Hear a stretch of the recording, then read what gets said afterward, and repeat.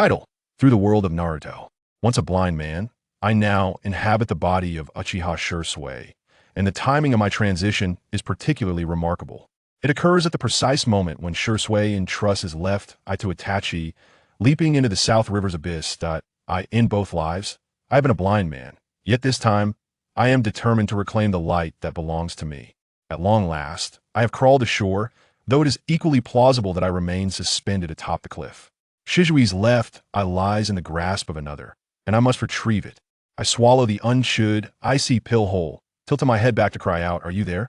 Yet, no echo returns from above. It is reasonable to surmise that the organization has nearly emptied its ranks to seize Shisui's left eye. Such cautious ninjas would surely avoid perilous walls. But I am confident they have not strayed far. That I recall a friend mentioning that the South River is a torrent flowing through a chasm, flanked by sheer cliffs. I stretch my hand forward, tentatively advancing, and indeed, I feel the mountain's wall that I have inherited Shisui's memories and experiences, including the methods of chakra manipulation. I channel chakra to my feet, ascending the rocky surface. Yet, as a newcomer to this realm, I tread cautiously, climbing while testing my surroundings. Only when the sensation of the cliff's edge becomes unmistakable do I allow myself a sigh of relief. Just as I prepare to hoist myself up, a thought strikes me. My companions may not be above that.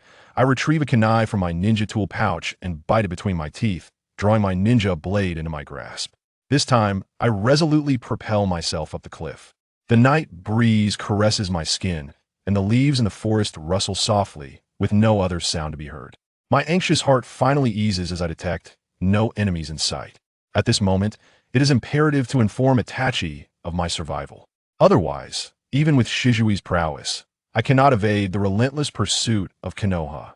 How shall I convey this message? I recall that Shisui had imparted the ability to summon crows, and he also employed them for long-distance communication. I grasp the kunai in my mouth, slicing my finger to form a seal, invoking the summoning jutsu. Amidst the smoke, a crow materializes, perching upon my shoulder. I address the crow. "I entrust you, my friend. Inform Itachi that I am alive, and urge him to come here at once." The crow, possessing considerable intelligence, comprehends my request and immediately soars into the sky, seeking Itachi's whereabouts. I refrain from letting the crow lead the way. Instead, I choose to wait. This decision is born out of necessity, for the rugged mountaintop, riddled with ravines, is not a place where a blind man can traverse. Thus, it is wise to bide my time. The pursuing ninjas may arrive at any moment, and I dare not grow complacent. I settle cross-legged on the ground, immersing myself in Shisui's memories of ninjutsu, contemplating what techniques might allow me to escape should I be discovered. It must be said that Shisui possesses a vast arsenal of techniques, yet many of the most formidable require the Sharingan at present. With my sight lost, these abilities seem nearly futile. The movement of the root organization is swifter than I anticipated. Yes, I sit at the cliff's edge. I soon hear the urgent chime of a bell, and in the blink of an eye, it approaches. My heart skips a beat as a figure in white darts forth from the trees. Upon spotting the elusive target seated at the precipice, the figure immediately gestured tactically, signaling the three black-clad operatives to halt. He harbored a profound apprehension towards the power of Shisui's Sharingan.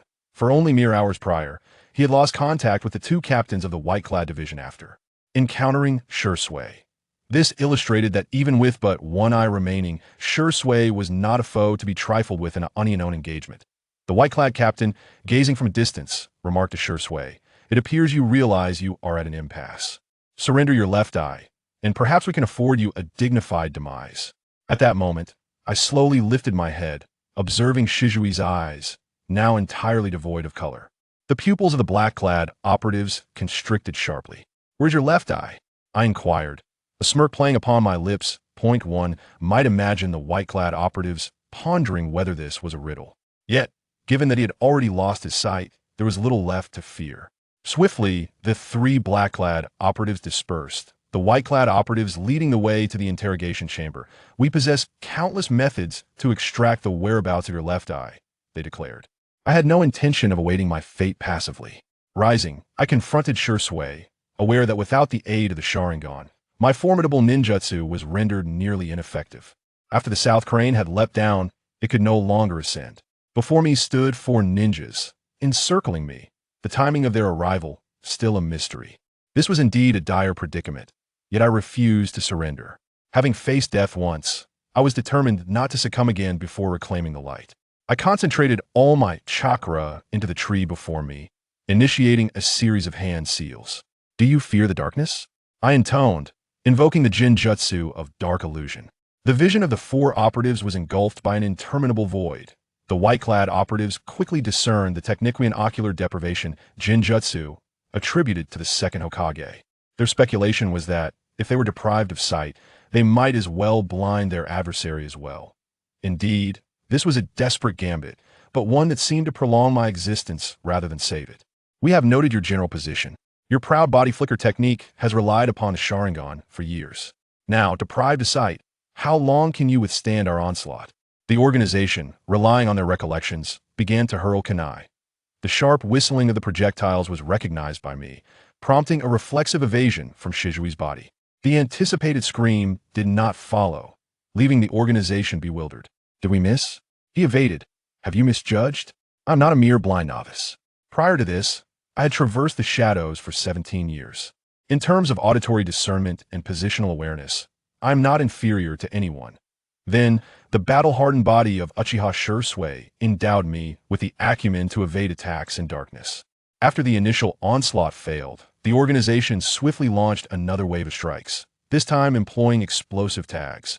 The explosions erupted within the darkness, reverberating with a thunderous roar against my eardrums, with debris from the blast striking my body. The pain in this desperate scenario surged my adrenaline, quickening my steps. The white-clad operatives heard the sound of my footsteps and prepared to focus intently. Yet, the heavy and labored breaths of the shadowy figure in black nearby interrupted the moment. The figure clad in white frowned and inquired, "Why are you panting?" The black-clad operative, gripping a kunai, trembled as he replied, "That individual is Zhishui, the master of still water. Do we stand a chance?" In the enveloping darkness, fear instinctively gripped the human heart. Coupled with Shisui's notorious reputation, even the most seasoned operatives of the organization felt a shiver of trepidation. Amidst the shadows, I drew forth the kunai, concentrating intently, and hurled it with all my might towards the source of the sound. However, the exertion exacerbated the wound on my shoulder, causing the kunai to veer off course upon release. The timid black-clad ninja was struck in the shoulder by the kunai, letting out a cry of pain.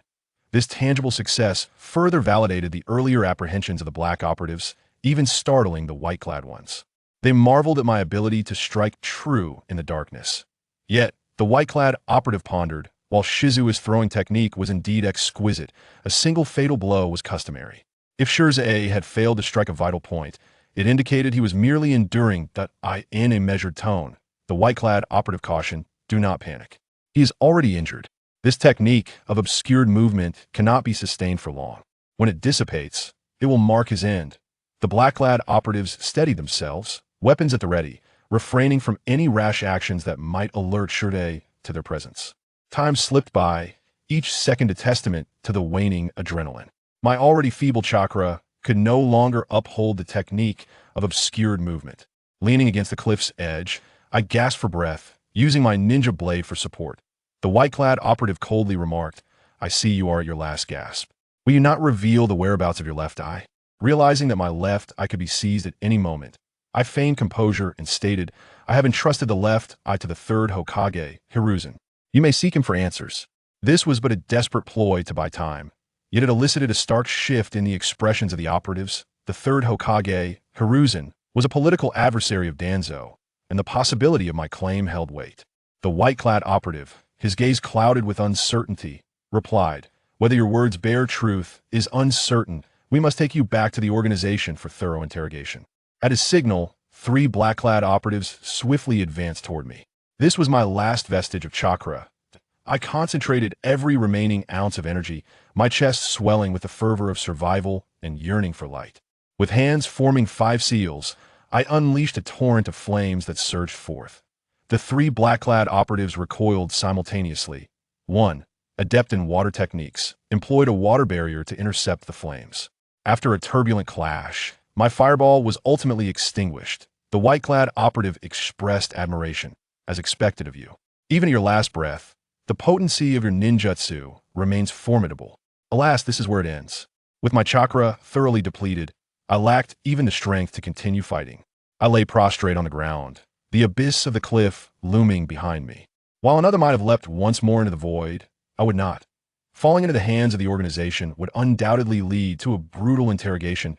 I am uncertain whether I possess the strength to endure, yet as long as I breathe, hope persists. The whereabouts of my left-I are of utmost significance to Danzo. This is the very currency of my survival. For the sake of light, I am willing to bear humiliation and burden. My consciousness begins to fade, and I am aware that I am on the brink of fainting. Upon awakening, I shall likely find myself in the organization's torture chamber. The interrogation awaits. In comparison to the pain I have endured in darkness, it is utterly trivial. Just before I lose consciousness, the caw of a crow pierces through the fog, real and distinct. Truly, there is no dead end. My anxious heart finally finds solace. The ensuing matters are now entrusted to you. As my awareness revives, I find myself leaning against a frail yet sturdy shoulder. "Oh, you have arrived," says a familiar voice, so plain and reassuring. I realize that, amidst this perilous world, I have landed in relative safety, particularly because of you. Shisui need not explain. Nothing could be more precious than your existence. The explanation I had meticulously prepared regarding Shisui's choice to abandon self-destruction has become irrelevant. Yet, I am not Shisui. I am acutely aware of what demands my immediate attention. A grand plan has already taken shape in my mind. This is not a spuro-feminine idea. My only true friend, Ares, and I had once idly debated what we would do if we were to traverse into the world of Naruto. That I am well versed in the pivotal elements Hashirama cells, sage techniques, the Eternal Mangekyō Sharingan, and the Rinnegan enabling great individuals to harness the Chakra. Fruits of the divine tree. There's an abundance of possibilities.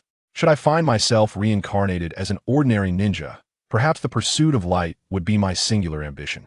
I would tread cautiously, steering clear of the conflicts among ninjas.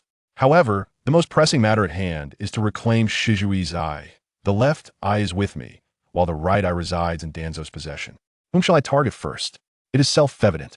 I take a deep breath and lean closer to my companion, lower my voice. Although you need not my explanation, there is something I must clarify is of utmost importance. You nod in understanding, your gaze serene. All right, I will listen as Shisui unfolds his thoughts. Upon reaching our destination, I survey my surroundings, the Nanha Shrine. Presently, the Uchiha clan stands on the brink of rebellion. Each night, clan members convene at the shrine to deliberate strategies that I recall the night of my demise, when I was absent from that very gathering. I shake my head, my expression somber. We are not attending the assembly. We shall wait by the shrine's altar near the pond until everyone emerges. Quan Shi's childhood friend, the only one among the Uchiha adept in medical ninjutsu, is our objective. As I ponder how to retrieve the left I had just given away, your next words send a jolt through my heart. I intend to return the left eye to Shisui, for which I require Quan's medical expertise.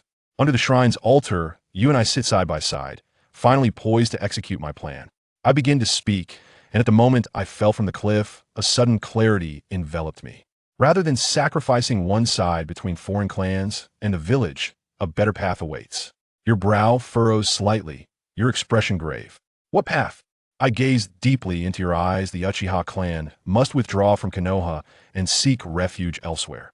You fall silent for a moment, then exhale a heavy sigh. I have indeed contemplated this proposal, yet its execution proves to be exceedingly arduous. The current Uchiha clan is no longer concerned with victory or mortality, but rather with the long-suppressed indignation that drives them. For the sake of this pride, they would rather face annihilation than retreat, which they perceive as an act of betrayal, akin to the behavior of a lost dog. They would prefer to fall in battle than to take such a path. That I nodded, acknowledging their perspective, but not fully endorsing it, for I am not a native of this world, and thus unbound by the ancient grievances between the Uchiha and Konoha. I spoke solemnly, questioning whether the future of a clan is not of greater significance than a fleeting contest of pride. The true victor is the one who laughs last a temporary retreat is but a prelude to future resurgence. I sighed softly, wishing that my clansmen could grasp such a simple truth. With unwavering resolve, I turned to you and sought affirmation of my thoughts. He nodded in agreement, his tone resolute. Should this plan prove viable, I shall lend my utmost support. With his promise, I felt a sense of reassurance. I came to understand a stark reality. Unless one's strength reaches the caliber of Hashirama and Tobirama, establishing a foothold in the ninja world necessitates reliance on the Power of an organization. Hence, I yearn to preserve the Uchiha's viable forces as the foundation for future endeavors in the ninja realm. I turn to you, cautiously inquiring whether he believed that if Mr. Fugaku were to take the lead, he might persuade our clansmen to depart. You pondered for a moment before responding that if it were a call from his father, perhaps it could be feasible. In the past, Hashirama had attempted a similar approach, but regrettably, no one responded. It was not that Fugaku was more illustrious than Hashirama, but rather that the circumstances have since evolved. Since the reign of the second Hokage, Konoha's oppressive policies towards the Uchiha have opened the eyes of the clansmen to their reality.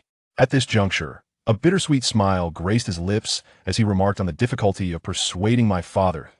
As the clan leader, he bears the honor of the Uchiha and has long aspired for the clan to reign over Konoha, to ascend as Hokage. My expression darkened, my gaze heavy with gravity. There is something I am uncertain whether to voice or not. He nodded slightly, his tone calm, urging me to speak freely. I inhaled deeply and whispered my intent to employ the Kodoeme Tsukumi against Lord Yu.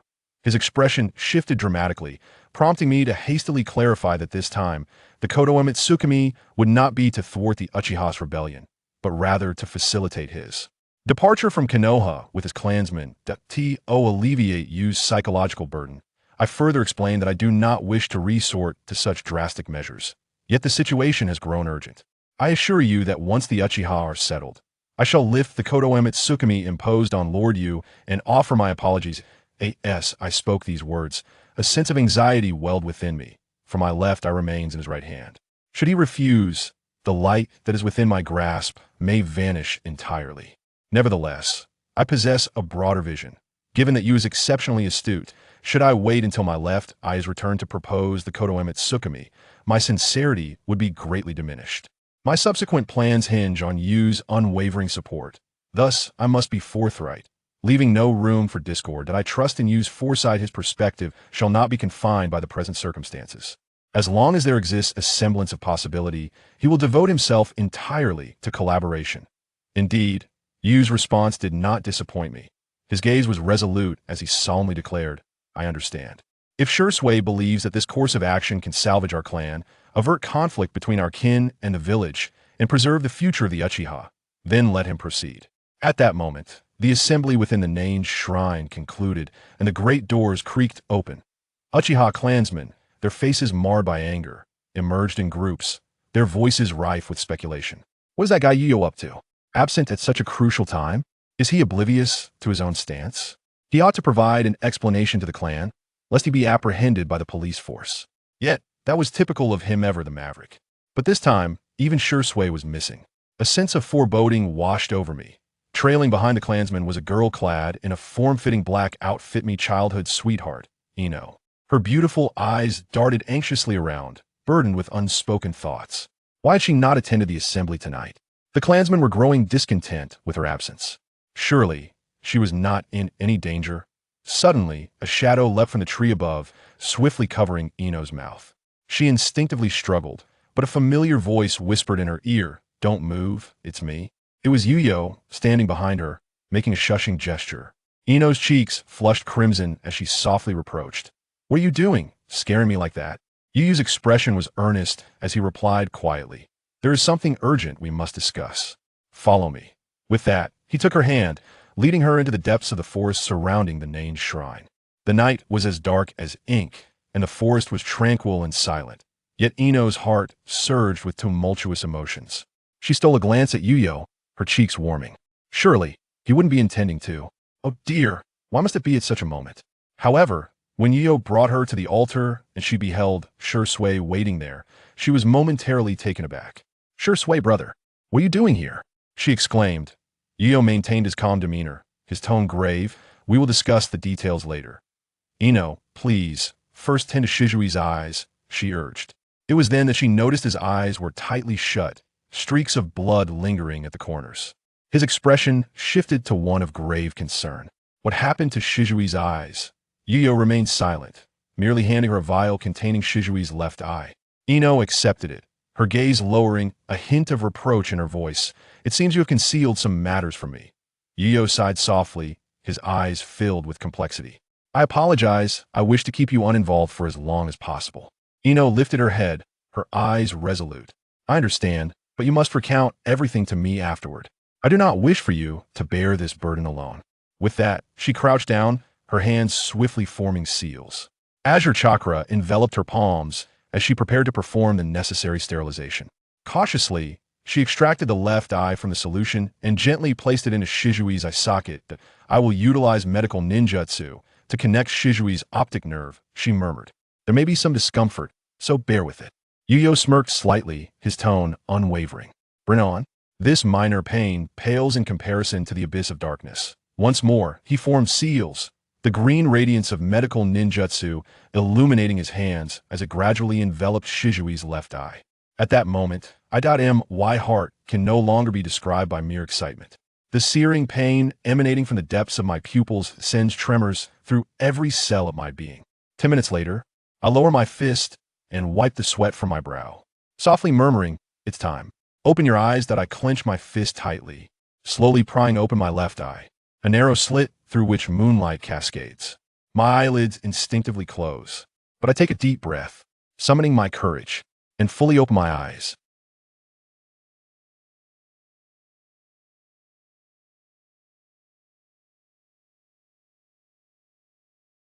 Chapter 4. The Eye of Insight breaking the mold. Ruoshui opened his eyes, and the world truly and vividly reflected in his vision.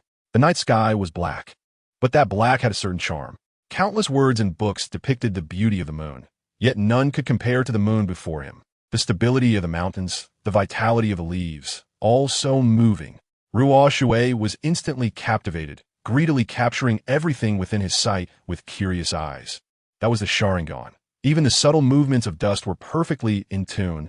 Ruoshui had no concept of the art style in reality. The world he saw with his eyes since birth was the world of Naruto. What did that mean? It meant that the art style of Naruto was the original color of the world. In the darkness of the real world, a lost soul found rebirth in the Naruto world. The Buddha said that those born of the law are born for the law. Therefore, those born of light are born for light. He found redemption from the light of the Naruto world, and this world of Naruto was his home. Shisui. Ruoshui looked at Itachi and Shisui. The memory of Shisui preserved their appearances, but what entered his eyes was the reality. Ruoshui stepped forward and embraced Itachi. Itachi, Shisui. Ruoshui. Thank you, Itachi. Really, thank you. Itachi's eyelids fluttered, and he wrapped his arms around Ruoshui in return. Cough, cough. Shizune's cough timely interrupted the emotional exchange between friends. She raised a finger, looking as though she was ready to demand answers. You too. You should tell me what exactly happened. Itachi was instantly put in a difficult position. Ruoshui proactively offered. Let me explain. Upon hearing Ruoshui's account, Shizun was left speechless. Danzo, he stole Shisui's eyes? Ruoshui replied, yes. He not only took my eyes, but also planned to force Itachi to kill the Uchiha clan. Shizun froze in place, looking helplessly at Itachi. Itachi, is what Shisui said true? Itachi avoided eye contact. That was already an answer. Shizun took 3 steps back, covering her mouth, tears streaming down her face. She knew Itachi was a man whose vision transcended the constraints of his clan. If the Uchiha coup truly led to Konoha being engulfed in war, he would definitely take action. Woo-woo. Thinking of how Itachi had always carried such a heavy burden while she remained completely unaware, unable to share anything with him. Sadness and guilt overwhelmed her. She curled up, crying bitterly. Itachi clenched his fists. His heart was also in unbearable agony and pain. Since Ruoshui had revealed the truth to Shizun, he needed to follow up on it. He walked over to Shizun's side and said softly, don't worry, Shizun. I won't let this happen. That's also my purpose for coming back. Really? Shizun raised her head, her tearful eyes hopeful. Really? Shisui, can you really change all of this? Ruoshui said, I promise I can do it, as long as you and Itachi stand firmly by my side. Shizun nodded eagerly. We will. Itachi and I will definitely stand by Shisui. Ruoshui instructed. So, you need to act as if nothing happened when you go home. Don't let your clan know about tonight's events, okay? Shizun was taken aback. Is there nothing else I can do? Ruoshui smiled. What you can do is watch over Itachi. Shizun wiped her tears and stood up seriously. I will. But no matter what you two plan to do, please be careful. Promise me, okay? Ruoshui nodded, solemnly saying, I will. I promise you, Itachi and the Uchiha will be safe. With that, Shizun felt relieved, knowing she wasn't suited to stay any longer. She took a deep, affectionate glance at Itachi before reluctantly turning and running into the night wind. Itachi stood there, lost in thought, his heart heavy yet relieved. At least, the burdens he had suppressed were shared by the one he loved most. Ruoshui patted Itachi's shoulder. Speaking earnestly, Shizun is a good girl. You both have better choices. Danzo's path will not change anything other than pushing Sasuke into the vortex of revenge. Itachi's clenched fist slowly relaxed. Sure, Sui. Just tell me what you want me to do. Ruoshui got straight to the point. My right eye is still in Danzo's hands. If the power of the Ten Tails is misused by him, the consequences would be unimaginable. Therefore, it must be retrieved. How do we retrieve it? Itachi turned to Ruoshui, asking a long-hidden question. I've always wondered, with Shisui's strength, how could Danzo take your right eye? Ruoshui's gaze darkened. To be honest, I was careless. I didn't expect Danzo would hide the forbidden technique Izanagi. Itachi was shocked. Izanagi? The forbidden technique of the Uchiha legend. Ruoshui said, that's right. Before taking my right eye, Danzo already had a Sharingan, and he also possessed Hashirama cells. This allowed him to meet the conditions to activate Izanagi. Itachi's expression darkened. Ruoshui continued. Izanagi comes at the cost of blindness.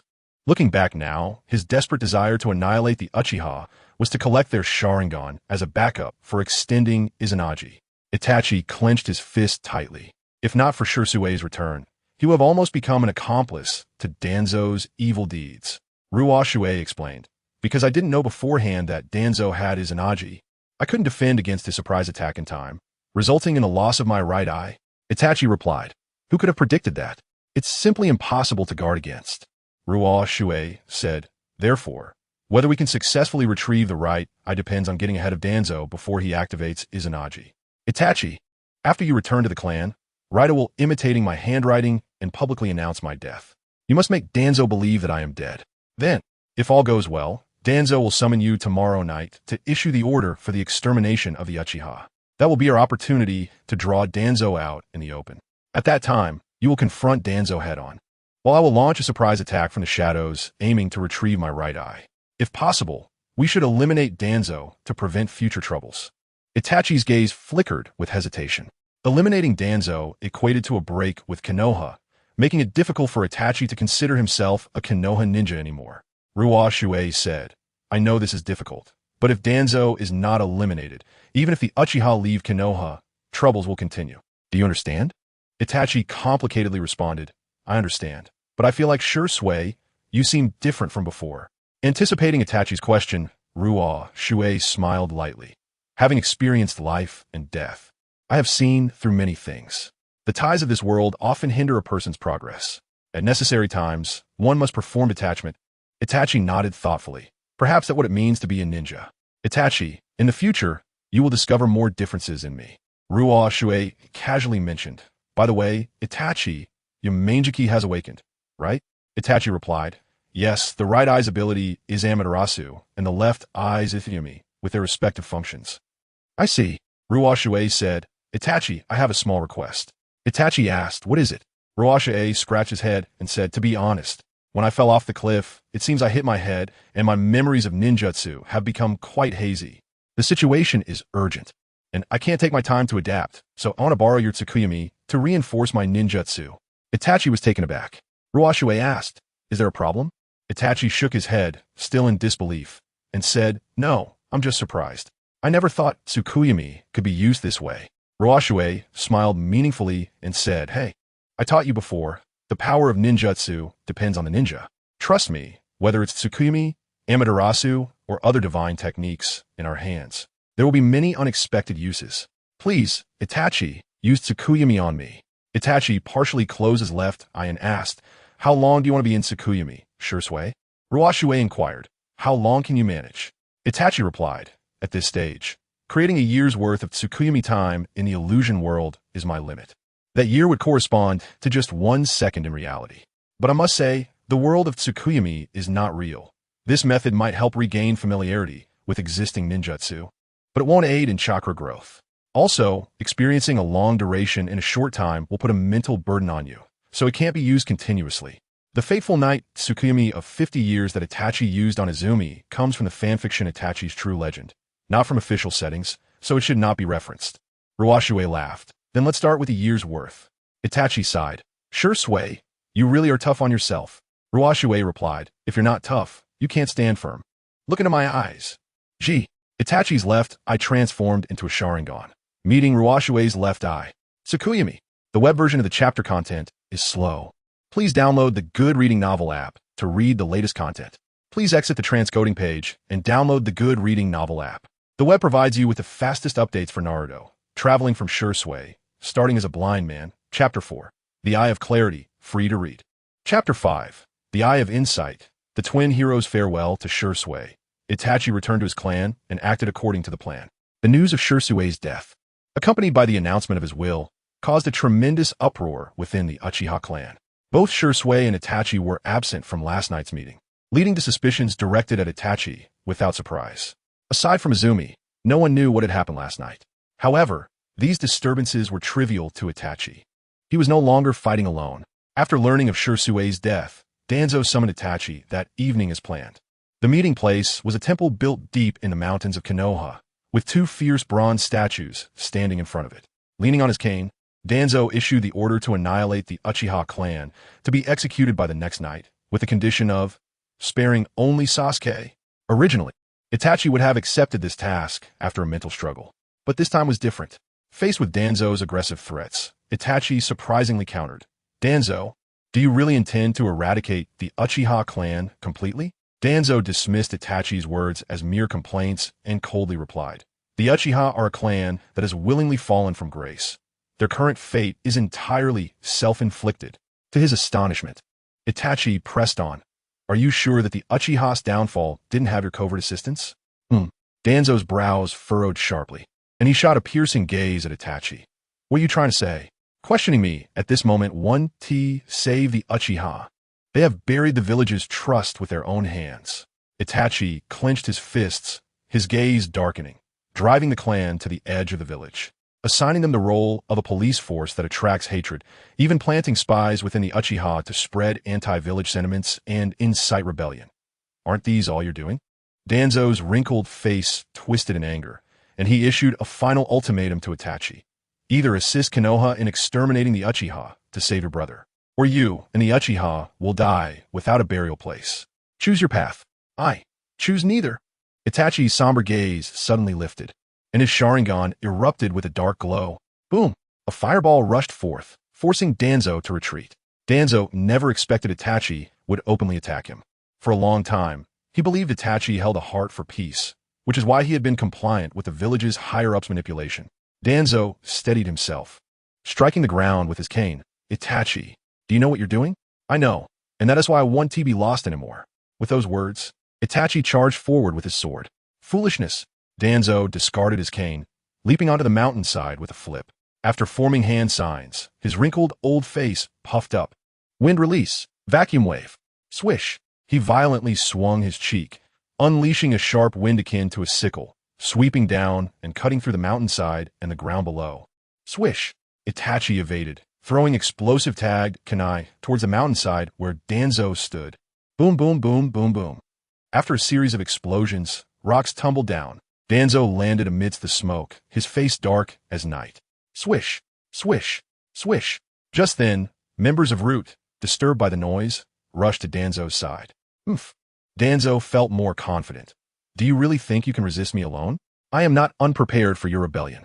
Itachi's eyes rotated, transforming into the kaleidoscope Sharingan. Danzo's pupils contracted sharply. I see, you've awakened that eye. Itachi closed his eyes. Crack, crack. Fiery red chakra erupted around him, taking the form of a skeleton. Danzo's expression grew serious. Itachi thought to himself, Susanoo, Tsukuyami, and Amaterasu aside, there lies a third power dormant in these eyes. If Shisui hadn't informed me of this technique before our last separation, I might have taken much longer to discover it. However, the burden of this power is truly terrifying. Every cell in my body is in pain. Did Shisui also go through this when he activated it? Although Danzo had never seen Susanoo, he knew of its existence through the accounts of previous Hokage. That is, a power that only a few Uchiha could wield during the Warring States period. It was the capital with which the Uchiha could contend against the first Hokages would release. I'm truly surprised, Itachi. You've awakened this power. However, it's even better. Let your eyes also belong to me. Swish. As he spoke, Danzo raised his hand, unwrapping the bandages around his right eye, and ordered the surrounding root members, "Stop that Susanoo for me. I will seize the opportunity to use Kodo Amatsukami." Yes, the root members charged fearlessly. After unwrapping the bandages, Danzo's right eye transformed into Shisui's four-pointed kaleidoscope Sharingan. Behind Danzo, a white-clad Umbu did not charge forward with the others. Danzo questioned, "Why aren't you going?" The white-clad Umbu lowered his voice. "Danzo, I have urgent matters to report to you regarding Shisui's left eye." Hearing about Shisui's left eye, Danzo's eyes lit up. The white-clad Umbu solemnly stated, "I discovered Shisui's corpse while patrolling the Southie River, and then I obtained his left eye." Boom, boom, boom. The sounds of explosive tags and ninjutsu mixed with the screams of the root members. Danzo disregarded the sacrifices of his subordinates, demanding, "The left eye, where is it? I have brought it for you." The white-clad Umbu reached into his chest and pulled out a porcelain bottle, revealing a Sharingan soaked in the liquid within. Oh, the desire for Shisui's left eye made him reach for the porcelain bottle without even confirming the eye's authenticity. Little did he know, the white-clad Umbu was waiting for this very moment. Zing! His left eye transformed into the Sharingan, and his right hand, hidden behind him, shot out with lightning speed, precisely gouging out Danzo's right eye. Crack! With a resounding, tearing sound, Shisui's right eye was forcefully extracted from Danzo's pupil by Rika Mizuki's right hand. "Ai, my eye." Danzo clutched his bleeding right eye, wailing in agony, his bloodshot left eye fixed intently on the figure before him. Swish! The white-clad Umbu pulled off his clothes and mask, revealing his true identity. It was Shisui, whose death had already been confirmed. Every cause has its effect. The light I will take in your life too. Danzo, of course, did not know that the real Shisui was already dead. Replacing him was Riku Mizuki, who knew all the causes and effects and was extremely eager for the light. Danzo, seeing Danzo in danger, the root members who were fiercely battling Itachi in the distance desperately rushed back, but it was evidently too late, taking advantage of his illness to take his life. Riku's killing intent was resolute, and the ninja blade slashed towards Danzo's neck. The web version of the chapter content is slow. Please download the Goodread novel app to read the latest content. Please exit the transcoding page and download the Goodread novel app. We provide you with the fastest updates for Naruto, reincarnated as Shisui, starting from Blindness, Chapter 5, The Eye of Insight, The Dual Heroes, free to read. Chapter 6, The Light and Dark Duality, So You Want My Life, Old Man? How Navi would release, Violent Spear Tree. Boom. In a moment of life and death, Danzo's right shoulder erupted with a giant tree. Crack! Ruoshui's ninja blade struck into the tree, unable to be pulled out. He immediately formed seals with 2 fingers, wrapping the blade with lightning arc, increasing the force to extract the ninja blade. Roar! Danzo howled as the cells of Hashirama in his right arm activated, causing the tree to grow wildly, twisting the edges of the trunk, with the tips stabbing down like spears. Zing! Ruoshui's left eye was sharp and clear, his body agilely twisting, perfectly avoiding the tree spear's thrusts. Boom! Boom! Boom! The tree spears pierced into the mountainside, the tremendous force shaking the entire cliff. Ruoshui was shocked. Is this what release? The Hashirama cells are so powerful. Crack! Crack! Crack! He swiftly slashed at the obstructing trunks, his mind racing. If Danzo doesn't kill me now, it will lead to endless troubles. I have no choice. I'll use that technique. Zing! His left eye transformed into a kaleidoscope of Tomo, just as he was about to launch a deadly attack on Danzo. He was startled by the muffled groan of Itachi in the distance. Itachi! Susanoo was too much of a burden for Itachi at this moment.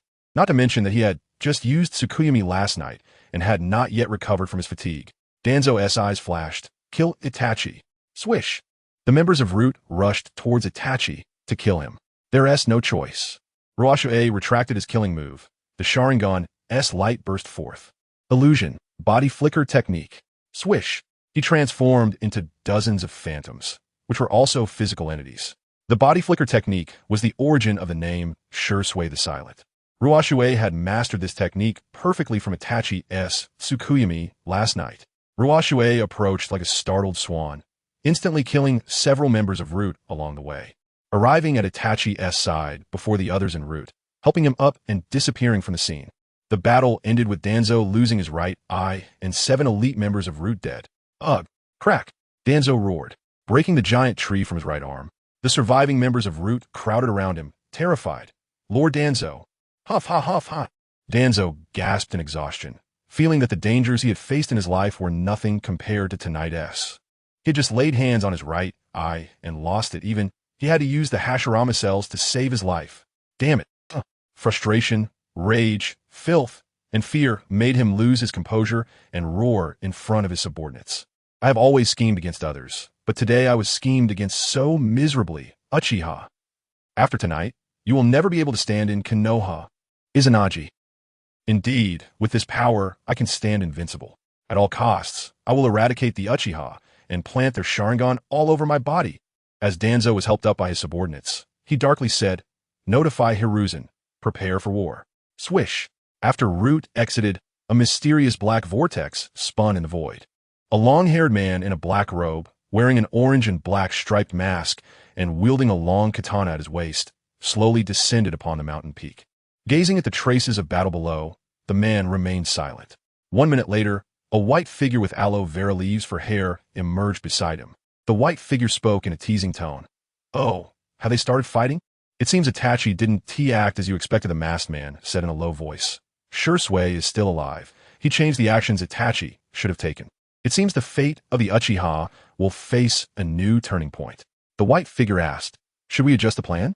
The masked man pondered. "No need. The Uchiha's extermination was originally just an afterthought in my plan, dispensable, just a few less spare eyes." At this moment, a shadow attached to the white figure said, "The double Mangekyō Sharingan might make even Madara wary." "Oomph." The masked man slowly pulled up his hood, covering his long hair. "I must say, that pair of eyes is quite troublesome, but unfortunately, without the Hashirama cells, that light will ultimately be short-lived, unable to penetrate the darkness I weave." The shadow said, "That is true. In this world, those who possess Hashirama cells, aside from us, are the cell laboratories established by the second Hokage in Konoha and Orochimaru. We must be on guard against any unforeseen circumstances." The masked man seemed to be lost in thought. "Instruct Pain to strengthen the surveillance of Orochimaru. Do not let him come into contact with Shisui in any way. And also, I need to go to a place." Swish. In the masked man's pupils, the kaleidoscope of the 3-tomo released a vortex, sucking him in. White figure. "Where's he going?" Shadow. He says he doesn't care, but his body is quite honest. It's obvious he is going to the laboratory in Konoha that sealed the Hashirama cells. In the darkness, the foreshadowing had quietly been laid. On the other hand, Shisui was rushing towards the clan's residence with Itachi. Itachi said with self-reproach, "I'm sorry, Shisui, we were almost successful. If only my chakra had been a bit stronger." Ruoshui comforted him. "Not at all, we didn't fail. The right eye has been successfully recovered. As for Danzo, we can only say he hasn't reached his end yet." Itachi said solemnly. "Danzo is probably enraged now. Next, he will surely report our crimes to Lord Hokage, and the village's actions against the Uchiha may be expedited." Ruoshui nodded. "Yes. So we need to accelerate our actions. After Izumi implants the right eye, I will immediately use Kotoeme Tsukumi on Lord Fugaku, making him lead our clan to evacuate Konoha." Arriving at the shrine outside the South Shrine, Izumi, who had been waiting, implanted the right eye for Shisui, keeping her promise of watchfulness without asking more questions, and left after the task was completed. Itachi's gaze was heavy. "Shisui, actually there is something that concerns me." Although Ruoshui had a sense of it, he remained unfazed. "What is it?" Itachi spoke cryptically. "There is a masked man who moves in and out of Konoha and the Uchiha as if it were unguarded. Even my father hasn't noticed his presence. He has a Sharingan, and that eye harbors an extremely terrifying power. It might not be beneath your Kotoeme Tsukumi, Shisui." Ruoshui feigned surprise. "Oh, is that so? Do you have any clues about the identity of that masked man?" Itachi pondered for a moment before saying, "I have a vague suspicion, but I can't be entirely sure. If my suspicion is true, the fate of the Uchiha and Konoha, as well as the ninja world, is still full of uncertainties because the very name of that man could incite war." Ruoshui, "I understand. It seems we will still face many challenges in the future. But don't worry, Itachi, as long as I'm here. I want let anything you worry about come pass."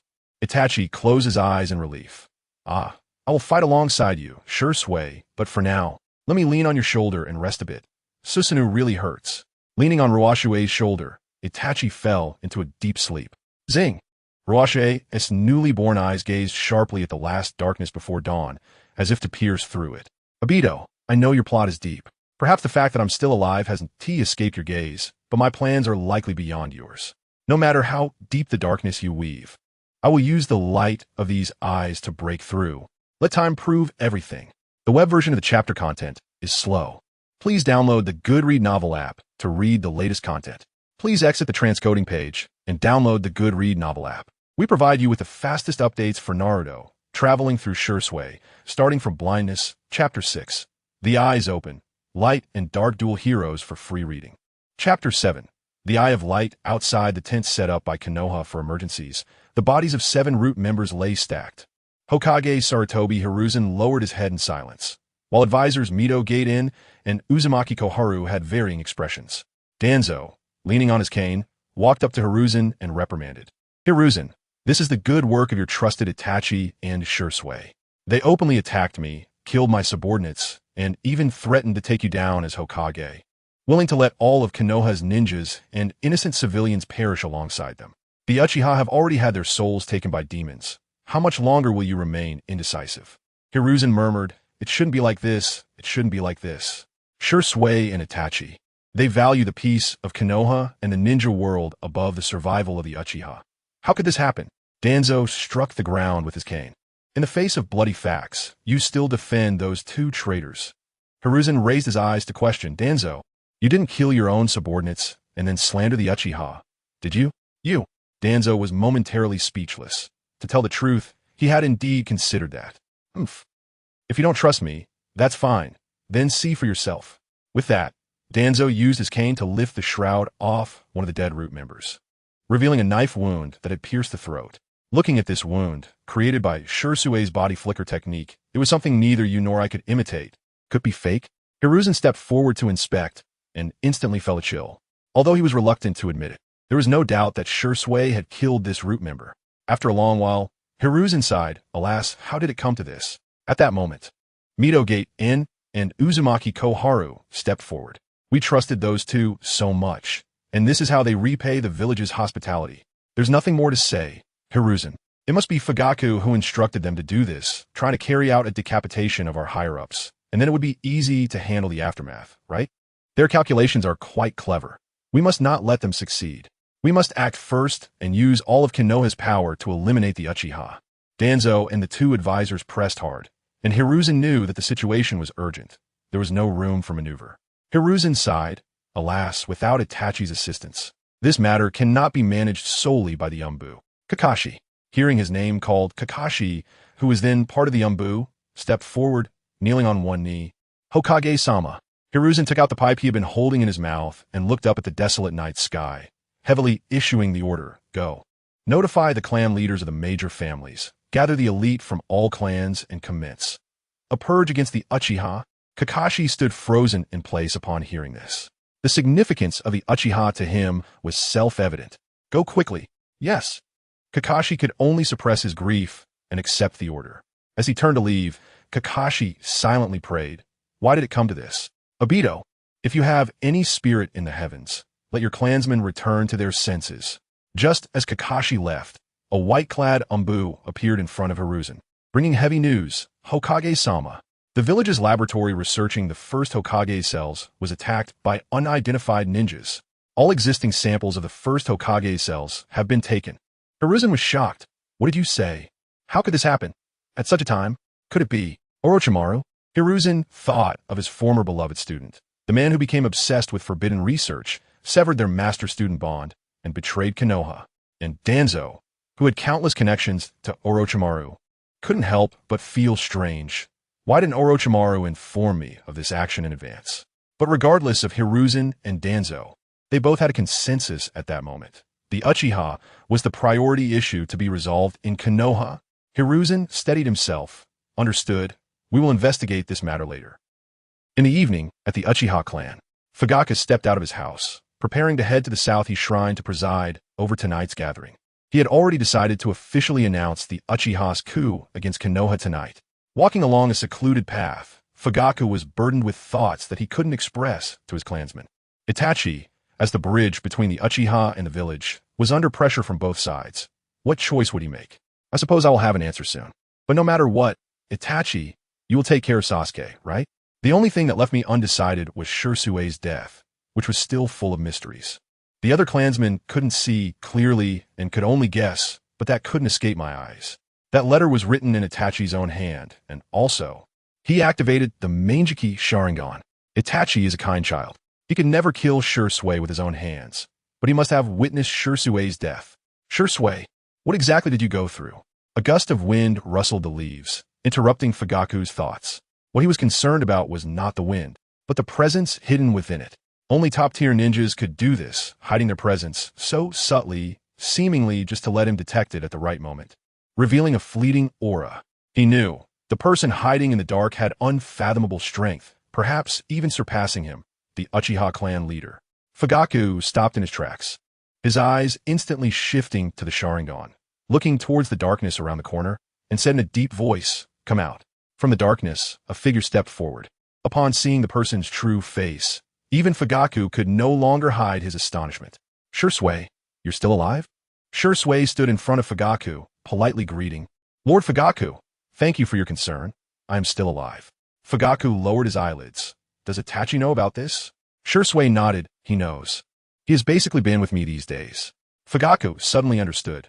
No wonder Itachi's actions have been so strange these days. Even being misunderstood by the clansmen as the real culprit who harmed you. He could remain calm. It turns out you discussed this in advance. You must be plotting something in secret. Now that you have appeared, you can tell me the truth, right? Shisui leaned against the wall, arms crossed over his chest. "Lord Fugaku, take the clansmen and leave Konoha. Let us establish a new village.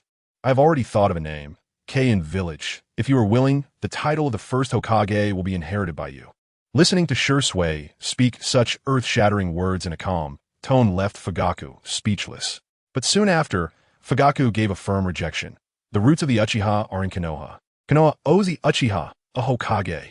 If it's not Konoha, not the Hokage, then it's meaningless. Do you understand? Shisui, give up those unrealistic fantasies. You are part of the Uchiha. Follow me and fight for the Uchiha. That is your destiny. What a pity. My roots are not in Konoha, and I have no obsession with the Hokage. I am not part of the Uchiha. I only fight for myself, and my destiny is mine to decide.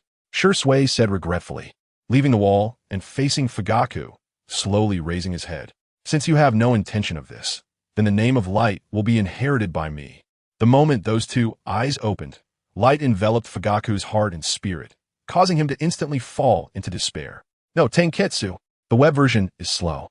Please download the Goodread novel app to read the latest content. Please exit the transcoding page and download the Goodread novel app. We provide you with the fastest updates for Naruto, traveling through time with Shisui, starting as a blind man. Chapter 7, The Eye of Light, free reading in the name of light. Chapter 8, The Vision of the Eyes, unfamiliar water and soil Ji. If it's the left eye of Ruoshui, return to the state of 3 interlocking Magatama. In front of him, Fugaku's expression was as usual, showing no signs of being trapped in an illusion. He continued seamlessly from his previous statement. "Although I want to say this, Zhishui, you are not without reason. Indeed, what do the gains and losses before us matter compared to the future of our clan?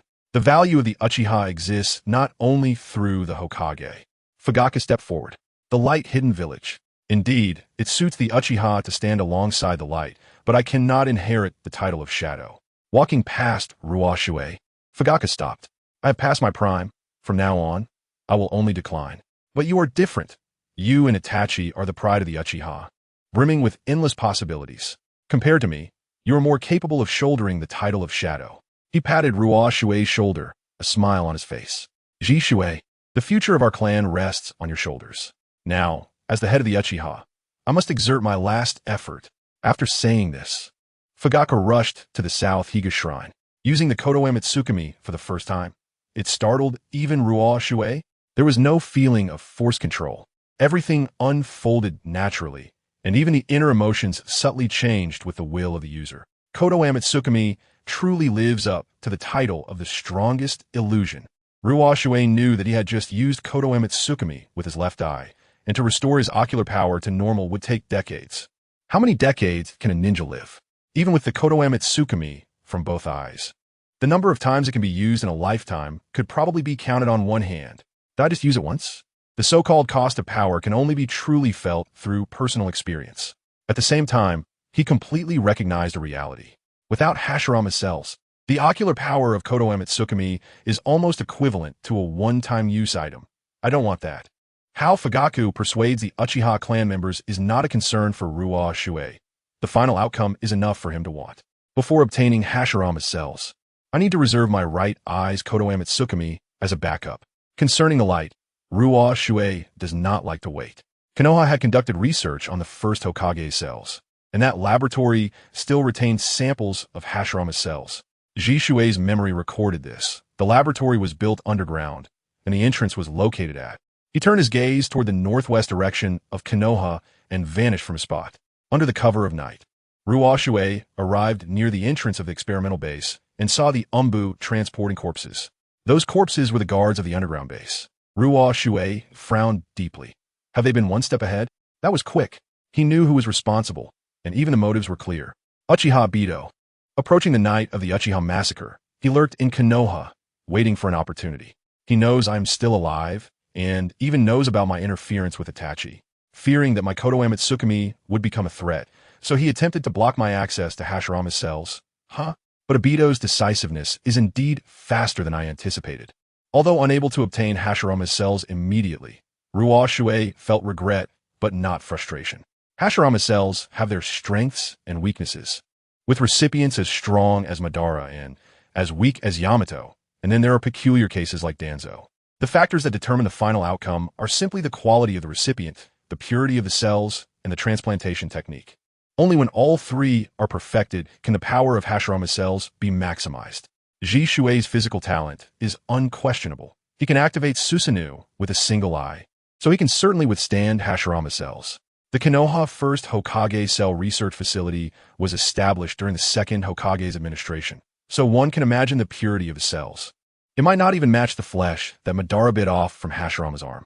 Otherwise, why would Madara go through the trouble of provoking the battle at the Valley of the End? As for the technique of cell transplantation, I currently lack that as well. It seems that the matter of Hashirama's cells will need to be carefully planned. Ruoshui gazed at the cool moonlight climbing the branches. Tonight, he would bid farewell to Konoha, and the survival challenges he would face in the future would surely be unending. His right eye's Koto Tsukumi must be reserved as a backup. Zhishui's techniques, I have fully integrated in Itachi's Tsukuyomi. At present, the fastest way for me to enhance my strength is to further perfect my own techniques. Although Zhishui mastered a wide array of techniques, none surpassed the Book of Seals from Konoha. It's decided, I will take the Book of Seals from Konoha. Ruoshui easily found the location where the Book of Seals was stored. However, due to the attack on the Hashirama Cell Laboratory, Konoha's major fortresses had increased their guards, especially the buildings storing the Book of Seals, which had as many as 13 ninja protecting it. 12 of them were Konoha Chunin, represented by Irika Yumino and Mizuki. After all, in the conflict with the Uchiha, these people's combat abilities were not very useful.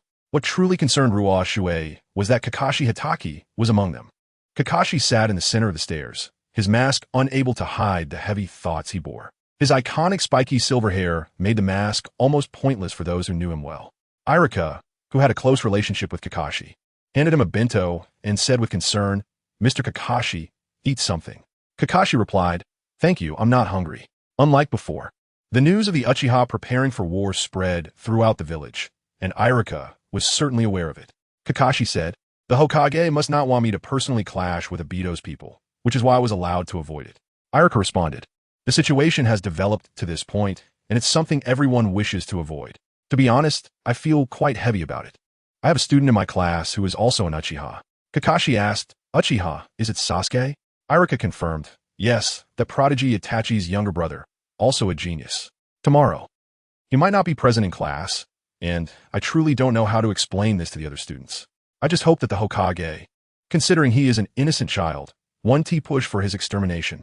Kakashi's gaze darkened. Living in a village drenched in blood and deep-seated hatred is, in fact, a kind of cruelty. For Uchiha Sasuke, dying might be a form of liberation. Mr. Kakashi. Irika's expression was complex. He understood that this man buried a dark past deep within his heart, and he could neither agree nor refute his worldview, so he chose silence. There were too many of them. It was best to silence them. Watching all this from the shadows, Ruoshui quietly formed hand seals. Illusion technique, Nirvana temple technique. Whoosh, falling from the night sky were dreamlike feathers. An irresistible wave of drowsiness rushed toward Kakashi. This technique was the same large-scale illusion that Kabuto had used during the Chunin exam, nearly silencing all targets below Chunin level. However, the same technique, when used by Zhishui, could even affect Jonin. In Tsukuyomi, Ruoshui had completely mastered the essence of Zhishui's techniques, achieving equivalent effects. Kakashi's eyelids grew heavy, and the drowsiness made him instinctively want to succumb. Crack! Suddenly, he jolted awake, gripping his shoulder tightly, the pain awakening his drowsiness. And he finally saw Irika beside him, along with Mizuki and the others, already collapsed and unconscious. That was close. Cold sweat broke out. There was no time to think. He drew his ninja blade, his left Sharingan eye activated, on guard against the powerful enemy lurking in the darkness. Who is it? Ruoshui, with a look of admiration, stepped out from the shadows. Truly, it's Kakashi Hitaki. Uchiha, Shisui. Kakashi's pupils constricted sharply, and almost simultaneously, a crackling lightning surged over his right wrist as he launched a full-speed attack. Striking first is one of the strategies when facing an overwhelmingly strong enemy, knowing he was at a disadvantage. Crack! Ruoshui's left hand shot out like lightning, precisely grasping Kakashi's wrist, his eyes shimmering with excitement. What dazzling lightning! It's even cooler than how Au vividly described it to me. Is this Raikiri? Incredible. This was the genuine emotion of a 17-year-old blind person encountering the magnificent phenomenon of ninjutsu for the first time. Kakashi thought, this bizarre expression, is he really the Shisui I know? Now, please take a rest for a moment. Ruoshui's left eye swirled with 3 tomo. Jinjutsu, Sharingan. Thud. Kakashi's pupils constricted, collapsing at Ruoshui's feet. Ruoshui crouched down, removing Kakashi's mask, revealing a black face mask underneath. He wasn't particularly concerned about Kakashi's true appearance. After all, the looks of all the Hokage characters existed only in his imagination, so he naturally wouldn't have a special curiosity about Kakashi, who wore a mask. What he truly cared about was something else. To be honest, I hate the feeling of being in the light while the enemy is in the dark. If you really are around, show yourself. Ruoshui's palm reached towards Kakashi's left eye. Whoosh! Almost simultaneously, a black vortex spun, and darkness silently descended behind Ruoshui, the long katana in hand, thrusting sharply towards Ruoshui's back. Clang! Ruoshui's mouth curled into a smile, the ninja blade unsheathed. Clang! In the night, the clash of lightning-fast strikes occurred as the 2 figures retreated to their respective positions, standing off in the open space. Obito's eyes, hidden beneath the mask, were filled with shock. His earlier actions were extremely dangerous. If that left eye had fallen into his hands, the consequences would have been unimaginable. Shisui, in front of the Uchiha and Konoha, presented a pure and kind image, but the real him was cold, decisive, and good at planning. Haha, indeed, everything in this world is false. I can't possibly monitor his every move at all times. It seems the safest course is to eliminate him here. Ruoshui questioned, who are you? You don't need to know, because you will die soon.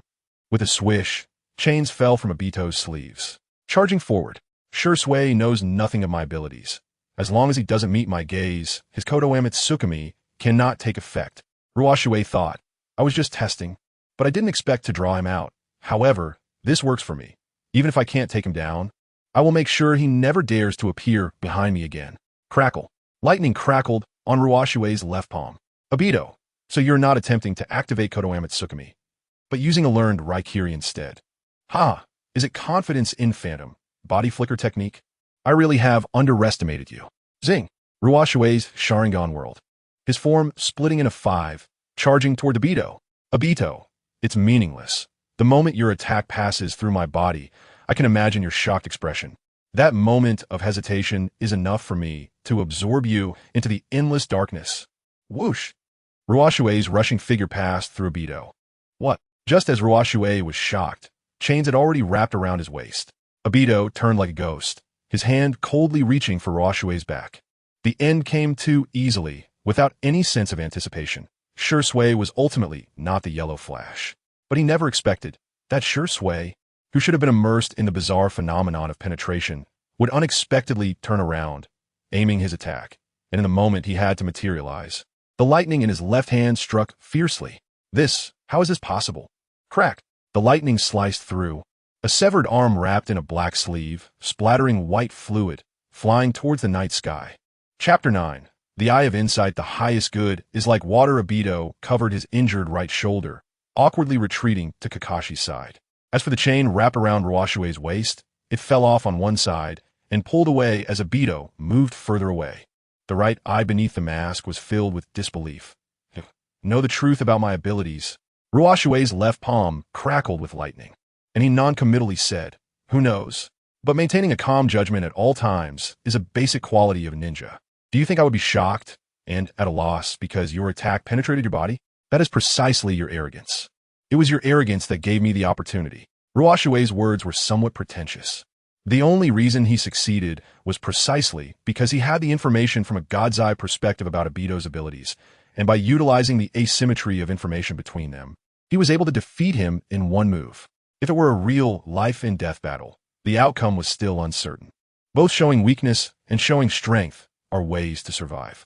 Ruoshui deliberately showed strength to leave Obito with an impression of being unfathomable, making him wary and not daring to easily appear before him.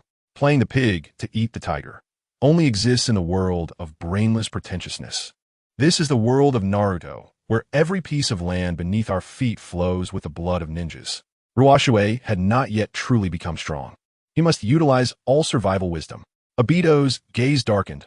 "All right, Shisui, I admit I underestimated you." He glanced at Kakashi, whose left eye, harboring the power of Kamui, lay quietly dormant in his pupil. If he wanted to retrieve Kakashi's left eye, he could have done so long ago during the battle with the Umbu of the Mist.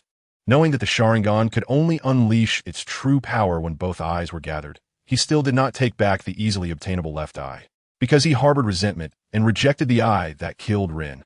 With a clatter, the chain wrapped around his left arm fell off, and Obito crouched down, reaching out with his left hand towards Kakashi's unconscious left eye. I was no longer suitable to remain with Kakashi. Otherwise, it would eventually fall into Shisui's hands. In that case, I would rather destroy this eye. With a squelch, as the sound of fingers digging into flesh echoed, Obito stood up, holding the bloody left eye. Ruoshui squinted. He knew how terrifying it would be if that eye returned to its original owner. Shisui, tonight can be considered your victory, but this victory is utterly insignificant. With you, a prophet seeker, it cannot be seen. That dreamlike world, one day I will take you there, so farewell. Whoosh. As the black vortex swirled, Obito vanished. Phew. Ruoshui sighed. This is truly, wanting to develop in peace is impossible. If the time he traversed was not when Shisui lost his eyes, perhaps he could have devised a more thorough plan, carefully avoiding Obito's spying. But being in darkness, he desperately needed light. To obtain light, he was willing to pay any price. Thus, he alarmed Obito and early on established a formidable enemy. This development, strictly speaking, could not be considered perfect. However, if given another chance, Ruoshui would still do the same. I am not a cunning schemer. I am just a passionate youth yearning for light. You say I am a prophet seeker, but is chasing dreams not also seeking profit? The false world in your eyes, is it not another form of darkness? For me, only what I see is real, nothing more. Crack. Reluctantly, Ruoshui dispersed the lightning in his left palm and looked at Obito's abandoned right arm. However, you left me with something good. That was Obito's right arm, coming from white Zetsu, a degraded version of Hashirama's cells. Regardless of whether this thing is useful, let us keep it for now. Ruoshui took out a scroll and sealed Obito's severed arm within it, then swaggered into the house, coming out with nothing behind him. There was no need to take the Book of Seals to avoid giving others a reason to talk. He had already copied every page of the Book of Seals with his Sharingan, every detail etched in his mind. All right, mission accomplished. It's about time to meet Itachi. As he walked past an unconscious Chunin, he was suddenly drawn to it. He remembered when he first watched Naruto, his friend Lin Yu told him the plot summary, mentioning that Mizuki had killed his injured teammate and deceived Naruto into stealing the Book of Seals, intending to kill to cover it up afterward, which made him furious. Hey you, what kind of bad guy is this Mizuki? What does he look like, can you tell me? Lin Yu said, Mizuki has grayish-white hair and a face that looks like a villain. When you really see him, you will definitely recognize him. Ruoshui angrily said, if he ever falls into my hands, I will definitely cut off his. This guy must be Mizuki, right? Ruoshui walked over to Mizuki's side, took out a kunai, contemplating whether to slit his throat. Suddenly his gaze paused, looking down. Then, as if possessed, he pulled down Mizuki's pants and used the kunai to cut off Mizuki's. After cutting, he looked at the chaotic scene. You said you would cut off your. So I cut off your. But such a thing is ultimately not very glorious. What would Itachi think if he knew? Sure, Sui, you cut off someone else's. Ruoshui thought about it and felt a bit overwhelmed. Forget it. A man must stand by his actions. Kakashi's left, I was taken by a Beto, and Mizuki's was also cut by a Beto, who told him to stab me in the back. Ruoshui gripped the blood-stained kunai, stood up, and gazed darkly into the distance. Just kidding. If it were me, I would do the same, and even more ruthlessly. Those who block my light must die. At the Uchiha compound, all was quiet. After school, Sasuke went to the back mountain to practice shuriken throwing, running excitedly down the street on his way home. Hee, in today's shuriken test, I got first place again. I want to let brother and mom and dad know about this and be happy for me. A figure crouched atop a power pole under the moonlight, with blood-red eyes swirling with complex light. Once Itachi, now still Itachi, but with a completely different mindset. Swish! He seized the moment and landed in front of Sasuke. Sasuke was taken aback and immediately ran up. Wow, brother, you're amazing. How did you suddenly appear? Tap! Itachi used 2 fingers to poke Sasuke's delicate forehead. Sasuke took a few steps back, covering his forehead, pouting, brother. What is going on today? You just come up and poke my head. I'm going to wear the Konoha ninja headband here in the future. Itachi revealed a gentle smile mixed with warmth. Sasuke, brother has to tell you something. You need to be mentally prepared. Sasuke curiously asked, what is it? Itachi solemnly said, starting tomorrow, you probably won't be able to go to school anymore. Chapter 10. The Night of Annihilation in the Dead of Night. The high-ranking ninjas of various clans in Konoha, the Umbu directly under the Hokage, and the root led by Danzo gathered outside the Uchiha clan's gates. The news of the Uchiha's planned coup that night shocked everyone. Former comrades were about to clash, and everyone wore a heavy expression. Nara clan leader Shikaku kept questioning the reasons and looking for a way to turn the situation around, but Danzo warned him with a cold glare, forcing him to bite his tongue. Time ticked away, and the eyes of the ninjas present focused on Sarutobi Hiruzen. Hiruzen lowered his head, smoking a cigarette, unable to make a decision, until Danzo urged him from the side. Give the order. A stubborn illness requires a harsh remedy. It's time to remove the Uchiha tumor from the Konoha tree. Sarutobi Hiruzen pulled down his Hokage hat to shield his unpredictable old face. Act now. Boom. With his command, the explosive tags detonated, blasting open the Uchiha gates, and the ninjas poured in, the scene comparable to the Nine-Tails incident 6 years ago. Seeing that the Uchiha's destruction was on a countdown, Danzo smirked and signaled to the root members beside him. Once the area is cleared, immediately retrieve the Sharingan. Not a single one is to be left behind. The root members exchanged glances, then leaped onto the walls and vanished into the darkness. Danzo pressed on his right eye socket, which throbbed slightly from the bandage, his heart cold. Sure, Sui, Itachi, the eyes you took from me will be repaid with the entire clan's blood. As the ninjas rushed into the Uchiha stronghold, they found the streets dim and deserted. No one, an informed Umbu ninja said. The Uchiha gather at the Nanga Shrine at night to plot the coup. The ninjas quickly flanked towards the Nanga Shrine. Inside the Nanga Shrine, after a heated debate, Fugaku finally convinced the hardline faction of the Uchiha. He promised the hardliners that the Uchiha were making a strategic retreat, and once they regained their strength, they would return to Konoha for a full-scale retaliation. It was a reluctant stalling tactic. After the agreement, Fugaku ordered the Uchiha's elite ninjas to lead their families, young and old, to evacuate from the back mountains adjacent to the shrine in batches, to regroup at Tachikawa Mountain on the border of the Land of Fire to plan their next move. Speaking of Tachikawa Mountain, one must mention the battle at Tachikawa Mountain at the end of the Third Great Ninja War. After Konoha's victory over Iwagakure at the Kaminobi Bridge, the allied forces of Kyomogakure and Sunagakure launched a total assault, surrounding and capturing the strategic Tachikawa Mountain, intending to invade Konoha. At that time, the ninjas led by Minato Namikaze initiated the defense of Konoha, ultimately defeating the Cloud Sand allied forces and establishing victory in the Third Great Ninja War. After the clansmen evacuated, Fugaku stood alone in front of the shrine's stone tablet, with fox fire flickering around it. His eyes turned, revealing his kaleidoscope Sharingan.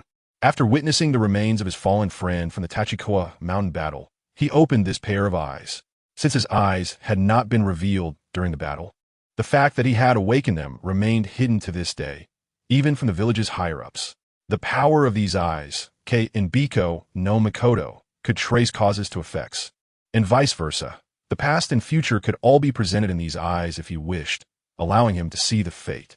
Therefore, no matter how this stone tablet was altered, it could not escape his one truth. But the blind spot of Kei and Biko was the practitioner himself. As the practitioner, he could not see his own fate. If Shisui did not stop him tonight, he had planned to use the power of these eyes to manipulate Naruto's Nine Tails to go berserk. The end result would be the Uchiha taking the Hokage position from Sarutobi Hiruzen at a great cost. But could he really do it? Naruto was the son of Minato Namikaze, the child of the one who saved him during the Tachikawa battle. If it weren't for Minato's rescue, he would have surely perished under the Raikage's lightning techniques. Fugaku lowered his gaze, leaving aside whether Shisui had interfered with him.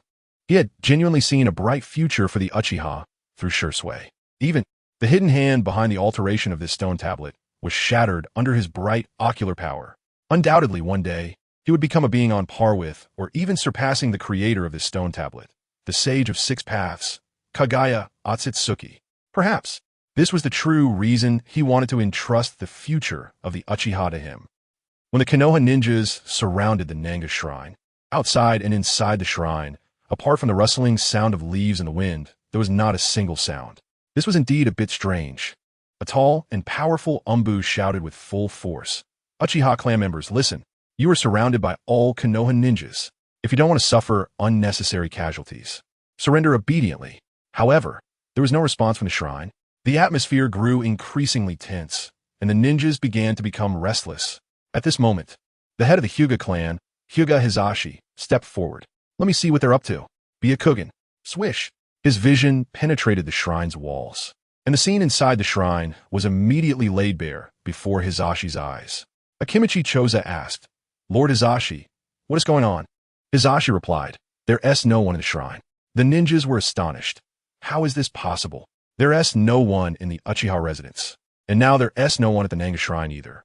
Where did the Uchiha people go? After a moment of contemplation, Narashikaku raised the corners of his mouth with a knowing smile. "I see.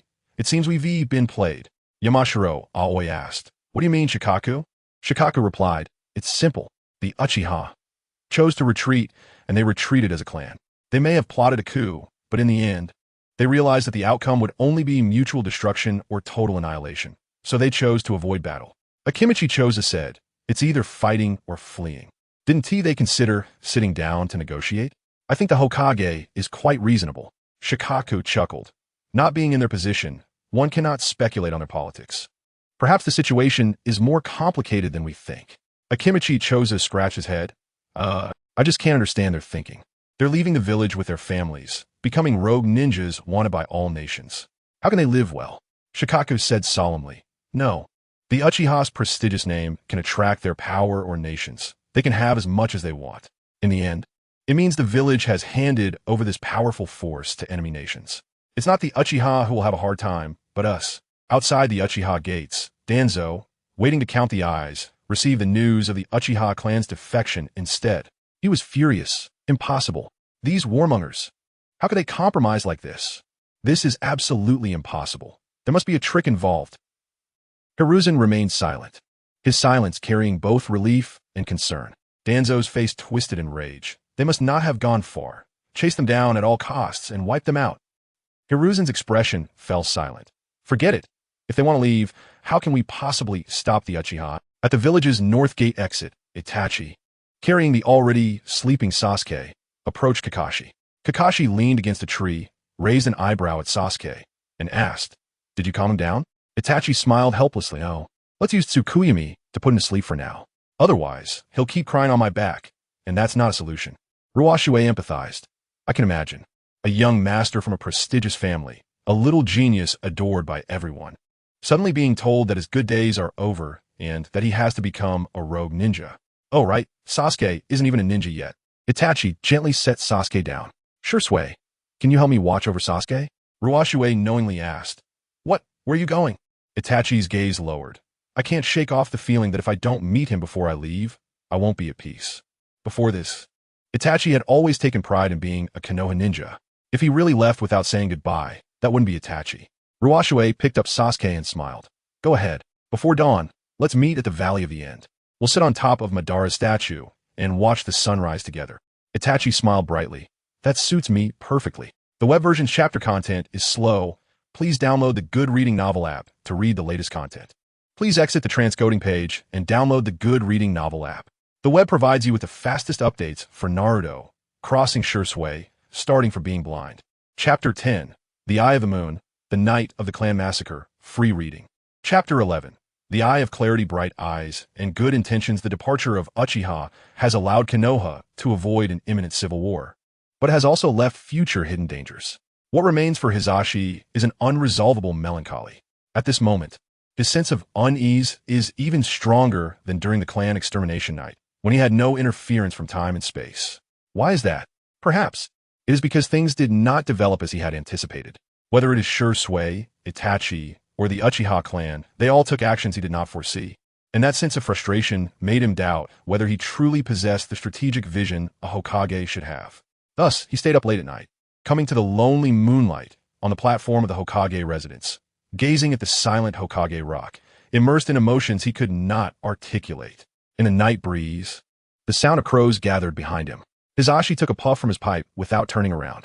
Itachi said in a low voice, I have come to say goodbye, and I sincerely apologize for letting you down and failing to provide the village with a perfect answer.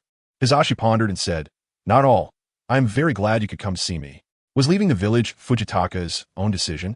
Itachi answered truthfully. It was Shisui who used Kodo Amatsukami. Hisashi sighed. He still used that technique, but it turned out differently than expected.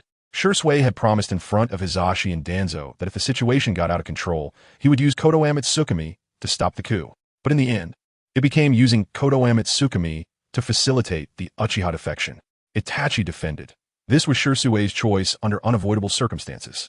He originally wanted to use Kodo Amatsukami to stop the coup, but ultimately realized a reality. Konoha had long lost the soil for Uchiha survival. Even if the coup was stopped now, it would certainly repeat itself in the future. Hisashi smoked in silence to express his stance. Itachi looked up at Hisashi's back.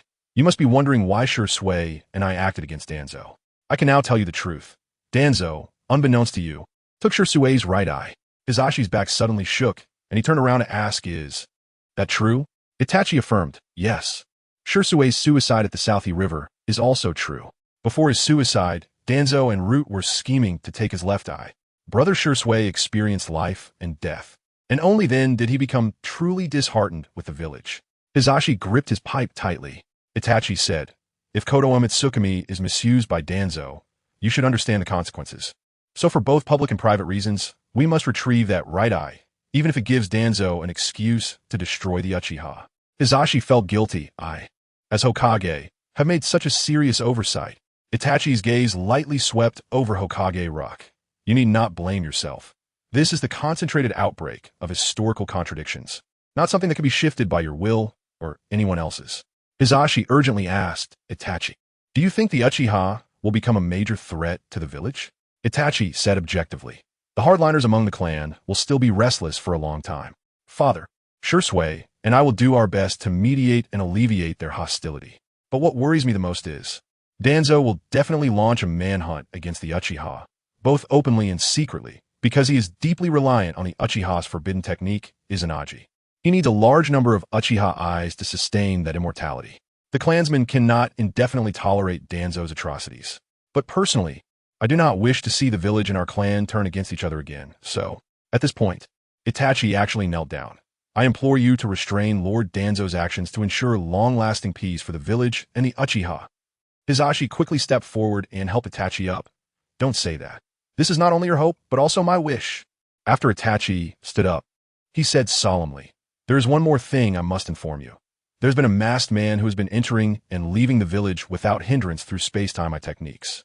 I suspect his true identity is the ancestor of Uchiha, Uchiha Madara, who was defeated by the first Hokage in the Valley of the End. Hearing the name Madara, Hizashi nearly dropped his pipe. This time, due to Ruoshui's interference, Itachi did not have direct contact with the masked Obito, so he was unaware of the information regarding Akatsuki behind Obito. Itachi slowly took off his forehead protector, lovingly caressed it, reluctantly placed it in front of Hizashi, and turned to say goodbye. From now on, I am no longer Uchiha Itachi of Konoha. Thank you for your care over the years. Take care. Itachi vanished into the night wind, and Hizashi bent down to pick up Itachi's forehead protector. The bright surface reflected Hizashi's sorrowful face. Alas, some people, even after leaving Konoha, still care about the village's safety, but some, like Danzo, are eager for chaos, disregarding the greater good and their fellow countrymen. Danzo, you have disappointed me too much.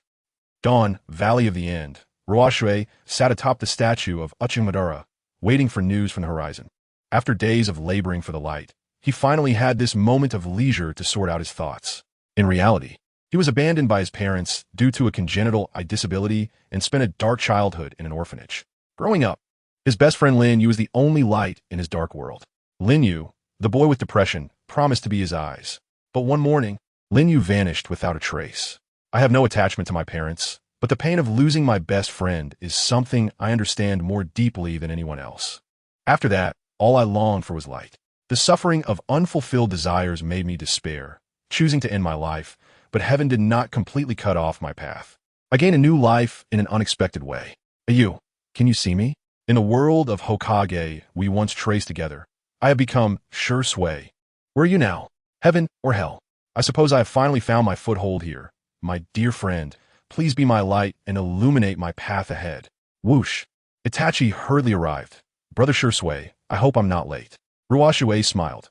Not late, you arrived just in time.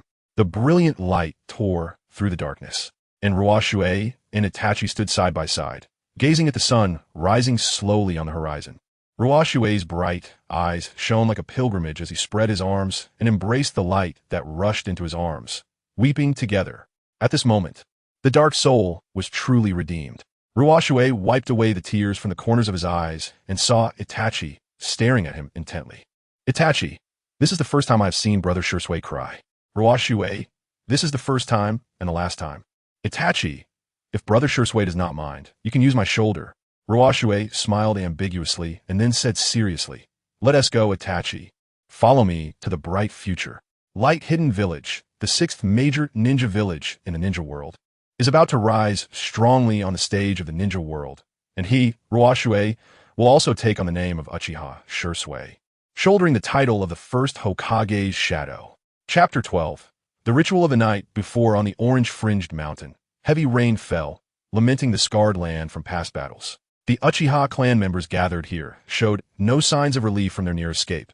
Even Shisui, who was thought to be dead, appeared unharmed, which only surprised the clan members for a moment before the air was once again filled with a stifling oppression. It turned out that things did not develop as Shisui had hoped. A key figure, Uchiha Arma, took the lead in questioning Itachi, the long-haired Uchiha youth. Regarding Shisui's death, Arma represented the hawkish faction and had a strong following among the younger generation of the Uchiha clan. After the retreat, Arma, feeling increasingly dissatisfied, disregarded Fugaku's orders and the overall situation, determined to go down fighting against Konoha, leading a large group of warlike Uchiha youth to follow him and initiate the so-called jewel-shattering operation. Upon learning the news, Fugaku, accompanied by Izumi and Mikoto, rushed to stop them, but ultimately arrived too late. Arma and his followers were nearly wiped out by Konoha. Fugaku and his group were also discovered by Root, and to cover Izumi and Mikoto's escape, they fell into Root's pursuit, their lives hanging in the balance. Mikoto, determined to die with her husband, entrusted Izumi to take care of Itachi and resolutely turned back. Izumi returned with a series of bad news, and the blow to the clan members was unimaginable. Shisui clenched his fists tightly, anger surging within him. I really can't believe it, Arma. You idiot. If you want to die, can't you just do it alone? Why drag others down with you? You messed up my plans, damn it. Itachi was overwhelmed with grief. Father, mother. Sasuke, in panic, exclaimed, what's going on? What is this coup? What do you mean by slaughter? What happened to father and mother? Why did the village kill brother, Arma, and the others? Hey, brother, why won't you answer me? Sasuke's cries stimulated the sensitive nerves of the clan members. Jonin Uchiha Tatsu stepped forward and angrily kicked Sasuke to the ground. "Shut up, you little brat." "Sasuke, huh?" "Tatsu. Listen, Konoha wants to exterminate our clan. Your father was supposed to lead us in resisting the village and seize the Hokage position. But in the end, he cared more about your life than anything else. Choosing to escape with everyone. And look where that led us. If I had known, I would have fought those village scum back then. It would have been better than this humiliation." As he spoke, Tatsu aimed to vent his anger on Sasuke again. Izumi stepped in front of Tatsu. "Stop." "Tatsu, Sasuke is innocent." Tatsu angrily replied. "Humph. Ignorant little brat. You're the most annoying." Sasuke crawled to Itachi's feet, crying, "Brother, is what Tatsu said true?" Itachi said heavily, "I'm sorry. Sasuke, I never wanted to tell you this, but what Tatsu said is the truth." Sasuke, devastated, cried, "How could this happen? How could this be? Woo woo woo." Thunder rumbled, the rain poured heavily, and Sasuke's helpless cries added to the tragic atmosphere. The Uchiha clan members sat despondently in the mud, feeling unprecedented despair about the fate of their clan. If before, they had some confidence in their ability to protect themselves against Konoha's pursuit, now, with the Uchiha clan severely weakened, they had no room to fight back against Konoha's retaliation. Itachi swallowed his grief and spoke calmly to the clan members. Now is not the time for sorrow. Instead of self-pity and mutual attacks, we should first consider how to deal with this mess. Izumi, did father say anything when he bid you farewell? Indeed, Itachi was right. He needed help now, and I must stand by him. Izumi, holding the crying Sasuke, looked at everyone with her beautiful eyes. Lord Fugaku said, if anything should happen to him, Shisui should take charge. Upon hearing this, the eyes of the Uchiha clan members all turned to Shisui. Tatsu questioned, Shisui? It seems Lord Fugaku knew you were alive all along, but I want to ask you, where have you been and what have you been doing during your time away? Other clan members echoed. That's right, Shisui, leaving behind such a suspicious will and then appearing with Itachi.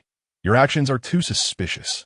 Previously, we believed that Itachi had harmed you in the dark and stood up for you, but now it seems you are intentionally hiding things from us. If you don't give us a reasonable explanation, we won't follow your leadership, even if you were the strongest in the clan aside from Lord Fugaku. The Uchiha will not yield to force. Shisui felt a surge of anger within, but resolving the situation could not be achieved through anger. He scanned the aggressive clan members. You want to know what I was doing during my disappearance, right? Shisui could not reveal that he had his eyes taken by Danzo and conspired with Itachi to regain them. Although this would quickly clarify his position, it would intensify the clan's hatred towards Konoha, leading to an even more unmanageable situation. Therefore, Shisui pondered and said, let me tell you, I accepted a special order arranged by Lord Fugaku, which was to fake my death, hide in the shadows, and launch a decapitation operation against the village's high-ranking members at a critical moment. What? The clan members were all shocked. Shisui continued. Lord Fugaku actually made 2 preparations for either a coup or defection. I was the king's hand reserved for his coup option. The village knows my strength and would certainly be on guard. If they think I'm dead, I can play a surprising role at a critical moment.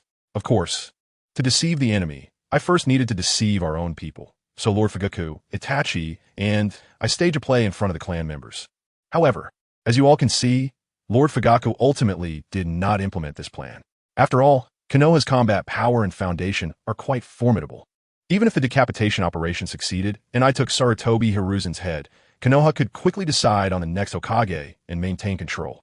Therefore, he ultimately chose the path of complete retreat, wanting to preserve our capital for future counterattacks. However, things did not go as planned. Arma's impulsive action disrupted Lord Fugaku's plan, leading to the current predicament. Shouldn't we reflect on whether we could have achieved a better situation if we stood in the same position as Lord Fugaku? At least now, we still have nearly half of our people alive and standing here. As long as we survive, there is hope. The premise is that we must unite. These flawless and inspiring words plunged the surviving Uchiha clan members into deep thought. When our eyes lifted again, the tense expressions have been replaced by a desperate will to survive. Shisui, we apologize for misunderstanding you before. Now you are the backbone of our clan. Please tell us how to get through this crisis. Chapter 13, Miscellaneous Rituals, 2 Villages in 1 Country. Chapter 12 has been revised, and the plot direction is completely different. If you feel this chapter doesn't connect, you may have read the previous version. Please refresh and recheck Chapter 12. After dispelling the doubts of the clan members, Ruoshui began his own deployment. First, the situation was unfavorable for us, but we must not falter in our formation. The Juking Mountain is located on the border of the Land of Fire. We occupy a commanding height, making it difficult for Konoha to launch an easy attack even if their army is mobilized. Secondly, the Land of Fire is ultimately Konoha's home ground, and if we linger too long, unforeseen changes will occur, so we must quickly look for a way out. Everyone understood that the so-called way out was precisely the path that Uchiha would take next. At this time, Uchiha-chun was the first to propose. I suggest we ally with a major ninja village that is hostile to Konoha, such as the current military powerhouse, the Land of Lightning, and Kumogakure. Kumogakure, I agree. Joining Kumogakure would give Uchiha a significant boost, and we wouldn't have to worry about avenging our great enemies. As soon as these words were spoken, they immediately received a lot of responses from the Uchiha clan members. Ruoshui thought to himself, this Chun is excellent at leading the charge. We must be cautious, lest we become the next wave. At this moment, Uchiha Itachi voiced his support. I do not agree with going to the Land of Lightning. Everyone looked at Chun, who asked, what? Itachi, do you think I'm wrong? Itachi reasoned. Allying with a major ninja village may quickly get us out of our predicament, but that will be based on mutual utilization. We cannot truly integrate into Kumogakure, and Kumogakure is even less likely to genuinely accept us outsiders. Given Kumogakure's military power, Uchiha is not indispensable. Rather, Uchiha would have to depend on Kumogakure to survive. This inequality in status would lead us to lose our initiative altogether, and in the end, it would just shift the conflict from Uchiha and Konoha to a conflict with Kumogakure. At this, the Uchiha members fell silent. Chun frowned. If allying with a major ninja village is out of the question, are we supposed to ally with a small country or village? Itachi looked worried. Perhaps even small countries and villages may not be willing to accept us. Chen's frown deepened. What do you mean by that? Even if Uchiha suffers losses, we are still Uchiha. Going to a small village would be degrading. What reason do they have to refuse us? Itachi was indeed troubled. He looked at Izumi. Izumi, why don't you share your thoughts? Izumi, holding the trembling Sasuke, responded with bright eyes. Brother Chun, don't forget. We have severed ties with Konoha. Accepting us would be tantamount to becoming enemies with Konoha. Which small village would not weigh the pros and cons? Chun gritted his teeth. Damn. If big villages won't do and small villages won't do, doesn't that mean Uchiha has no way out? At this moment, Ruoshui timely suggested, why not consider establishing our own ninja village? Upon hearing this, the Uchiha clan members were taken aback, and the sound of the rain became increasingly clear. Establish our own ninja village? At this time, Uchiha Chuan, known for his intellect among the Uchiha, spoke up. Shisui, establishing a ninja village is not an easy task. First, we need to find a country willing to accept us. We must take on the responsibility of protecting that country and providing stable value output to secure continuous funding for construction. Right now, Uchiha is suffering losses, making it difficult to shoulder these two major responsibilities. Moreover, there is one critical issue. Accepting us is equivalent to becoming enemies with Konoha. Even if we have the capability to provide these two functions, which country would be willing to risk offending Konoha by entrusting us with important responsibilities? This person's mind is still relatively clear. He didn't blindly echo Chun's words, but instead expressed his own opinion at the right moment. Perhaps he could be entrusted with important responsibilities in the future, but his overall perspective is still somewhat lacking.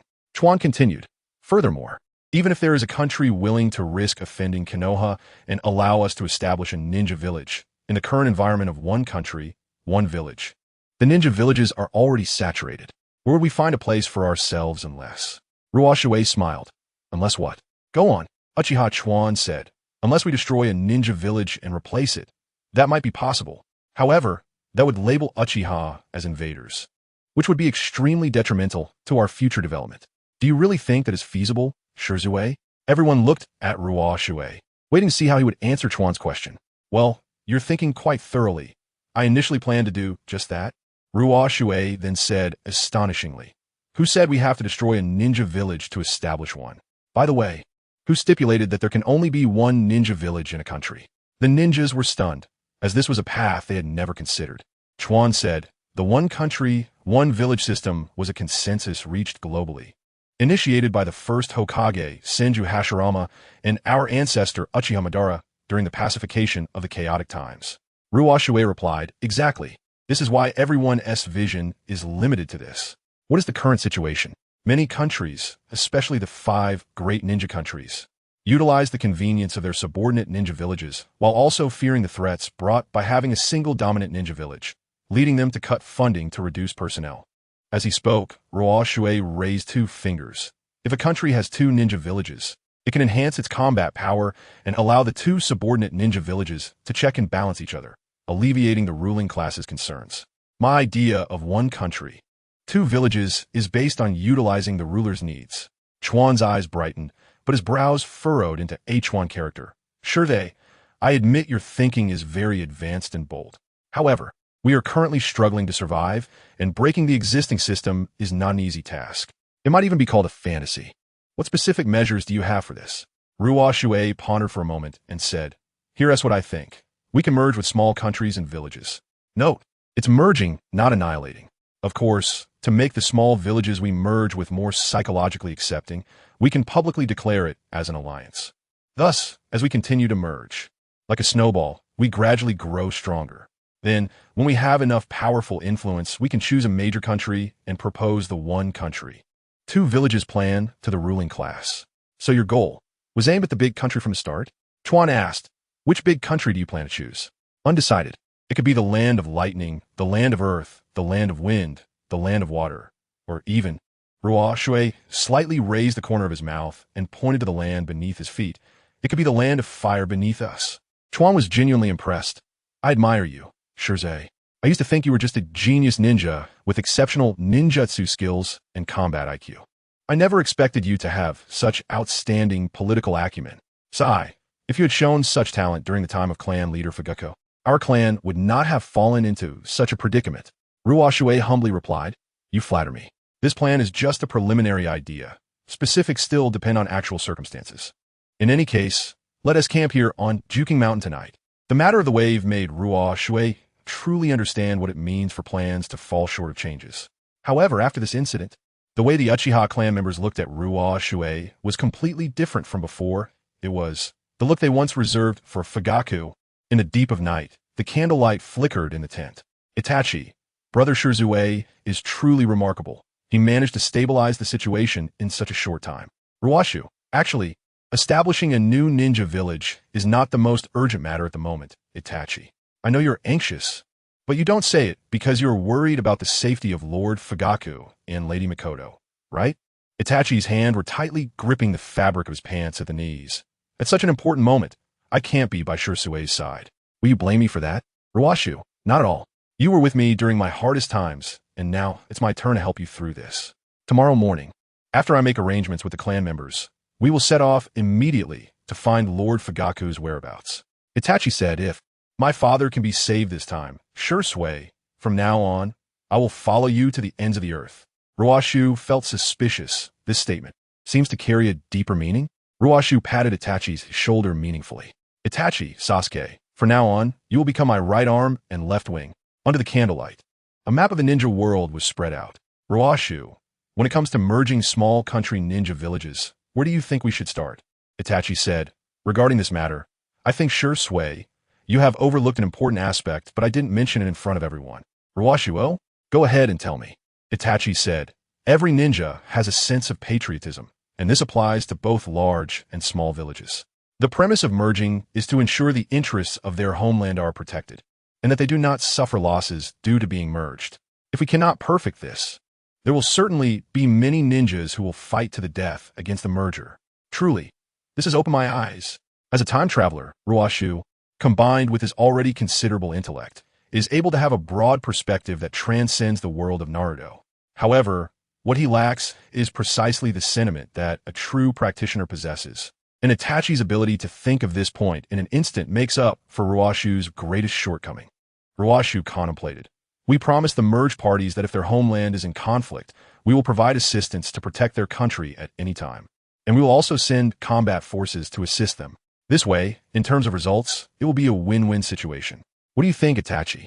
Itachi smiled, a knowing smile. From the beginning to the end, he was not coming from a perspective of, but rather, the righteousness of ninjas. It has been this way in the past, it is this way now, and it will be this way in the future. As expected of Shisui, you considered this comprehensively in an instant. Good, let's do it this way. Ruoshui smiled meaningfully. Now you can tell me which country to start with. Itachi's gaze searched the map, and his finger lifted, stopping on a certain piece of territory. Ruoshui looked over. Takigakure. Why? Itachi said. Takigakure in the land of Waterfall, the only village among the small countries that possesses a tailed beast, holds significant strategic importance. If we succeed in merging it in the first battle, the path ahead will be much smoother. However, because of Takigakure's uniqueness, this is also a great challenge for us. Ruoshui's lips curled up. A challenge? Just to my liking. Then, tomorrow morning, we will notify the clan members and head towards the land of Waterfall first. I will go with you to search for Lord Fugaku and Lady Mikoto's whereabouts. And once we find them, we will regroup with the clan members. Chapter 14. Miscellaneous sacrifices swift and resolute. The next day, before dawn, Ruoshui commanded the clan members to head towards the land of water. The young Sasuke, after a night of inner torment, reluctantly accepted reality and was unwilling to leave Itachi no matter what. Itachi gently comforted him and entrusted Sasuke to Izumi's care. Considering the possibility that Fugaku might escape the pursuit and reach Mount Tachiko alive, Itachi left a shadow clone behind before setting off. If Fugaku arrived safely, the clone would dispel, allowing Itachi to know immediately and adjust their actions.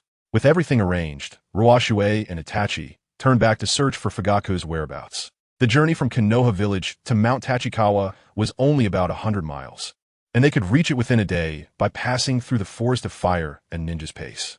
By noon that day, the two had reached deep within the Forest of Fire and were discussing whether the Sharingan of the likes of Nagato would fall into Danzo's hands. Itachi said, I disclosed Danzo's ambitions to the third Hokage. He promised to restrain Danzo, so Nagato's Sharingan shouldn't fall into his hands. At least, not in the short term. Ruoshui replied. In the short term? Indeed. That person has been indecisive for most of his life. He wouldn't suddenly become hardline. He even suffered an assassination attempt by Danzo in his early years. If it were someone else, they would have already taken Danzo down. Itachi continued. The third Hokage is aware of his own shortcomings. He cannot do without Danzo's strong arm. That is also my concern. One day, the great tree of Konoha will be eroded by dark roots and will no longer bask in the sunlight. Ruoshui's gaze darkened. So, let's eliminate future troubles once and for all, whether it's to ascertain Lord Fugaku's whereabouts or for future developments. Nothing is simpler or more effective than finding Danzo himself. Since we found Danzo, there's no reason to let him go. Itachi did not respond, only resonating with the sentiment as his Sharingan transformed into a kaleidoscope, reflecting his emotions. The Sharingan is the eye that reflects the soul. Especially when the killing intent arises, it cannot help but surface. Suddenly, at 12 o'clock in the Forest of Fire, a wave of explosive flames erupted, followed by a curtain of water raised by the explosion, cascading down hundreds of meters away, where Ruoshui and Itachi were, rustling the leaves. Someone was fighting. Could it be Fugaku? Ruoshui and Itachi exchanged a knowing glance and accelerated towards the scene, stopping at the treetops to observe. They saw, in the clearing flattened by the explosion, two groups of people were confronting each other. Both teams were dressed in the attire of Konoha's Umbu. It is well known that there are two major factions within Konoha's Umbu. One is the direct Umbu loyal to the Hokage, and the other serves Danzo's roots. Itachi, what do you think? Although unsure of the details, it seemed to be a conflict between the Hokage's Umbu and Danzo's men. As Itachi spoke, his gaze was fixed on the female Umbu with her back turned to them. Having once served in the direct Umbu, Itachi was very familiar with the purple-haired woman. Yuzuki Yuin, Ruoshui, of course, also noticed her purple hair, and his thoughts returned to the past, reminiscing about the times he and his close friend Hate spent with the Hokage. Ruoshui, Yuzuki Yuin is such a beautiful name. Ayu, quickly tell me what she looks like. Hate, she has mesmerizing purple hair and a fiery figure. Ruoshui, what color is purple? And what does fiery mean? Hate, where do I put it? Purple is the color of fairies, and fiery is the figure of a devil. Ruoshui pressed on. What does a fairy look like? And what about a devil? Hayate's limited vocabulary couldn't help his blind brother understand, so he resorted to his usual phrases. In any case, you'll know when you see her in person one day. But that brat Shippu really has good fortune with women. It's a pity he's a short-lived ghost. Ruoshui's fingers tightened around the tree's bark. Murmuring, is she really Yuzuki Yuin? 3 members of the Roots have moved out. All are captains in white clothing, and Yuin's teammate is injured. Yuin supported her teammate, her cold voice coming from beneath her pattern mask.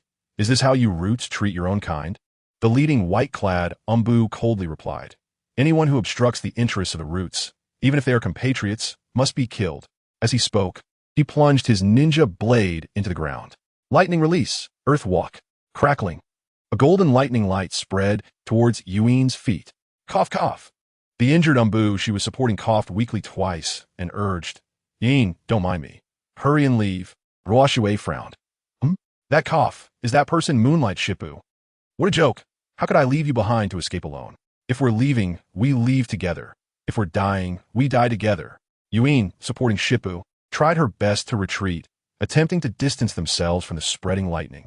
Meanwhile, the other two white-clad Umbu closed in from the sides. If Yuin hadn't been carrying the injured Shippu, with her outstanding swordsmanship, she could hold her own even against two opponents. But at that moment, her mobility and stamina were severely affected. Facing the two white-clad Umbu flanking her, while also needing to guard against the enemy's long-range ninjutsu interference, she soon fell into a disadvantage. The white-clad Umbu who released Earth Walk stood up and said, Leave a survivor. That woman knows Fugaku's whereabouts. Itachi, upon hearing this, was about to engage. Ruoshui said, Itachi, your shadow clone has dispersed its chakra. Let me handle this. Ruoshui leaped down, so fast that the parties involved didn't even react. Clang! He lightly swept his Sharingan, deftly deflecting the advancing blade of the left white-clad Umbu. Then, with a swift motion, the sharp light of his blade sliced through the throat of the right white-clad Umbu. In close combat, physical techniques or sword techniques are often the most efficient killing methods. A single blow that fails to kill means the start of a protracted battle of ninjutsu. You are. Yuin was astonished, her back silent. The right side Umbu fell to the ground lifeless, while the left side Umbu, retreating hastily, was about to form hand seals with one hand. But the kunai that arrived first pierced through his palm, cutting off his ninjutsu at the bud. He looked up in shock. The eerie glow of the three tomo on the left had already seized his spirit. Thud! The next moment, he collapsed to the ground. Ruoshui coldly approached crunch. The ninja blade mercilessly pierced his medulla oblongata, retrieving the kunai embedded in his palm, drying the blood, and placing it back into the ninja tool pouch. The leading white-clad Umbu showed an expression of utmost horror. Uchiha, Shisui, how? How can you be here? Yuzuki Yuin looked at the figure before her. He is. Uchiha Shisui. Yuin immediately raised her ninja blade, and Ruoshui caught a glimpse from the corner of his eye. Itachi had already descended first, placing the kunai at her throat. Don't move. Ruoshui withdrew his gaze and approached the last white-clad Umbu. Faced with Shisui, the white-clad Umbu knew he had no chance of winning, and even the thought of escape didn't cross his mind. He raised his ninja blade, intending to take his own life.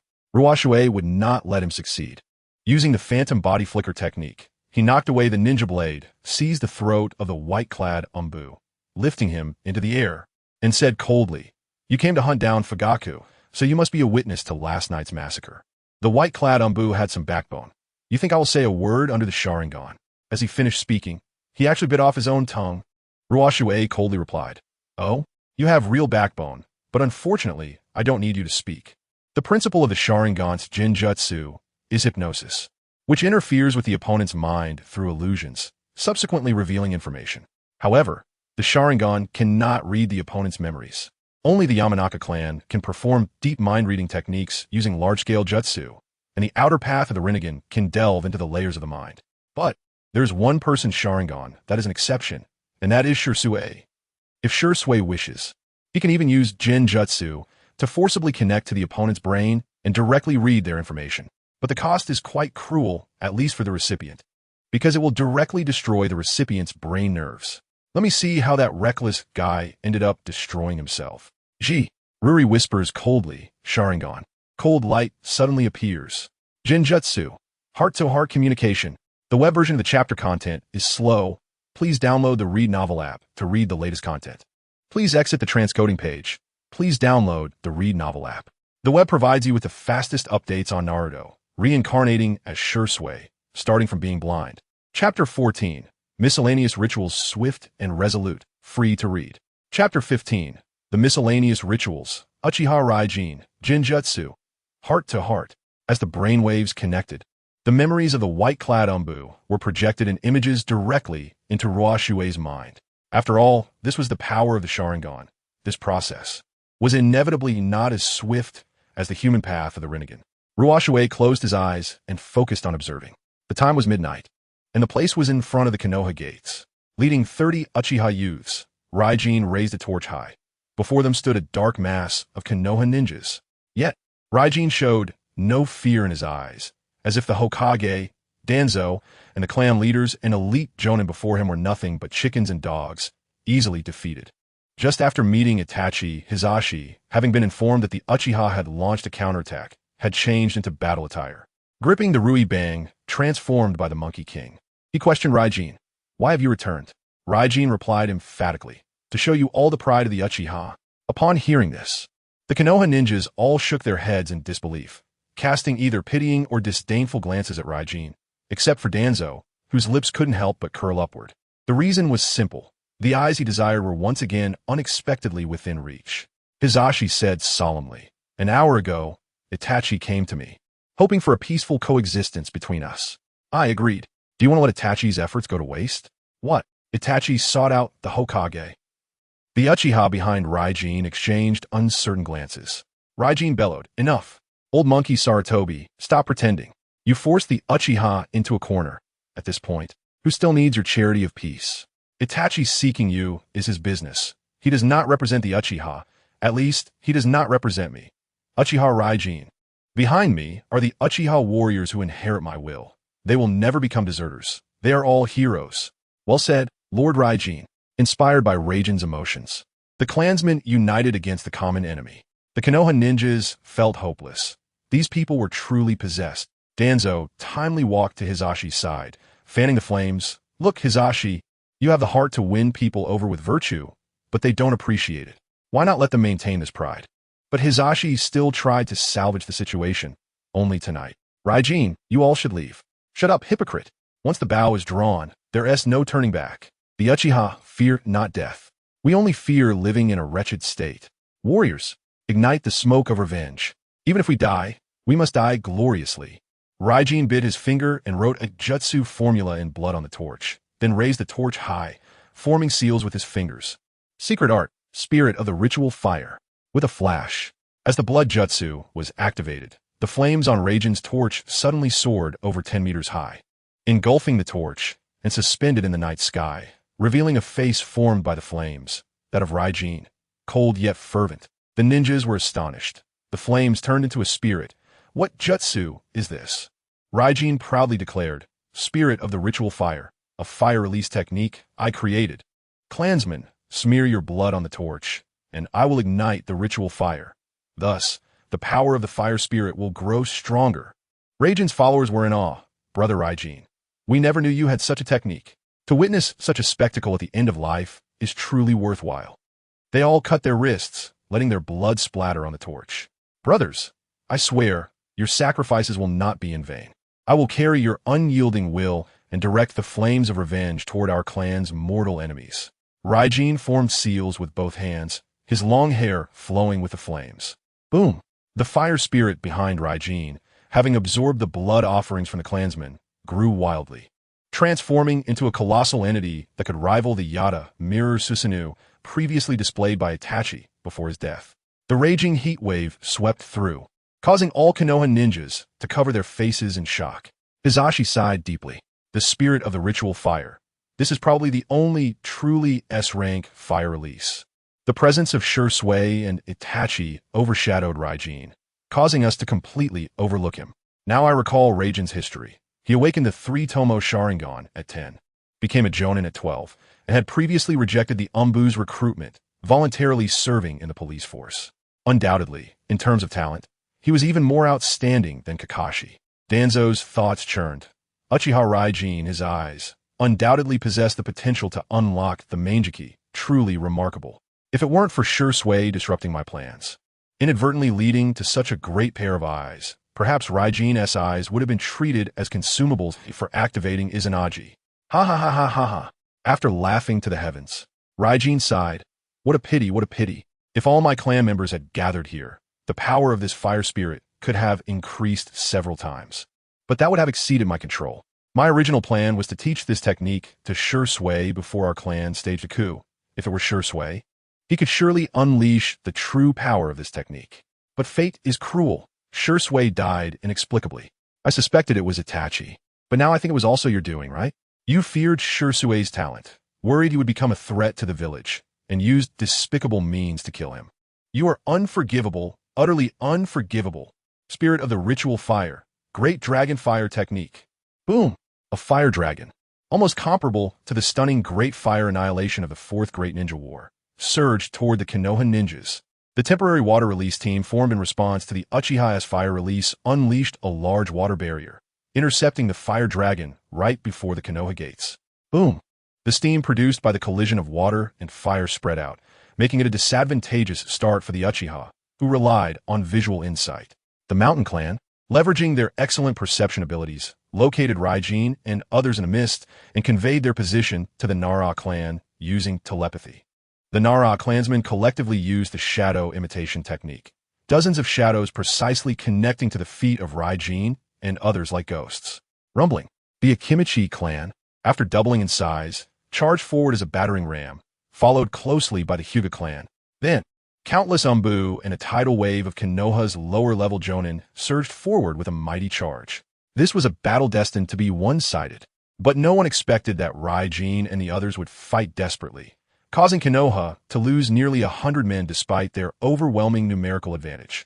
As the Uchiha clansmen exhausted themselves and died one after another, the power of the fire spirit was also weakened, ultimately being extinguished violently by Hizashi using the enlarged Rui Bang. Ha ha ha. Raijin, exhausted, fell within the encirclement of the ninjas. Having lost his left arm in battle, amidst the astonished gazes of others, he reached into his bosom. But what he pulled out was neither a kunai nor an explosive tag, but a comb made of cowhorn. The last thing he did was to neatly comb the disheveled hair scattered during the fight, and then he calmly awaited the arrival of death.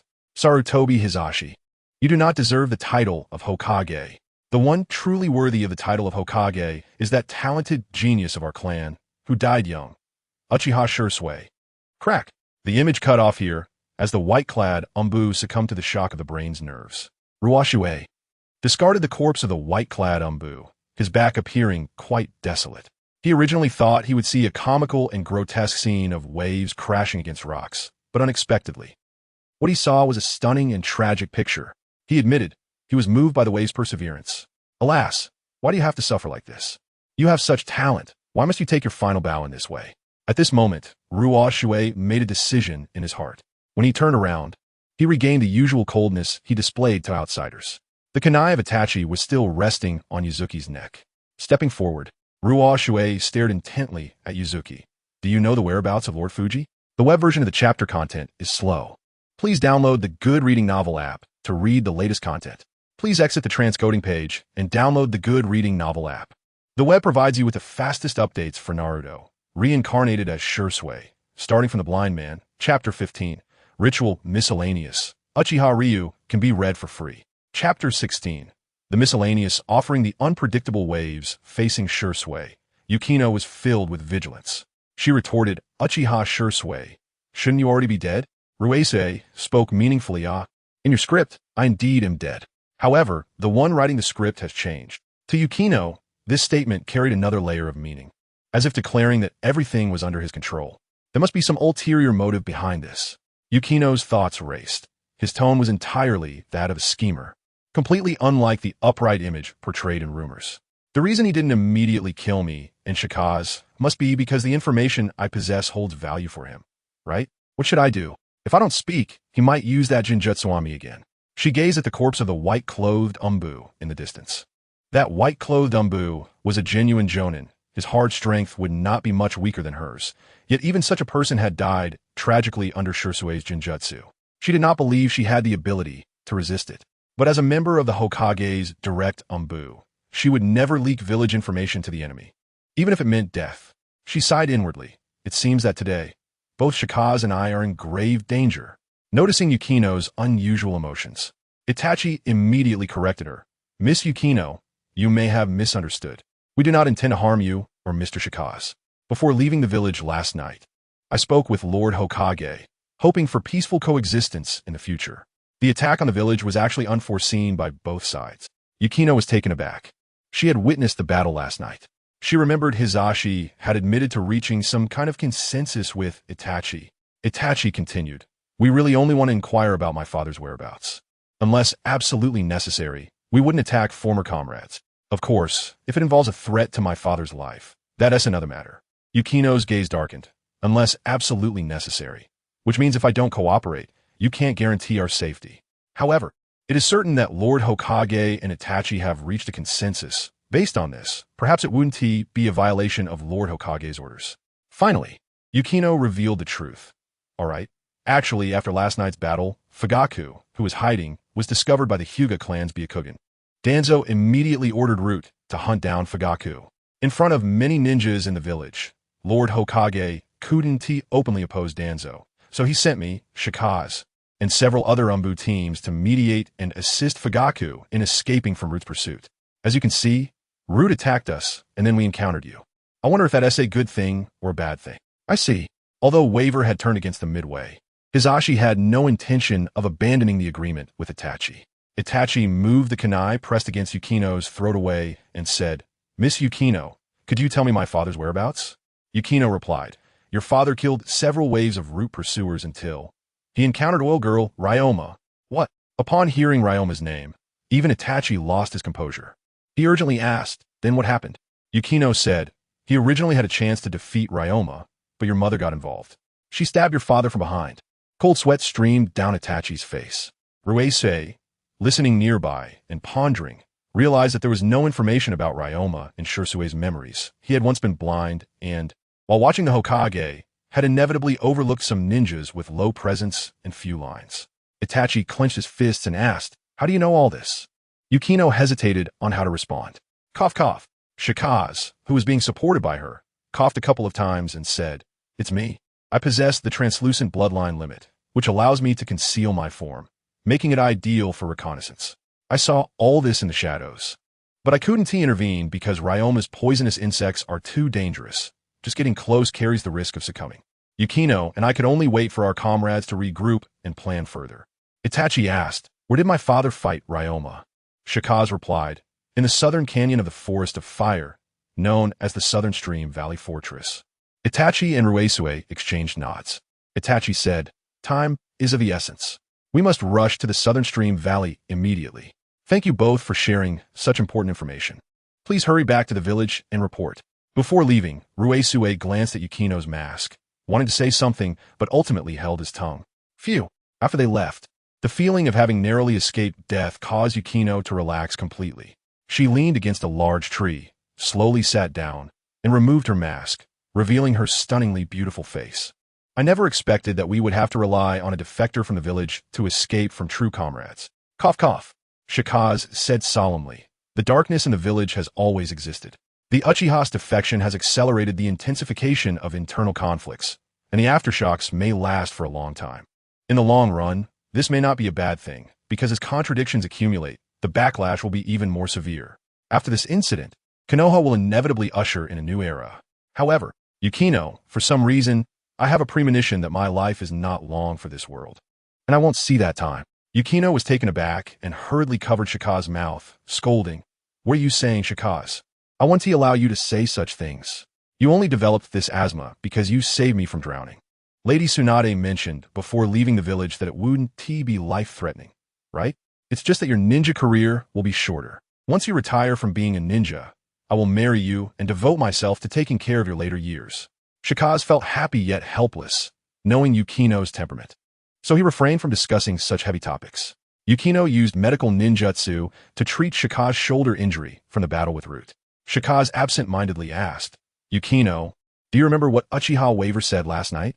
He believes that Uchiha Shisui is the truly suitable candidate for Hokage." Yukino replied, "Why pay any attention to the words of that deluded person?" Shikaz, however, said thoughtfully, "What do you think of Uchiha Shisui as a person?" Yukino lowered her gaze and pondered, "Someone who is somewhat inscrutable. At least he is definitely not as he is rumored to be." Shikaz said, "He clearly can use Jinjutsu to easily obtain our information, yet he chose not to." Yukino replied, "That is likely because Itachi is beside him." Shikaz said, I feel that things are not that simple. Ruoshui and Itachi raced toward the southern stream valley. Ruoshui asked, Itachi, who is Ryoma? Why was your reaction so intense upon hearing that name? Itachi spoke cryptically.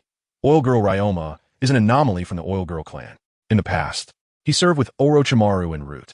After Orochimaru left Root, Ryoma became one of Danzo's most capable subordinates. Ryoma modified the nanoscopic poison insects cultivated by the Oil Girl clan to create the parasitic insect.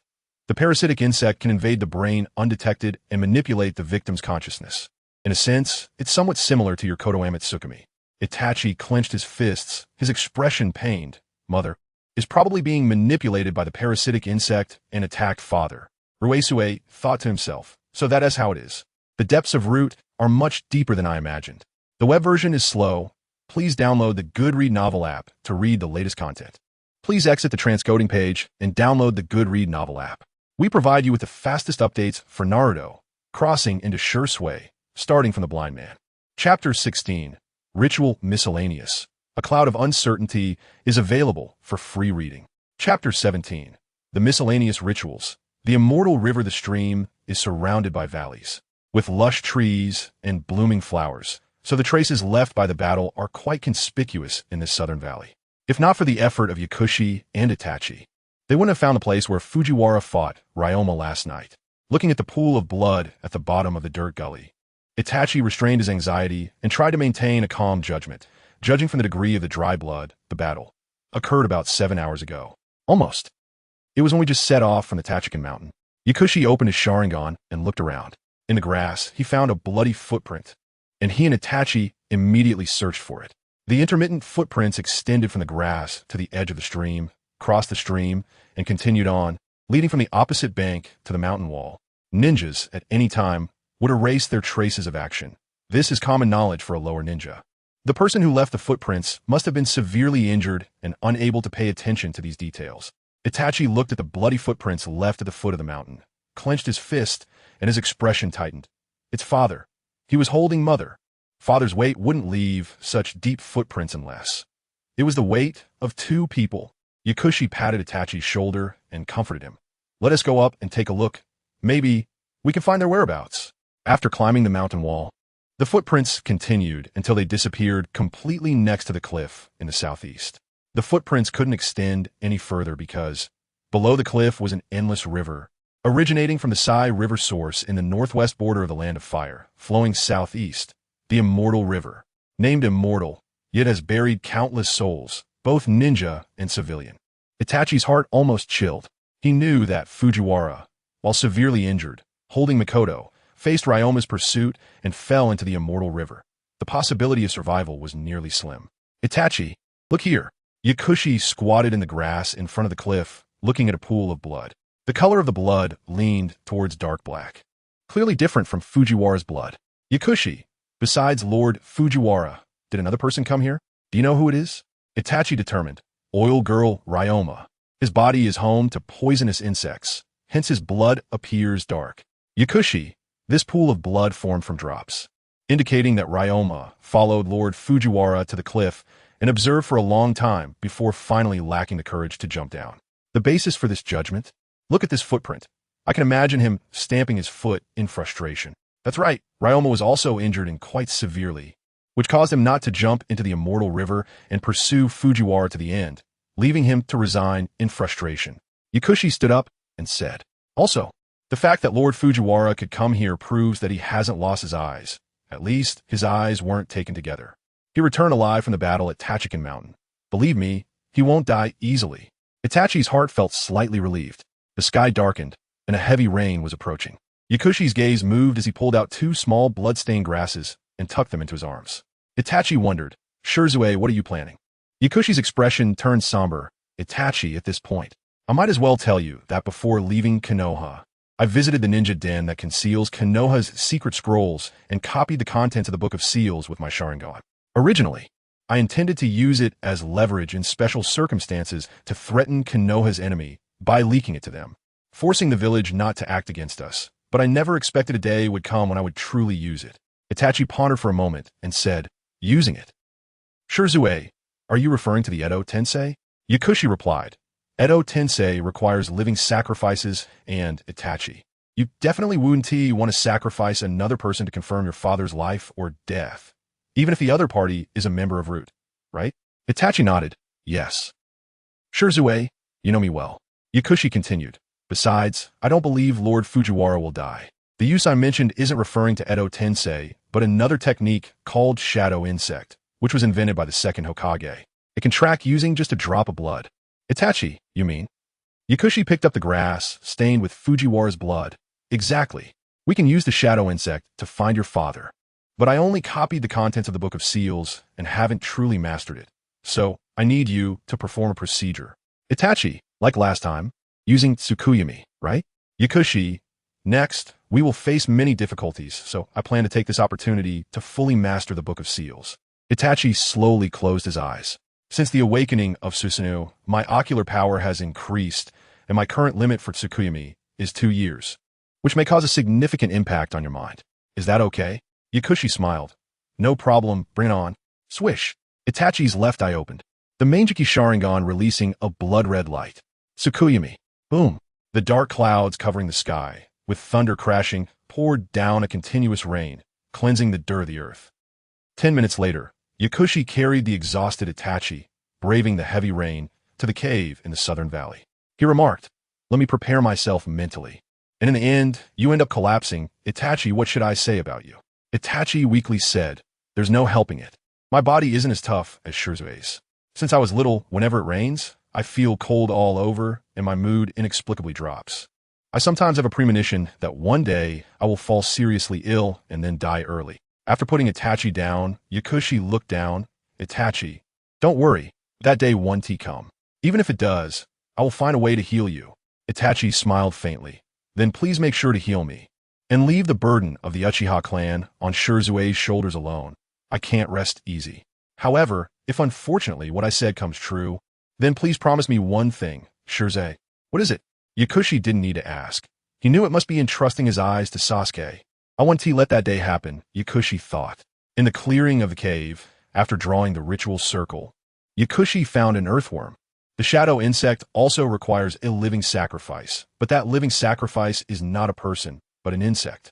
No specific type is designated. Any insect will do. The reason for choosing an earthworm was simply that there happened to be one passing by outside the cave. In the ritual circle, Yakushi secured the wriggling earthworm with a stick and took out the grass, stained with Fujiwara's blood, placing it beside the earthworm. The conditions were met, and Yakushi stepped back outside the ritual circle, forming a series of hand seals. Secret technique. Shadow insect technique. Crack. The blood on the grass was absorbed by the earthworm. Then, the earthworm twitched a few times and died completely. The shadow of the earthworm disappeared, and wrapped around its corpse. The earthworm came back to life. But the revived earthworm had transformed into shadow insect. Yakushi held up the earthworm and walked in front of Itachi. Take the shadow insect, and this way, no matter how far the distance, you will be able to sense Lord Fujiwara's movements. Eagerly longing for his father, Itachi disregarded his physiological resistance, took the shadow insect, and swallowed it whole. Swish! Sure enough, immediately a pull from the unseen appeared in Itachi's perception. It's truly an incredible technique. The second Hokage is indeed a genius of forbidden jutsu. Ruoshui caught another cockroach and took out another plant stained with black blood, using it to create a cockroach shadow puppet. Bei, lend me your power. Gritting his teeth, he swallowed the shadow puppet made from the cockroach. Even though he felt a turmoil in his chest, he couldn't show it in front of Itachi. Itachi said, just now, that plant had the blood of the dragon horse, right? Ruoshui replied, I must find the dragon horse to determine whether he obtained anything from Lord Fugaku. If he really did, I want to take it back to fully return it to Lord Fugaku. Itachi understood what Ruoshui meant. Fugaku's eyes.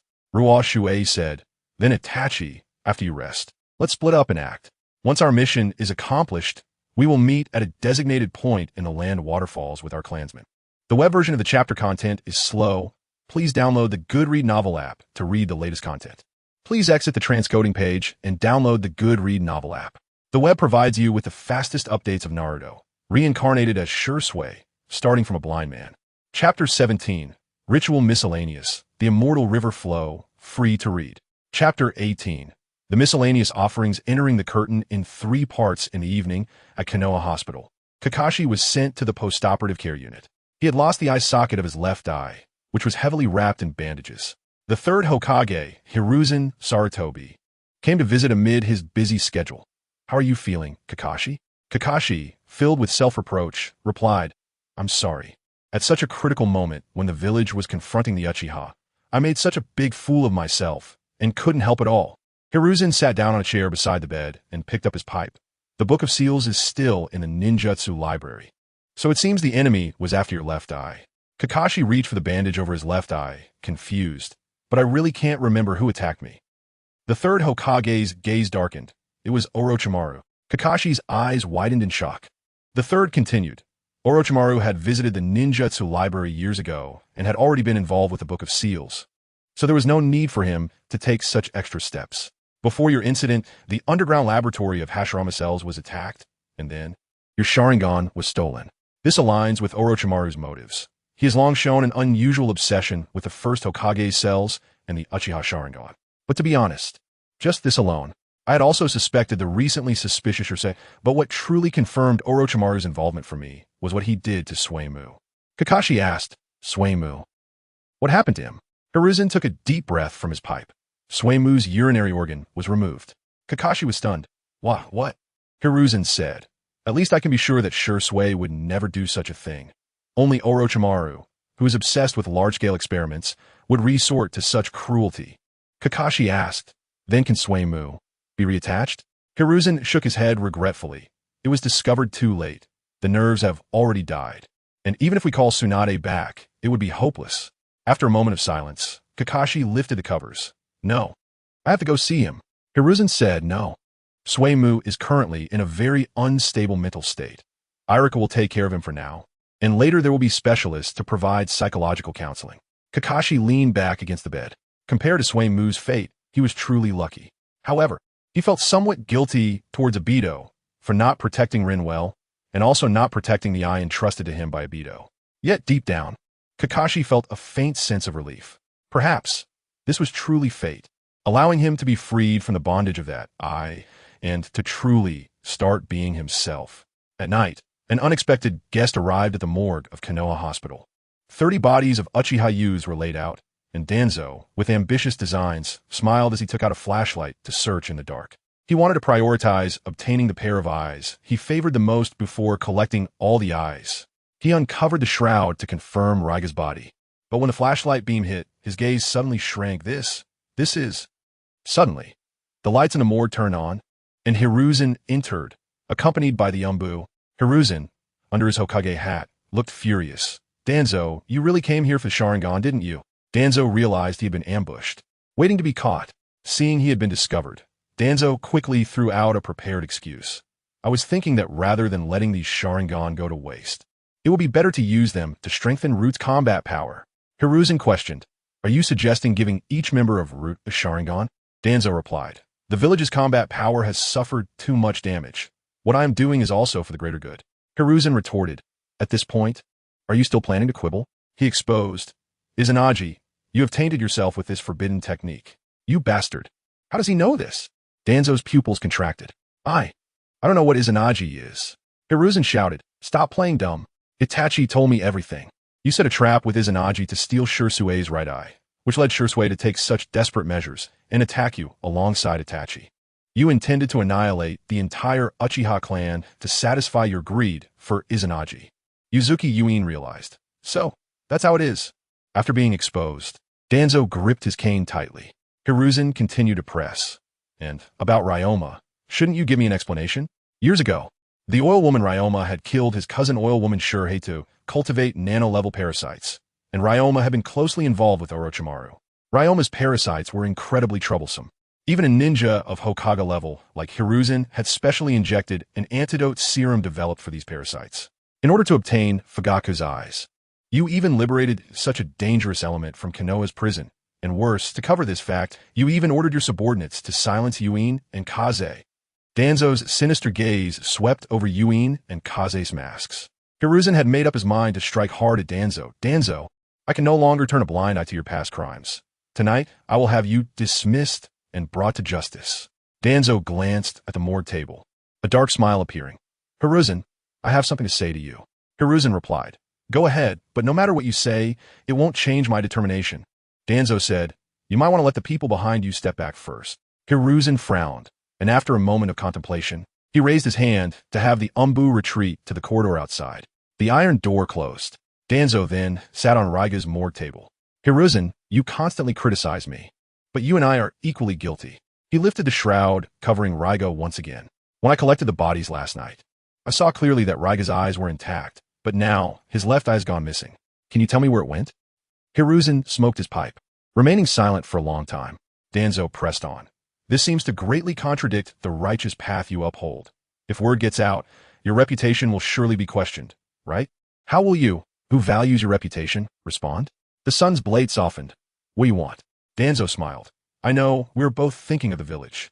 How about we each take a step back? I won't pursue the matter of Raijin's left eye, nor will I share it outside. In exchange, Danzo's fingers sank into Raijin's right eye socket crack. Cold blood splattered, and Raijin's right eye was brutally gouged out. This right eye will be decided by me. Hizashi fell silent. Danzo jumped down from the corpse platform, gripping his cane. As for the other Uchiha eyes, you can handle that as you see fit. To avoid the old man being accused of coveting forbidden techniques, Danzo walked into the shadows. With your style, you'll certainly have the Umbu dispose of these corpses overnight. I've already arranged for this, and these eyes will return to me. Hizashi, the more you pretend to be tough, the more you reveal your inherent weakness and incompetence. Only I can change Konoha and change this ninja world, as Danzo predicted, in the latter half of the night. The Umbu transported 30 Uchiha corpses, including Raijin's, to the back mountain of Konoha. Danzo appeared at the scene, accompanied by men in black. Sir, all the Sharingan have been counted. In the tray, 58 bloody eyeballs were neatly arranged. Since he already intended to seize all the eyes, why specifically take Raijin's right eye in front of Hizashi? Wasn't that redundant? This was precisely Danzo's brilliance, making Hizashi feel he had gained something, thus preventing any further schemes. Danzo nodded, took the tray, covered his face with a hood, and quickly left the scene after signaling to the men in black.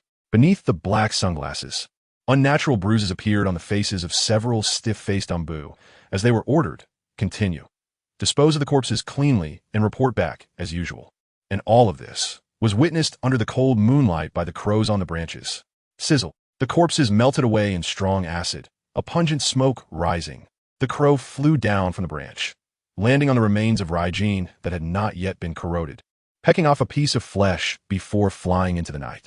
In the darkness, Ruoshui opened her eyes, sensing the movement of the men in black through the shadow puppet technique, and pursued them. Orochimaru, tonight is your death date. Chapter 19. Miscellaneous Rituals.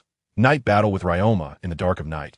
A figure in black moved stealthily. Ryoma took out a porcelain bottle containing eyes from his bosom.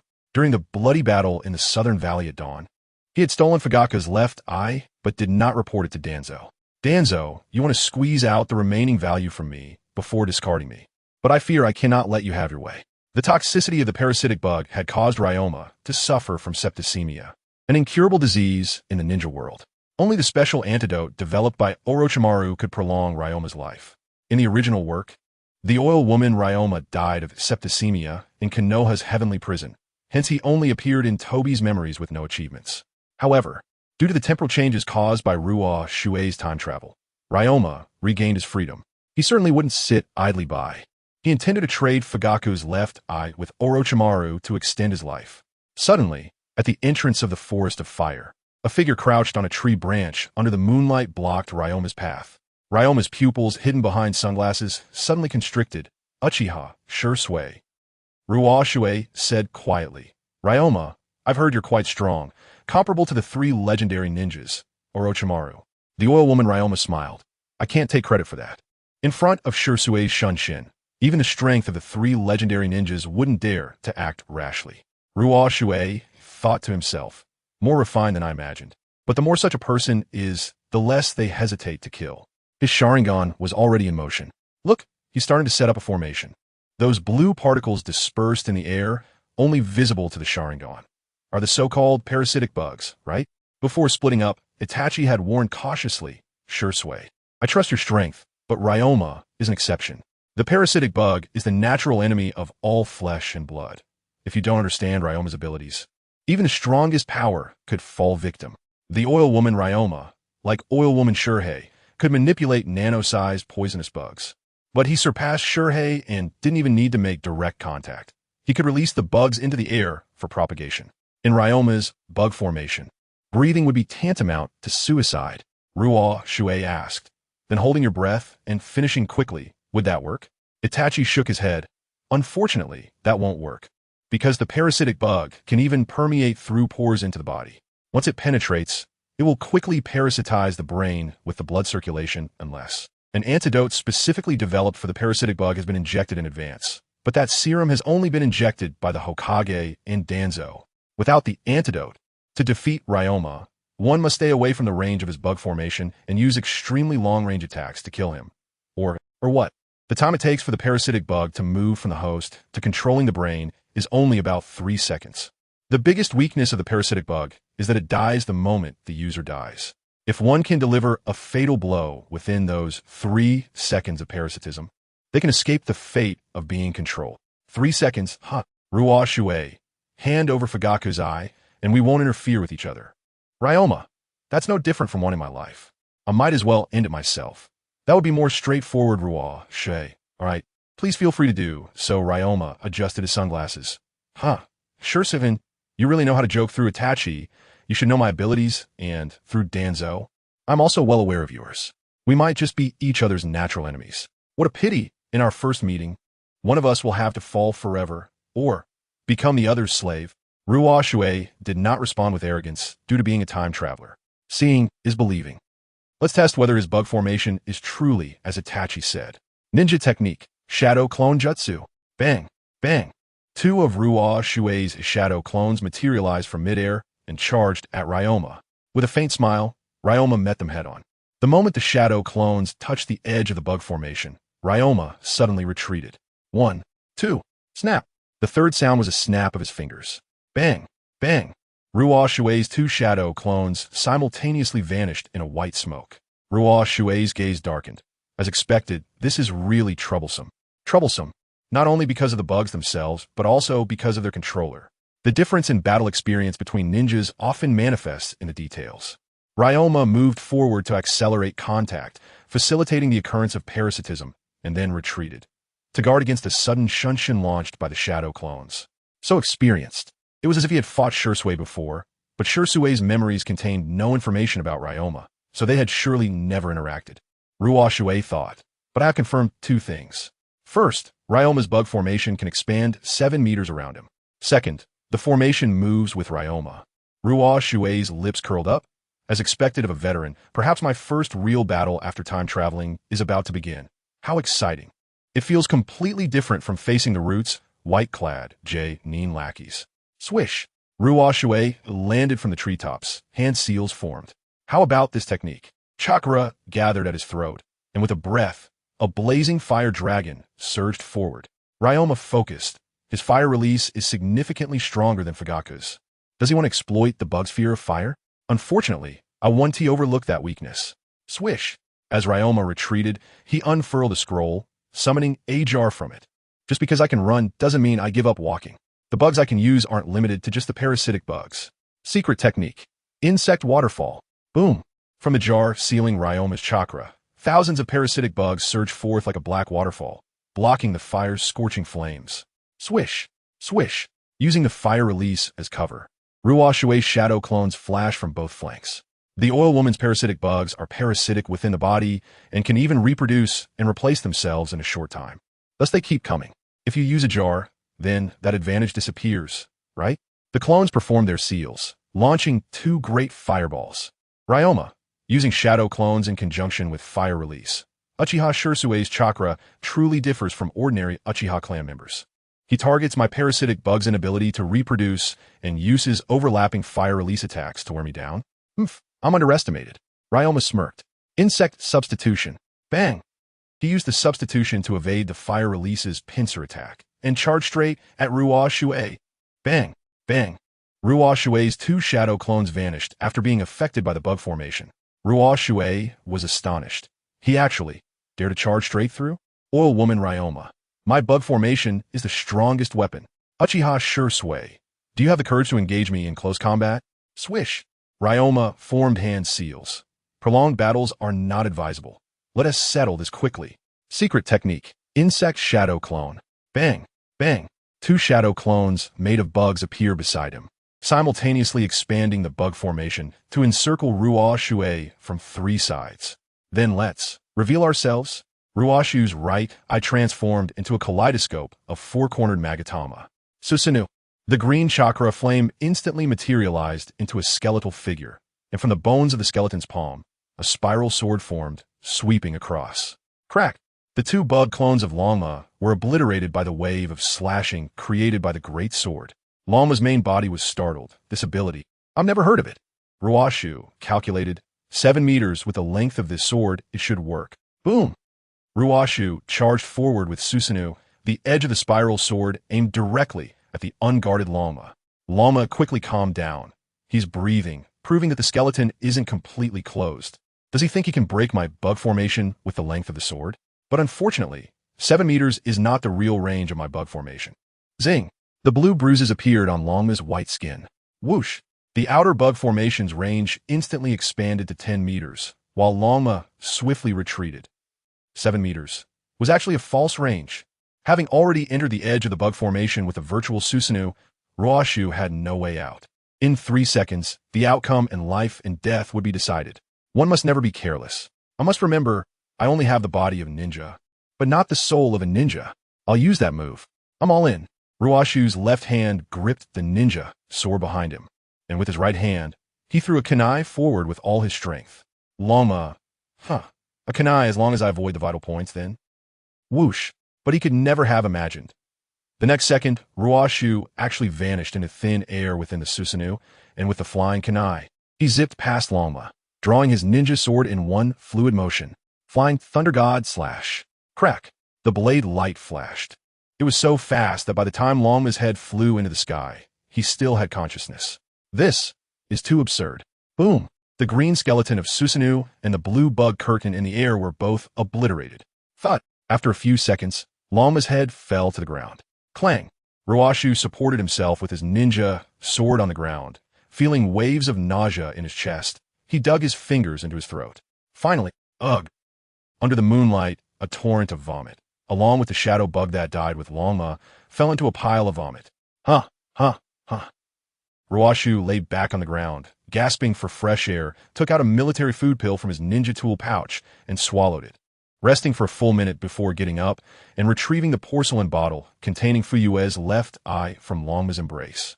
Looking at Longma's remains, Ruoshui murmured, I originally wanted to use Longma directly as a living sacrifice for the impure world reincarnation wave, but I overestimated myself. His abilities are quite tricky, and his combat awareness is exceptional.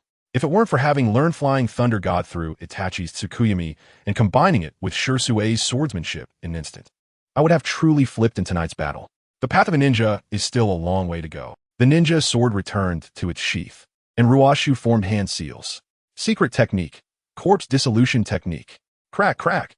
The body of Oil Girl Longma quickly decomposed into non-combustible matter. Longma was strong, but not worth wasting a precious Daikokutten to subdue. Turning back to glance at the east, where Konoha is located, before leaving, I really wanted to see her true face beneath the mask, but since light has not yet settled, perhaps next time. At this moment, Ruoshui had no idea that his next encounter with Shiyin would come so swiftly. Chapter 20. Ritual Miscellaneous. Cruel Compassion. The condition for awakening the Kaleidoscope Sharingan is witnessing the death of the most cherished person. Danzo successfully obtains the right eye of Uchiha Ryu. He considers himself cold-hearted and lacks the emotional foundation required for awakening the eye. Therefore, he chooses to use others to awaken it. The children of Root, who grew up together, cultivate feelings for each other, and then are made to kill one another. The survivor will become a formal member of Root, achieving the complete suppression of emotions, performing Danzo's orders like a machine. He brought in 5 pairs of such children, choosing the one with better aptitude, replacing his right eye, and forcing him to kill his childhood friend. If there were no awakened members, he would immediately replace them. Crack! Soon, it was the turn of the 5th pair. The nameless child, with pale skin devoid of color, opened his mismatched Sharingan and, with trembling hands, stabbed his friend with a ninja blade. Thud! The boy he killed, with gray hair, fell into a pool of blood, still blessing him before his last breath. You must live well, my friend. Ha ha ha. The extreme sorrow triggered a breathing condition, and the boy who killed him collapsed, clutching his chest, his wide-open right eye filled with blood. The surrounding indifferent root members' eyes brightened. However, that silent three-tomo ultimately did not blossom into the strange kaleidoscope. Another failure. Danzo rose from his chair, coldly walked to the child, bent down, and skillfully gouged out his right eye. To be honest, I had some expectations for you. The child fainted in sorrow and exhaustion. Sir, should we dispose of this one too? The 4 previous failed children had been ordered to be killed by Danzo because this was, to some extent, a case of pulling seedlings to help them grow, which was considered a failed product for Root. Danzo pondered slightly. Let's hold off for now. His unparalleled artistic talent may come in handy in the future. Stop the bleeding for him, one of his subordinates said. Lord Danzo, could it be that this eye simply doesn't have the potential to awaken? Otherwise, how could Ryu, at that age, not have awakened yet? Danzo sat back in his chair, recalling Ryu's display of the spirit of the festival during the last battle. Concluding, some eyes have an exceptionally high threshold for awakening. My old comrade, Uchiha Kagami, was a late bloomer. The subordinate responded, so? It means the quality of the host itself is insufficient. Danzo tightened his grip on his cane. Emotions. The emotions of children are pure, innocent, and delicate, but lack the tempering that life experience brings, insufficient to support the spiritual energy required to awaken the kaleidoscope. The subordinate added, if not children, then we can only look for adults. Danzo smirked. I already have a candidate in mind. Though it's a bit risky at this critical moment, if it can produce a good eye, it's worth a try. Bring those 2 before nightfall, and remember the timing. Do not alert the 3rd. The subordinate asked, you mean? Danzo's gaze darkened. Yuzuki Yuin, Moonlight Gale. At night, in Root's underground base. Yuzuki Yuin opened her closed eyelids, realizing she was bound to a torture rack. She remembered she was at her sister's grave, who died in the 3rd Shinobi World War, suddenly, losing consciousness. Under normal circumstances, she would easily fall for such a trap. But who could have imagined that she would be attacked by her own kin in front of the memorial stone, honoring the fallen heroes of Konoha?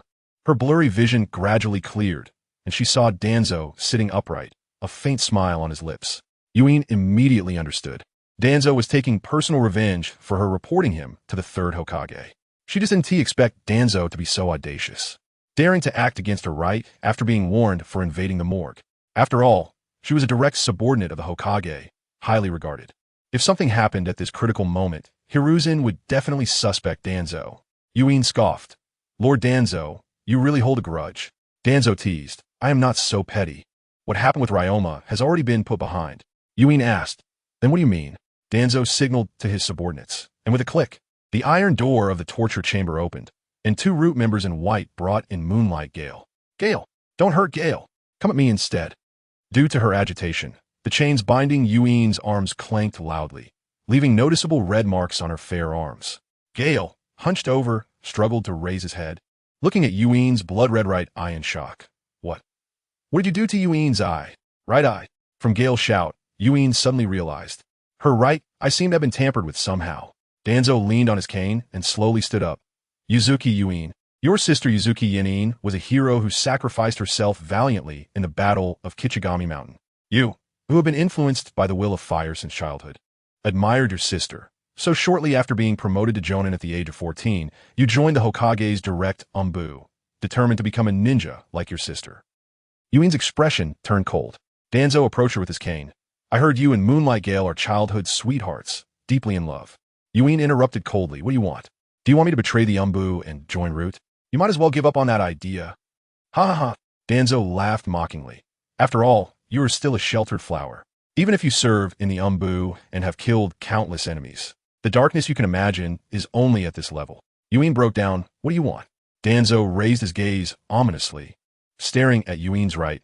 I want you to witness your lover being tortured to death before your eyes, using the hatred and pain to give birth to a new light. Yuin was struck like a thunderbolt, her eyes widening in fear. No. The Root members rushed forward, tearing off Gale's shirt, securing him to the torture rack opposite Yuin. Please don't hurt Gale. I'll do anything. Danzo stuffed something into Yuin's mouth, coldly turning away. 4 Root ninjas surrounded Gale's torture rack, working together to tightly cover his torso with a fishing net. During the Blood Mist era, Mizukijigura invented a torture known as fishery, tightening the fishing net around the body of the guilty ninja until every piece of flesh protruded from the net's gaps, and then using a sharp knife to slice the flesh piece by piece. Danzo walked to the torture table, pulled out a ninja blade, discarded his cane, and washed the blade with water. The gleaming blade reflected his cruel smile. This torture is deeply favored by me. Gale had several old knife wounds on his chest, left from a fierce battle with enemy ninja, attempting to steal Konoha's intelligence many years ago. Danzo grinned wickedly as he brought the knife down toward Gale's shoulder. Crack! With one slice, a chunk of flesh fell and blood gushed out. Gale gritted his teeth. Yuin, close your eyes. Don't look. Tuanzong slowly made the second cut and said softly, close your eyes, and I will immediately chop off his head. Xian dared not close her eyes, witnessing Tuanzang's slaughtering knife cutting into her lover. Shifeng's willpower was incredibly strong. The flesh on his shoulders was sliced clean without a single scream. Tuanzong wiped the ninja knife and coldly said, let's add some ingredients. A member of the root, standing nearby, forcefully fed Shifeng a pill.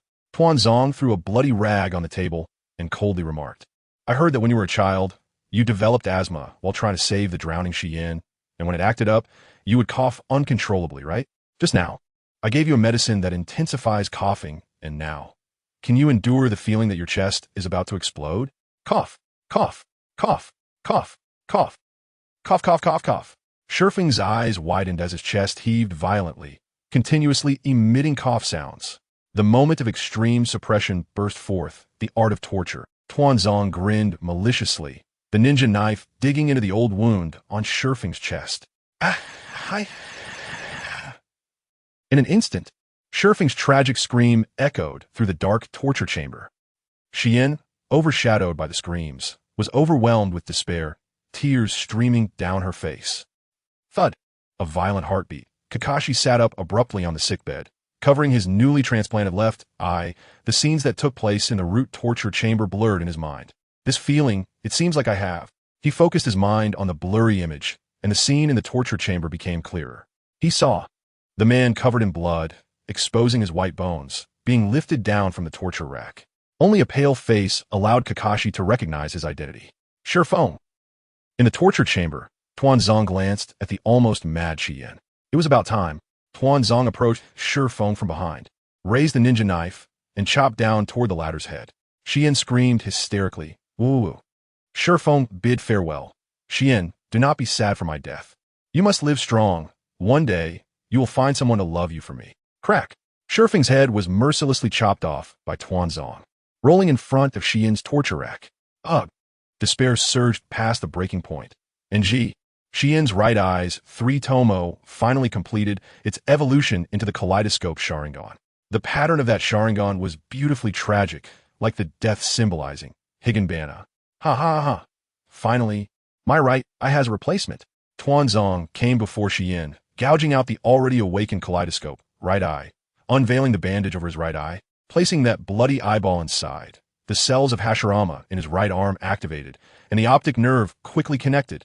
The cotton that Xian had already bitten through was removed. The awakening of the kaleidoscope had drained all her mental and physical strength. Tuanzong, doing such cruel things, the Hokage will not let you go.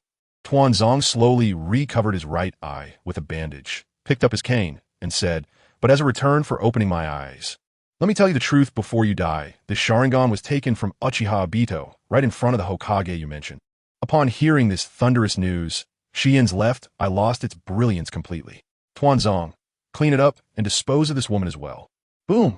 Just then, Sarutobi Hiruzen, who received Kakashi's report, burst in with a group of Umbu. Looking at the hellish scene, Hiruzen was furious. Immediately, take Tuanzong down and imprison him in Konoha's death row. Protect Lord Tuanzong. The root members present were about to tear their faces. But Tuanzong unexpectedly stopped them.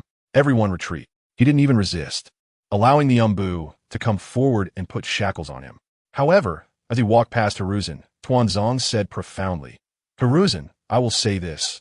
One day you will willingly re-employ me, because Konoha, bathed in sunlight, cannot do without the roots in the darkness. Sarutobi Hiruzen's palm, hidden under the Hokage's robe, was tightly clenched, and after a long while, he said sternly, take him away. Chapter 21. The miscellaneous rituals the serpent's pupil in the northwest of the Land of Fire, in the downstream area of the Undying River. Itachi was sprinting with all his might. Whoosh! Ruoshui flashed out beside him, running side by side. Before they split up, Ruoshui, who had learned the Flying Thunder God technique, had no reason not to leave a kunai for Itachi to facilitate support. Upon seeing Shisui appear, Itachi knew that Ryoma had been dealt with. Ruoshui said, "I've retrieved Lord Fugaku's left eye." Itachi nodded.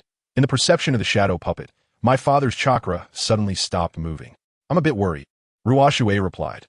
"The shadow puppet can only be used for living identification. As long as the perception hasn't disappeared, at least Lord Fugaku's life is not in danger." Itachi felt a bit relieved, then quickened his pace towards the source of the Undying River, Saihigan. In a certain location in the Land of Fire, deep within a cave where giant beast bones lay, in a dim chamber, Obito was installing a brand new right arm of white zetsu onto his severed arm, moving the joints as he cast a seemingly perceptive glance at the wall. Rustle. The aloe heads of white zetsu and black zetsu emerged from the wall. "I found something extraordinary with my clone downstream of the Undying River. Guess who it is?" Obito turned to face the wall, revealing an impatient expression. Black zetsu said, "This guy's in a bad mood, so don't beat around the bush." White zetsu replied, "All right, it's the culprit who made Obito angry, Shisui." Along with his big sidekick Itachi, two pairs of walking kaleidoscopes are heading towards Saihigan. Obito was not surprised by White Zetsu's annoying tone and chose to ignore it. His gaze darkened. Saihigan Shrine, the current gathering place of Akatsuki. "Have you confirmed their purpose for this trip?" White Zetsu said, "Those two are too dangerous." The clone didn't dare to get too close. "But do you think they might be going to join Akatsuki?" Obito rejected. "Impossible. They probably got the intel that Orochimaru is at the Saihigan Shrine. I didn't expect them to come so quickly.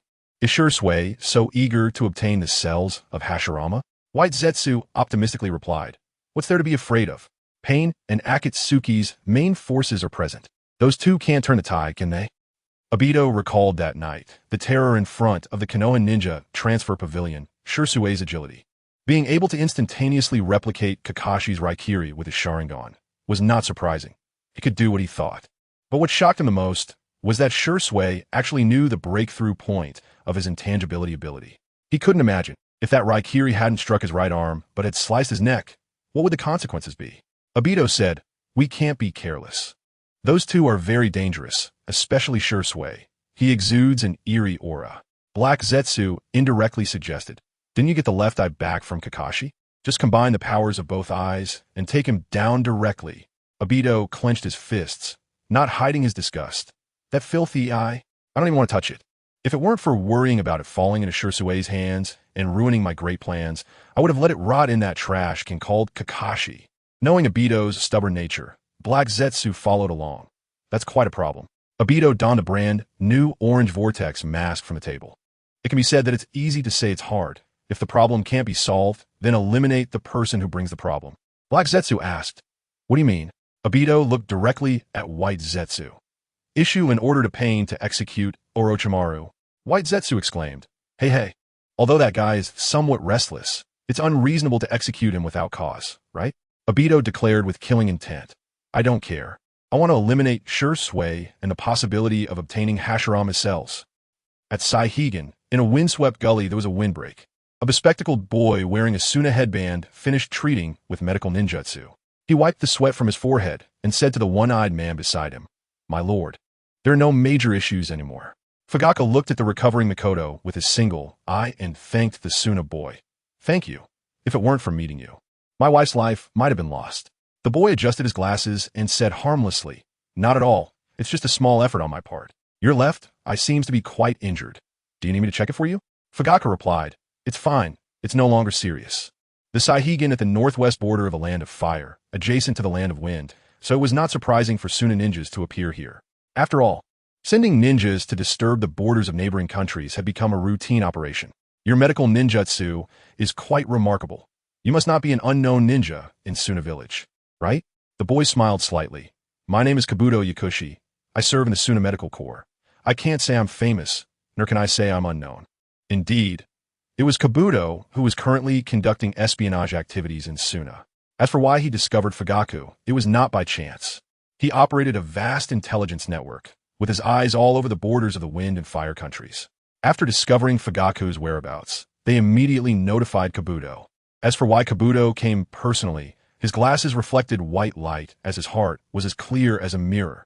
The Uchiha escape plan encountered change. Fugaku was wandering here to evade Danzo's pursuit. Lord Orochimaru, ever since you infiltrated Akatsuki, we haven't seen each other for a year.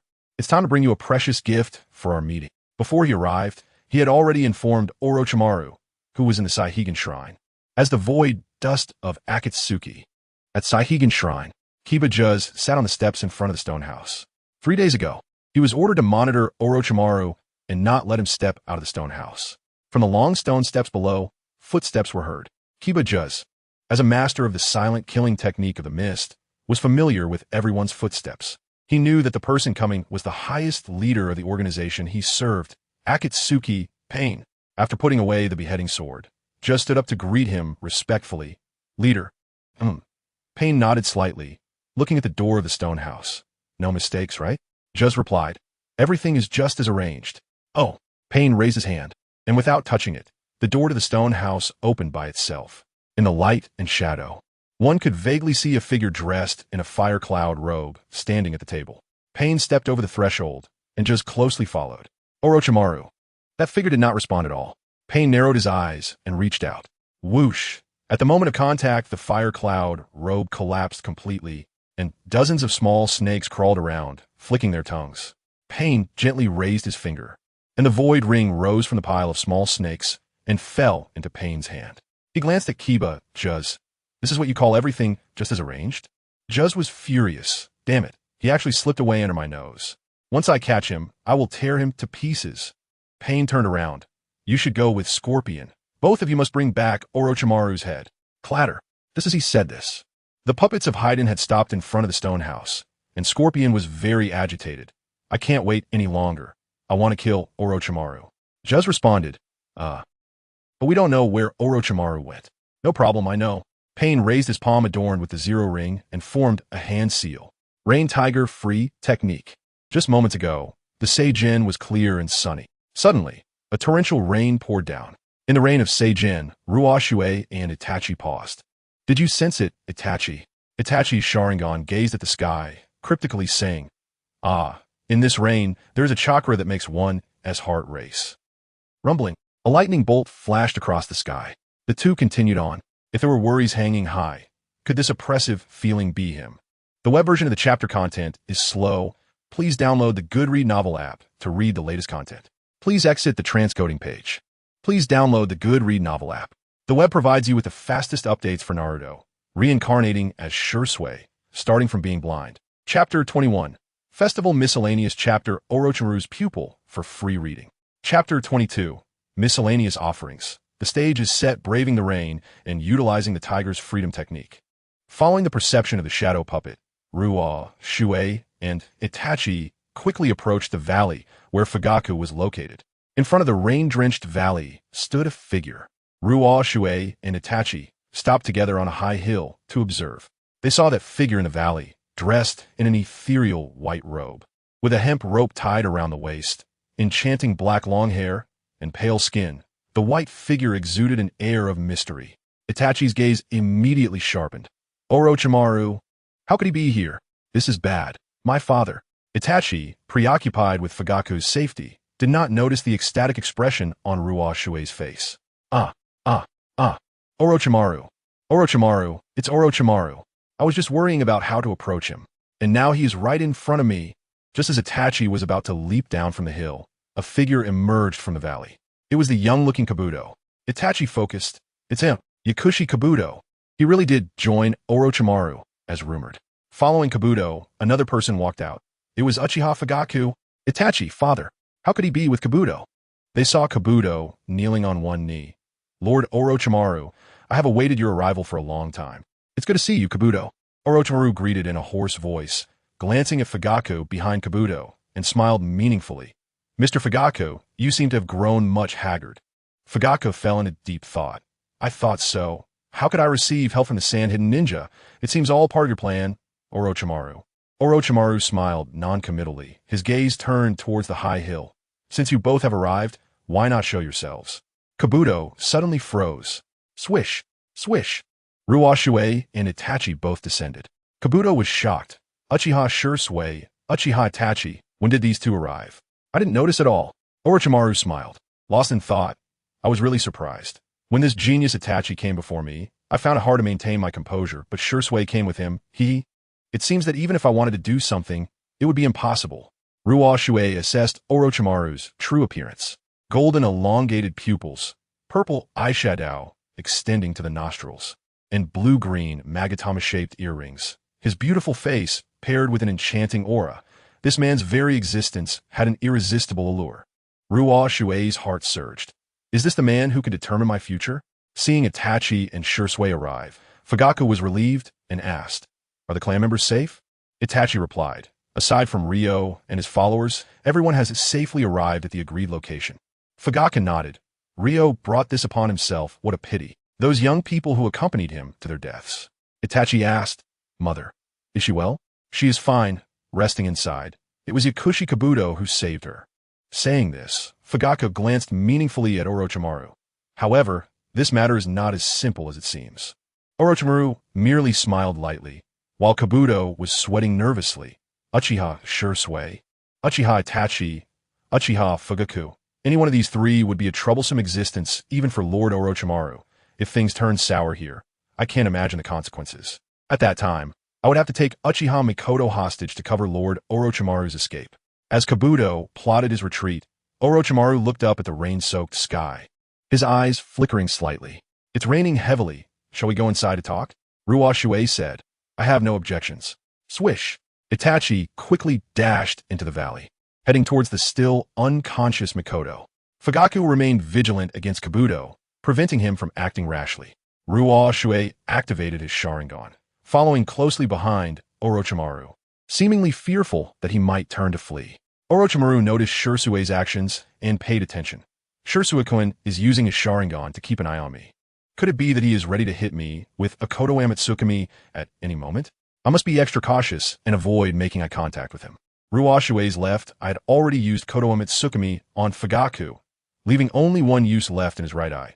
Unless absolutely necessary, he dared not gamble. But at this moment, he was indeed suppressing the impulse in his heart, striving hard to remain calm. Calm. Prioritize the bigger picture. I am currently in a dangerous situation. If I use Koto Amatsukami too early, I will lose my greatest trump card. Even if I subdued Orochimaru now, I couldn't immediately obtain Hashirama's cells. Yes, for now, I must stabilize Orochimaru, and once I settle down, I can do as I please. The few of them, each with their own agendas, arrived at an open space deep in the valley. The atmosphere grew somewhat oppressive. It was Orochimaru, who was in a more passive position, who broke the silence first. "Since we have encountered each other here, why don't we exchange some information? To show my sincerity, I will speak first. My organization has been monitoring me very closely recently. I have sensed the smell of danger, so when I received Kabuto's message, I recklessly left that organization." Fugaku said, "So, my encounter with Yakushi Kabuto here is not your arrangement?" Orochimaru smiled. "Of course not. Kabuto is indeed my subordinate. But this child is quite capable and often brings me surprises, so I have given him considerable freedom." By Mikoto's side, Itachi cast a glance. "The organization you belong to is called Akatsuki, isn't it?" Fugaku frowned. "Akatsuki? I have never heard of it." "Oh, as expected of Itachi. Sharp-eyed and perceptive. You know about this, so it will be much easier for me to talk." Orochimaru praised, then shifted the topic. "The shrine in Sakahara is the gathering place of Akatsuki, and the leader of Akatsuki, Pain, is currently also in the shrine. I believe Shisui and Itachi-kun have already noticed that the sudden rain outside is not ordinary. The technique called Tiger's Freedom covers everything under the heavy rain. And I believe our every move is already under Pain's surveillance." Boom! Just as he finished speaking, another flash of lightning streaked across the sky outside the valley, and the atmosphere grew even heavier and more oppressive. Fugaku lowered his head. The legendary Sannin, Orochimaru, even when mentioning that ninja named Pain, spoke with trepidation. "Who exactly is Pain?" Orochimaru said. "I believe the ninjas of Akatsuki will soon find their way here. So we should prepare early." Ding dong. Just as he spoke, a strange sound of bells, accompanied by the sound of the tail joints of the crimson stream scorpion, drew nearer from the rain outside the valley, becoming clearer. Swish! Then mist suddenly rose, enveloping the area outside the cave. Orochimaru raised his gaze. Oh. Have they already arrived? The Crimson Sand Scorpion, the Crimson Sand Scorpion. The Crimson Stream Scorpion stopped outside the valley, and the scorpion's feigned deep voice coldly came through. Orochimaru, come on, die. The hostility of the scorpion towards Orochimaru stemmed from being defeated by him during the Akatsuki assessment. Kabuto was nearly useless in this level of combat. If it were a one-on-one against the scorpion, Orochimaru had a chance, but if the scorpion had Hoshigaki Kisame as a helper, it would be very precarious. Not to mention, in the Sakahara Shrine, there were other Akatsuki members lurking, waiting. Yao picked up Mikoto and slowly raised his gaze. Orochimaru, it seems that they are coming for you. Fugaka looked at Kabuto with a single eye. Thank you for saving Mikoto. But since your intentions were impure from the beginning, there is no debt between us. Let us part ways here. Kabuto was almost driven to madness. How could it turn out like this? I've harmed Lord Orochimaru. Wait a minute. At this moment, Ruoshui, who had been silent, finally spoke. Orochimaru, let us make a deal. The webpage version of the chapter content is slow. Please download the Good Reading Novel app to read the latest content. Please exit the transcoding page. Please download the Good Reading Novel app. The web provides you with the fastest updates for Naruto, reincarnating as Shisui, starting from being blind. Chapter 22, The Sacrifices Miscellaneous Chapter, The Powdered Makeup Debuts for free reading. Chapter 23, The Miscellaneous Offerings Trading with Shisui and the Snake. Itachi, Fugaku, and Kabuto looked at Shisui in surprise. Orochimaru remained calm. So, what is the content of the trade? Shisui did not answer immediately, but threw a porcelain bottle containing Fugaku's left eye to him. Fugaku sighed. You really are something, Shisui. Did you take down that oil woman Ryoma? Before the trade, are you going to transplant my left eye first? Orochimaru understood and cast a glance at Kabuto. Lord Orochimaru. This. Go ahead. Reluctantly, Kabuto approached Fugaku. Lord Fugaku, may I use medical ninjutsu to treat your eye? Fugaku was a man of the world. What's wrong with that? He handed the porcelain bottle containing his left eye to Kabuto and then leaned against the stone wall, closing his right eye. Let's begin. Kabuto's eyes flickered. It's obvious that this trade is unequal. I must gain the initiative for Lord Orochimaru. Yes, as long as I slightly manipulate the medical ninjutsu. Just as Kabuto had this thought, he suddenly felt a chill down his back. He turned awkwardly to see Itachi standing behind him, his blood-red eyes coldly staring at him. I will keep a close watch on you with these eyes. If you do anything to my father's eye with your medical ninjutsu, I guarantee you will die here immediately. Kabuto was struck dumb. This pressure from someone above Lord Orochimaru. Is he really only 13 years old? Under Itachi's intimidation, Kabuto dared not act rashly and honestly began to transplant Fugaku's left eye. Orochimaru said, Sure, Sue-kun, can we now discuss the content of the trade? Shisui said, You know, the Uchiha and Konoha have split, so our next step is to establish our own village. I hope that from now on, you can serve our village, and in exchange, we will help you escape from Akatsuki's pursuit. Orochimaru shrugged and laughed. Sure, Sue-kun, a ninja will not dedicate his life just for a trivial matter of saving his life. At least, I am not that kind of ninja. With your insight, you should understand that even if I agree to you out of necessity, you wouldn't believe it, so let us skip this kind of probing. Sure enough, Orochimaru was not a ninja who easily yielded. So, Shisui said, How about this, 1 year? Once my village is on the right track, you can leave on your own. Orochimaru fell into thought. I don't know why Akatsuki suddenly targeted me. Could it be that they noticed my coveting of the outer path golem? A year is acceptable. Moreover, the Uchiha have always been my main research subjects. Being able to stay close to them openly is quite to my liking. Well, if there are any changes midway, I can just breach the contract unilaterally. Orochimaru, get out. The impatient shout of Akatsuki echoed outside the valley. Shisui asked, Have you thought it through? All right, it's a deal. Orochimaru raised his eyes. So, Shisui-kun, can you put down this terrifying arm from above my head? Crack. Shisui released the Susanu's arm hovering over Orochimaru's head. He thought, Orochimaru, I know what you were planning, and I also know that what I am pursuing is something that cannot be completed in a year, maybe not even in 10 years. So, a year later, I will make you willingly stay by my side. Whoosh. Kabuto's medical ninjutsu was quite remarkable. During their conversation, he had completed the eye transplant for Fugaku. Kabuto's expression was not good, because he had heard the content of Orochimaru's and Shishui's conversation. These Uchihas are unforgivable. I must help Lord Orochimaru escape from his predicament. Right? When the fight breaks out later, I'll take Uchiha Mikoto. Crack. Suddenly, the surroundings darkened, and 4 sharp spikes firmly restrained his body. Fugaku stood up and saw Kabuto trembling all over, saying to Itachi, "Did you use the binding illusion technique on him?" Itachi lowered his 2 fingers. "It seems it will be a fierce battle. I worry Kabuto will take my mother hostage as leverage." Fugaku nodded. "Yes, well thought out." Outside the valley, in the rain, Akatsuki, "No more waiting. Let that valley become Orochimaru's grave." Jizong Takazawa took down his decapitation blade. "Strong attacks are my specialty." Just then, several figures emerged from the mist released by Jizong. "Akatsuki, Takazawa, your mist is too obstructive. Clear it." "All right, I really don't want to team up with such a hot-headed guy." Takazawa formed hand seals with 2 fingers and diluted the density of the mist concealment technique. The figures walking out of the valley became clearer. When he saw the newcomers, Hilliyu, whose pupils suddenly contracted, a well-informed person like him would certainly recognize the true identities of the 3 before him. The renowned Uchiha Shisui, the genius Uchiha Itachi, and the Uchiha clan leader, Uchiha Fugaku. And Orochimaru stood within this small circle formed by the 3, looking at them with a half-smile. Xiaoshui had learned Flying Thunder God. If he wanted, he could directly take everyone and escape using the technique. The reason he didn't was, of course, his own considerations. "Before my next meeting, and before making a break with Obito, I want to keep the Flying Thunder God as my trump card." After a brief shock, Akatsuki looked at Orochimaru with mockery. "Orochimaru, it's a pity that you are one of the legendary 3 ninjas of Konoha, yet you dare not face me?" Orochimaru shrugged. "Indifferent to these empty titles, I would very much like to have an honorable battle with you, but as you can see, I am currently unable to do so." Hilliyu, who turned his gaze to the 3 ninjas, and Akatsuki spoke calmly. "I have no intention of being enemies with the Uchiha. My only target is Orochimaru.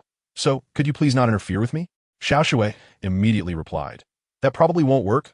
Orochimaru still owes me an old debt. If he settles it here today, this debt cannot be reclaimed." "Debt? Could it be something like research funding?" Akatsuki couldn't care less about these accounts. He was eager to kill Orochimaru. So he said, "Just tell me, Orochimaru, how much does he owe you?" Xiaoshui asked, "What? Are you going to pay for him?" Akatsuki replied, "I want to pay for him, but someone will pay for him. I, as the Jade Girl of Akatsuki, guarantee that as long as you don't interfere with Orochimaru's affairs, Akatsuki will repay this debt." Takazawa reminded, "Hey, Akatsuki, the leader has ordered us not to mention the organization's name." Akatsuki coldly interrupted, "Shut up. Do you think they wouldn't know?" Xiaoshui said, "It's not about money at all. Money means nothing to me. What he owes me, you cannot repay." Akatsuki's eyes darkened. "So, there's nothing to discuss?"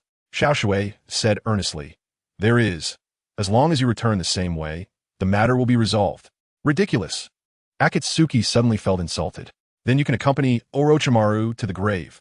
Click. The mechanism in the mouth of the puppet Hilliyu, who opened, and ultra-high-density poison needles and spikes shot out. Hilliyu, who ate needle waves. The web version is slow. Please download the Goodread novel app to read the latest content. Please exit the transcoding page and download the Goodread novel app. We provide you with the fastest updates on Naruto, traveling through Shisui, starting from a blind man. Chapter 23. Sacrifice Miscellaneous Chapter collaborating with Akatsuki to plot with Snake. Free to read. Chapter 24. Ritual Miscellaneous Volume, Suwa, no Makoto. The speed of the needle shot by Scorpio is extremely fast, covering a wide area. Each poison needle is coated with a deadly poison concocted by Akasha no Sasori, and being hit means death. Therefore, rather than dancing on the needle's tip in danger, it's better to resist in the simplest and most brutal way. Boom! The right eye of Ruoshui lit up with the brilliance of the kaleidoscope, and the eerie green skeleton stood beneath the nest, blocking all the poison needles from the outside. Inside the skeleton, Orochimaru was shocked. "This is Susanoo, so beautiful." Looking at the spectacle that transcended ninja common sense, Paipa Shirzong was astonished. Hey, what kind of chaotic technique is that?" Covered by the puppet shell. But Akasha no Sasori's voice was not calm. "Who knows, is that the power used by the rumored higher-level Sharingan? Kaleidoscope Sharingan? Huh, I can't even laugh at all. But blocking the piercing of the poison needles is nothing." Swish! With confidence in the defense of his masterpiece, the scarlet flowing jewel, Scorpio launched a strong attack. "Let us see if your chakramate skeleton is tougher or if my scarlet flowing jewel's tail stab is sharper. Crack, crack, crack. The scorpion tail extended from the ghost face-shaped opening on the back of the scarlet flowing jewel, powerfully stabbing towards the ribs of Susanoo. Scarlet flowing jewel back spike. Clang.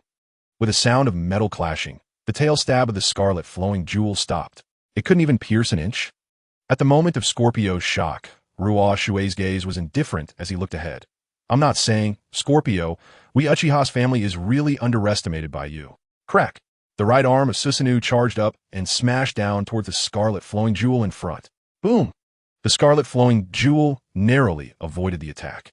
And Scorpio looked at the deep pit created in the ground, finally accepting reality. The defense of the scarlet flowing jewel cannot withstand that monster's attack. But such strength must require a lot of chakra to maintain.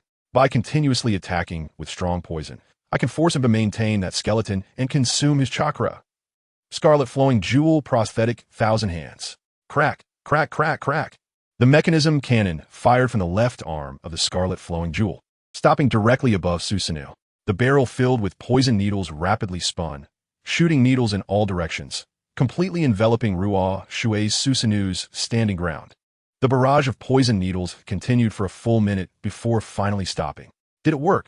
As the smoke cleared, the skeleton of Susanoo still stood intact, while the surrounding ground had turned into a hell of needles.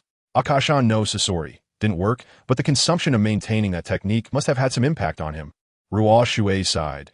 Truly an astonishing rate of fire, but when it comes to firing speed, I won't lose to anyone. Zing! Green tendrils wrapped around the skeleton, transitioning Susanoo to its second form. This greatly exceeded Scorpio's expectations. Not only was he not exhausted, he even entered a higher form. Zing!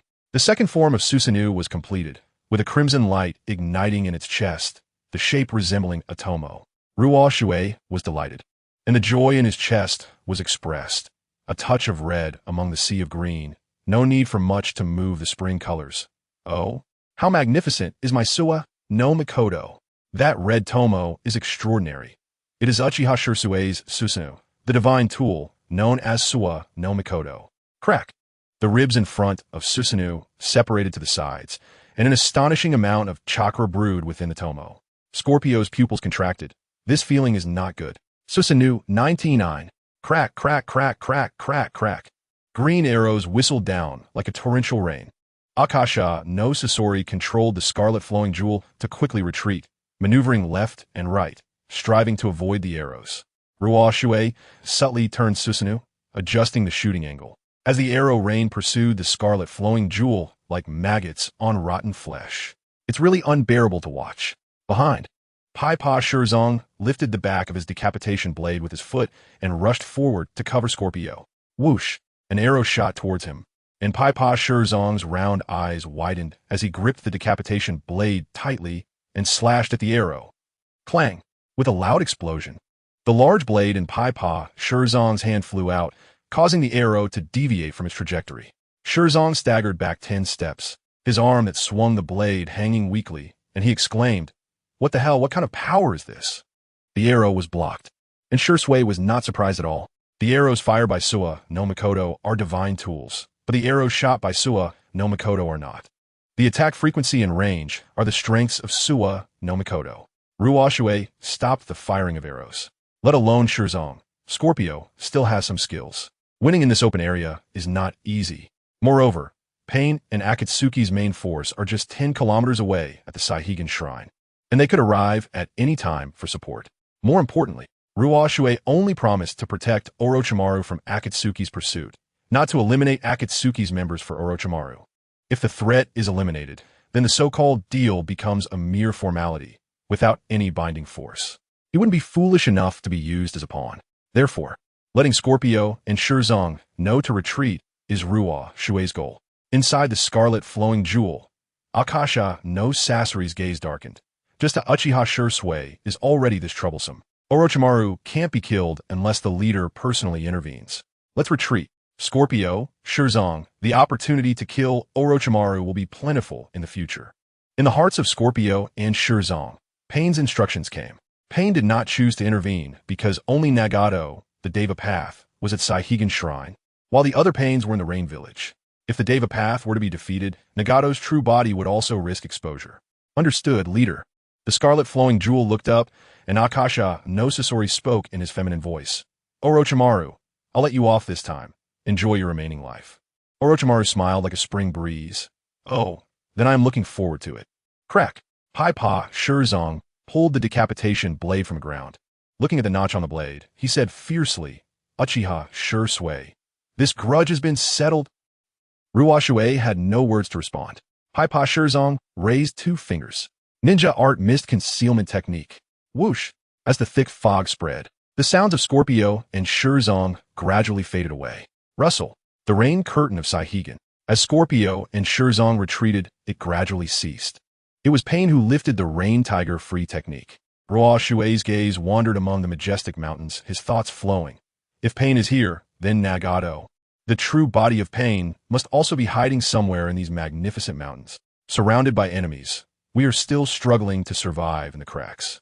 I need to get stronger quickly. Whoosh. Susanoo extinguished. Ruoshui's eyes were bright. Let's go to the land of waterfalls. After drifting for so long, it's time to settle down. The fastest update of Naruto. Crossing the water stop, starting from a blind person. Chapter 24. Festival Miscellaneous Chapter Susanoo is available for free reading. Chapter 25. The Miscellaneous Offerings. The Festival of a Night after as Ruoshui and his companions left the Sai riverbank. They did not return the same way they came, but instead hired a boat at the dock to leave via the waterway. The reason for taking the water route was twofold. First, Meichin had fallen into a coma and was unable to move. Second, it was, of course, to guard against the white absolute spies that Akatsuki had placed everywhere. On the deck, looking at the still deeply unconscious Meichin, Fuya and Itachi felt a bit worried. But in the presence of Orochimaru and Kabuto, they did not express it. Ruoshui took the initiative to break the silence. Aunt Meichin, why hasn't she woken up for so long? Itachi immediately understood Ruoshui's intention and cooperated. She was poisoned by Ryoma's venomous insect, which affects the brain. It must be due to the side effects. Orochimaru, who was listening to this conversation, smiled slightly and suddenly opened his mouth wide, pulling out a sticky scroll from deep in his throat, saying, "This scroll contains a special antidote developed specifically for Ryoma's cursed insect. Once she takes it, the side effects should disappear." Itachi took the scroll, but since it concerned his mother's safety, he couldn't help but feel anxious. Ruoshui patted Itachi's shoulder, signaling him to relax. After taking care of Meichin and administering the antidote, a few minutes later, Meichin woke up. Itachi. Itachi reassured her, "It's okay now, mother." Meichin sat up. She was a mature and steady woman. Seeing her husband, her son, the seemingly dead Shisui, the defector, Orochimaru, and a glasses-wearing boy with a sand village headband sitting in the same boat, even though countless questions arose in her heart, she showed no signs of abnormality. Ruoshui nodded to himself. After all, she is the lady of a clan, able to withstand storms. After the boat had traveled 20 kilometers, Ruoshui said, "Boatman, there's a thick fog ahead. Please steer the boat into the fog." The boatman was puzzled. Are you sure? We could lose our direction in the fog." Ruoshui said, "It's fine, just go ahead. Just get to a place where you 1T get lost." The boatman thought to himself, "These people are dressed like ninjas? Are they planning to rob me? Well, I have a family to take care of. If you want the boat, just take it."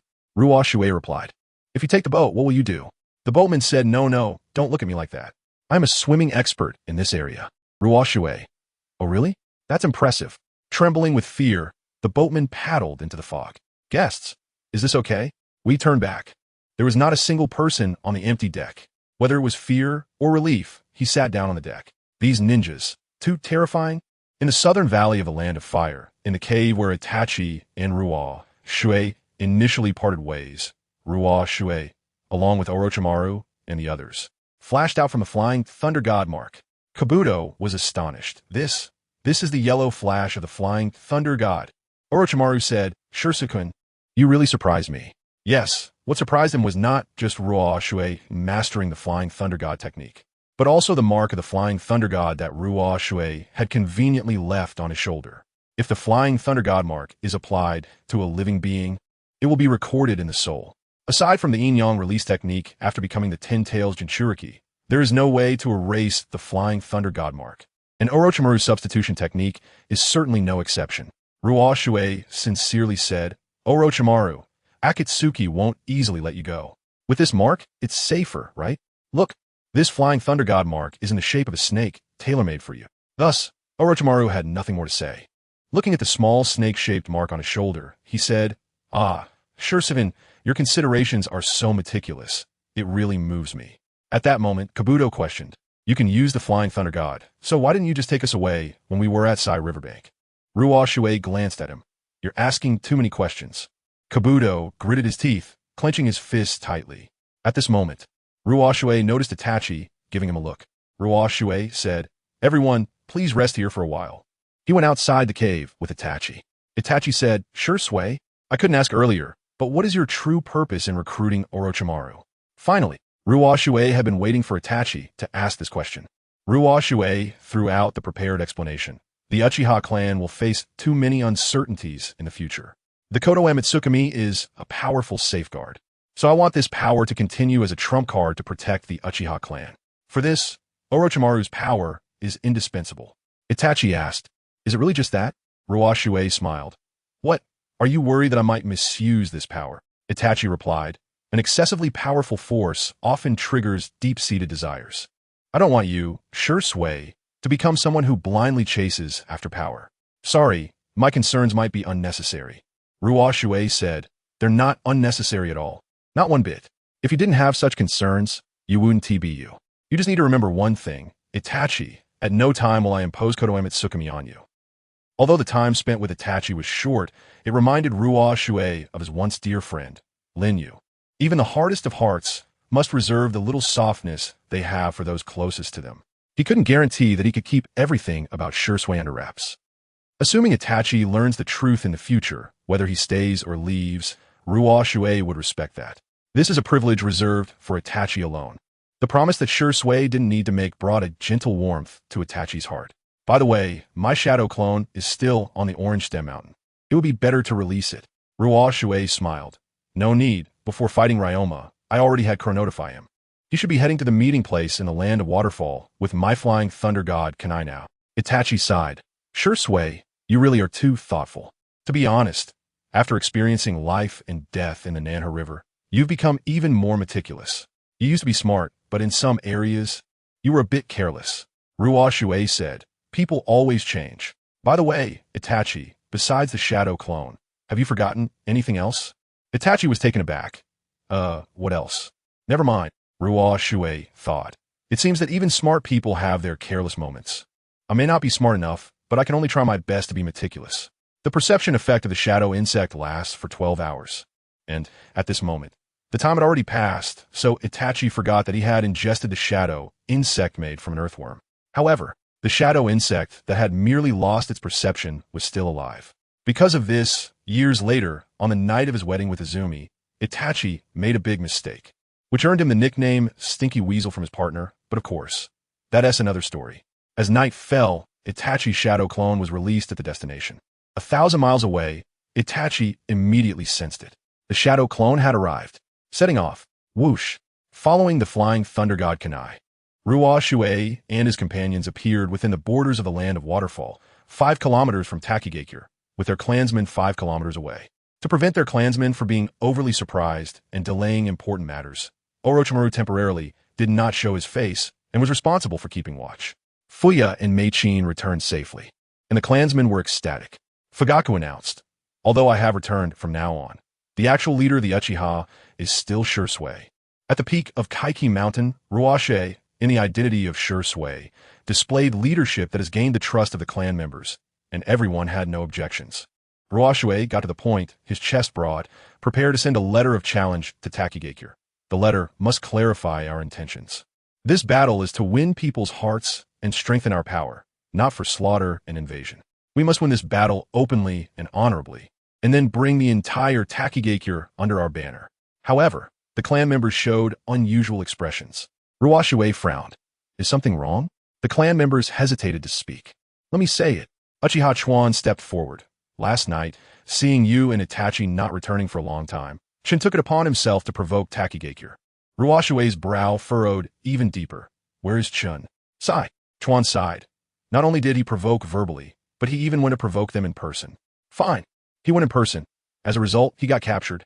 Ruoshui suddenly felt a wave of dizziness, his face burning. What a shame, what a shame. Losing face and losing the family. Chin, what the hell? Why didn't you just die together with a wave at that time? Ruoshui's face was as cold as water. Oh. I see. The plan will continue as usual, but I want you to add a line in the letter of challenge for me. Chuan said. That was his personal action. It has nothing to do with Uchiha? No. Ruoshui shook his head, looking at the night sky. His gaze deep. No matter how embarrassing, Chun at this moment is still our clan member. How to deal with it is not for Takigakure to decide. The letter should say that once the battle is over, Chun must be alive. Otherwise, Takigakure will leave not a single living soul. Chapter 26. Light and Shadow First Courtesy. Then force in the dungeon of Takigakure. Chun, even after being captured, continued to shout, "You scum of Takigakure, release me immediately, or my clan will flatten your village." The dungeon guards were furious, but had received orders not to harm the captive, so they could only endure it. Clang! The dungeon door opened, and the over 80-year-old village chief of Takigakure, S.H. Mushion, walked in accompanied by 2 members of the Takigakure Umbu. S.H. Mushion wore a blue robe with the Takigakure emblem, and in his frail right hand, he held a solemn red wooden staff. The dungeon guard stepped forward to pay his respects. Chief S.H. Mu, this guy's been shouting all night. S.H. Mushion nodded and approached the prison cell, his aged but clear eyes fixed on Chun. Uchiha, do you really intend to wage war against Takigakure? Chun lifted his gaze full of arrogance. If you know what's good for you, release me, and maybe I'll spare your old life. The 2 Umbu beside S.H. Mushion immediately showed murderous intent, waiting for S.H. Mushion's command to deal with this insolent fool. S.H. Mushion tightened his grip on the staff. You dogs of Konoha, who fled. Do you really think Takigakure is easy to bully?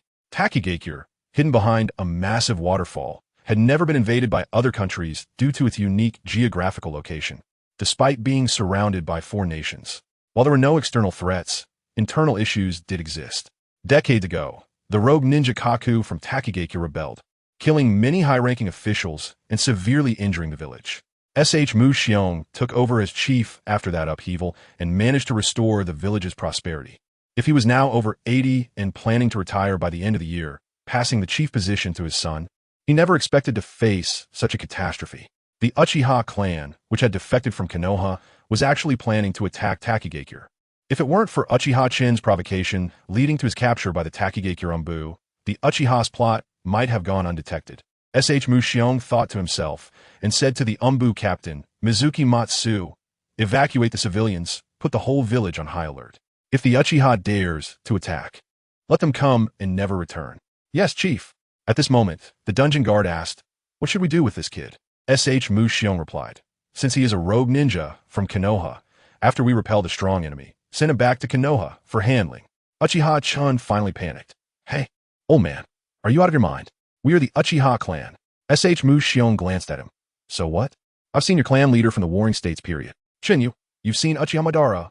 S.H. Mushion. Although I only saw him from afar, he was indeed extraordinary. I never expected that among his descendants, there would be such a rodent as you. The Uchiha clan seems to be nothing special. Mizuki Matsu returned with a serious expression. Chief, this is a challenge letter just submitted by the Uchiha. S.H. Mushion took the challenge letter and examined it, frowning tightly. The letter used honorifics, but the content was extremely violent. The general meaning was that the Uchiha unilaterally challenged them, and both sides would gather all their forces. The defeated side would have to accept the rule of the victor. It specifically mentioned at the end that if Chun were to die after the war, all ninja from Takigakure would be buried with him. Another Umbu captain, Yamashiro Ryufeng, looked at the content of the letter, furious. These people are simply too much. Mizuki Matsu asked, Chief, should we respond to them? S.H. Mushion said solemnly, look at the signature of this challenge letter. Mizuki Matsu and Yamashiro Ryufeng looked together. Uchiha, Shisui. That Shisui who could use body flicker. According to our latest intelligence, he was already dead, right? S.H. Mushion gripped his staff. It seems our intelligence is a bit outdated. With Shisui here, it's impossible to avoid war. Shin laughed. Huh, how does it feel? Disaster is coming, huh? At this moment, the dungeon guard could no longer bear it. Chief, I can't hold back anymore. S.H. Mushion said, go, just don't kill him. With permission, the guard rushed into the cell and began to beat Chun violently. You bastards. Wait and see, my clan will punish you. Leaving the dungeon, S.H. Mushion said, the situation is urgent, go seek heed. We may need to rely on her strength. Mizuki Matsu's expression was somewhat complicated, because the key mentioned by S.H. Mushion was his younger sister, and also the Jinchūriki of the seven tails of Takigakure. Under the great waterfall of Takigakure, a girl about 5 or 6 years old with short light blue hair and dark skin was playing while practicing.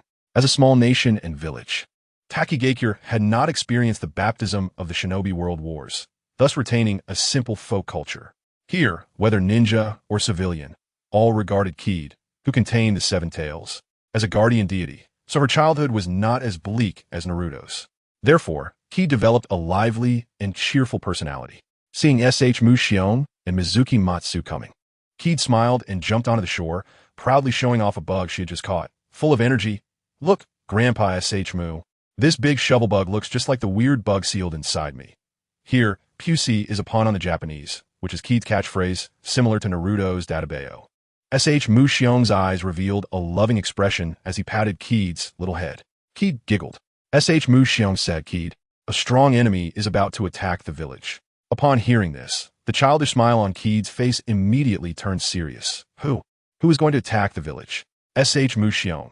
A group from Konoha called Uchiha. They're very powerful. For this, we may need to use your strength. Kid bared her sharp little tiger teeth and said fiercely, "Those who harm the village are no different from pests. I will use my power to protect the village." S.H. Mushion said earnestly, "Kid, although you have been trying to master the power of the tailed beast since you were 4, you are still young, and this power is too heavy for you. You may be in danger of losing your life. Do you understand?" Kid understood. To protect the village, I would not hesitate to give my life. This is what the elders taught me. S.H. Mushion. All right, I swear if anything happens to you, I will come down to accompany you. Whoosh. S.H. Mushion turned the red wooden staff toward Kid's abdomen, activating the sealing technique. At the beginning of Konoha's establishment, Takigakure's martial faction had sent Kaku to assassinate the first Hokage. After failing, Takigakure was also pushed to the forefront. To calm the situation, the first Hokage, Hashirama, after the first 5 Kage summit, unprecedentedly allocated the 7 tails to Takigakure and also gifted a staff made of Senjutsu wood style, giving Takigakure the power to control tailed beasts. This Mingshin staff was a sacred object that only the village chief of Takigakure could wield. Boom! The powerful tailed beast chakra of the 7 tails surged out from the open seal, transforming into tailed beast clothing. Yuwa! Kid gritted her teeth, enduring the pain. Gurgle. 1, 2, clang. Shimuxing raised the divine staff, and the rampaging chakra of the 7 tails immediately calmed down. The chakra amount stabilized at 3 tails, which is also the limit that foam can withstand at this stage. Whoosh! The mountain city flowing wind arrived. The village's combat power has been fully assembled. Shimuxing's gaze was stern. This is a battle that concerns the survival of Takigakure. Bring along the hero's water. The hero's water, the only secret medicine of Takigakure, can enhance chakra by dozens of times for a short period after consumption. Hero's water comes from a Naruto anime OVA 2 battle at the hidden waterfall. I am a hero. The Takigakure ninja army gathered, united in hatred for the enemy, marching mightily towards the village entrance. At that time, outside Takigakure, under the azure moon, over 100 Uchiha clansmen formed a formation. Gazing at the ninja army that outnumbered them by several times, their expressions filled with emotion. In the front of the formation, Ruoshui stood in the center, with Itachi and Fugaku flanking him. Itachi's expression was grave. Have they come? There are more of them than expected. Are even the lower-ranked ninjas being deployed for this battle that concerns the village's survival? Fugaku's gaze was somber. Sure, Sway. Although you said to avoid taking their lives if possible, can there really be no casualties in a ninja battle? Ruoshui's gaze was profound. I understand. So let us use overwhelming power to resolve this as quickly as possible. Uchiha Shisui, Uchiha Itachi, and Uchiha Fugaku, 3 pairs of Mangekyō Sharingan, simultaneously erupted with dazzling brilliance. Susunu. The web version of the chapter content is slow. Please download the Goodread novel app to read the latest content. Please exit the transcoding page and download the Goodread novel app. The web provides you with the fastest updates for Naruto, traveling as Shisui, starting from being blind. Chapter 26 Light and Shadow, free reading. Chapter 27 Light and Shadow meeting on the battlefield. Boom, boom, boom. On the battlefield, 3 skeletal figures stood tall. Among them, Fugaku's was the most eye-catching, red tinged with purple, and purple laced with red. That breathtakingly beautiful color was called Great Purple. Ruoshui and Itachi turned their heads simultaneously. Itachi, this is the first time I've seen my father use this technique, but his calm demeanor clearly shows that this power awakened a long time ago. Ruoshui, we've lost. My Susanoo was utterly defeated in aesthetic appeal. Damn, this color is just too beautiful. Behind them, the Uchiha clan members were overwhelmed. Incredible. What is this? Why have they never used it before? Lord Fugaku, Shisui, Itachi. They all had such secret techniques? Does this mean we can use it too? The Uchiha's morale soared. In contrast, the Takigakure ninja army was in a different situation. Is that a physical form of chakra? Is it ninjutsu? How could such a ninjutsu exist? How can we fight against such a monstrous force? In their shock, they looked to their leader, S.H. Mokuyu. At this moment, S.H. Mokuyu gripped his staff tightly, cold sweat beading on his weathered cheeks.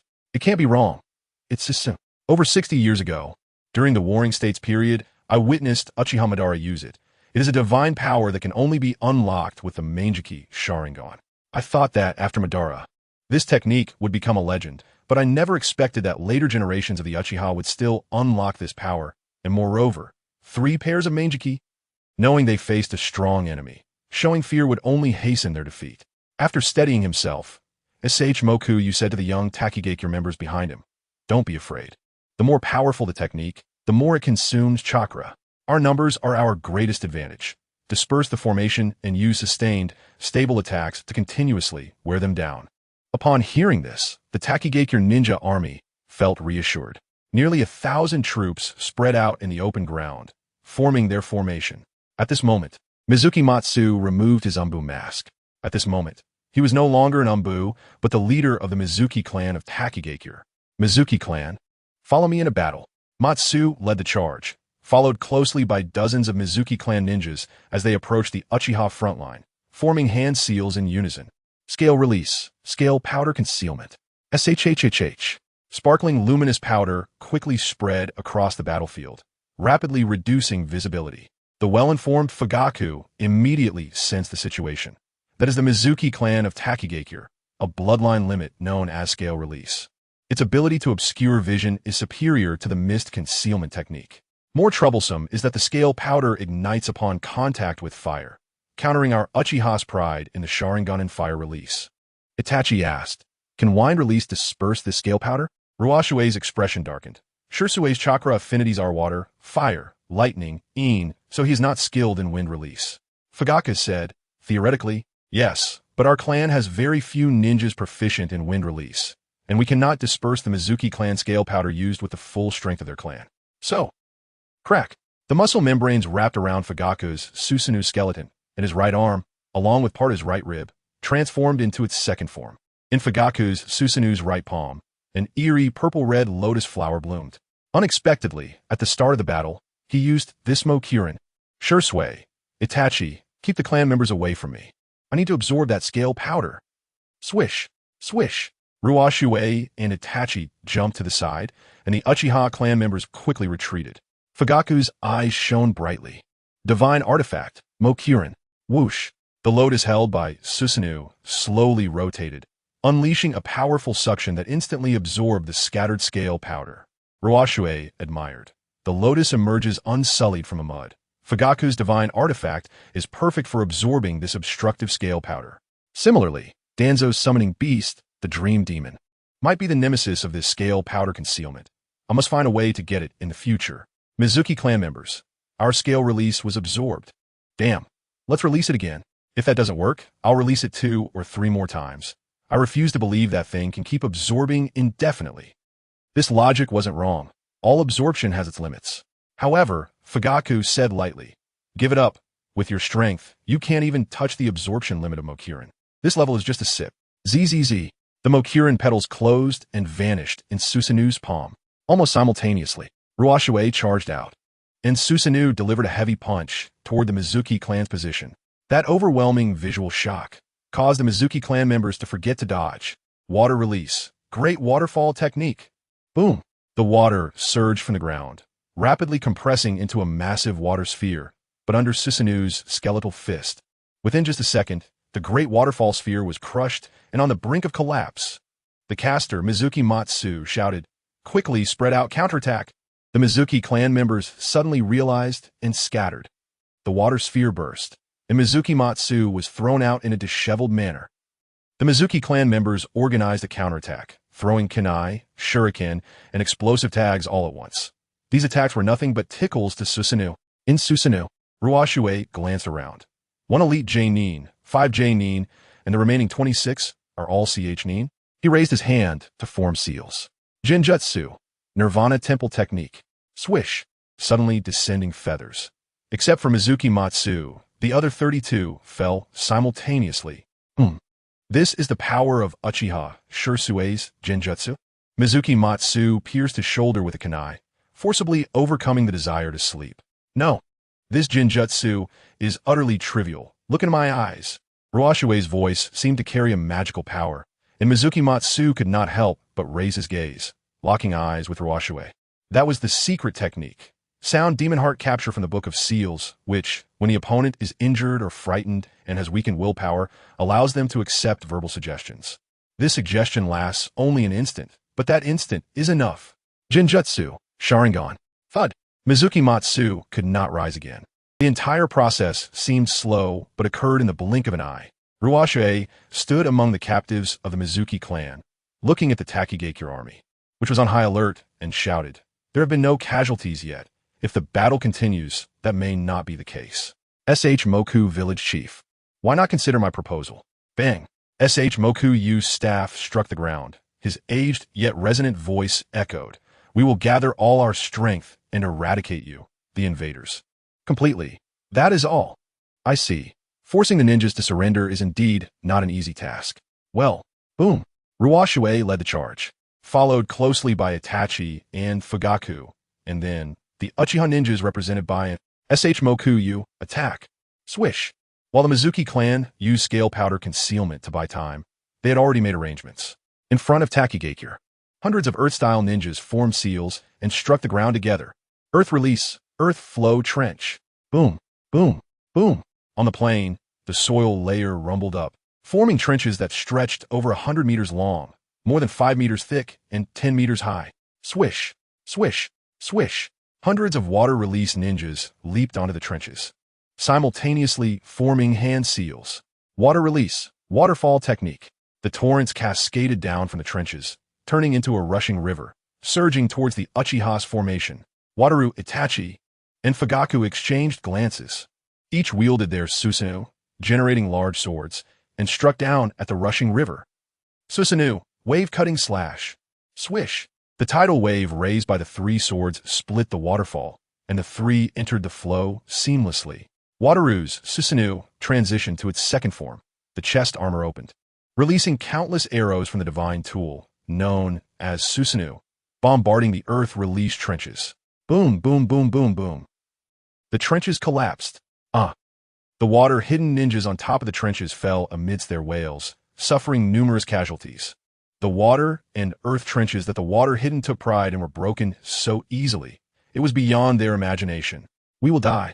Our strength is simply not on the same level. Let us surrender, Elder Shimoku. A lower-ranking water-hidden ninja screamed in fear, and this fear quickly spread through the army. Many water-hidden ninjas began to retreat. This is the reason why during major battles, countries do not allow lower-ranking ninjas to participate in ninja wars. Not only will they lose their lives for nothing, but their psychological resilience can also easily become an enemy's breakthrough point. Seeing that both sides' morale was overwhelmingly imbalanced, Shimoku's eyes were bloodshot, and he struck his cane on the ground.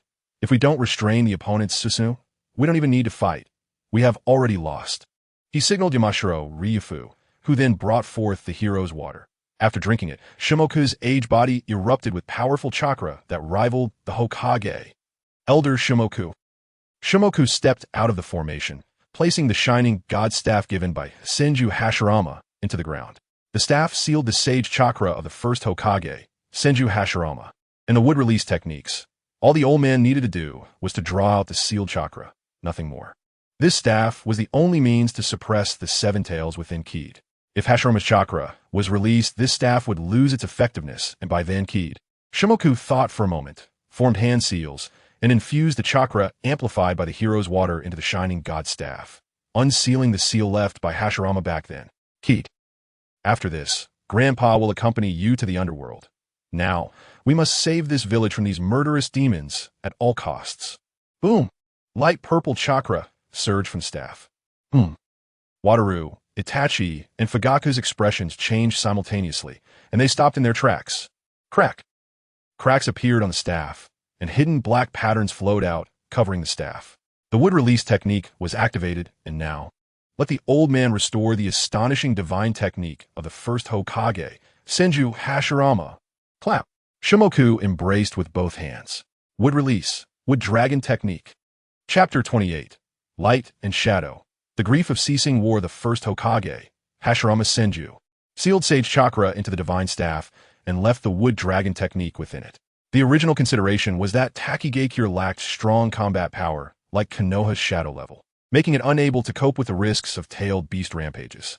Therefore, when a complete rampage occurred, the wood dragon technique within the divine staff could be triggered to bind and suppress the seven tails. This was a contingency plan Hashirama had reserved for Takigakure 50 years ago, and now it was being used by Shimuki to counter the Uchiha invaders. It must be said that it was a helpless yet effective measure. Boom, boom, boom. When three towering wood dragons burst forth from the ground, Rokusui, Itachi, and Fugaku were all shaken by the overwhelming force rushing towards them. Crack! The wood dragon wrapped around Rokusui's Susanoo, and as it tightened, the bones of the Susanoo began to shatter under the unbearable burden. Rokusui exclaimed, "Is this the wood dragon that the first Hokage used to suppress the nine tails? I refuse to believe this." Rokusui further unleashed the power of Susanoo, attempting to perfect its form to resist this suppression. But he discovered a terrifying reality. The wood dragon is absorbing the power of my Susanoo. During the dazzling operation against Danzo's use of the wood release, Violent Gun Tree made Rokusui marvel at the strength of wood release for the first time. But in front of the wood dragon, the Violent Gun Tree was so weak that power could only be truly felt by those who experienced it. The incomplete Susanoo had no room to resist. Rokusui's gaze shifted. If brute force won't work, then I'll evade the real and strike at the false. He actively dispelled Susanoo and quickly retreated, distancing himself from the wood dragon's range. But an even more unexpected scene unfolded. The wood dragon did not lose its effectiveness with the disappearance of the binding object. It actually lunged towards Rokusui. It recognized my chakra. Behind him were the defenseless Uchiha clan members, and if it struck down, there would surely be a massacre. Rokusui could not escape using body flicker technique, and had no choice but to grit his teeth and once again activate Susanoo, allowing the wood dragon to bind him, rendering him unable to move. Wood release is too strong. No wonder it is a power capable of calming chaotic times.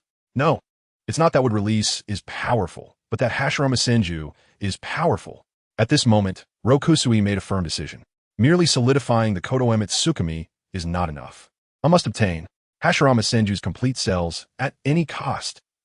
Coincidentally, Itachi and Fugaku's Susanoo also fell under the oppression of the wood dragon. Hoof. The chakra boost from the hero's water was exhausted. The wood dragon had no involvement from Shimuki's chakra throughout the process. All he did, and could do, was open the seal of the staff and use Hashirama Senju's sage chakra to activate the wood dragon's technique. Nothing more. After accomplishing this, he had completely turned into a useless person, unable to even stand. Behind him were a group of dumbfounded Takigakure ninjas. Shimuki spat out blood and roared, "Hurry! While the staff's power hasn't been exhausted yet, take them down." Woohoo! The Takigakure ninjas, as if waking from a dream, shouted courageously, and their army surged like a tide towards the Uchiha's formation. The three strongest combat powers of the clan were suppressed. Unable to move, the Uchiha clan members, already itching for a fight, rose up to engage. In close combat, shuriken whistled through the air, the sound of exploding tags echoed, and the fluctuations of ninjutsu resonated.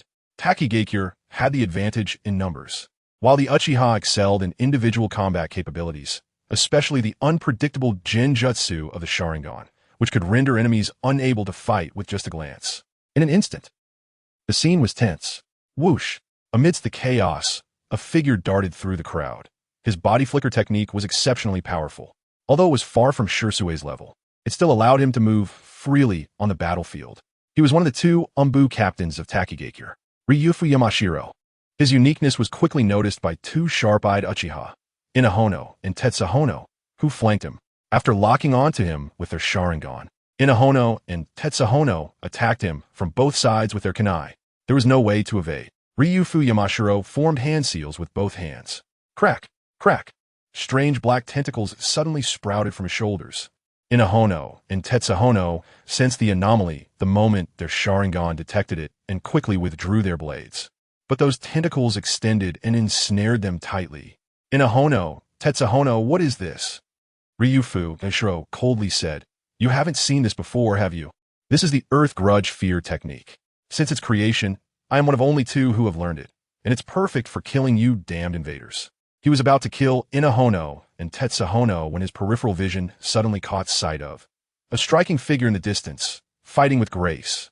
It was Izumi, and Ryufu Yamashiro was momentarily entranced. Not because Izumi was so beautiful or her fighting posture so elegant.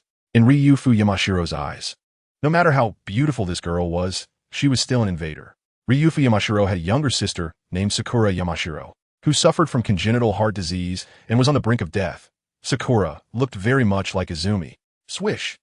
Ryufu Yamashiro abandoned Inahono and Tetsuhono and charged towards Izumi. Izumi sensed Ryufu's approach and immediately threw a kunai. Clang! Ryufu Yamashiro knocked the kunai down with his ninja blade and continued to close in. Izumi's great fireball technique was also blocked by Ryufu Yamashiro with a quick water dragon bullet.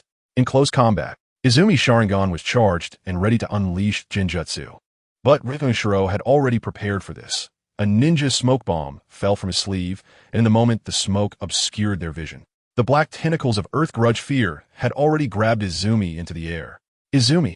At this moment, Itachi noticed Izumi struggling desperately in the distance. Ryufu Yamashiro coldly stated, "I have learned the Earth Grudge Fear technique, and unlike the previous user, I have never recklessly taken someone else's heart because I find that to be a filthy and despicable act. But with Sakura in danger, your heart may be suitable to extend Sakura's life." Crack! The black lines of Earth Grudge Fear emanating from Ryufu Yamashiro's palm reached towards Izumi's heart. Ryufu Yamashiro, you can scream or beg for mercy if you want. But Izumi faced death bravely. No, we fight for survival. Failure or death is something we must accept. You can do it. If my death can help extend the life of the Sakura you mentioned, then it is worth it. Ryufu Yamashiro was slightly surprised. Oh, unexpectedly. You have some backbone. You and Sakura are really alike, but I won't hold back. Farewell. Izumi, close your eyes. Ryufu Yamashiro thrust the black line of Earth Grudge Fear towards Izumi's heart. But in the preceding second, a bleeding I had already locked onto him from afar. Amaterasu. Zing! Ryufu Yamashiro was instantly ignited into a fiery figure. Ugh! He fell to the ground, screaming in agony. Crack! Crack! The divine staff began to crack and fracture due to the depletion of power. The wood dragon's binding weakened. Rokusui immediately activated Susanoo and used brute force to break free from the wood dragon. Ugh! After breaking free from the wooden dragon, Itachi knelt on one hand, covering his bleeding right eye. Ruoshui approached Itachi. Shisui, I'm fine. Hurry. That ninja ignited by the black flames still has a chance. His abilities are strong and will be useful in the future.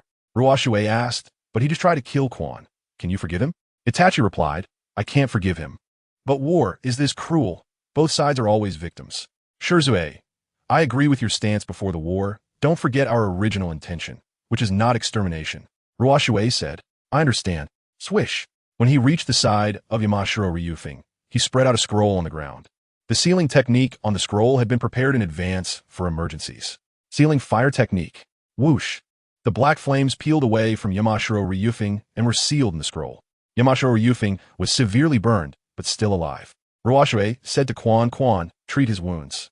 Quan intended to do so, but asked with concern, is Itachi okay? I think I saw blood flowing from his eye. Ruoshui smiled, it's fine. Rustle. The wooden dragon that Ruoshui broke free from followed the chakra and slowly approached Ruoshui's head. Ruoshui's gaze was calm. He knew it was merely a final flicker. Crack! As the chakra of the first Hokage within the divine staff was completely exhausted, the golden light in the wooden dragon's eyes dimmed, and it heavily collapsed to the ground. With the revival of Uchiha's top tier, Takigakyo's high combat power was absent, and losing the Divine Staff, their strongest trump card, revealed their disadvantage. Under the strong assault led by Ruoshui and Fugaku, they were already showing signs of defeat. Ruoshui pushed Susanoo forward, and the Takigakyo ninja continued to retreat. Coming to the side of Shemu, Ruoshui's gaze skipped over the crowd. Village Chief Shemu, I feel that at this point, if both sides continue to fight, it will only lead to unnecessary casualties. You have proven your resilience, and we have proven our strength. Why not stop fighting and discuss a way forward? With the help of the Takigakyo ninja, Shemu stood up, his old eyes looking over the devastated battlefield. He knew that if they continued to fight, Takigakyo might end up completely destroyed. In utter helplessness, Shemu questioned Sai. The ninja world is so vast. Why did it choose us? Ruoshui said, because. Boom! Suddenly, a crimson beam of light shot up from the Takigakyo village behind them, piercing the sky. Ruoshui frowned. That is, Shemu replied. After witnessing this war, the seven tails within Keed has lost control. The Divine Staff is shattered, and there's no way to suppress it anymore. The seven tails, Reimei, is about to completely go berserk. Swish! That red light flew into the sky, revealing a small figure tightly wrapped in fiery tail beast clothes, seven fiery tails swaying behind it, and the beast ball in its mouth pulsing ominously. Shemu said, since you want to take over Takigakyo, then you can clean up this mess yourself. Ruoshui closed his eyes. You misunderstand. I don't want to take over Takigakyo. Takigakyo is just a starting point. My goal is to annex all small country hidden villages and establish our own Keikin village on the lands of great nations. As for this mess, whether you say it or not, I will clean it up for you. Gee! The moment he opened his eyes, a burst of green flames erupted, transforming into a mighty heavy armor on the outside of Susanoo. Yatagarasu Susan. Boom! The half-tailed beast-formed Keed indiscriminately fired a beast ball. Ruoshui placed his hand on Itachi's shoulder, his right eye glowing. Itachi, let me borrow your divine artifact for a moment. Boom! In front of Ruoshui's Susanoo, a fire-red mirror stood up. That was Itachi's divine artifact, Yata Mirror. Clang! When the beast ball hit the mirror, it rebounded. Keed's pupils shrank, and she flapped her wings to evade. Boom, boom, boom. In the sky, the light exploded. Itachi was astonished. Shirzei, that was just now. Ruoshui replied. The power of Susanoo with the eye of the other gods can commandeer the opponent's divine artifact. Swish! A fire-red magatama ignited in Ruoshui's Susanoo's hand. Itachi asked, do you want to kill that child? Ruoshui replied, no, I want to cut off her wings. Remember, your shuriken technique was taught by me. Yada, jewel magatama. Swish! The magatama thrown into the sky accurately severed one of Keed's wings, which was unique to the seven tails Jinchūriki.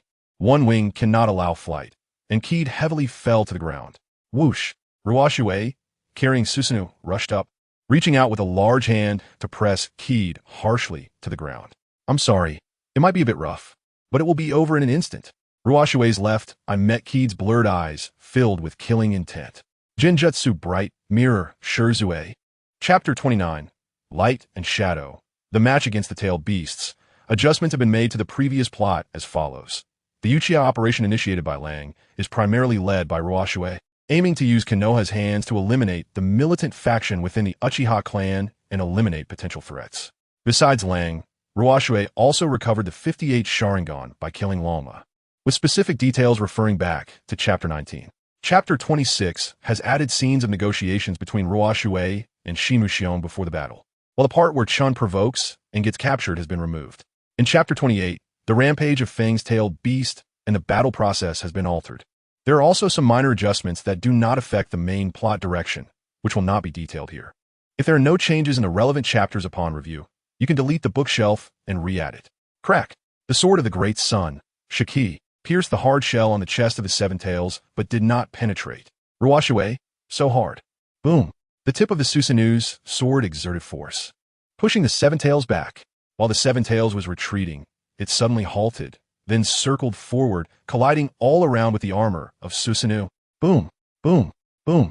The power of the tailed beast is ultimately formidable, causing cracks to constantly appear in Susanoo's armor. Ruoshui repaired the Susanoo armor, his eyes sweeping to capture the movements of the seven tails, calmly counterattacking with the great sun, Shiki, keeping the scene from falling behind. Seeing that a prolonged attack was ineffective, the seven tails suddenly changed tactics. During another charge, the seventh tail, suspended at the end, wrapped around the spiraled great sword of Zhishui. At the same time, the six tails, acting as wings, wrapped around the form of Susanoo, forcefully pulling it forward. Ruoshui was startled. Nanny! Crack!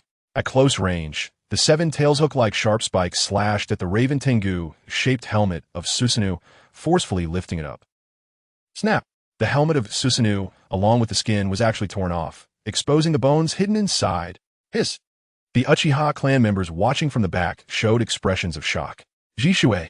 Itachi immediately wanted to rush forward to assist, but Fugaku held his shoulder, shook his head, and said earnestly, "This is Zhishui's battle of establishing authority in front of Takigakure. What Takigakure takes pride in, besides the already destroyed wooden staff, is the seven tails. If Zhishui can single-handedly subdue the seven tails, this fact will completely extinguish Takigakure's confidence in resistance, leading them to submit to our clan." Itachi clenched his fist and said, "I understand. But I'm a bit worried about Zhishui." Fugaku said earnestly, "Trust him. I have seen his future with Kai and Biko. He will surpass the Sage of Six Paths. Even now, he must have the ability to defeat the seven tails. Ha ha ha. Fighting against a tailed beast is truly a great pleasure." Crack! Ruoshui laughed wildly. The left arm of Susanoo broke free from the bindings of the tail, and he grabbed that tail with his other hand. At the same time, the great sun, Shiki, entangled by the seventh tail, began to spin rapidly. Crack, crack, crack, crack. The tightly wound seventh tail was instantly shredded under the high-speed rotation of the blade, turning into a bloody mess. Screech! The seven tails let out a painful scream, releasing all its tails, six winged tails flailing. At that moment, Ruoshui's Susanoo also released its grip on that tail. A light-marked flying thunder god seal was imprinted on that tail by Susanoo's hand. The seven tails, dragging its bloodied seventh tail, flew hundreds of meters into the air, its eyes hidden behind the striped shell, glaring ferociously at the patch of dark green on the ground, opening its massive bloody mouth. Zid, zid, zid, zid, zid, zid, zid, zid. The black-tailed beast Chakra crazily gathered, compressed, and expanded in front of its bloody mouth, creating a terrifying sense of oppression that washed over the ground. The Takigakure crowd. What is that? Shimu Shion, tailed beast bomb. The most powerful attack of the tailed beasts, capable of turning this area into ruins. Takigakure crowd. Are we just going to sit here and wait for death? Shimu Shion. There's no escaping. We can only trust that the enemy has the ability to settle this for us. Within Susanoo, Ruoshui raised his gaze and murmured, "Is that move coming?" Outside the battlefield, in the shadows of snakes, six white Zetsus were tightly bound to the ground by the white snake. "Damn it, Orochimaru, how did you find out about our existence?" Orochimaru chuckled. "Humph. After staying in Akatsuki for so long, of course, I found a way to sense you guys, and to cut off your long-distance communication. Yes, whether it's the large-scale advance of the Uchiha or the battle occurring here, how could it escape the eyes and ears of the white Zetsu everywhere? In large-scale battles, it's inevitable to expose one's trump cards. Ruoshui didn't want Akatsuki to know his latest intelligence, especially. He didn't want Obito to know, so before the battle, he entrusted Orochimaru with a mission. Orochimaru, I know you have the ability to sense white Zetsu. I don't want them to spy on this battle and leak information, so after the battle starts, those guys will be left to you to handle. At that time, Orochimaru asked playfully, "Jishiken, are you not afraid I will take the opportunity to escape?" Ruoshui looked at the flying thunder god seal on Orochimaru's shoulder, knowing full well that just this seal was not enough to become a shackle restricting Orochimaru's freedom. It's time to throw out some substantive bait. What Orochimaru has pursued all his life is nothing but truth, for the sake of truth. Orochimaru can betray everything, and likewise, he can submit to everything. Ruoshui said, "You can leave, I won't stop you, but you will miss out on the material that leads to the truth." Orochimaru assumed, "You mean the Sharingan?" Ruoshui smiled and softly replied. Upon hearing this, a torrential brilliance erupted from Orochimaru's eyes, and he stood still for a long time, Zhishui's back seemingly becoming mysterious. "Zhishui-kun, you really know how to pique one's curiosity." Returning to the present moment, Orochimaru raised his gaze, looking at the tailed beast bomb in the sky, ready to unleash. "Hurry up and end this. I can't wait to know the supreme truth regarding that clan." Boom. After the tailed beast bomb was charged to its limit, It was launched with a roar. Crack! As danger approached, Ruoshui formed hand seals with both hands within Susanoo. Fugaku exclaimed, "That seal, could it be? Space-time barrier technique. ZZZ." Black curse patterns emanated from Ruoshui's palms, forming a space-time barrier in front of Susanoo. Whoosh! When the tail beast bomb touched the space-time barrier, it quickly collapsed within, disappearing without a trace. Crack! A flying thunder god kunai was held between Ruoshui's hands, his gaze locking onto the seven tails, Chomei. The flying thunder god seal left on you is prepared for this moment. Flying thunder god, lightning guidance. Whoosh! The vanished-tailed beast bomb was guided along the flying thunder god seal to the body of seven tails, Chomei, hundreds of meters in the air. Boom, boom, boom, boom, boom. After the earth-shattering explosion, seven tails, Chomei, plummeted towards the ground. My chakra is nearly at its limit. It's time to end this. Whoosh! Ruoshui flashed above the seven tails, his gaze locking on, his Sharingan eyes shining brightly. Extreme Illusion Sharingan. Aha! The seven tails let out a cry of extreme unwillingness, its massive form quickly shrinking down to a small figure wrapped in a red-tailed beast cloak. It was none other than the Jinchūriki of the seven tails, Mizukuri. Zing! Zing! Zing! Zing! Zing!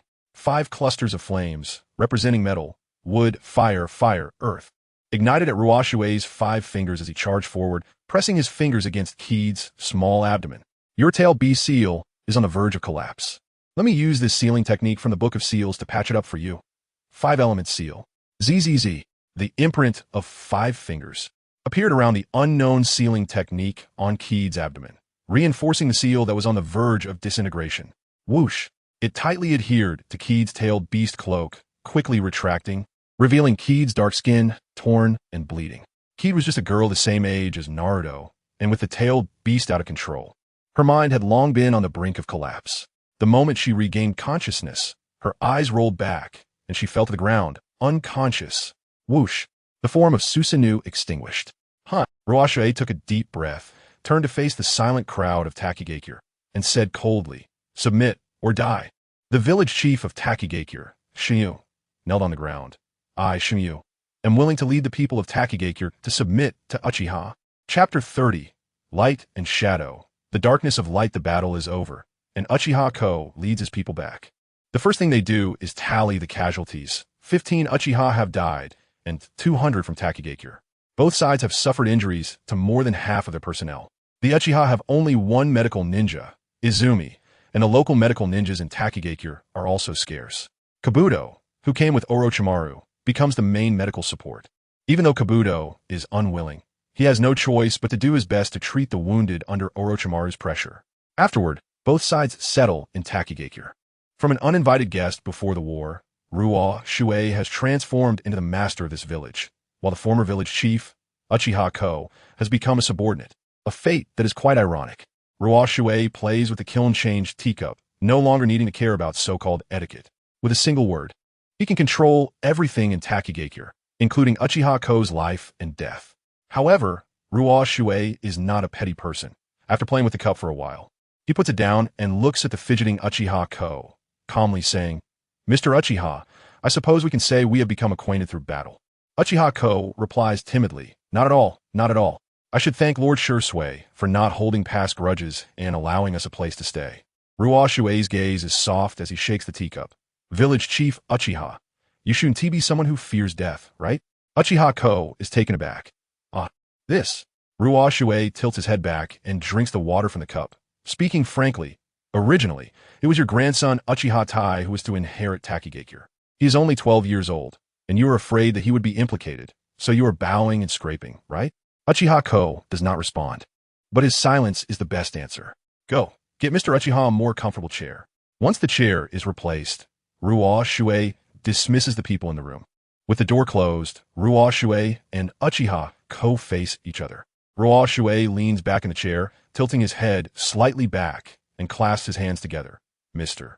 Uchiha, there are no outsiders now. You can speak freely without worry." Uchiha Ko expresses his honest feelings. "Alas, I have lived for so many years. What haven't I experienced? I have long put life and death aside. In fact, it's not just my grandson. The lives of all the old and young in the village are tied to me. That's why I had no choice but to bow and scrape before Lord Shisui. I just couldn't hide it from your keen eyes. After saying this, Uchiha Ko looks closely at Ruoshui's face, and seeing no change in his expression, he feels somewhat relieved. Do you think the people of Takigakure genuinely submit to the Uchiha? This sharp question makes Uchiha Ko tense up again. He tentatively asks, "My lord, do you want to hear the truth?" Ruoshui nods. "Feel free to speak." Uchiha Ko lowers his gaze. Half perhaps. Half are forced to submit due to the situation. As for the other half, they're always ready to die for the sake of this land that raised them, the land of waterfalls. Here appears the patriotism that Itachi once mentioned. Many times, threatening with life does not work because not all ninjas fear death. In the eyes of many ninjas, the interests of their homeland are more important than life itself. Uchiha Ko continues, if Takigakure, under the command of the Uchiha, makes decisions that are detrimental to the land of waterfalls, those people will surely vow to resist to the death. I want to ask, Lord Shisui, do you want to settle down in Takigakure with your clansmen? Not all. My strategy is this. Ruoshui gently circles his thumbs, laying out the one country, two villages plan he proposed at the Tangerine Stem Mountain to Uchiha Ko. After listening, cold sweat beads on Uchiha Ko's aged face. He is both surprised and frightened, while also feeling a sense of awe. This young man actually wants to break the one country, one village system that has been in place since the Warring States period and has even come up with a feasible plan, having already taken the first step. What vision and courage, Ruoshui states. For that half who submitted out of necessity, I sincerely accept them because one day they will recognize the reality and realize how honorable it is to follow me. As for the other half, who are ready to die for the land of waterfalls, please relay to them that no matter where this village goes in the future, if the land of waterfalls is in trouble, they can come to aid at any time. I will never stop them and will even send people to help them protect the land of waterfalls. Uchiha Ko responds, that would be wonderful. Ruoshui's expression darkens. However, Mr. Uchiha, it seems you have overlooked another potential group. Uchiha Ko asks. Ruoshui leans forward, resting his hands on his chin. In this war, many from Takigakure lost their lives. Among the deceased, there may be relatives, close friends, or lovers of the living. They must hate me and the Uchiha to the bone. Perhaps their only purpose in surrendering is to kill me and my clansmen. He stares intently at Uchiha Ko's pale face. Mr. Uchiha, can you deny the existence of this group? Uchiha Ko wipes the cold sweat from his forehead. Yes. What will you do about these people, Lord Shisui? Ruoshui replies. I will compile a list from all the ninja and civilians' records in Takigakure overnight. Uchiha Ko trembles. Including civilians? Ruoshui smiles lightly. Of course. Seemingly harmless civilians can be even more dangerous. Uchiha Ko asks, is it really necessary to go to this extent? Ruoshui, human hatred can be terrifying at times, especially the unseen hatred that lurks beneath the surface. Even I would feel like a thorn in my back. Uchiha Ko argues, but someone as powerful as you, even if the worst happens, what can they do to you? Ruoshui, yes, I'm strong, but I cannot guarantee that there won't be times of weakness. I also cannot assure that I can protect my clan at all times and in all places. I cannot control all variables. Therefore, I prefer to nip issues in the bud. Indeed, that is not only a lesson from the world of Hokage, but also from reality. The history of the 24 histories is filled with countless tragedies. Ruoshui grew up reading these stories through Braille. Ruoshui, after compiling the list, Mr. Uchiha, can you help me with something? Uchiha Ko is taken aback, nearly falling from his chair. Ruoshui takes out a ninja sword and a folding fan, handing them to Uchiha Ko. I know the choice you're facing now, and I understand your concerns and the difficult position you're in. The Uchiha's intervention has disrupted the originally peaceful situation, but I also have my own difficulties. We are two villages on the same front line, supporting each other rather than one side swallowing the other. Please think carefully, is it for long-term development, or will we harbor grudges against each other? And then make your choice. Uchiha Ko's expression is complex as he gazes at the ninja sword and folding fan, caught in a dilemma. However, he also understands that this is the last mercy Lord Shisui can offer. So how to choose? He already has the answer in his heart. He extends his aged hand slowly towards. Chapter 31. Light and Shadow, the heart of Takigakure SHM. Shing picked up the folding fan, and Ruoshui revealed a smile that was expected. The ninja sword represents the purging of force, while the folding fan represents persuasion through words. These seem like two choices, But Shing has no choice at all.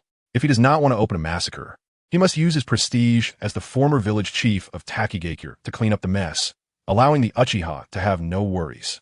Before dawn, Shing gathered the people on the list. They had just experienced the pain of separation and death, all wearing faces full of deep resentment. Shing felt unprecedented pressure and a sense of mission. If he could not persuade them, the outcome for these people would be death, which would mean he had personally killed them. Shing, you all grew up under my watch, just like my children. I know you are filled with grievances and have nowhere to vent them. Speak up. In the gathering square, there was an immediate uproar. It's unfair. We were originally living peaceful lives, not provoking anyone, but today the Uchiha launched a massive invasion, killing so many innocent ninjas. My brother was among them. My brother was such a kind and upright person. He should have had a bright future, but now he lies underground. All thanks to the Uchiha. My lover also unfortunately perished.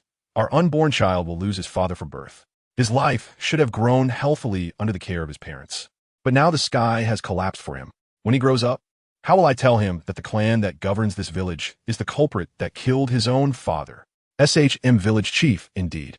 You led us to belong to the Uchiha, but how are we to vent this hatred? I'm really afraid that I won't be able to hold back the impulse to stab them in the back when I have to work with the Uchiha in the future. Village chief, please tell me. Tell us, what should we do? Shing knelt on the ground. Village chief, what are you doing? This is not your fault. Shing's old tears streamed down his face. I must confess to everyone. Before the war, the Uchiha came to negotiate, and it was I who failed to assess the situation and personally strangled the path to a peaceful resolution, causing you to endure the pain of losing loved ones. It is not the Uchiha. It is the old man who is to blame. Everyone was embarrassed. Village chief, why should you take the responsibility upon yourself? That's right. Who could have imagined those guys were so powerful? Besides, resisting the invaders is everyone's common will. If we surrender without a fight, that would be the real shame. Village chief, please get up quickly. Everyone helped Shing to his feet, and tears still stained his weathered face. Children, can you let the old man say a few words? Everyone nodded and sat down. Shing spoke earnestly. You all grew up in a peaceful environment, carefree. Takigakure has been spared from the ravages of war due to its geographical location, allowing you to bask in the comfort brought by peace and forget that war, killing, and death are the essence of the ninja world, while you enjoy this peace and comfort. The tragedy of today is being replayed all over the world at all times. Ninjutsu was created to take the lives of others, and those who possess ninjutsu must always be prepared to have their own lives taken. In this world, nothing is destined to belong to you, including your lives. Everyone pondered, and Shing's words were like a wake-up call. Therefore, the object of your hatred should not be the Uchiha, but our own weakness. The inability to protect the lives of those we cherish is the original sin. It was the arrival of the Uchiha last night that shattered the beautiful illusion we have long been indulged in and made us see the reality. A discordant voice rang out. Village chief, are you defending the Uchiha? They are invaders. Can the act of invasion be glossed over? That's right. As you say, they are invaders.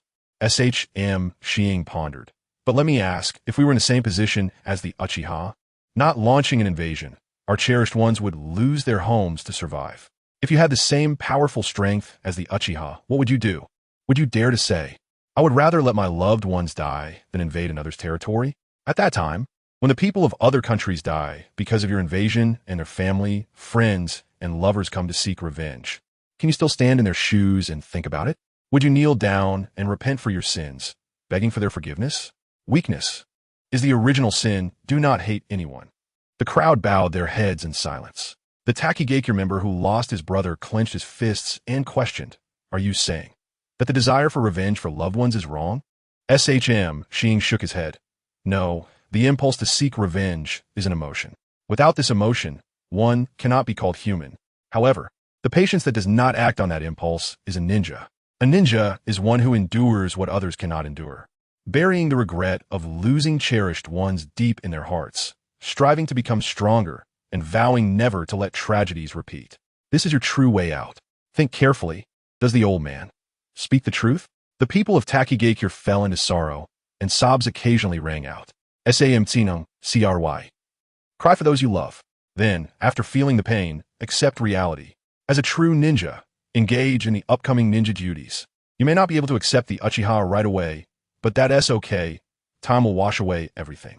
The arrival of the Uchiha will bring a new future to this village that has been indifferent and stagnant, and the old man believes so. At this moment, at the entrance of the square, time not only washes away everything, but also overturns everything. Everyone looked up at the sound, seeing the coming Shisui. I know that even after listening to Mr. SHM's speech, many of you still wish to swallow me alive, right? His gaze swept over, and those flashing eyes unnaturally avoided his own. The hostility has diminished quite a bit. It seems that talking therapy is effective, but more needs to be added. Ruoshui withdrew her gaze. I'm not here to uncover your inner scars, but to tell you a truth. Our Uchiha clan SI techniques, when evolved to the extreme, even have the ability to manipulate life and death. Swish! Everyone was astonished and raised their heads. As long as you sincerely follow me, when the time is right in the future, the loved ones you lost in this war will have the opportunity to reunite with you. Ruoshui thought, of course. The caster of that reincarnation technique, 1TB me, and reviving those who died in this battle is just a side effect. Many even stood up. Uchiha Shisui, what you said, is it true? Ruoshui said firmly. I, Uchiha Shisui, always keep my word. However, I will not waste my ocular power on those who are not even qualified to be called ninja. What Mr. SHM said was profound. Think carefully. Thud, thud. Then came a series of kneelings. Lord Shisui, please let us follow you. Shimu Xiong slumped down on the ground with a sense of relief. From a high vantage point, he watched this scene unfold. Yakushi Kabuto adjusted his glasses and sneered. What manipulation of life and death reincarnation is this? It's completely absurd. Orochimaru's eyes, however, trembled. No, it exists. The forbidden technique of the six paths. The reincarnation is innate. I've seen it in ancient texts. It is indeed the power possessed by the Rinnegan, the pinnacle of Uchiha's ocular power. Could it really be the Rinnegan? He chuckled, indeed. Sure, Suikun, you have real material. How much truth can I glimpse from you? What do you wish to obtain from me? It's truly something to look forward to. The web version of the chapter is slow. Please download the Good Reading app to read the latest content. Please exit the transcoding page and download the Good Reading app.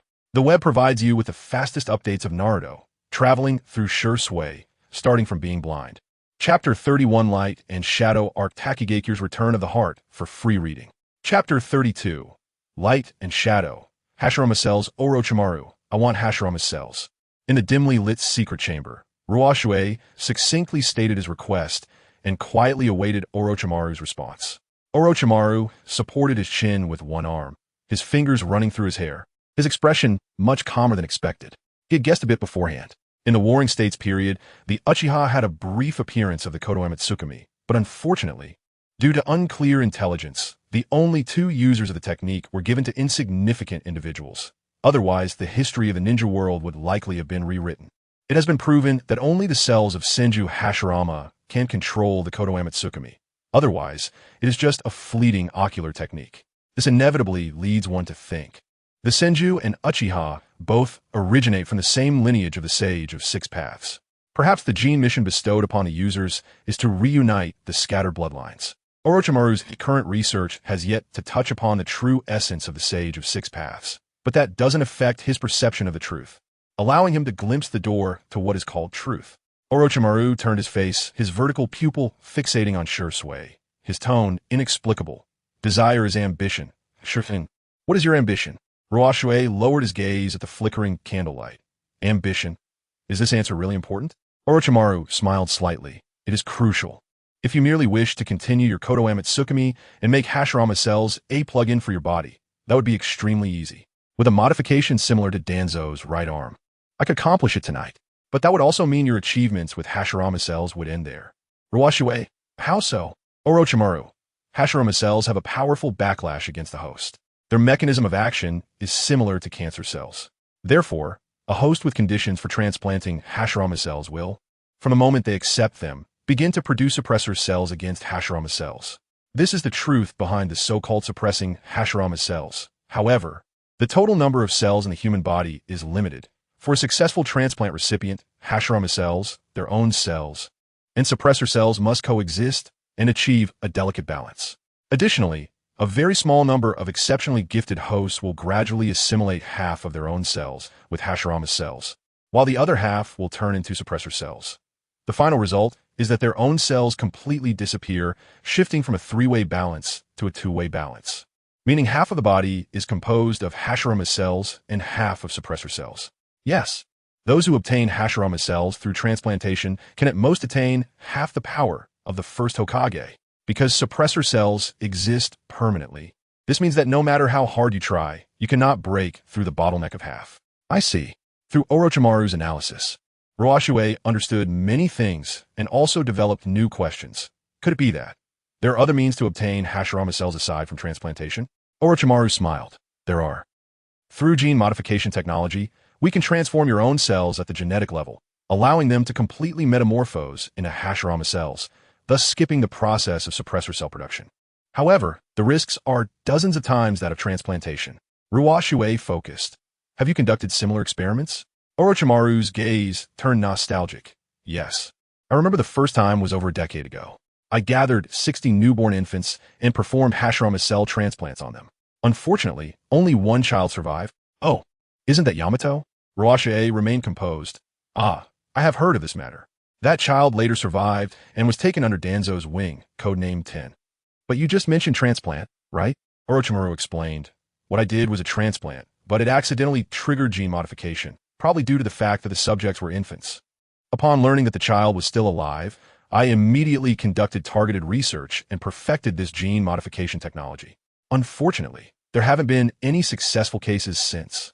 Ruoshui thought. So, aside from the accidental success with Yamato, there haven't been any successful subjects to date, right? There's also one more question, which is crucial. Ruoshui, Yamato. No 10, since that child is a successful case of Hashirama's gene modification, but from what I have heard, his would-release abilities seem to be far from Hashirama Senju. Orochimaru chuckled. Gene modification is also based on cells. The Hashirama cells used on that child were a degraded version, probably with only 1/5 the purity of the original cells. The fundamental reason for his success lies here. Or perhaps I should put it more accurately. That child is an experimenter of degraded Hashirama cell gene modification success. Theoretically, his limit can only be 20% of the first Hokage's power. 20%? Ruoshui was skeptical. He had never seen Yamato in person, nor had he witnessed Yamato's would release firsthand. The reference standard was his good friend Lin Ruoshui's description of the first Hokage conquering the world with would release, while Yamato's would release is for greening. In fact, there is, but Yamato himself cannot unleash it. During the Fourth Great Ninja War, White Zetsu used Yamato as a core and fully activated Yamato's potential. At that time, the power of wood release that Zetsu borrowed from Yamato could be said to be 20% of Hashirama Senju's power. Orochimaru. The true strength of Hashirama's cells lies in their ability to invoke several times the leverage of sage power, which is the power that can stabilize a chaotic world. With that child's 20% level, he cannot bear the power of sage techniques, as the threshold is at least 50%. So although that child's theoretical limit is 20% of the first Hokage's power, his achievements probably don't even reach 1% of the first Hokage's. But there is no doubt that that child is a successful case of gene modification. The evidence is that compared to other Hashirama cell transplant recipients, he appears more like a living human. The skin of other transplant recipients shows unnatural whitening, which falls short. Ruoshui's gaze darkened. I understand. He initially thought he could gradually adapt to Hashirama's cells and ultimately achieve Hashirama's accomplishments. Now it seems that this approach is fundamentally unfeasible, equivalent to sacrificing future achievements for immediate benefits. Should he use transplantation, utilizing limited Hashirama cells to control Kodoame Tsukumi and use a counterfeit version of would release ninjutsu? Or should he employ gene modification to completely transform his body into that of Senju Hashirama? The risks and rewards all lay before him. Theoretically, dozens of times the risk, with no successful cases. If he fails, he will lose the light he just obtained. But if he succeeds, the light he can see will be unimaginably vast. Ha ha ha ha ha. This is far more thrilling than betting on Argentina losing to Saudi Arabia in the World Cup. So, Orochimaru, you asked me about my ambition, didn't you? My ambition at this moment is to obtain the complete power of Senju Hashirama, the one who can stabilize a chaotic world. In Orochimaru's vertical pupil, a brilliant light suddenly burst forth. Oh my, this is he. Then the question arises, Shursuken, what benefits can I gain? Ruoshui's lips curled up. As for me alive, I can give you nothing. But if I were to die, you could take my eyes. How about it? Let's make a bet. If you lose, you will have merely wasted your efforts. But if you win, you will gain immensely. The fastest update of Naruto, Crossing Shisui, starting from a blind man, Chapter 32, Light and Shadow, Hashirama Cells is available for free reading online. Chapter 33, Light and Shadow, Journey of the Heart, what a joke. Excitement is one thing, but if I fail, my life will be lost. The light I worked so hard to obtain will turn into a fleeting dream. I, Lin Ruoshui, do have ambition, but living is the prerequisite for realizing that ambition. Orochimaru, regarding the transplantation of Hashirama cells or genetic modification, I will give you a response as soon as possible. You've had a long and tiring journey, so rest up. Ruoshui stood up and walked towards the door. Orochimaru watched Ruoshui's back, a faint smile appearing at the corner of his mouth. It seems that when life is at stake, even Shisui must think twice. However, I believe you will give me a satisfactory answer. After the fierce battle, Takigakure resembled a baby that had just cried, hiding under the veil woven by the night. Quietly asleep, Ruoshui walked along the deserted street, facing the first difficult choice since he crossed into the world of Naruto. Only Hashirama cells could continue the brilliance of the Yada mirror, but Hashirama cells involved two paths, transplantation and genetic modification. These two paths do not overlap. He must make a choice between the two. Choosing transplantation would immediately grant the freedom of the Yada mirror. But it would no longer be possible to acquire the power comparable to the god of shinobi, Hashirama Senju. Even if there are other means of power enhancement in the future, what is lost is lost. The ceiling of his strength will be permanently restricted. In the long run, genetic modification is the true way. Ruoshui knows this well. But for a blind man who has just gained light, weighing the hard-won light against an uncertain future is not an easy task. At least, Ruoshui cannot be so decisive. Many protagonists in novels are willing to risk near-death experiences to accept certain legacies, calling it courage, as if they know they are the chosen ones. And everything is just a formality for leveling up. In Ruoshui's view, that's nonsense, absolute nonsense. Those protagonists are no different from people in reality who jump off buildings after losing a bet. The former are merely lucky gamblers, nothing more. The reality is, how easy is it to give up everything one currently has? Unless absolutely necessary, who would be willing to gamble their life and fortune? Even if risk and reward are proportional, what does it matter? The stakes are not just money, but life itself. I thought transplantation would solve everything. But then genetic modification emerged with dozens of times the risk. Ruoshui irritably kicked a stone into the flowing water before the great waterfall of Takigakure. Splash! The sound of the stone hitting the water caught Itachi's attention, who was sitting above the waterfall, lost in thought while gazing at the moon. Shisui. Swish! Ruoshui leaped off the mountain wall, landing beside Itachi, and asked with a smile, "What's on your mind?" Itachi replied, "Aren't you the same?" Ruoshui smiled and sat down next to Itachi. "Come on, tell me, what are you thinking about?" Itachi looked up at the moon and sighed. In the past, we often watched the moon together in the woods behind Uchiha's mountain. Now, the moon is still the same, but our hometown has become a foreign land. Itachi's gaze slowly lowered. Shisui, I was thinking, is there truly anything in this world that remains constant? Ruoshui was momentarily speechless. Itachi continued. After thinking it over, I gradually see a truth. The only thing that is unchanging in this world is probably the fact that everything is changing. Back in the day, Hashirama and Madara swore an oath of blood to establish Konoha. But in the blink of an eye, the Uchiha of Konoha has become a thing of the past. And the pact of those days has become mere empty talk. People always want to grasp a fragment amidst endless changes, attempting to use human power to extend it indefinitely. But little do they know that everything done to extend it is also part of that fragment. In the end, people always live in the delusion of their own obsession. Upon saying this, Itachi paused and looked at Ruoshui, who was lost in thought. Sorry, Shisui, I've been through too much recently, and it has given me some negative thoughts. At this critical moment of the Uchiha's resurgence, saying such things will only add to your troubles, right? Ruoshui replied, No. What you said makes a lot of sense. I'm quite engrossed. Is light also impermanent, no matter how I try to preserve the light? Will there come a day when that light is lost? Is my desire to pursue the light also a delusional obsession? This question flashed through Ruoshui's mind. But then, he chuckled. Since the obsession itself is an illusion, then being obsessed with not being obsessed is also another form of delusion, isn't it? Itachi, in terms of the realm of life, perhaps you surpass me, but I don't want to be the ultimate enlightened one in the world of Naruto. I want to be the Wheel King. Itachi's eyes showed concern. Shisui, you summoned Orochimaru tonight. In the cave, coming back from Saiheijin, Itachi had asked Ruoshui about the content of his transaction with Orochimaru. At that time, Ruoshui had only vaguely answered that it was to preserve the power of Yata Mirror to protect the Uchiha, but did not mention how to preserve it. Now, this sensitive issue has finally been formally put on the table. Just as Ruoshui was contemplating how to respond, Itachi said, "Is it for Hashirama Senju's cells?" Ruoshui was surprised. "You know?" Itachi replied, "I have some knowledge of our clan's history during the Warring States period. The kaleidoscope that nurtures the Yata Mirror can only gain true power through Hashirama cells." He then shifted his tone. "But if merely ordinary transplantation of Hashirama cells could solve the problem, Shisui, you probably wouldn't be troubled anymore, right?" Sigh. Ruoshui secretly sighed. "You really can't hide anything from you, Itachi." In that same cave, Itachi had previously raised the issue of Shisui's contrast, but the concept of a transmigrator is too bizarre. Even Itachi couldn't immediately connect the fact that Shisui harbors a soul that does not belong to this world, which only led to Shisui jumping into the Nanha River, resulting in a certain impact on his brain and causing a change in character. Or perhaps, what he saw of Shisui in the past was not the whole picture. After all, human nature is complex. Ruoshui never thought that he could keep the fact that he is not Shisui a complete secret from Itachi. He could only delay that day as long as possible.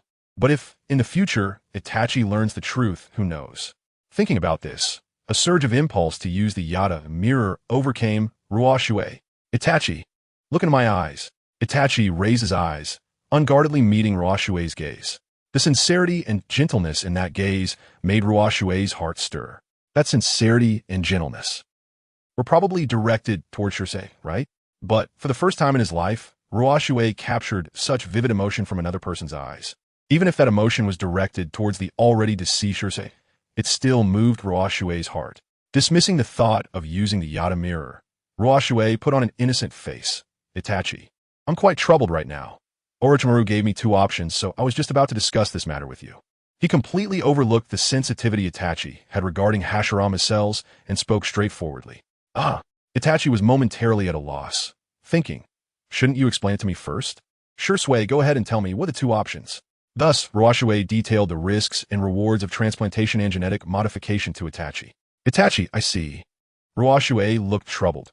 "If I were to gain the complete power of Hashirama, I could ensure that my clan stands undefeated in adversity, but the risk is too great. I'm afraid that if something happens to me, I would leave this mess for you and your father to handle. Moreover, with Takigakure just having submitted, the people's hearts are unstable. If internal and external troubles erupt at the same time, I really can't imagine the consequences." Itachi clenched his fists. This matter indeed requires careful consideration. Swish! At this moment, a figure leaped up the waterfall, interrupting their conversation. It was Chuan, looking serious as he handed over a letter. "Zhishui, this just came from Yunin village. Take a look." Ruoshui took the letter and read it, understanding the text through Zhishui's memories. It turned out that the news of the Uchiha's conquest of Takigakure had reached Yunin. The Raikage letter invited the Uchiha to lead the people of Takigakure to join Yunin village. Ruoshui sneered. "They're just waiting to reap the benefits, playing a clever game. Not only will the Uchiha be absorbed, but even the 7 tails of Takigakure will be taken in by Yunin village. With 3-tailed beasts, Yunin will immediately become the leader among the ninja villages, right? No need to say, of course, we must refuse," Chuan said with a stern expression. However, the Yunin envoy clearly stated that if the Uchiha refuses the recruitment, Yunin will settle old scores with the Chi-no-I clan from years ago, and at that time, Yunin will march a great army to uproot the Uchiha. Itachi said, "The Chi-no-I clan was a group from hundreds of years ago in the Land of Lightning. Yunin village didn't even exist back then, so how can it be old debts? This is purely an excuse to start a war. But one reality stands before us, facing the militarily powerful Yunin village. The current Uchiha has no chance of victory."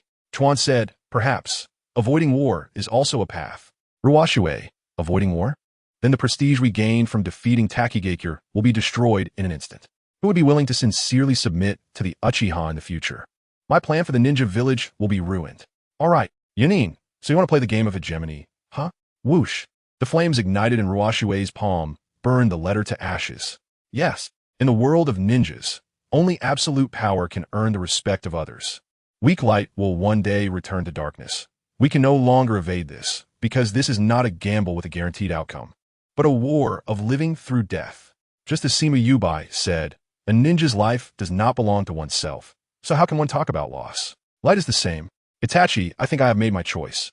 Dawn is approaching. Ruoshui, for this, I have returned, Orochimaru. My ambition is to obtain the power that quelled the chaotic world from the first Hokage, Senju Hashirama, and to undergo genetic modification with Hashirama's cells. Orochimaru. So, Zhishui-kun, what can I gain from this? Ruoshui, if I die during the genetic modification, you could take my eyes. Orochimaru, deal. Ruoshui, now tell me, what are the steps for the modification? Orochimaru, first, we must obtain the purest Hashirama cells, which I do not have. Ruoshui, where can we find them? Orochimaru dramatically said, the Akatsuki's lair, the outer path Deva statue. Chapter 34. Light and Shadow. The conspiracy of light. The outer path golem is a creature controlled by pain, the leader of the Akatsuki, using the Rinnegan.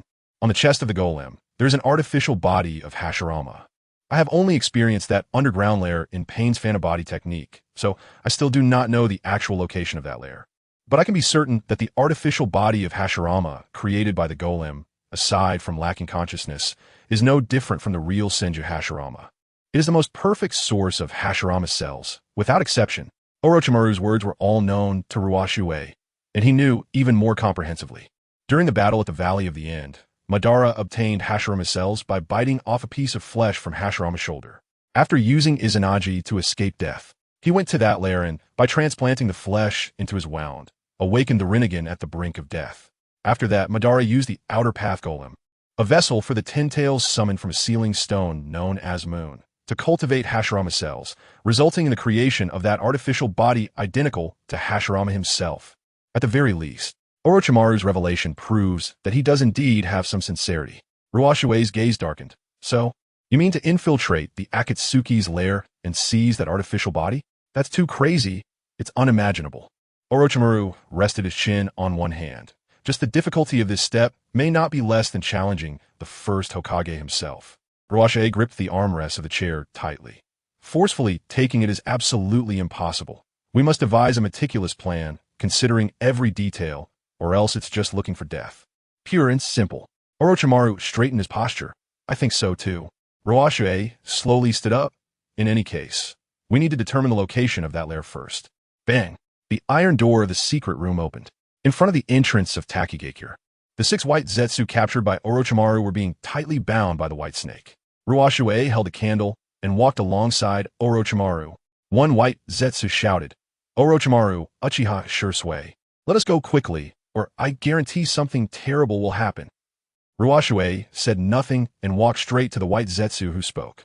Seeing Ruoshui's unfriendly gaze, the white Zetsu immediately showed fear.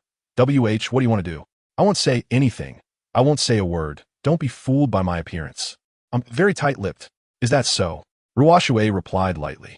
That guy, he seems to really like these humorous white Zetsu. If it weren't for the opposing stance, Ruoshui might have let them go or even caught a couple to keep at home. Unfortunately, fate plays tricks on people. It's okay. Everyone can testify for you that you're tight-lipped, and Haven T said a word. Zing! Ruoshui activated the 3-tomo Sharingan. And in that moment of eye contact, the white Zetsu's eyes went blank. Jinjutsu, mind reading. 3 minutes later, Ruoshui stood up, and the white Zetsu, unable to withstand the mental pressure, had already turned into a corpse. The other 5 white Zetsu trembled and dare not make a sound. Ruoshui had obtained the information he wanted. In the Land of Fire, in the Dragon Spine Canyon, located 10 kilometers southwest of the Kamizumi Bridge, there is a barrier that shields ninja perception, making it a ghostly area that does not exist on the map. For a long time, it has served as the lair for the Akatsuki to house the outer path golem. I gleaned the password to open that barrier from the mind of this white Zetsu. But the biggest problem is the countless white Zetsu sentinels surrounding the area, making a luxury to approach unnoticed. Orochimaru asked, what about the combat forces deployed in the lair? Ruoshui, as of when your mind communication ability was cut off, there were several white Zetsu in the lair, as well as the mastermind behind the Akatsuki, Uchiha Obito. Orochimaru's pupils suddenly constricted. I had vaguely noticed that Pain was not the actual leader of the Akatsuki long ago, but I didn't expect the mastermind to be Obito.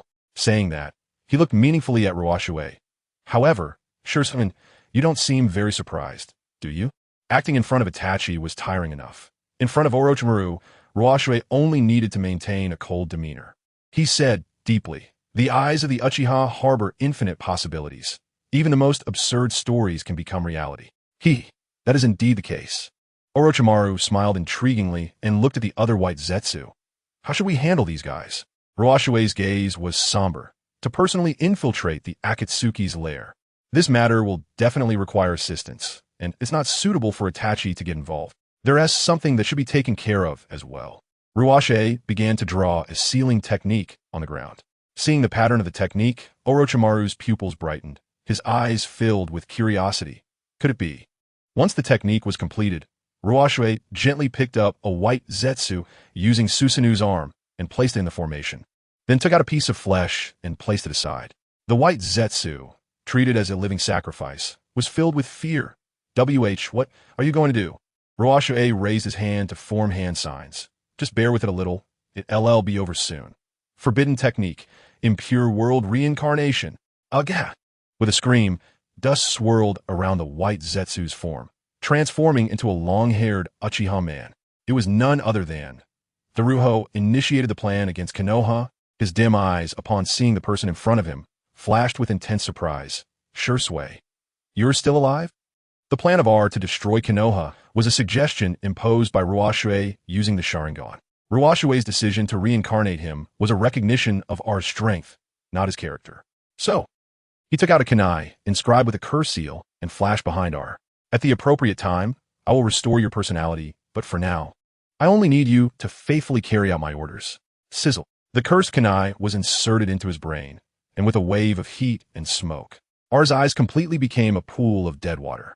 Ruoshui glanced at the 4 white Zetsu pretending to be dead and said, as for these 4, let us keep them for now as backup for future impure world reincarnation.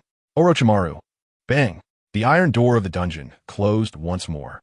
Orochimaru said, it would be more secure to call in one more person. Ruoshui. You mean that 4-eyed guy? Orochimaru smiled slightly. Don't be fooled by Kabuto's appearance. That kid is quite capable.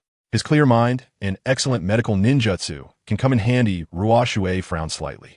He disliked Kabuto, not because he was particularly evil or had done many bad things, but because this clever and cunning guy was not like Orochimaru, who made the entire world yield to truth with absolute fanaticism, being a charming and lovable villain. Kabuto is a definite schemer, a madman lost yet seeking himself, an existence like a fanatic. If conditions allowed, Ruoshui wanted to eliminate Kabuto to avoid nurturing a hidden danger. However, for now, it's best to prioritize the bigger picture. Chapter 35, Light and Shadow. The stirring of darkness. The battle plan had been discussed, and it was already dawn. Ruoshui, accompanied by Orochimaru, Kabuto, and the reanimated Lang, used the Flying Thunder God technique to arrive at a cave in the southern valley of the Fire Country. This cave was very hidden. Ruoshui had left a space-time marker here when he first learned the Flying Thunder God technique. As a transit point for traveling through the Fire Country, it was conveniently located less than 20 kilometers from Konoha. The location where Akatsuki had set up the outer path golem, the Long Spine Canyon, was also within the Fire Country. Adjacent to the border of the Earth Country at the Kamizukabashi, 200 miles away from the southern valley, which could be reached by a ninja before nightfall. During last night's war meeting, Ruoshui, Orochimaru, and Kabuto reached a consensus. It is impossible to sneak past all the white Zetsu's dark sentinels. Therefore, they decided to proactively expose themselves to the enemy's sight. Kabuto adjusted his glasses and, under the gazes of Ruoshui and Orochimaru, boldly declared, Lord Orochimaru, Lord Shisui, I have experience as a multifaceted spy, moving between various countries. Why not let me reasonably expose ourselves? Ruoshui asked, what do you mean by reasonable exposure? Kabuto replied, the news of Uchiha's attack on Takigakure has spread throughout the ninja world, and coincidentally, the white Zetsu sentinels near Takigakure have lost contact. Could that be a coincidence? As long as the enemy's leaders think a little, it won't be hard to imagine that we are the ones behind this. The white Zetsu falling into the hands of the illustrious Uchiha Shisui means that the enemy's intelligence has already been leaked, including the location of their base. Obito must be aware of this, right? Ruoshui certainly thought of this as well, but Kabuto's keen insight still made him secretly alarmed. Kabuto adjusted his glasses again. So, I will take the initiative to approach Obito and express surrender to confuse them. The reason? I've already thought of it. Lord Shisui, you obtained the cells of Hashirama through Lord Orochimaru, and then you used Kotoa Mitsukami on Lord Orochimaru. I, worried that I could not escape Lord Shisui's control, fled to provide relevant intelligence in exchange for Akatsuki's protection. Ruoshui's gaze darkened. Negotiations are based on the premise of equal power. What do you count as? Why would Obito listen to you? He might suspect that I used Kotoa Mitsukami to control you as well. He could directly capture you for interrogation or simply use the Sharingan to hypnotize you to reveal everything. At that point, wouldn't our plan be exposed? Kabuto smiled slyly. First, Lord Shisui, let me express my respect for your meticulous thoughts. Additionally, please trust my adaptability as a multifaceted spy. I have ways to make Obito not dare to use the Sharingan on me recklessly. Ruoshui coldly stared at Kabuto. Then why should I believe you won't change your mind and betray me on the spot? At this moment, Orochimaru spoke. On this point, I can guarantee, this child's loyalty to me is absolute. As long as I do not betray Lord Shisui, Kabuto will absolutely not betray. Kabuto smiled. Exactly. Please see clearly, Lord Shisui. After a moment of contemplation, Ruoshui asked, what basis do you have to ensure that Obito will be wary of you and not use the Sharingan to interrogate you? State it, and I will judge whether it is feasible. Kabuto adjusted his glasses and slowly said. After a long silence, Ruoshui nodded. Kabuto continued. At that time, Uchiha Obito will be led away, and then our pawn can be put to use. After saying this, Kabuto looked at Lang, who stood behind Ruoshui with a wooden expression. The reanimated ones have immortal bodies, and the only means to restrain them is sealing. If he places the Flying Thunder God mark, he will be an indestructible mobile target for the Flying Thunder God. After Obito is led away, Lang can charge into Akatsuki's underground lair. And even if the not-so-skilled white Zetsu discovers him, they will be helpless. After that, it will be a battle of wits between Lord Shisui and Obito. As for Orochimaru, forgive my little selfishness. I do not want to put you in danger.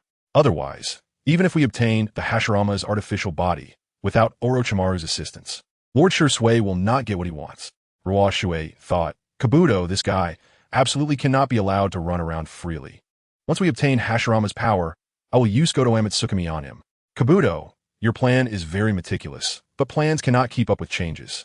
To adapt to unforeseen circumstances, you must also leave my Flying Thunder God mark on you. Kabuto adjusted his glasses and smiled slightly. Of course, but regardless of how the plan changes. At least there are 3 blind spots from the enemy's perspective that are absolutely beneficial to us. Firstly, the fact that Lord Shisui is skilled in the Flying Thunder God technique has successfully deceived Akatsuki's ears and eyes.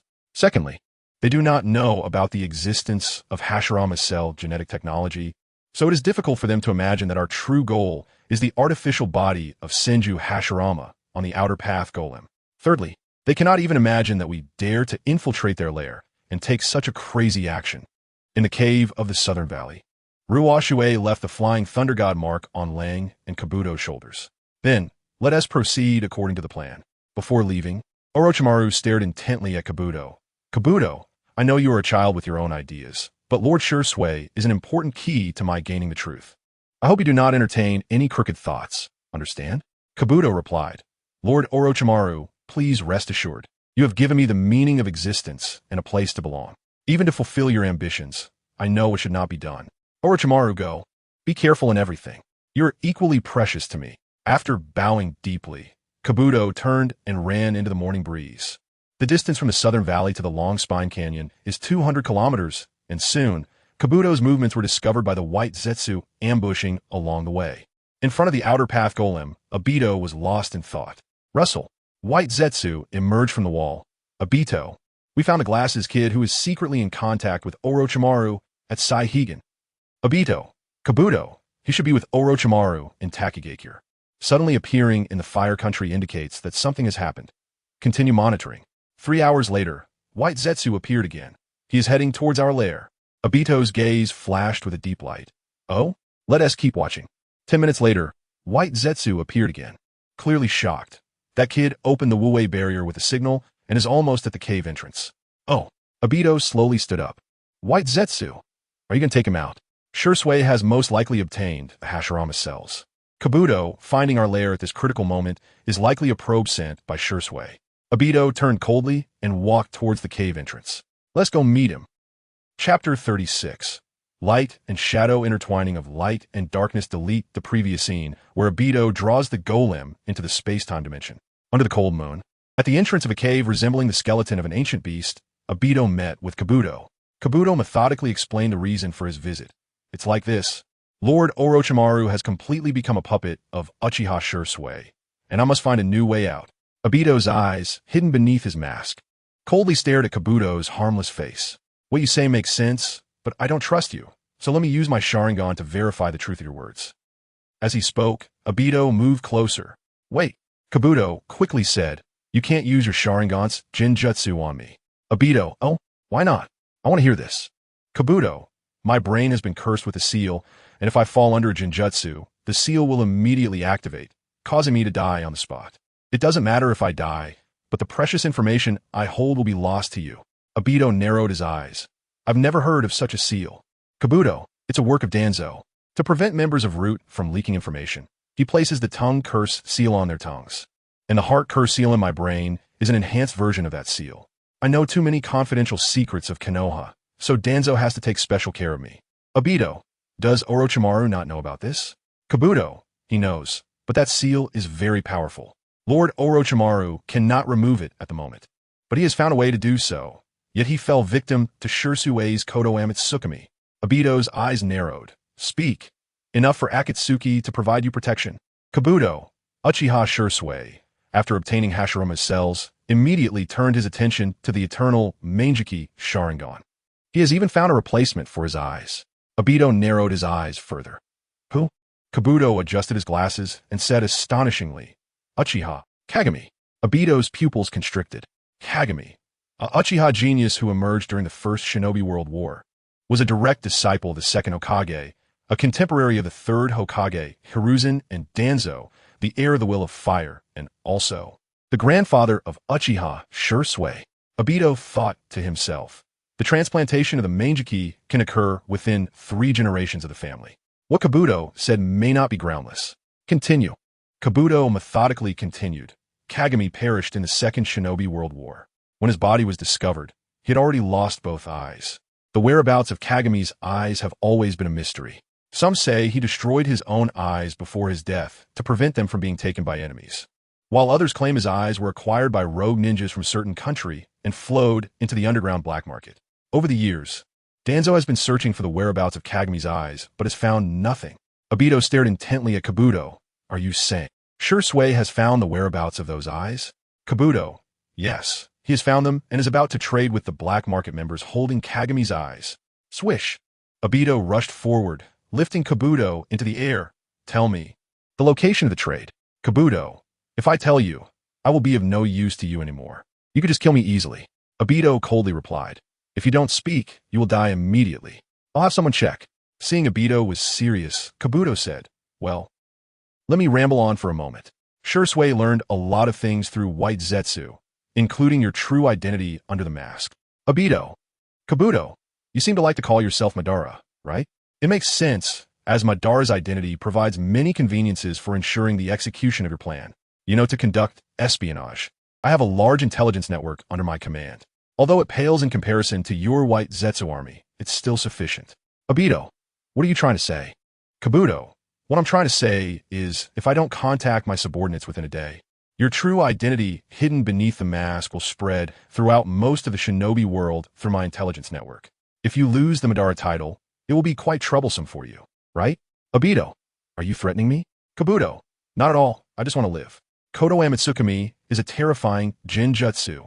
If caught, my body and mind will no longer belong to me, which is more despairing than death. So, I prefer to come to you in search of a glimmer of hope.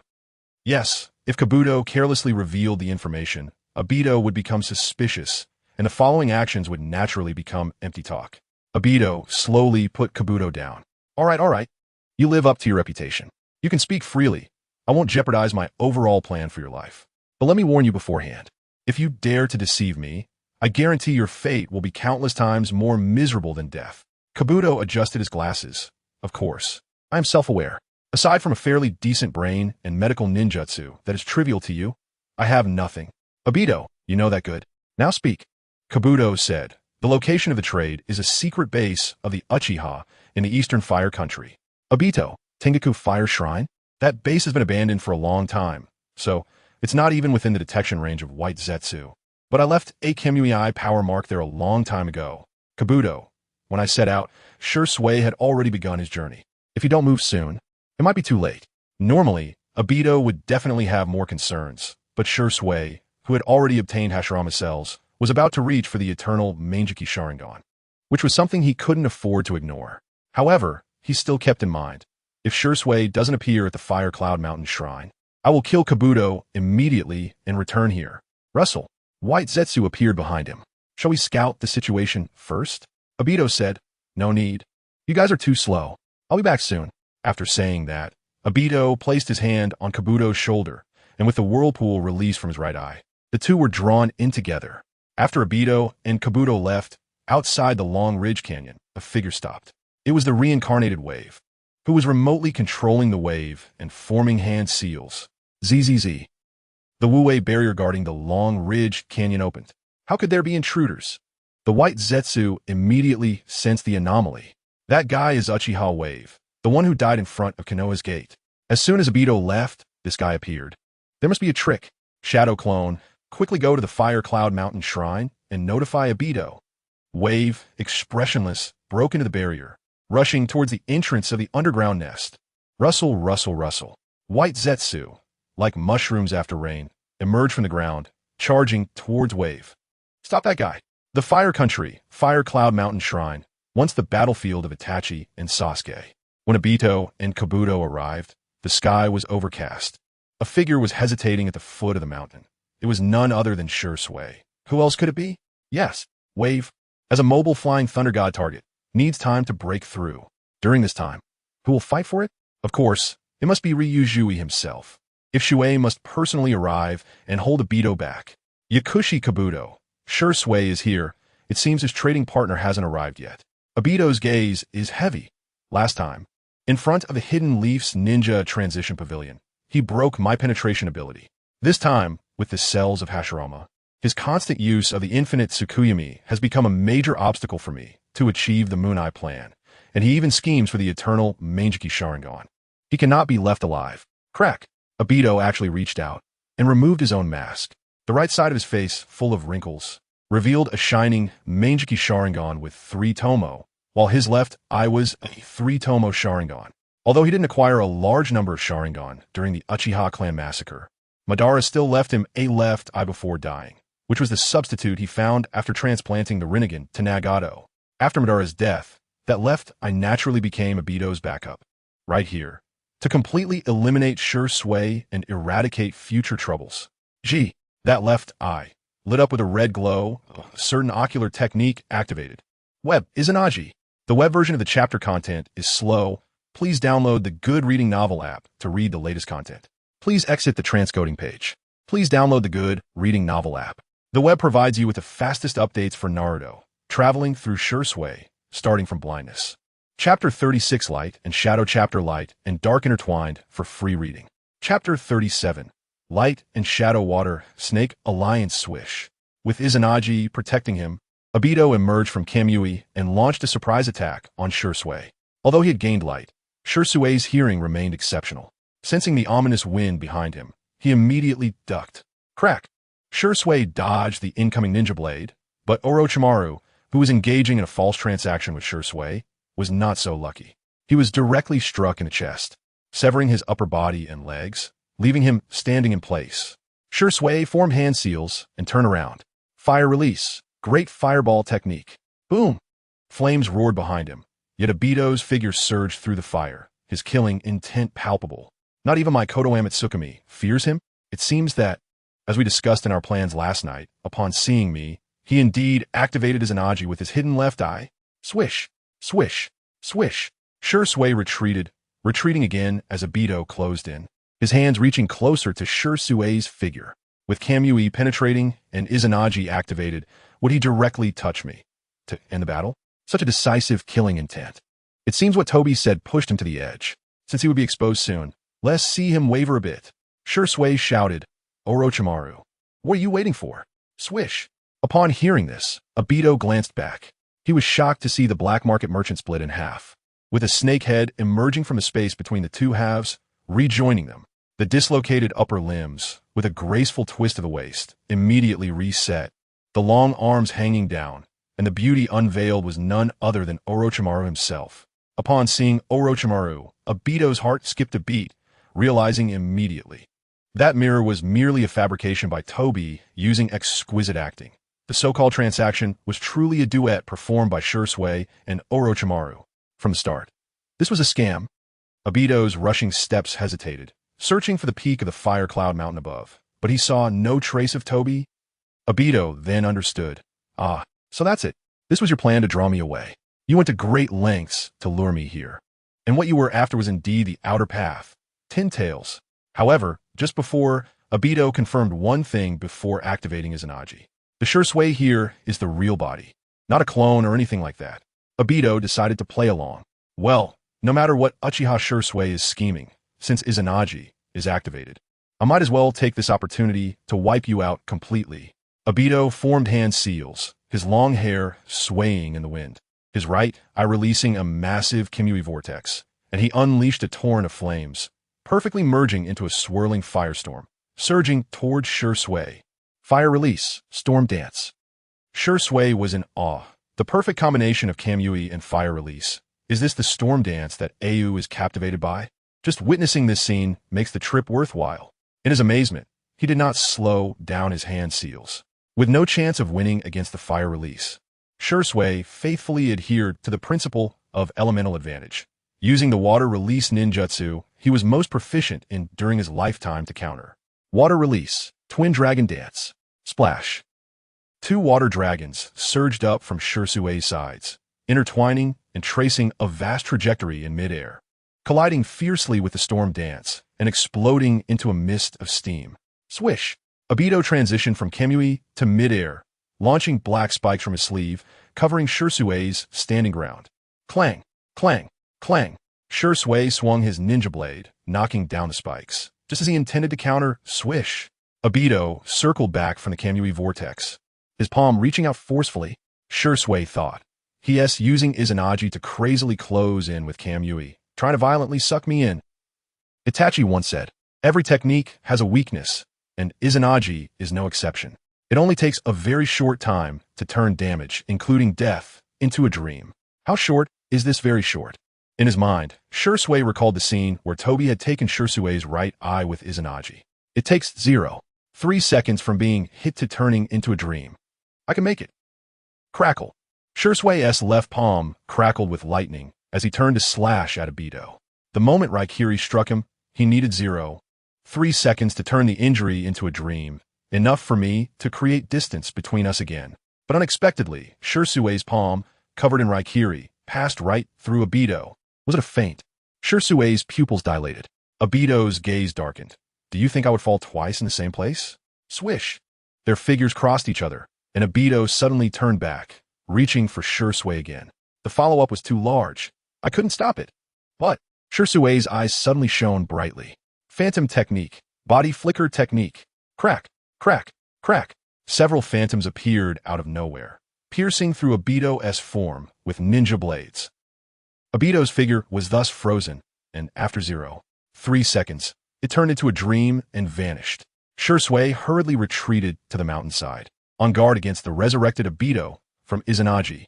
After Izanagi turns unfavorable factors into dreams, it will turn favorable factors into reality, and the user will appear in a favorable attacking position. Where could that be? Could it be? Shisui suddenly thought of a chilling possibility. A sinister hand silently stretched out from the mountainside behind Shisui. Too late to notice. Oh no! Kusanagi sword, blade of the void. Crack! The white blade flashed like a startled swan, embedding into the mountainside behind Shisui, stopping Obito's sneaky hand. Swish!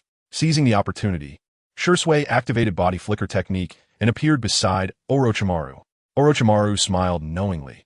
Shisui, always be careful of what's behind you. Swish! Obito's figure burst through the mountain, disregarding the Kusanagi sword, coldly approaching. Orochimaru, you ruined my plan, so you'll die here too. Hee. Orochimaru smiled noncommittally. Shisui's thoughts raced. Obito's Izanagi has withstood Konan's 600 billion explosive tags. Conservatively estimated, it has been 10 minutes. From the earlier battle, a minute has passed. Does he still have 9 minutes of absolute invincibility? Shisui said sternly. Orochimaru, he has activated Izanagi. We need to respond together. I'm happy to serve. Crack. Orochimaru elegantly crouched on the ground, opening his mouth wide, unleashing countless black snakes from the depths of his abyssal throat. The snakes advancing, crack, crack, crack, spitting out the Kusanagi sword. Snakes stacking on top of snakes, swords piling on swords, forming a sea of black snakes and white blades, sweeping through with overwhelming force. Serpent Kingdom formation. Obito stared ahead, coldly saying, You realized I used Izanagi and planned to engage me in a war of attrition? You've underestimated me. Swish. Kamui absorbed itself, revealing in midair, his right eye Sharingan swirling with cruel light, both sleeves simultaneously flinging out countless sharp wooden spikes, pouring down. Wood release, cutting technique. The web version is slow. Please download the Good Novel app to read the latest content. Please exit the transcoding page and download the Good Novel app. We provide you with the fastest updates for Naruto, reincarnation of Shisui, starting with the blind man. Chapter 37, Light and Shadow. The Water Snake Alliance is available for free reading. Chapter 38, Light and Shadow. The rush, the inserted trees pierced through the snake swarm, immediately blossoming with hellish barbs. Although the formation of 10,000 snakes was vast, it could not compare to the brutality of the insertion technique. After exterminating the snake swarm, Obito seized the opportunity to pursue large swathes of inserted trees sweeping towards the two water snakes behind the snake horde. The power of the insertion technique does not lie in the wood itself that is launched, but in the frenzied growth of the barbs after insertion, which is enough to completely destroy the fragile internal organs. However, the lethality that can only be exerted after piercing also means that the inserted wood that is not yet pierced is merely a piece of wood with slightly stronger penetrating power. If Water and Orochimaru could avoid it, they would do so, but after having no way to escape, Water immediately unfolded the skeletal form of Susanoo, cracking. Those inserted trees were immediately blocked outside. Susanoo, but not the complete form of Madara, ultimately unable to achieve great use. Whoosh! Obito used Kinui to shift above Susanoo. The whirlpool in his right eye did not disappear, but intensified. Kamui, Wind Demon Chaos. Wind Demon is a term for the Wind Shuriken, the largest standard weapon for ninjas, with extremely strong lethality. In Obito's Kamui space, a vast number of Wind Shurikens were stored, which could unleash an offensive comparable to thousands of troops when released through Kamui. The saying that Shurikens cannot break Susanoo is a prejudice. It crucially depends on who the user is and how they apply it. Whoosh! As the Kamui whirlpool was activated, an endless number of wind shurikens, imbued with powerful rotational force, struck against the bones of Susanoo like blade missiles. And the bones of Susanoo immediately showed cracks due to the unbearable burden. This is truly unreasonable. Water released Susanoo to its second form, the ribcage opening. The Crimson Magatama, names is lighting up, facing the Wind Demon Chaos, releasing countless arrows. Susanoo 99, boom, boom, boom, boom. The two chaotic curtains collided and intertwined in midair, but ultimately, the divine tool of Susanoo took the upper hand. Seeing the arrows closing in, Obito quickly adapted. The rotating Kamui whirlpool reversed, and the release changed to absorption. The arrows released by Susanoo were continuously drawn into the Kamui space. Upon seeing this, Water immediately stopped releasing arrows. But Obito would not stop. Try this. Whoosh! The reversal changed back to forward rotation. The absorbed arrows were released all at once, striking closely against Susanoo, bringing it to the brink of collapse. Obito's gaze hardened. A massive tree trunk emerged from his arm, sweeping down violently. Boom! Susanoo shattered. Water and Orochimaru jumped away simultaneously. Obito waved his sleeve, and the wood from the insertion technique chased after Water like a sudden downpour. Water's eyes shone brightly as he unleashed the shadow clone technique to its limit. 60 solid clones dispersed around, brandishing kunai, launching a strong assault against Obito. Summoning Giant Snake. Coincidentally, Orochimaru bit his fingertip deftly forming hand seals. As the summoning technique appeared on the mountainside and the corridor, dozens of enormous serpents rose from the white smoke, wildly flicking their tongues and swaying their massive bodies, joining water shadow clones to encircle Obito. At this point in the battle, both sides had only one thought: putting the other to death. Shadows shuttled. Giant snakes crashed against the shore. Obito's gaze turned cold. I see you are well prepared, coming to kill me, but I'm Ashura, who has walked out of hell. Boom! The giant tree growing from his right arm crazily expanded, strangling in all directions. Would release. Hell's chaos. This was his technique that had once killed dozens of mist Umbu, showcasing the violent aesthetics of wood release to the extreme. In terms of power, although it could not compare to the high-level wood release used by Hashirama, in terms of bloodiness, there was none better. Crack, crack, crack, crack. The giant tree extended wildly, twisting. Water's knife-wielding clone was drawn in, and those thrashing giant snakes were all ensnared by the massive wood. As they twisted together, the clones disappeared. The giant snakes were crushed, and blood and entrails fell along the twisted patterns of the tree, dripping down like rain, turning into a blood shower outside the Fire Cloud Mountain Shrine. Crack! Huh! Huh! Huh! The giant tree on Obito's right arm broke, and he gasped for breath. Under the state of his Izanagi, continuously using large-scale lethal ninjutsu, even with Hashirama's cells, the burden was immense. Huh! Huh! Huh! Water was the same. In the short 8 minutes of fighting with Obito, his consumption was even greater than in the battle at Takigakure's gate. Water's heavy breathing caught Obito's attention. I've activated his Izanagi and continuously used Kimui and would release. That's one thing, but you only used the shadow clone technique and a brief Susanoo, and you already feel fatigued. You don't actually have Hashirama cells implanted, do you? Seeing through his disguise, Water maintained a calm demeanor. What does it matter whether I have implanted them or not? Obito, the difference is huge. I've been on guard, thinking you might suddenly use tricky wood release. Is that so? Then what do I have to worry about? Orochimaru quietly asked. Has the Edo Tensei, the wave, not reached the golem yet? In fact, there was another reason for Water's consumption. During the fierce battle, he was synchronously coordinating with the Edo Tensei's wave.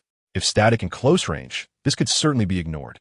In synchronization, the wave, having broken through the encirclement of white Zetsu with its Edo Tensei body, was rushing towards the underground lair. The location of the outer path golem recorded in white Zetsu's memory. Water, soon. Orochimaru consciously moved closer to Water. The wave had been marked with the Flying Thunder God technique, so when he reached the golem, Water would immediately use the Flying Thunder God technique to arrive and seize the Hashirama artificial body on the golem. This was a race against Obito's speed. Zing! Obito activated his left eye of Izanagi, then closed it slightly. Izanagi could probably last for another 2 minutes. Whoosh! In the Kamui whirlpool, Obito launched a strong assault. Boom! Water's Susanoo skeleton stood again. Tap, tap, tap, tap. Hundreds of miles away. The wave was shuttling through the corridor. About to arrive. Obito ignored Susanoo, penetrating it, reaching out his hand towards Water. Swish! Passing through the corridor. The outer path golem's lotus seat was empty. Upon seeing this scene, Water's head exploded. Could it be that he actually moved the golem? That was the worst possibility. Even in last night's discussions, various emergency plans were made for possible accidents. But the possibility of the golem being moved by Obito nearly overturned the purpose of this operation, rendering the pre-battle arrangements almost meaningless. Swish! Obito's hand had already reached before him. No risk, no gain. In the blink of an eye, Water made a shocking move, bang. He suddenly shoved Orochimaru aside, then let Obito's hand rest on his shoulder. This suicidal act made Obito hesitate for a moment. Well, in the Kamui space, nothing could be left to him. With a thought, Obito's right eye of Kamui fully pulled, instantly drawing Water into it. Clap! The vortex converged, and Obito twisted his neck, a relieved smile tugging at the corners of his mouth. Causality I have severed. In the time-space before the outer path golem, Ruoshui felt an immense sense of relief. This ugly yet powerful aura was undoubtedly from the outer path golem. It seemed I made the right bet. If the golem wasn't in his time-space but was summoned away by Nagato, I would truly be in despair. Ruoshui was not without strategy when he was drawn into the time-space. Inside, he indeed could not sense the Flying Thunder God mark from the outside world. The moment Obito activated Kamui, the time-space briefly connected with the outside world, allowing him to sense the flying thunder god mark. At that time, he could escape safely. His gaze found a protruding white humanoid on the golem's chest. It bore the same appearance as the Hokage rock on the left side of Konoha. That was the artificial body of Hashirama Senju, cultivated by Madara. Ruoshui tightened his grip on the ninja blade. Next, he needed to shave that thing off the golem. During this time, Obito must not return to the time-space. Otherwise, all efforts would be in vain. Please, Orochimaru. Just 1 minute, buy me some time. Outside, Orochimaru's gaze darkened. This scene was not part of the plan. The Flying Thunder God Mark does not have the ability to sense cross-space, meaning if Obito does not actively release it, Shisui does not have the ability to leave the time-space. His kicking me away was probably to counter the characteristic of that Kimui technique, working in tandem with the outside. This was ultimately too risky. Could it be that some unexpected change occurred on the golem's side, prompting Shisui to take such a gamble? Obito's gaze was deep, kicking you away at the last moment, letting me be drawn in without resistance. Was it all to target my penetrating ability through the comprehensive understanding of my true capabilities by White Zetsu, giving me a surprise? Do you really think I would let you succeed? Gee. He opened the left eye of Izanagi, needing just a slight opening, a mere thread. Obito retreated dozens of meters, distancing himself from Orochimaru. The last minute of Izanagi should unleash its final warmth. Whoosh. To the time-space. Let us settle this with Shisui. His right eye released a Kimui vortex, about to draw himself in. Orochimaru hesitated. The intention was completely seen through Shisui. Is this where it ends? Whoosh. Suddenly, a kunai shot from a blind spot pierced through Obito's back, landing on the ground before him, interrupting the movement of the time-space. Obito looked up. Under the cold moon, a man in protective gear, carrying a ninja blade, crouched at the top of the shrine, his blood-red eyes calmly and deeply observing the ground. One after another, they all came out to oppose me. Obito said in a deep voice, Itachi Uchiha, do you wish to rest here too? Itachi slowly stood up, the red flames of Susanoo igniting simultaneously. A fiery red magatama burned in the right palm of Susanoo. Itachi said solemnly, Orochimaru, get away from there. Whoosh. Orochimaru quickly retreated. The arm of Susanoo charged up, and the magatama was thrown with all its might. Yada mirror. Boom. Rocks flew everywhere. Obito emerged from the ruins created by the magatama. Itachi dispelled Susanoo, descending the mountainside, continuously throwing shurikens combined with fire techniques. Fire style, Phoenix Fire Jutsu. Those flaming shurikens, in their spinning, seemed to have eyes, tracking Obito's figure. There was no way to avoid it. Still in Izanagi, unafraid of Ruoshui in the time-space, he let the Phoenix Fire pass through him. Looking at Itachi who had landed, Obito's gaze shifted. Time for Izanagi was running out. I must settle this quickly. Crack! Chains fell from his sleeves, shackles binding his wrists. Whoosh! Obito charged at Itachi with full speed. Without any time-space means, you cannot escape from me. Itachi's gaze was calm and cold, continuously retreating to create distance. A kunai quietly slipping from his sleeve. It was a kunai inscribed with a flying thunder god mark. Watching as Obito closed in, Itachi shifted his focus. His left eye had not completely closed. He would use Amaterasu as a feint. Drip. Blood flowed down from the corner of Itachi's right eye, focusing on Obito's figure. Amaterasu. Zone.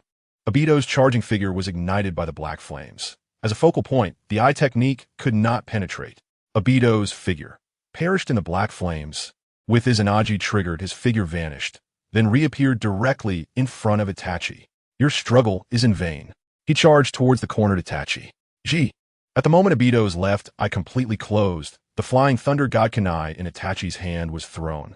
Next, it's up to you. Shisui. Chapter 39, let's begin. Orochimaru. Whoosh. The kunai pierced through Obito's cheek in an instant, and at the same time, Obito's hand ruthlessly grasped Itachi's throat. The whirlpool in his right eye sucking Itachi's form in. Whoosh. At that moment, in the space of Kimui, Ruoshui, who had completed the separation of the Hashirama artificial body from the outer path statue, had his left palm crackling with lightning, waiting for this very opportunity. The moment the Kimui was activated in the outside world, the flying thunder god mark closest to the whirlpool immediately appeared in Ruoshui's perception. He flashed out from the kunai, gripping it tightly and thrusting it towards Obito's back heart with the lightning in his palm. Crack! A wave of intense pain caused his brain to go blank. The absorption of Itachi's whirlpool was forcibly interrupted. and Obito looked in disbelief at the hand that pierced through his chest, glancing at Shisui's shocked face behind him. A thick sense of horror causing his heart to chill along with the blood that was flowing out. You learned the Flying Thunder God technique, and we're just waiting for this moment? Obito, this is reality. As the cold words fell, Ruoshui's hand withdrew, the lightning in his palm dissipating due to chakra overuse. Looking at Obito collapsed in a pool of blood, he knew that if he didn't eliminate Obito now, there would be endless troubles in the future. Thus, he endured the fatigue of his body, drew out his ninja knife, and was about to end Obito's life. Crack! But at that moment, a powerful white hand emerged from the ground beside Obito, gripping the blade of the ninja knife. Ruoshui was taken aback, looking at the white figure rising from the ground. Its whole body was wrapped in white vines, its face resembling a whirlpool, with only a pupil in the right eye. Is that Akatsuki? Note, Akatsuki is the real name of this white zetsu. In the early stages, Obito referred to him as Akatsuki, also stemming from this white zetsu. Obito and Akatsuki are two different individuals, two individuals. Due to the confusion in the readers of Naruto, the return of Naruto, there have been serious misunderstandings, even leading to personal attacks on the author, hence the emphasis. Ruoshui's thoughts drifted back to the time he chased after Naruto with his best friend Linyu. Linyu, I really like Akatsuki. If I lived in the world of Naruto, I would definitely want to be friends with him. Ruoshui, what if he feeds you poop? Linyu, I won't eat it. Unless it's Rin's. Ruoshui, you're so twisted. Back to the point, Akatsuki, as the most unique white zetsu, usually asks about people's bowel movements upon meeting. But at this moment, he was not joking, his abyss-like dark pupils staring at Ruoshui. His naturally comical voice now filled with anger. Enough, isn't it? Ruoshui's gaze darkened, slowly releasing the ninja knife in his hand. Clap!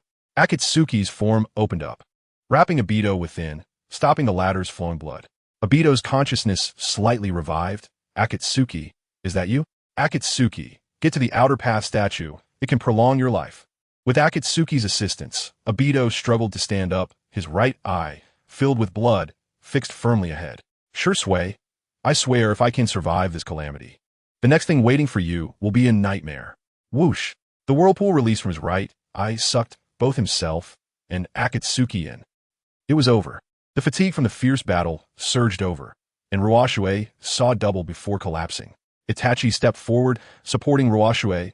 Shisui. Ruoshui feigned ignorance. Itachi, how did you end up here? Itachi said, I overheard your secret talk with Orochimaru and knew you would be here, so I rushed over. Ruoshui thought, so it's true. Itachi asked, why didn't you tell me about this chaotic matter beforehand? Ruoshui, I know your kindness would reject everything I'm doing now, so I decided not to make trouble for myself. Itachi said, that's a different matter, right? If I knew Shisui, you were going to take such risks, do you think I would stand by and do nothing? A warm feeling flashed through Ruoshui's heart, mixed with a bit of sadness. Sigh, if your concern were directed at me instead of Shisui, how wonderful would that be? Ruoshui, sorry for making you worry. In the ruins, Orochimaru walked over. Shisui-kun, the outer path statue was absorbed by Obito into the time-space. Ruoshui replied, after all the calculations, I didn't expect Obito to be this cautious, almost tripped up, but fortunately, I have already obtained the Hashirama artificial body. Orochimaru's eyes suddenly brightened. Ruoshui asked, where's Kabuto? From the shadow of the cracked mountain wall, Kabuto emerged. I'm here, Lord Shisui. With a polite demeanor, he thought, he can't even perceive my presence? It seems he's at his limit. What a pity. Without betraying Lord Orochimaru, I couldn't eliminate Shisui using Obito's hands. Ruoshui glanced at the blood of Obito on the ground. This blood might be useful, Orochimaru. Please collect it for me. Orochimaru gathered the blood left by Obito. By the way, Shisui, when will the dirty reincarnation body of the wave be recovered? Ruoshui's gaze was somewhat vacant as he looked ahead. Let's talk about it later. Let's go back first. Orochimaru noted. It seems that with the frequent use of the Mangekyō's power recently, Shisui-kun's vision has begun to show signs of decline. Based on Obito's precedent, the Hashirama cells can almost infinitely prolong the light of a single eye. But if it's both eyes, perhaps it's not a long-term solution. Just like that, Ruoshui and Orochimaru ended the acquisition of the Hashirama artificial body. After returning to the Takigakure, Ruoshui rested for a full day and night before recovering from the exhaustion of the fierce battle. During this day and night, Orochimaru also brought back valuable experimental equipment from the past laboratory and established an experimental base in Takigakure. Everything was ready. Ruoshui took out the hard-won Hashirama artificial body from the summoning scroll, and Orochimaru sighed, as if admiring a work of art. I have never seen such perfect purity of Hashirama's cells. Without a doubt, the Outer Path statue has recreated the myth of the god of ninjas, Lord Hashirama Senju. Ruoshui sat upright on the stone chair. Myths can only be realized in the bodies of the living. Orochimaru, it's time to test the truth. Orochimaru turned around, looking at Ruoshui with an extremely serious gaze. Just to be clear, even if it's Shursuken, accepting genetic modification could be quite dangerous. So it's better to explain the aftermath. Beside him, Itachi clenched his fists tightly, about to say something. Itachi, if you're a friend, don't stop me. Ruoshui looked at Itachi, revealing his unmasked sincerity. This is the choice I made. The South River is like a second rebirth to me. Interacting with you has been truly pleasant. I know that some of the things I've done in recent days have left a significant rift in your heart. But please believe me, I have my own difficulties. I hope that one day we can genuinely be honest with each other. Shisui, don't cry, Itachi. If you do this, it will put me in a difficult position. If I die, according to our prior agreement, Orochimaru will take my eyes. At that time, please do not make things difficult for him. Also, when that time comes, please, in the name of light and shadow, lead the Uchiha towards a bright future. Itachi, with an incredibly complex feeling, walked out of the laboratory door. Before leaving, he warned, Orochimaru, if you and Kabuto dare to harm Shisui, the Uchiha will not spare you. Kabuto remained silent. Orochimaru smiled knowingly. Don't worry, Itachi. Only the truth I will sincerely protect. Bang! The iron door of the experimental base slowly closed. A bright future, like water, seems to stretch endlessly. Let's begin, Orochimaru. The web version of the chapter content is slow. Please download the Uedo Novel app to read the latest content. Please exit the transcoding page and download the Uedo Novel app. The web provides you with the fastest updates for Naruto, traveling through Shisui, starting from a blind man. Chapter 39, let's begin. Orochimaru, free to read. Chapter 40. The sudden change immediately triggered Ruoshui sat on a stone bench. His expression surprisingly calm despite the life-and-death situation at hand. At a moment that should have been filled with fear and tension, he felt a sense of relief instead. The depths of human psychology are indeed fascinating. He curiously observed Orochimaru's preparation process. He watched as the artificial body of Senju Hashirama, which he had fought hard to obtain, was extracted into a test tube filled with golden liquid using Orochimaru's mysterious apparatus. Ruoshui asked, "What is that? How did you dissolve my Hashirama's artificial body?" Orochimaru gently shook the test tube, his gaze fixed on the crystalline liquid flowing within, with a strange light swirling in his vertical pupils. The human body is an integration of cells, and cells are expressions of genes. Once you extract the most complete gene, the cells become unnecessary burdens. As long as you have the gene, the cells will naturally continue to be produced. This test tube contains the most perfect genetic extract of the god of ninjas. Senju Hashirama. Ruoshui marveled. How amazing. From a genetic perspective, genes are determined the moment the fertilized egg is formed, yet they can be altered through acquired means. But if genes can change, am I still me? Orochimaru smiled. It's rare for you, Shisui, to have such thoughts at such a critical moment. Yes, previously, time was tight, and I didn't have the chance to explain. Genetic modification can result in 3 outcomes, which will perfectly answer your question. Ruoshui focused. What are the 3 outcomes?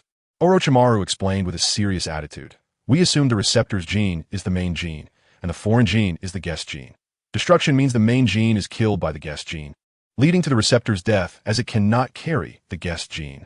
Replacement is similar. The main gene is killed by the guest gene, but the receptor carries the guest gene, resulting in the main gene being effectively replaced. As for recombination, the main gene and guest gene combine organically, preserving the characteristics of both. If both genes have irreplaceable advantages, then recombination is the most perfect result of genetic modification. Although Orochimaru's explanation was abstract, the intelligent Ruoshui understood it and couldn't help but reference the first successful case of genetic modification, Yamato. Yamato? No, what type is he? Orochimaru shook his head, giving an unexpected answer. He is neither. He is a result of accidental genetic modification during cell transplantation. Strictly speaking, it's selective replacement. After all, his appearance hasn't turned into Hashirama's. He shifted the conversation. But once I perfect this genetic modification technology, selective replacement will no longer exist. Destruction, replacement, and recombination will only accurately implement one of the three, with an occurrence ratio of approximately 99, 0. 9 o'clock. 1. By the way, this data is based on the premise that the object of modification is you, Shisui. Ruoshui fell silent, accepting the Hashirama genetic modification under his conditions. The probability of gene destruction occurring is 99. The probability of gene replacement is 0. 9. The probability of gene recombination is a meager 0. 1. Although he was smart enough to have the answer, Ruoshui still asked if gene replacement occurs in me, what will happen? Orochimaru straightforwardly replied, except for your soul, everything about you will become Senju Hashirama. You have already become accustomed to being Shisui. If you really turn into Hashirama, there may be a strong psychological resistance, but that is not the most important thing. Ruoshui clenched his palm. Then, what about my eyes? Orochimaru provided a rigorous yet cruel answer. The Uchiha gene will disappear, replaced by the Senjus, so your ocular power will naturally cease to exist. Therefore, I strongly recommend that before the modification, you remove your eyes. If gene replacement occurs, you can regain the power of the Sharingan through transplantation. Ruoshui said solemnly. Then let me ask you, will I still be considered the original owner of these eyes? Madara once said that whether it's the Sharingan or Rinnegan, their true power can only be fully unleashed as the original owner. Integrating the two eyes is essential. The original owner and two eyes are both indispensable. Orochimaru replied, this is the so-called price of power. But fortunately, the body of Senju Hashirama can almost perfectly control all ocular powers. Any eyes, even if not the original owner, would be nearly indistinguishable for the original. Ruoshui closed his eyes. Almost perfect, nearly indistinguishable. What does that mean? No, absolutely not. When it comes to light, Ruoshui is a perfectionist. If the light is no longer complete, he would rather die. At this point, he wouldn't look back anymore, putting everything on the 1 in 1,000 chance of gene recombination. Ruoshui opened his eyes and resolutely declared, no need to remove my eyes. Either gene destruction occurs, and these eyes become your reward, or gene recombination occurs, allowing these eyes to coexist with Senju's power. There is no third possibility. Orochimaru's eyes lit up. What a strong obsession. What is the source of this obsession? As Uchiha's top genius, what secrets lie in your growth experience that are unknown to others? I want to know. I want to know the hidden secrets within your young Uchiha body, Shisui. If this obsession can trigger a strong fated wish, guiding you to turn the impossible into reality, perhaps you will lead me to the door of the highest truth. Ah, my heart, it has not felt this excitement in a long time, and I can't wait any longer. A glass tube filled with the extracted Senju Hashirama genetic liquid had a small needle pop out at its end. At that moment, standing beside the operating table, with beads of sweat on his face and remaining silent, Kabuto pushed up his glasses and pressed a button. On the display connected to the apparatus, 2 genetic models appeared. They were the genetic maps of Senju Hashirama and Uchiha Shisui. Orochimaru's expression became solemn, his mind wandering. Genes are the manuals documenting a life journey, past and future. They can completely depict the trajectory of life. The genes of Uchiha and Senju overlap in specific sequences, proving they come from the same ancestor. If Senju and Uchiha are not cells but are recombined at the genetic level, then Shisui, perhaps, is destined to become the next sage of 6 paths. Orochimaru approached Ruoshui with a pilgrim-like mindset, finding the vein's position, and pierced the needle in. Ruoshui, come on.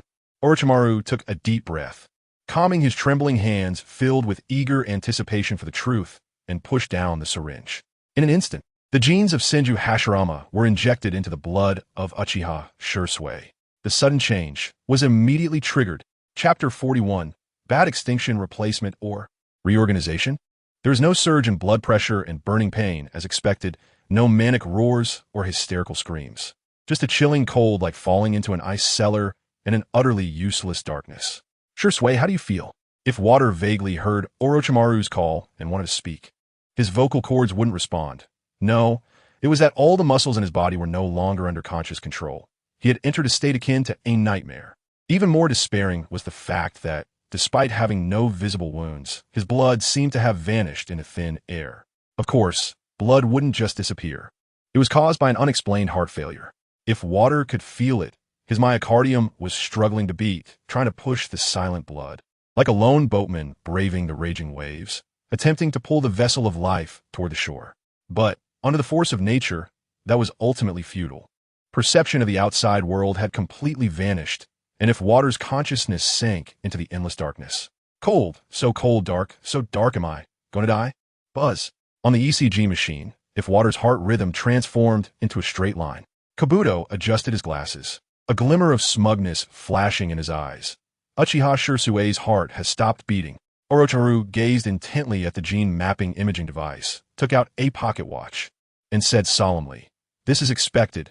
As the gene invasion is recognized, all of Shirsui's life energy will be invested in the upcoming gene war. This is a state of apparent death.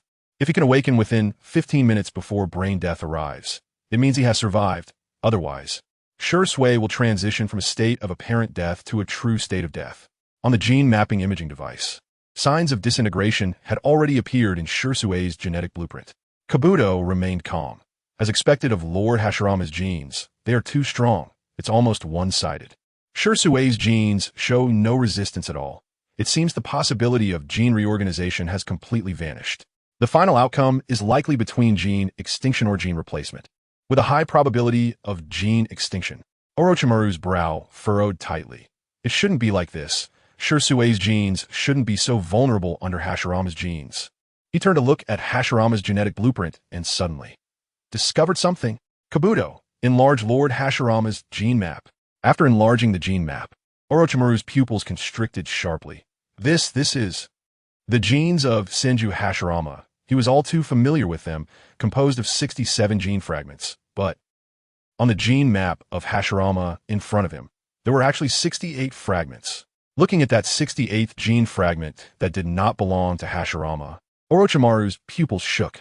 The artificial body of Senju Hashirama, cultivated by the Outer Path Golem for many years, that extra 68 fragment could only come from the Outer Path Golem.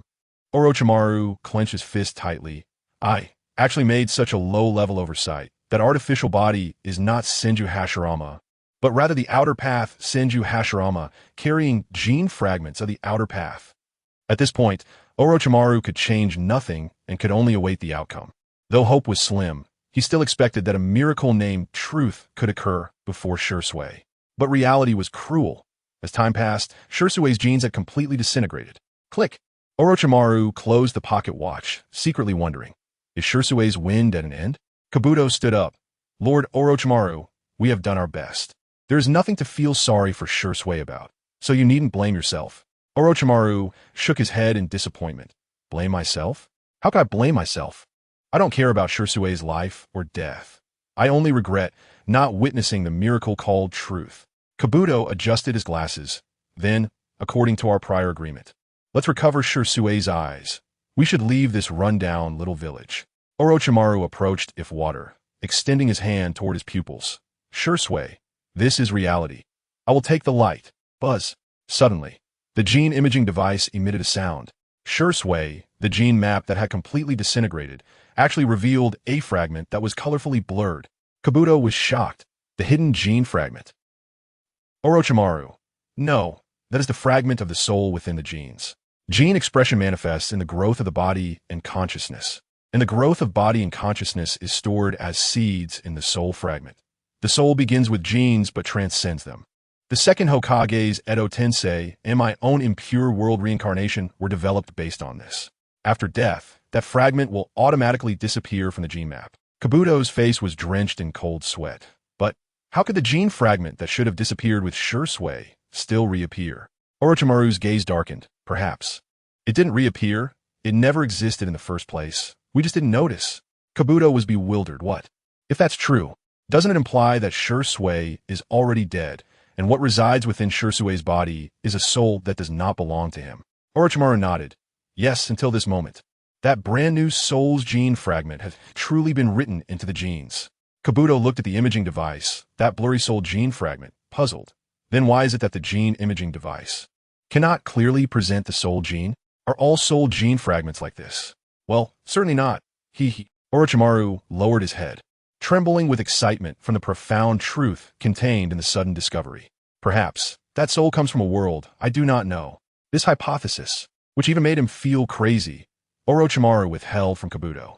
Orochimaru steadied himself, reaching out again to touch if water's face, saying to Kabuto, in any case. The appearance of the soul gene indicates that Shirse has struggled back from the brink of death. He should follow the path of gene replacement now. Kabuto, prepare to stop the bleeding with your medical ninjutsu. Sure enough, a weak heartbeat appeared on the ECG. Kabuto clenched his fists. Is this guy going to become Senju Hashirama? But that's fine. Transforming into Senju Hashirama through gene replacement signifies that his Uchiha genes will be completely eradicated. As long as it's not Kotoeme Tsukumi, Lord Orochimaru won't risk losing himself. I can accept that. Gene replacement means that everything except for the soul gene fragment is replaced by Senju Hashirama's genes, and of course, his form and appearance will transition towards Senju Hashirama. This process will undoubtedly be bloody.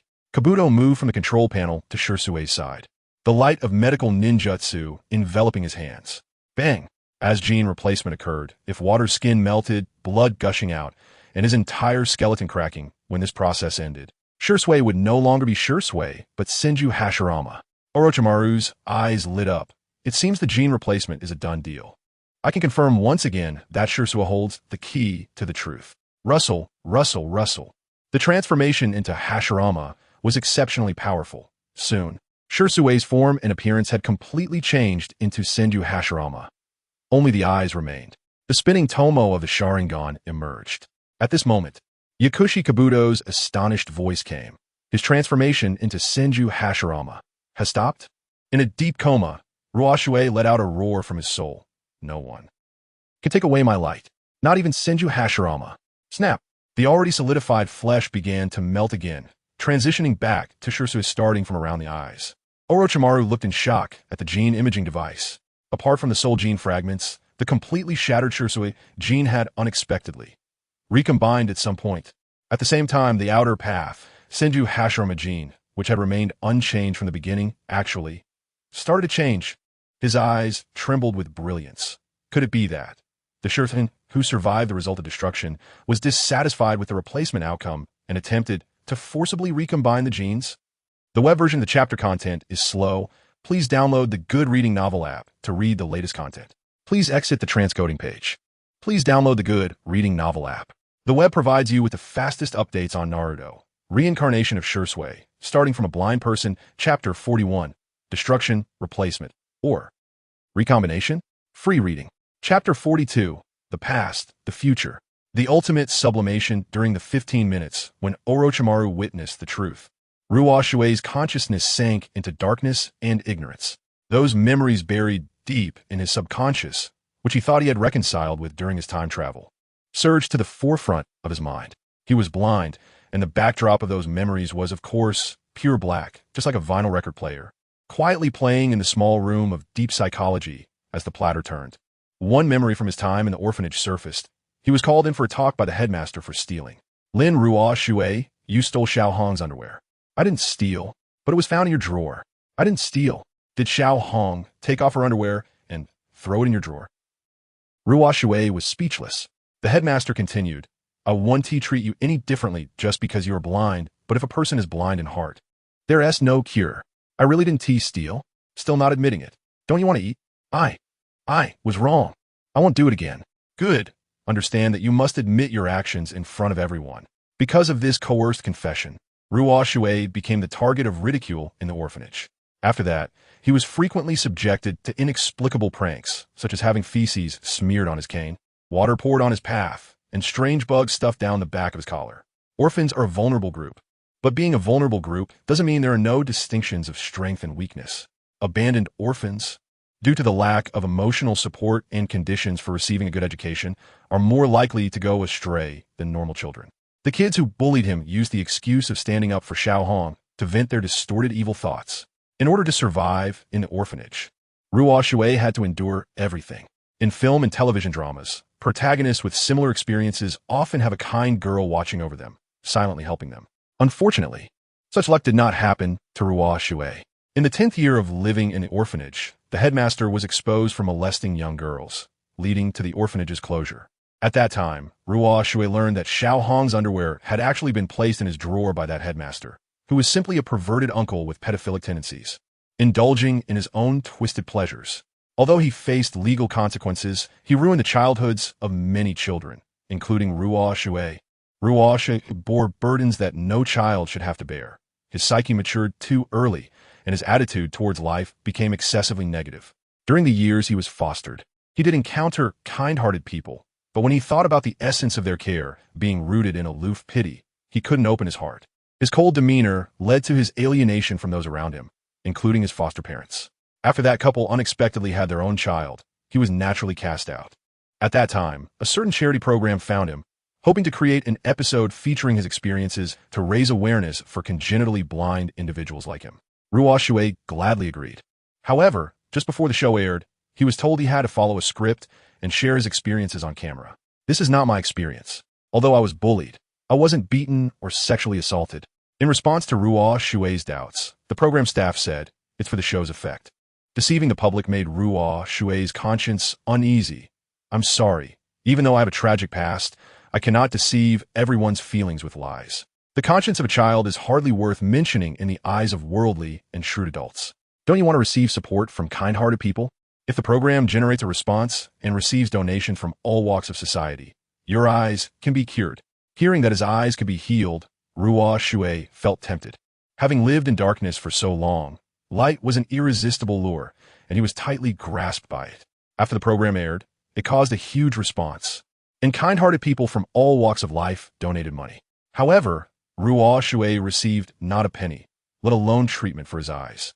The program's director, with connections to the underworld, threatened him that if he didn't want to disappear without a trace, he must not say a word about it, and then reimbursed him for his train ticket home.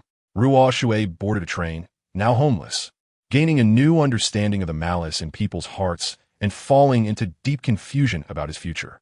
It was on that train that Ruoshui met Linyu, a friend who would change his life. Linyu lived in a wealthy family, but his parents had a strained relationship, each engaging in extramarital affairs. After their divorce, they abandoned Linyu, leaving behind a property and millions in alimony, but never looked back. Two peers, both lost in life, met on the train, sitting next to each other. It was undoubtedly fate. After sharing their pasts and enjoying a conversation, Linyu suggested, "You have nowhere to go now. How about you stay in my house for a while?" Ruoshui asked, "Is that appropriate?" Linyu replied, "No problem. My house is quite big." Ruoshui joked, "You're not planning to trick me and sell my kidneys, are you? There are a lot of bad people in society now, no? Let us say there are no good people." Linyu laughed. "What do you have left to lose? Is a kidney really that important?" After thinking it over, Ruoshui realized, "But I can't pay rent." Linyu smiled, "No worries. I still have plenty of money for now. We can manage." Ruoshui added, "If you're not tricking me, I can handle the housework." Linyu responded, "You can't see and can still do housework?" Ruoshui said, "As long as you don't pour water on the floor." Linyu's house was indeed quite large, and it was a duplex. Ruoshui initially thought Linyu was helping him out of sympathy and pity, and once he regained his sense of self, he figured he would eventually be kicked out. To survive, Ruoshui learned to be diplomatic and never pointed this out, preparing himself for being a guest under someone else's roof and the possibility of being thrown out at any moment. Although he was living under someone else's roof, the concerns Ruoshui had did not materialize. Linyu was genuinely a good companion. Linyu often said, "Thanks to you, living alone is much more interesting than I imagined." However, the past experiences of being mocked and used made it difficult for Ruoshui to trust Linyu. So he never opened his heart until one day, when he was out, he was targeted by a real kidney-selling gang. Linyu, in order to save him, even put aside his pride and asked his estranged parents for help. Of course, such a request came at a cost. Linyu had to voluntarily give up his future alimony. It wasn't until years later, after Linyu went missing, that Ruoshui learned the truth. In short, surviving that ordeal made Ruoshui truly appreciate the value of friendship. One day, while cleaning the room, Ruoshui accidentally knocked over Linyu's figurine cabinet, and Linyu let out a wail, "My wife." Ruoshui asked, "Aren't these just plastic models? Aren't they expensive?" Linyu replied, "Don't say that about my Lin." Ruoshui asked Lin. Linyu's expression changed. "You haven't seen Naruto, have you? Would you like to watch it?" Ruoshui, I can't watch it either." Linyu, "It's okay, you can listen, I can explain." Ruoshui, "What story does Naruto tell?" Linyu, "It's a story about eyes." Ruoshui's expression changed. "You're asking a blind person to listen to a story about eyes. Is that appropriate?" Never mind. Anyway, I'm just sitting here doing nothing. Lin, you had already put the original soundtrack Blu-ray into the home theater DVD player. And with that familiar opening line, Ruoshui, I can't understand a word. Lin Yu, after all, it's in Japanese. I have the Mandarin version too. Do you want to switch discs? Ruoshui said, let's switch. Lin Yu, oh. Hearing Lin Yu's intention to switch to the Mandarin version, Ruoshui felt an inexplicable sense of loss. Ruoshui made a resolution to learn Japanese, because they needed to watch and explain at the same time. It took them a whole 6 months to finish watching Naruto. During this time, Ruoshui also mastered Japanese and suggested watching the original version again. Lin Yu was pleasantly surprised and exclaimed, I can't believe it. You're really a genius. The shock brought by the original version is incomparable to the Mandarin version. Unknowingly, the two of them watched Naruto dozens of times, although Ruoshui couldn't see the visuals. The delicate emotions conveyed through the voice actors and their tones made Ruoshui tear up more than once, and before he knew it, he had already immersed himself in the world of Naruto. Ruoshui was glad to have met Lin Yu, who brought a ray of light into his dark world. Later, Lin Yu developed depression and, in order not to pass on this negative emotion to Ruoshui, he hid his illness from him. Ruoshui couldn't see the gradually fading smile on Lin Yu's face until his close friend went missing. And only then did he learn everything from Lin Yu's attending physician.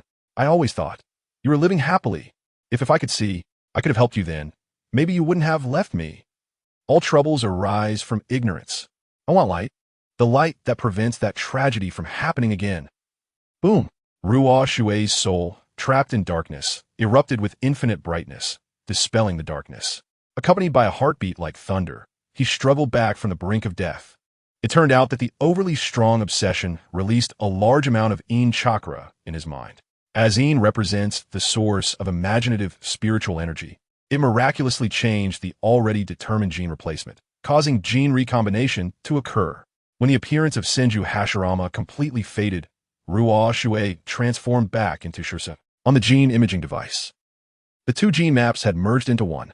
The complete genes of Senju Hashirama, parts of the genes from the Outer Path statue, the genes of Uchiha Shisui, and his own soul gene fragments were organically combined together. That gene map was abstract and lofty. If one had to describe it, the brand new gene was made of Shisui's genes as the skin, Hashirama's genes as the flesh, the genes of the statue as the bones, and Ruoshui's soul genes as the marrow, forming a gene that can only transcend, never replicate. A one-of-a-kind gene. Sizzle. Orochimaru's eyes sparkled as he licked his long tongue. Genes cannot determine the final achievement, but they define the possible heights that can be reached. In Shisui, I saw infinite possibilities. When he wakes up, the world will be changed. The web version of the chapter content is slow.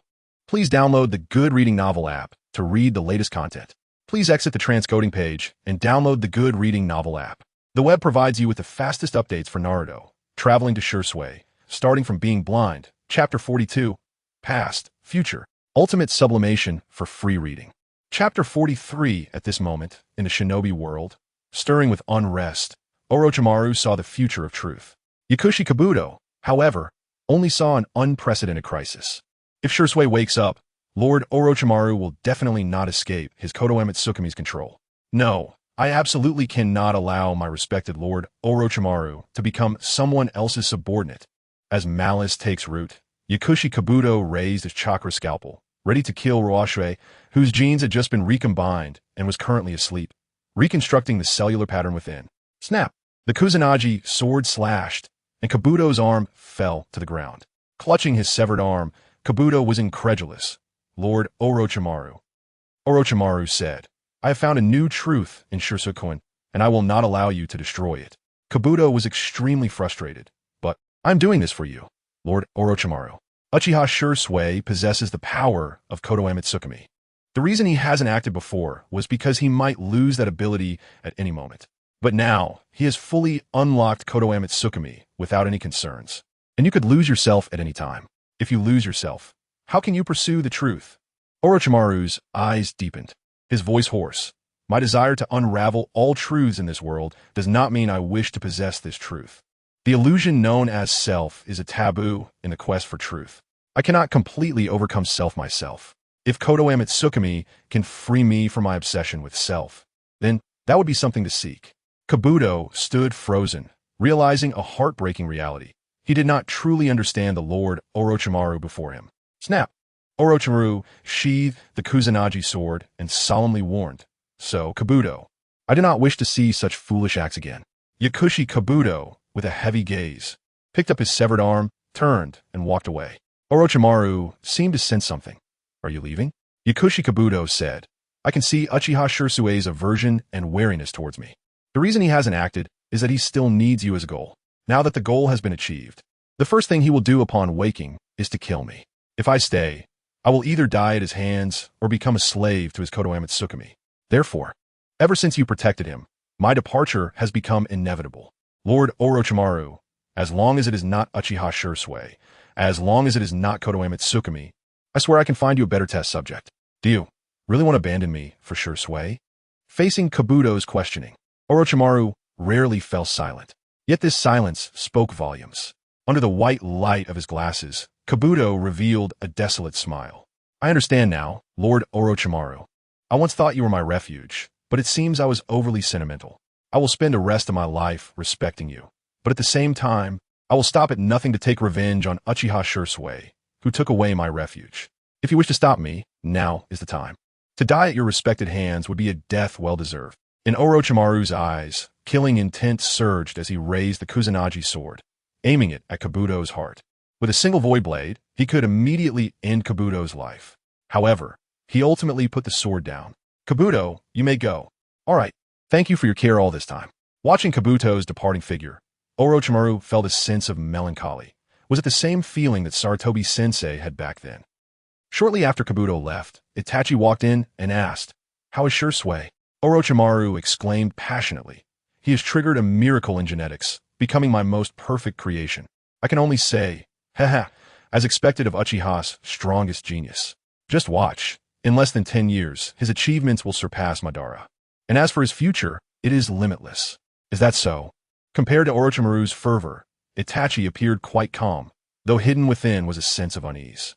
"Just now, I was outside and vaguely heard your conversation with Kabuto mentioning the so-called soul gene. Could you elaborate?" Orochimaru understood the situation. "I see. It seems Itachi does not know what happened to Shursuken, nor does he know that within Shirsui reside the soul that does not belong to him. How interesting." He said, "My research is still at the cellular and genetic level, and my involvement with the soul is not complete, so I cannot answer your question." Itachi zing. Itachi's 3-tomo spun, his gaze carrying a powerful aura directed at Orochimaru. "I have heard that you developed a reincarnation technique that allows the soul to seize the target's body. You say your understanding of the soul is incomplete, which seems untenable. Such a terrifying presence." Orochimaru remained calm. The reincarnation technique is merely a clever use of the soul, just as ancient humans used stones as weapons without understanding the composition of stones. My understanding of the soul is truly superficial. If you do not believe me, feel free to use your Sharingan to interrogate me." Orochimaru smiled in a way that suggested he truly did not care about life or death. Zing! The 3-tomo in Itachi's eyes retreated. "Forget it, after all. You are also Shirsui's benefactor. Shirsui has successfully gained the power of Senju Hashirama, providing Uchiha with unprecedented strength. Based on this, I cannot be rude to you. From now on, let me take care of Shirsui." "All right, that would be much appreciated." As Orochimaru walked past Itachi, he stopped. "Itachi, what is it?" "Orochimaru, if it were a month ago, I would have no hesitation in taking action against you just by brushing past you like this. But now, I have no desire to possess you at all, Itachi." "Itachi," Orochimaru said meaningfully, "people adjust their behavior as their vision and perspective grow. And this is what we call growth. Itachi, one thing you should at least be grateful for is Shirsuikun. It was he who preserved the Uchiha clan. Otherwise, I cannot imagine how Uchiha could have withdrawn from Konoha unscathed. Oh, it cannot be said to be unscathed. At least those who strongly advocated for war with Konoha have perished." Itachi's gaze was heavy. After Orochimaru left, Itachi walked to Ruoshui's side, looking at the latter's face, which had yet to regain its color, murmuring, "Shirsui, at the cost of your life, what is the light you seek for? What is your ninja waypoint towards? What should I do next?" Before Ruoshui woke up, the situation in the shinobi world had already undergone earth-shattering changes. In the land of lightning, Kyomogekure, Winchursa delivered the letter of refusal to Kyomogekyure's recruitment on behalf of the Uchiha clan bang. The fourth Reikage, slammed the table. Uchiha, a pack of strays, truly do not know their place. Just try to take this opportunity to wipe them out completely and seize their eyes along with the seven tails from Takigakure. The next step is to annex Konoha, the Earth Shadow. Darui commands you to lead 10,000 elite Yunin troops to attack the Takigakure village. As for Konoha, at this moment, the J-Nin Earth Shadow reports, "We have just received news that Konoha's Yamakage from Tsushigakure has taken a lead, claiming that Konoha allowed the Uchiha defection, which caused Takigakure to be dragged into the war. To defend the interests of many small countries and villages in the current ninja world, they are asking Konoha for persuasion." Reikage AI smirks. That half-dead old man is really a cunning fox. They want to take revenge for the battle at the Shinobigakure Bridge, right? And we can take this opportunity to avenge the battle at Kaiki Mountain. Everyone understand without saying it. We'll see who is more capable. In the deepest part of Ruoshui's subconscious, in the lake of his heart, he saw another version of himself. Ruoshui asked, "Who are you?" The other Ruoshui replied, "I am your true heart. After you wake up, you will have the power to change many things. So I'm here to remind you of something." Ruoshui, what? The other Ruoshui, "The more you rely on the other gods, the emptier and lonelier you will become." Ruoshui, "On what basis do you say that?" The other Zhishui, "The other gods are powers that manipulate emotions. Even if you successfully win people's hearts using the other gods, the hearts granted by illusions are nothing but fakes. Relying on fakes will cause your true feelings to drift away from you, so don't rely on it." Ruoshui frowned. "Power is meant to be used, otherwise. What is the point of going through all the trouble to obtain it? Who are you to emerge out of nowhere, calling yourself my true heart while spouting nonsense?" The other Zhishui, "Haha, you actually understand, you just refuse to accept it." Ruoshui, "Stop using that profound tone to talk to me." The other Zhishui, "You don't understand me. You long to find friends like Au to fill the void in your heart. But the nature of the other gods will inevitably contradict your wishes." Ruoshui clenched his fists. "Shut up, shut up." The other Ruoshui, "Then refute me." Ruoshui lowered his head, his shoulders trembling. The other Ruoshui, "Can't refute me now, huh? Then just obediently listen." Ruoshui slowly raised his head and astonishingly said, "Emotions that can be manipulated by illusions are, after all, just fakes, right?" The other Ruoshui, "What did you say?" Ruoshui, "Ah. You keep saying you are my true heart, which means true feelings, right? Then let us test it with you." Zing! Ruoshui's right eye, which had reserved the other gods until now, activated against the other self in this spiritual world. Whoosh! The Ruoshui that called itself true heart turned into a foamy illusion and disappeared before Ruoshui's eyes. "Oomph. As expected, you are a counterfeit, but if you are me, it means there is a lingering doubt deep within my heart. If there are indeed emotions that the other gods cannot manipulate in this world, then they must be the true things you mentioned, right? Do they exist? If true things really exist, I would like to see them." 3 days later, in the morning, Ruoshui opened his eyes. Chapter 44, Awakening. The world will make way. When Ruoshui woke up, he saw Itachi beside him. Itachi seemed to have not closed his eyes for a long time. The area around his eyelids was darkened, but his gaze was very gentle. "Itachi, have you been here all along?" "Yes. I was worried that you wouldn't wake up for a long time, and Orochimaru might have ill intentions, so I kept him away. Now that I see you awake and safe, I can finally relax." Ruoshui felt a surge of emotion in his heart. "What about the clan members?" "I told them you were out, so they don't know about this." Ruoshui nodded. "That's good."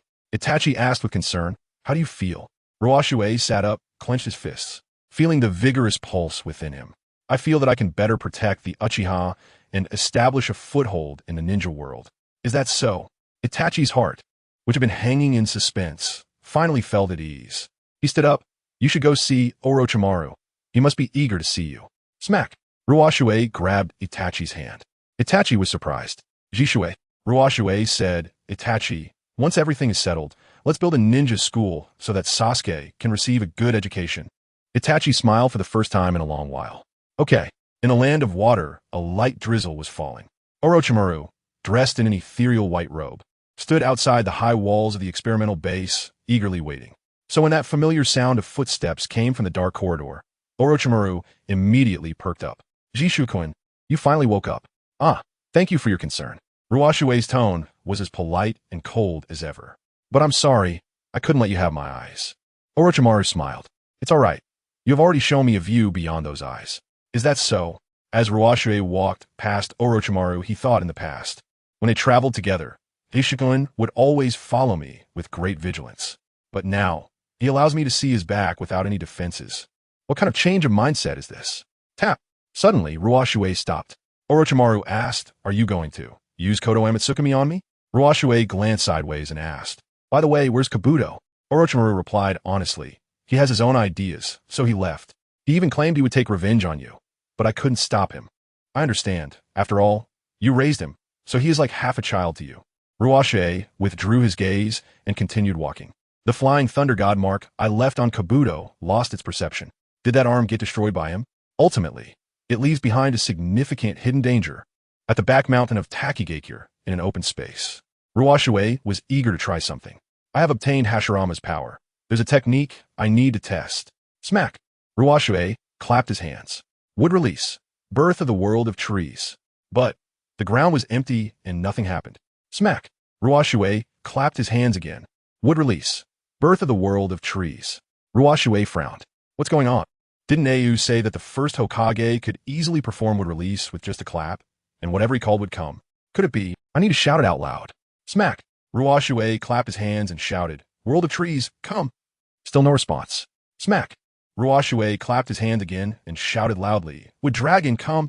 Smack! With red eyes. Ruoshui clapped his hand for the third time and shouted angrily, "Woodman, come!" Caw, caw, caw. The woodman didn't come, but a crow flew by, cawing noisily. Ruoshui felt a bit embarrassed, lowered his hands, and thought to himself, "This isn't what I imagined at all." Humph. Orochimaru witnessed this extraordinary scene, struggling to hold back laughter, but still ended up covering his face and laughing out loud. Ruoshui shot a glare at Orochimaru. "Orochimaru, this Hashirama body, it can't be fake, right?" Orochimaru gently stroked his hair, awkward yet elegant as he said, "The wood release technique is a very advanced ninjutsu. If one doesn't thoroughly understand the hand seals and practice repeatedly, they cannot use it." Ruoshui replied, "But I heard that the first Hokage could easily use powerful wood release techniques." Orochimaru said, "Of course, as proficiency increases, the steps for hand seals can be reduced, or even completely omitted.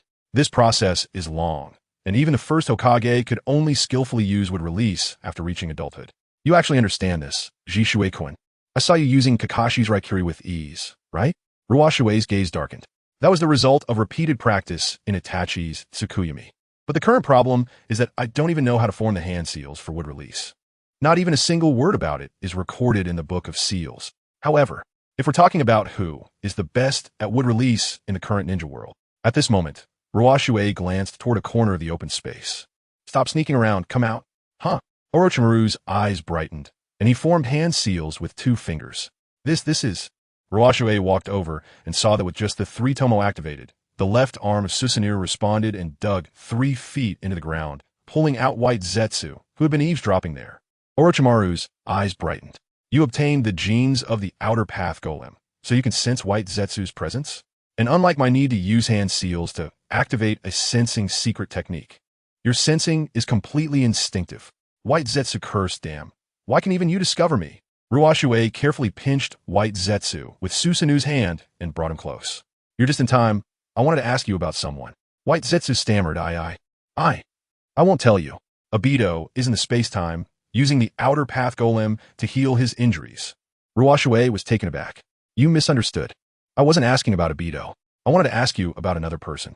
White Zetsu retorted, "Why should I tell you? You're an enemy of Akatsuki." Ruoshui said, "Don't. I have no ill intentions." This guy clearly has harmed our companions, but why do I feel he's so friendly? Damn it. It seems I can't refuse him. "Obito, I'm sorry." White Zetsu said, "Okay, ask away. As long as I know, I'll tell you." Orochimaru was astonished. Without using Jinjutsu, White Zetsu is willingly cooperating. Is this also a power granted to you by the golem genes?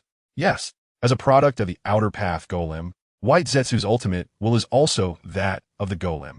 With part of the golem's genes, Ruoshui is akin to a humanoid outer path golem, naturally, having a certain dominion over White Zetsu. Moreover, as this gene continues to express over time, its power is not limited to this. Chapter 45. Light and Shadow, the Will of Fire. In the land of fire, tensions rise as a Wagakure send a letter of accountability to Konoha. Konoha urgently dispatches a small team composed of Tenzo, Mitarashi Anko, and Yamashiro Aoba to the border between the two countries to gather intelligence. Tenzo is actually Yamato, a name that was given to him after he became a jonin of Team 7 in the original work of Tenzo. The Yamato from Root had no name at the beginning.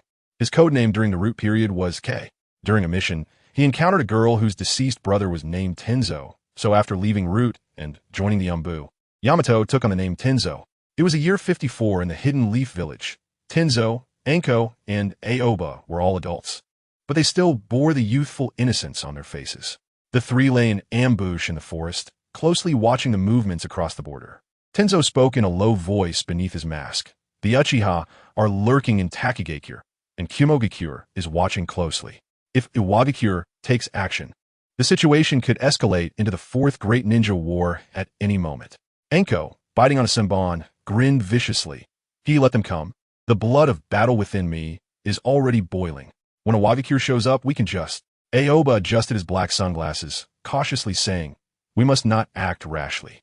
The Hokage's orders were to closely monitor their movements after Iwagakure breaches the border and report back at any time. Anko scoffed, "TCH, this is really frustrating." Tenzo suddenly exclaimed, "They're coming." A team of Iwagakure ninja was seen crossing the border and swiftly heading towards Konoha. The three exchanged glances. Yamashiro, Aoba formed hand seals. Ninjutsu. Crow multiplication technique. Caw-caw-caw. Hundreds of crows flew into the sky, keeping a watchful eye on Iwagakure's movements. If we follow the crows, we won't be detected. Thus, the three followed the Iwagakure team until they reached a mountain gorge. As Anko was running, a sudden sharp pain shot through her neck, and she reached back to touch it, feeling the cursed seal left by Orochimaru years ago. Aoba asked, "Anko, what's wrong?" Thud, thud. Anko's heart raced, cold sweat streaming down her face. This cursed seal, it has activated after so long. Could it be that person is nearby? This is bad, we could all be wiped out. Swish. Anko stopped. "Sorry, I need to confirm something." "You two go ahead." Aoba said, "This isn't a joke. We are a three-person team, and we need to share any situations that arise." Anko understood the seriousness of the matter and said honestly, "Listen, Orochimaru might be nearby." Tenzo's expression changed. "What did you just say?" Aoba exclaimed in shock. "Orochimaru, you mean that legendary Sannin, Orochimaru?" To illustrate better, Anko pulled down her collar, revealing the cursed seal on the back of her neck. "He used to be my master. When he defected from Konoha, he left this cursed seal on my neck. Just now, this cursed seal activated, which means he's nearby. He might be coming for me. If you two don't leave quickly, you'll die here." Aoba, not having a real sense of Orochimaru's terror, said, "We're comrades, even if it's Orochimaru. As long as we work together, we won't necessarily die." Anko and Tenzo spoke in unison. Aoba said, "Hey, Anko's cursed seal grew even hotter, to the point where she could barely stand. She shouted, "Quick, while there's still time, hurry and go. You all can't leave now." From the other side of the gorge, three Iwagakure ninja had actually turned back. The tall Iwagakure ninja at the front mocked, "Konoha's fools. Did you think we wouldn't notice the crows in the sky?" Aoba exclaimed, "Could he be Iwagakure's elite sensor ninja, Dishiro?"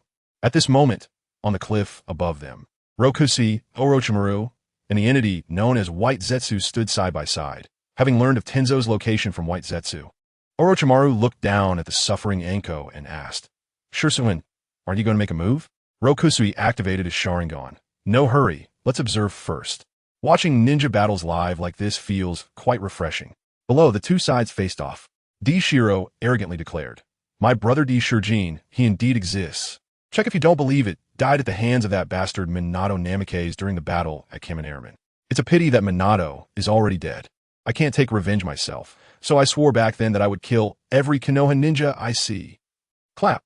He formed hand seals, slamming his robust palm onto the ground. Earth release, earth split palm. Boom! The ground before him cracked. The fissures even spreading to the mountain walls on either side, and then a large number of boulders fell, crashing down towards the three. This earth split palm was a very technique that caused Toby to be trapped under the giant rocks back then. Aoba supported the immobilized Anko. "Tenzo, please. As long as it's not Orochimaru, I'm not afraid of anyone."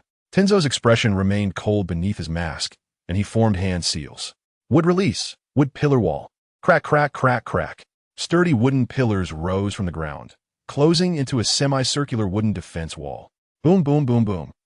The boulders came crashing down. Dishiro looked up, sneering. Did we take them out? Earth release. Earth flow slash. Suddenly, the boulders were lifted by the power of earth release, revealing the intact wooden pillar wall. Dishiro's expression changed. A protective wall made of wood. Could it be this is a release technique? Crack, crack. The wooden pillar wall opened, revealing Tenzo standing at the forefront, exuding a powerful aura. The Wagakure ninja crossing into our border is one thing, but attempting to attack Konoha ninjas is going too far, don't you think? Upon seeing this, Orochimaru smiled. As expected of one of my experiments, at a critical moment. You're quite reliable. Dishiro's shock from Tenzo's wood release didn't last long. Oh, I've heard that Konoha has a laboratory with the cells of the first Hokage. You must be one of the products, but unfortunately, your wood release can't compare to the first Hokage. Otherwise, you would have already made a name for yourself in the ninja world. Tenzo's gaze was stern. Are you saying you won't back down? Dishiro's eyes turned towards Anko, who was being supported by Aoba. It seems you all have a burden and can't fight at full strength. Do you think your inferior version of wood release can withstand our combined attack? Especially from brother Shikari. Dishiro, you talk too much. Behind Dishiro, a cold man with a spiky hairstyle stepped forward. Dishiro's attitude immediately became humble. Brother Shikari. Swish. Shikari charged forward. Tenzo's expression grew serious as he created a defense with earth release, earth flow wall. He saw Shikari gather strength for a punch, hitting the earth flow wall. Explosion release, ground mine fist. Boom! With the explosion unleashed by the punch, the earth flow wall crumbled to pieces. Orochimaru narrowed his eyes slightly. That's the explosion release captain from a Wagakure. Sh. It seems that a Wagakure's purpose for coming here is not for negotiation, but to create conflict and provoke war. They only sent 3 people from the advance team. It seems that Sarutobi-sensei's weakness is well known. Sh. As one of the reincarnated from the 4th Great Ninja War controlled by Kabuto, possesses considerable abilities, and at this moment, Sh is still alive. Rokusui's focus is not on the situation between Konoha and a Wagakure. Explosion release. Isn't that a bloodline limit? I can't copy it. Orochimaru smiled. If Shirsuakuen is interested, I do have a way to help you gain abilities beyond your own bloodline. Rokusui replied. Let's take a look first. One can't be too greedy. Boom! The earth flow wall was broken, and Yamato urgently dodged while tossing a ninja smoke bomb. At this moment, the Wagakure's Jonin Omo, who came with Sh, formed hand seals and used wind release, gale palm to disperse the smoke. At that time, Tens and the others had been forced to a corner of the ravine. Yamato's expression was grave. The Wagakure is being so aggressive, but I must follow Lord Hokage's order not to kill them, to avoid provoking a war between the 2 nations. For now, perhaps. Tens made a decision. Aoba, take Anko and retreat. Aoba exclaimed, Hey, facing them alone, you will die. Tens declared with righteous determination. If I die, tell Lord Hokage that I died by the hands of a Wagakure, and let him decide how to face the upcoming situation. Aoba understood the gravity of the situation and solemnly said, Tens, although we haven't spent much time together, you truly are an outstanding inheritor of the will of fire. Please do your best to survive without defying orders. Swish. Yamashiro, Aoba, along with Mitarashi Anko, urgently retreated. Meanwhile, Sh, Dishir-Ra, and Omo surrounded Tens. On the mountaintop. It's about time. Let's make our move. Whoosh. From under Rokusui's sleeve, a flying thunder god kunai was thrown downwards. Chapter 46. Light and Shadow. Shocking Stone. Thud. The flying thunder god struggled to land, and Ruoshui's figure flashed out simultaneously. Sensing the sudden intrusion, Sho, Dong Sihua, and Omo quickly stopped and retreated. Boom! Susanoo erupted, grabbing Dong Sihua and Omo with both hands. Sho stared in disbelief. Who are you? But seeing his companions in danger, Sho had no time to hesitate. After forming hand seals, he exerted all his arm strength and chakra, shouting as he charged forward. Explosion release. Landmine fist. Boom! His fist struck Susanoo's front, and amidst the explosive flames, Sho covered his bloody arm, awkwardly bouncing back. After barely stabilizing himself, he looked at the unscathed green chakra skeleton, his voice trembling. My proud explosion release is completely ineffective? Dong Sihua, caught in Susanoo's right hand, looked at the man within the skeleton and screamed in terror. Shisui. I know him. He is Shunshin Shisui. He defected from Konoha. Why is he here attacking? As for Omo, he was already so frightened that he was silent as a cicada in winter. Ruoshui murmured, "These two are useless." Crack, crack. Susanoo tightened its grip, and Dong Sihua and Omo were instantly reduced to a pile of flesh and blood. Ruoshui looked up at the pale-faced show. "Your ability is somewhat useful." Ruoshui's left eye transformed into a kaleidoscope, locking on Shou's eyes, which were dazed with fear. Kodo Amitsukami. The fear in Shou's eyes vanished, replaced by a sense of worship. It turned out that Lord Uchiha Shisui had arrived. "I received a revelation in my dreams last night that I would pledge my loyalty to you today. It truly is divine will."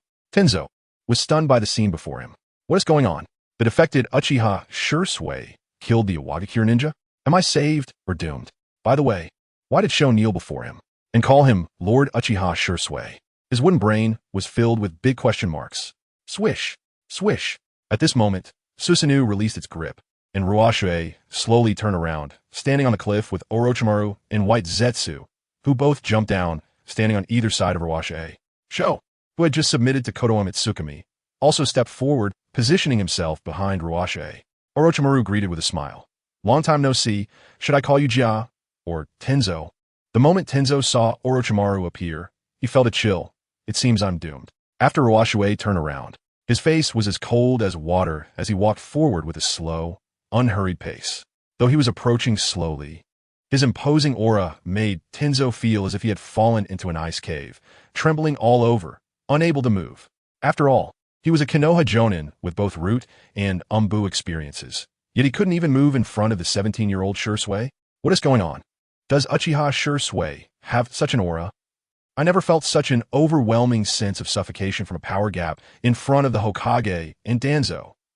Tenzo's heart raced as he watched Shisui walk toward him, slowly extending his left hand toward his mask. Move! Move, damn it! At the last moment, the surging adrenaline finally awakened his body, which had been paralyzed by fear. Wood release. Great forest technique. Crack. His left arm sprouted wooden vines. Shooting toward the person in front of him, his body's instincts made Ruoshui retreat, but the wooden vines extended quickly, wrapping around Ruoshui's torso. Hoof, hoof, hoof. Tenzo's fear somewhat subsided. Good. Let's maintain this pressure on Shisui for now. Ruoshui glanced at the wooden branches wrapped around him and asked, "What do you call this technique?" Huh. Tenzo was stunned. Ruoshui continued, "I mean no harm. Just simply asking." Unable to gauge the other's intentions, Tenzo decided to stall for time. Wood release. Great forest technique. Oh, so this is the Great Forest? Ruoshui moved his shoulders slightly, and the branches wrapped around him surprisingly softened and fell away weakly. Tenzo was astonished. My wood release. How could it lose its effectiveness? Ruoshui, just now I observed the flow of chakra in your body. I learned it. Look, is it like this? Wood release. Great forest technique. Crackle. Ruoshui extended his left hand, and wooden branches elongated from his palm.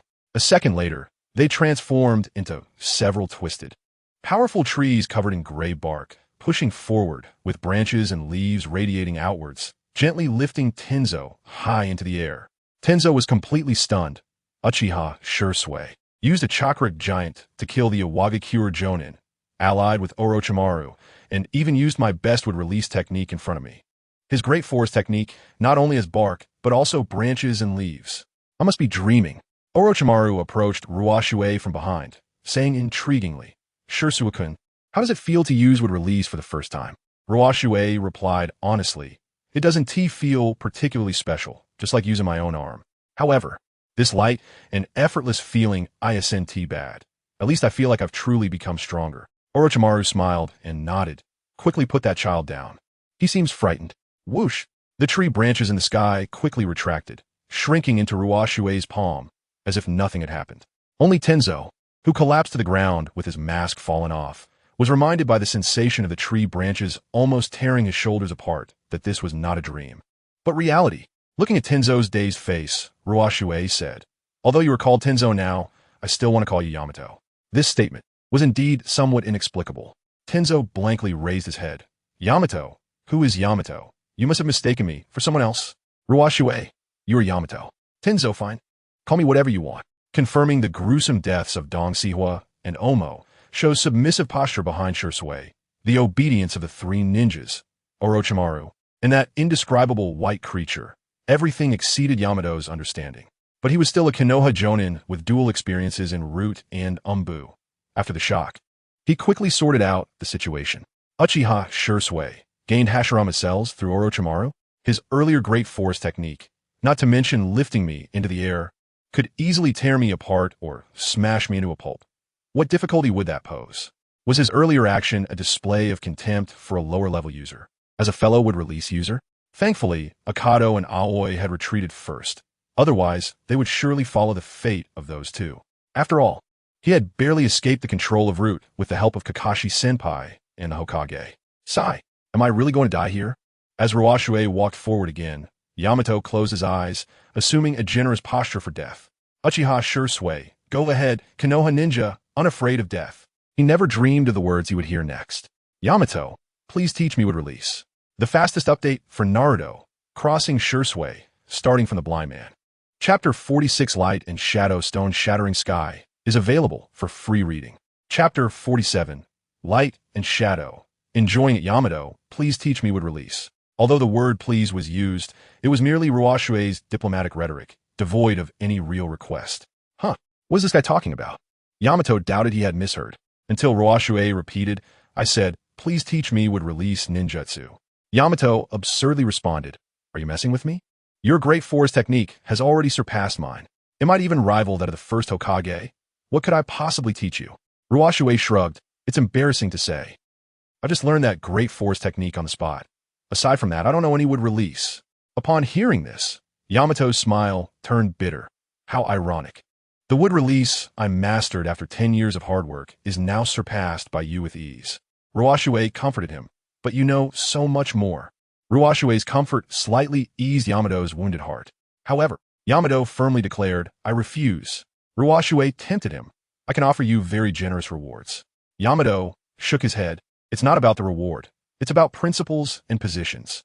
The Uchiha betrayed Konoha and even attacked Takigakure, giving a Wagakure an excuse to take advantage of us. Without a doubt, you are an enemy of Konoha. Do you think I would help an enemy realize his ambitions? Ruoshui replied, Konoha has no place for the Uchiha.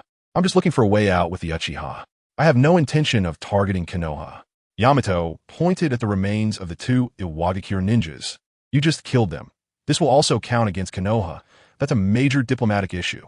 Ruoshui said, then what do you think about a Hokage who allows enemies to invade the borders, cowers, and lets his fellow ninjas almost die? What kind of Hokage is that? Yamato was taken aback and then replied, Konoha has its own principles. The third Hokage, Lord Hiruzen, is kind-hearted and seeks peace, avoiding war. I believe such a Hokage is selfless.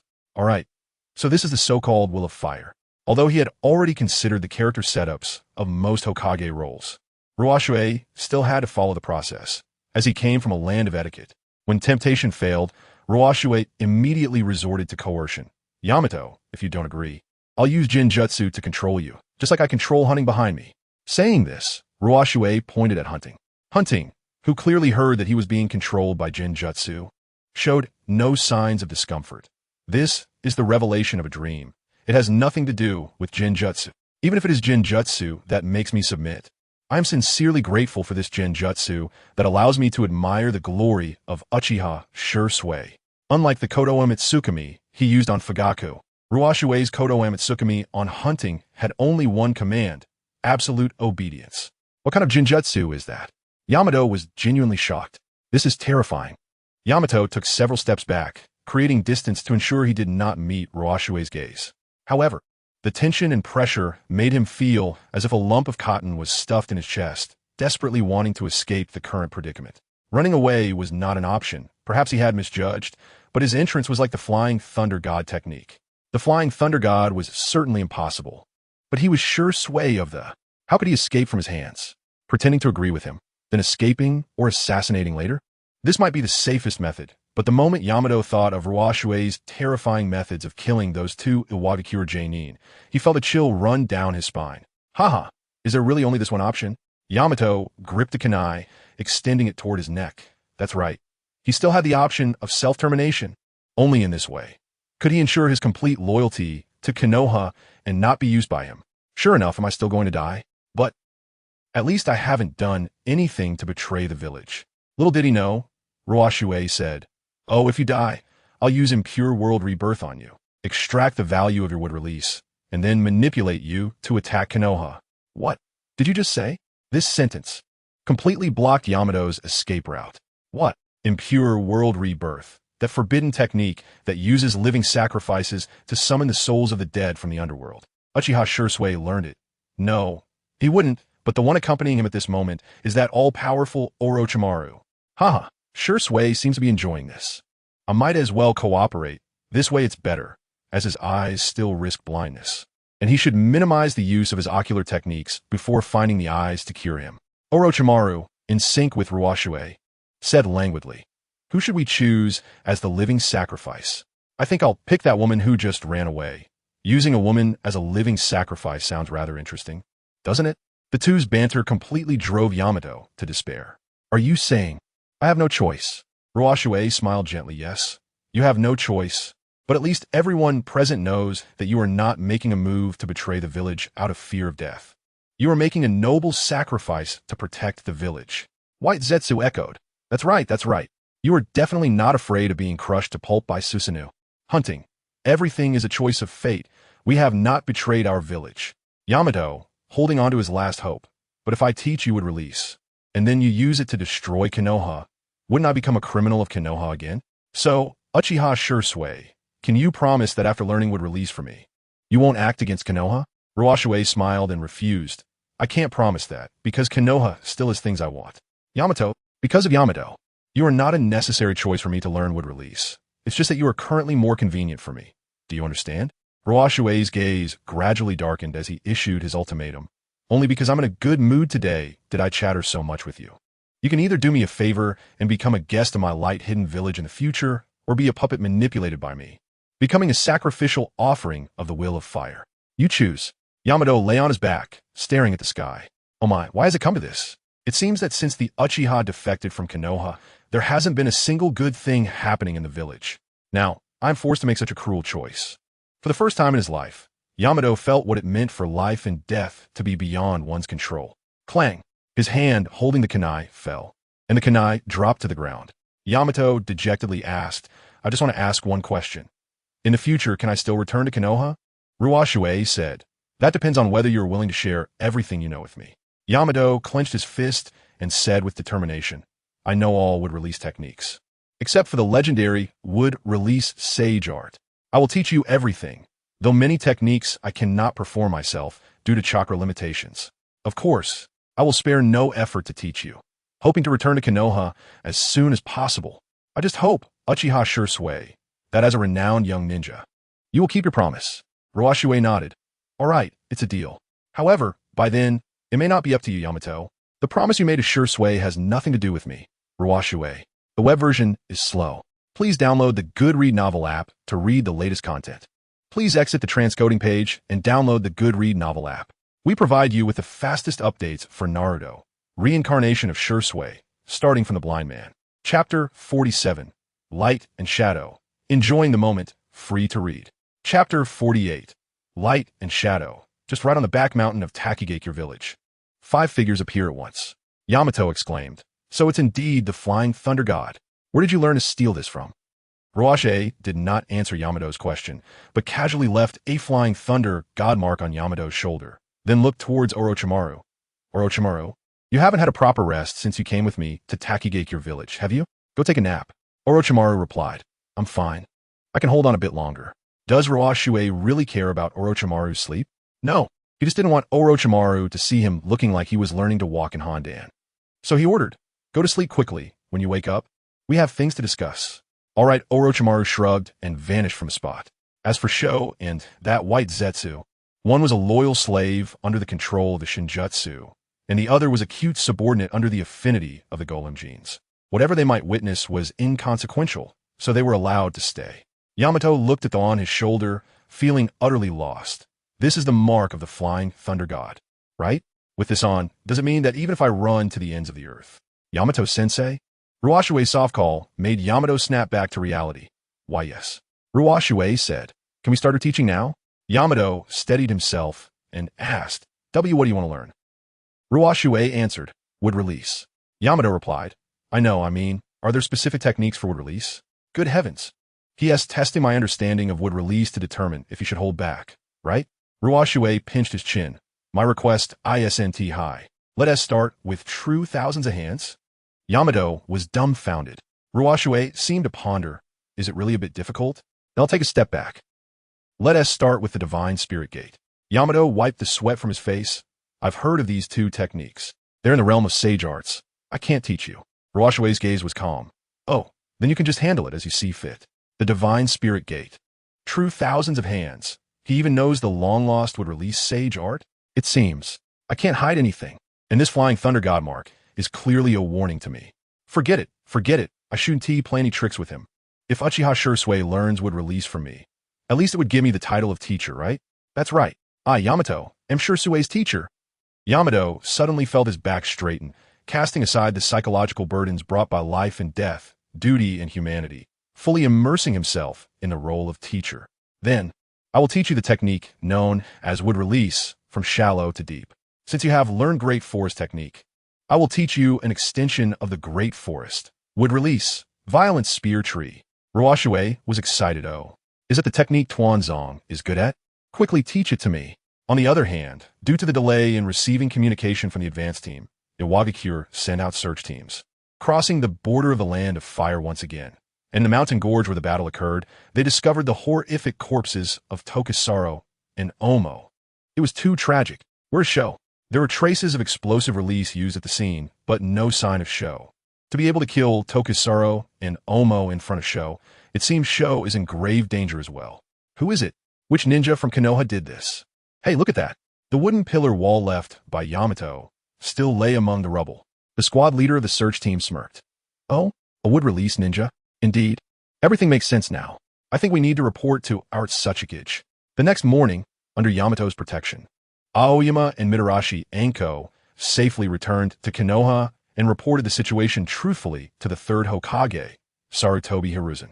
Aoyama knelt on one knee, pressing his fist firmly on the floor, sorrowfully saying, the situation is as follows. Tenkai faced the Iwagakure trio alone to protect us. And that's how Anko and I managed to return safely. Hiruzen, puffing on his pipe, looked serious. Are you certain that the Iwagakure trio consists of the explosive release user Sho, Tokusaro, and Omo? Aoyama gritted his teeth. Absolutely. Sigh. Hiruzen sighed deeply. Tenkai is in grave danger. Aoyama, filled with righteous indignation, said, Iwagakure intruded into our territory. Killing our ninja clearly shows their intention to provoke war. Hokage-sama, please weigh in on this. Hiruzen lowered his gaze. The situation has not yet developed to an irreparable point. We must do our utmost to avoid war. Aoyama looked up. You mean? Hiruzen said, do not make Tenkai's situation public for now. When those three arrive at Konoha, we will do our best to resolve this through diplomatic means. Aoyama, so Tenkai will just die in vain? Hiruzen, the peace we have maintained up to now is built on the sacrifices and selfless dedication of countless ninjas. We lost many jonin in the Uchiha incident, and starting a war now would be unwise. I deeply regret Tenkai's situation, but to avoid greater sacrifices, we must remain calm. Do you understand? Aoyama, despite his unwillingness, could only submit to the larger situation. I understand. Aoyama left, and Hiruzen, still frowning and puffing on his pipe, heard a knock at the door. Umbu, Yuzuki Yuin, came to report. Hiruzen, come in. The door opened, and a weary-looking Yuin entered, her right eye and half of her right cheek wrapped in black gauze. While her left cheek was pale and her left eye had a dull expression, indicating she had not fully recovered from the pain of Ship's tragic death. Hiruzen, Yuin, you don't have to rush back to duty. You can take some time to rest. Yuin, I am a ninja. I cannot neglect my duties because of my feelings. Hiruzen nodded. Thank you for your hard work. A few days ago, when Yuin had just awakened, Hiruzen visited her. At that time, Yuin was heartbroken. Hokage-sama, I hope you can give Ship justice. Tuanzang's treatment of our compatriots is a death sentence, no matter how you look at it. I hope you can handle Tuanzang fairly. The so-called fairness meant executing Tuanzang. At that time, Hiruzen, while puffing on his pipe, responded after deep thought. What Tuanzang did to Ship was too cruel and vile. He deserves to die. However, Tuanzang has been in that position for many years. and would likely face considerable resistance to execute him now. However, Yuin, I promise you, once I find the next Hokage's successor, I will ensure that Tuanzong is executed to appease ship's spirit. At this moment, Yuin, putting on her former mask, actually felt disheartened towards the Hokage and Konoha, since Tuanzong had personally stated in the dungeon of the root that it was the Hokage who allowed him to obtain that right eye. The reason she stayed was solely due to the remnants of the will of fire in her heart, and the hope that one day Tuanzong would be punished, and that ship's grievances would be avenged, which sustained her. At night, Hiruzen, accompanied by Umbu, arrived at the village entrance, waiting for the arrival of Tokusuro and the others. But unexpectedly, what they received was a letter of complaint from a Wagakure. The petition claims that the advance team sent by a Wagakure for peace negotiations with Konoha was killed by Konoha's would-release ninja. The Wagakure demands the return of the missing explosion-release hunter and the head of that would-release ninja, or else Iwagakure will launch a full-scale war against Konoha. Sarutobi Hizashi nearly fainted upon reading it. How could it come to this? Tenzo, what have you done? The imminent situation exceeded Hizashi's ability to respond. He instinctively thought of one person. Yes, imprisoned in Konoha's death row, Shimura Danzo. Hizashi pulled down the Hokage hat and said, Kakashi, come with me. The rest of you, stay put. The web version of the chapter content is slow. Please download the Goodread novel app to read the latest content. Please exit the transcoding page. Please download the Goodread novel app. The web provides you with the fastest updates for Naruto, reincarnated as Shisui, starting from a blind man. Chapter 48, Light and Shadow, free to read. Chapter 49, Light and Shadow. The darkness of Konoha. Kakashi followed Hizashi as he left, and Yuka keenly sensed that they were heading in the direction of the prison. Her palms clenched tightly, and her anxious speculation drove her to find out more. So she chased after them. Umbu member, Yuka, the Hokage has instructed us to stay put. Without looking back, Yuka replied, I just remembered something urgent that I must report to the Hokage immediately. Outside, the Konoha prison tower, surrounded by dense forest, Yuka landed on the crown of a lush pine tree, crouching with one hand on a branch, peering through the leaves with her left eye, observing the scene in front of the prison tower. Hizashi and Kakashi were standing in the open space outside the tower, waiting. Crack! The prison tower's large door opened, and two prison guards escorted a sinister-looking man to Hizashi.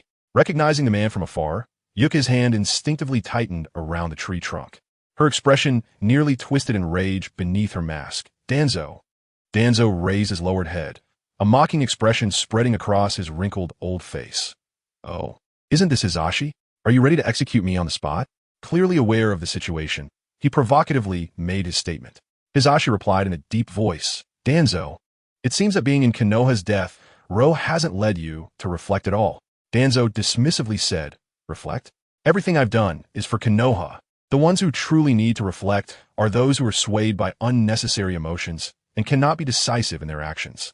Hizashi's hand tightened under the sleeve of his Hokage robe, signaling to the two guards. Crack! Crack! The restraints binding Danzo were removed. Hizashi said quietly, Danzo, from today onwards, you are reinstated. Danzo flexed his wrists and smiled. Humph, I told you, one day you would willingly reinstate me. I didn't expect this day to come so soon. Hizashi warned, don't get too cocky. The crimes you've committed won't disappear because of this.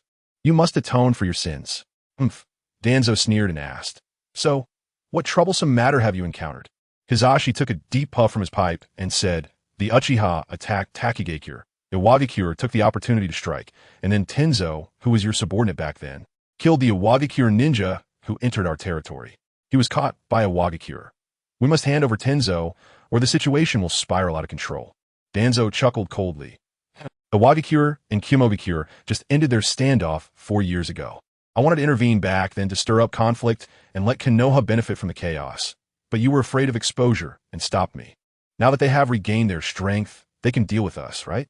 And about the Uchiha, after the incident with Itachi, we had the chance to eliminate them. But because of Itachi's sweet words, you developed a sense of pity, leading to the current situation of raising a tiger to trouble us. They haven't sought refuge in major ninja villages, but have instead taken over small ones, showing their ambitions. Just watch, that gang, especially Uchiha Shisui, will soon become a serious threat to Konoha. As for Tenzo, I'm curious. You personally brought him to my headquarters back then. Now that he has caused trouble, you can't expect me to clean up after you. Can you, Hisashi? Saying this, Danzo glanced at the side. Don't you agree, Kakashi? Hatake Kakashi's expression was mixed under his Umbu mask. Years ago, during the Root era, Yamato was ordered to assassinate Kakashi and seize his Sharingan. But during the mission, he was swayed by Kakashi and decided to betray Root, joining the Umbu. Just as Danzo was about to execute Yamato, it was Kakashi who convinced Hisashi to rescue Yamato from Danzo, leading to Danzo's sarcastic remarks. Hisashi interjected, "Now is not the time to dwell on the past. We must find Tenzo." Danzo asked, "Who was the Iwagakure ninja killed by Tenzo?" Hisashi replied, "Tshuro, Omo, and the explosive release user Shu. Whereabouts unknown." Danzo was surprised, though. That Tenzo has grown stronger? If I had known he had this potential, I wouldn't have let him go so easily back then. Did Iwagakure specifically ask for Tenzo? Hisashi replied, "Not specifically. They just mentioned a wood-release ninja." Danzo scoffed. A wood-release ninja? What a bold claim. If the first Hokage were alive, would Inoki dare to boast like this? Hisashi stated, "Back then, there was also Nichi and Nichi's substitute. But Tenzo is the only wood-release ninja in the village. Only by finding him and delivering his body to Iwagakure can Konoha safely get through this crisis." Danzo flatly rejected. "We absolutely cannot hand over Tenzo. The cells of Hashirama must not fall into the hands of outside villages." Hisashi argued, "But how do we explain to Iwagakure?" Danzo replied, "This matter is simple. We can shift the blame onto the Uchiha. Wasn't the Hashirama cell laboratory stolen before? Just say it was Uchiha Shisui who did it, and he obtained the Hashirama cells and would release, attempting to sow discord between us and Iwagakure." Hisashi countered, "But Iwagakure's original intent for coming here was to condemn us for allowing the Uchiha to escape, leading to the fall of Takigakure, which could potentially threaten other small countries and villages." Danzo grinned. "Isn't that perfect? We can tell Iwagakure that we are also troubled by the Uchiha, and why not form an alliance to discuss how to jointly deal with the Uchiha? This way, we can resolve the crisis brought by Iwagakure and also eliminate the Uchiha in one fell swoop. Two birds with one stone, what's not to like?" Hisashi hesitated, "But this might." Danzo interrupted. "Stop clinging to that so-called gentleman's agreement with Itachi. Who knows? Itachi may have already become a puppet under Shirsue's control. He made Itachi meet you specifically to delay Konoha's response to the Uchiha. This is merely a stalling tactic. If we let the Uchiha be, the Nine-Tails incident from 6 years ago will eventually repeat itself." This stern shout completely dispelled Hisashi's inner reservations. Hisashi sighed. "Is it only going to be this way?" Crack! Yuka's hand forcefully broke a branch, and she turned, slipping into the oppressive darkness of the night. The three in front of the tower glanced towards the forest. Removing his eye mask, Kakashi looked with his new left eye and saw a purple shadow in the distance, exclaiming, "Yuka?" Danzo's gaze was deep. It seems her heart is no longer with Konoha. Hisashi's expression grew somber. "Kakashi, go. Try to calm her emotions." Kakashi's gaze flickered. "What if I can't calm her down?" Hisashi gently pulled down his Hokage hat, saying sadly, "Kakashi, you have personally experienced the torment of being plagued by hatred and regret. Moreover, unlike you, her regret comes from a loved one, and her hatred is directed at her own people." Kakashi's gaze suddenly trembled, his hand clenched tightly. I understand." Chapter 50. Light and Shadow. Like a whale to the sea swish, Xiang passed through the dense leaves of the forest, and before her stood the high walls of Konoha. Suddenly, the sound of shuriken slicing through the air whizzed past her ears, clanging against the wall. Xiang's figure, leaping in midair, froze momentarily. She tightened her waist and abdomen, performed a backflip, and gracefully landed, glancing back. Kakashi stood atop a tree under the moonlight, the night wind blowing through his silver hair, his expression unusually solemn. Ahead is the boundary of Konoha's ninjas. It's not too late to turn back now. Xiang slowly turned around, her voice under the mask tinged with despair. "I have lost hope in Konoha. The identity of a Konoha ninja can no longer support my beliefs."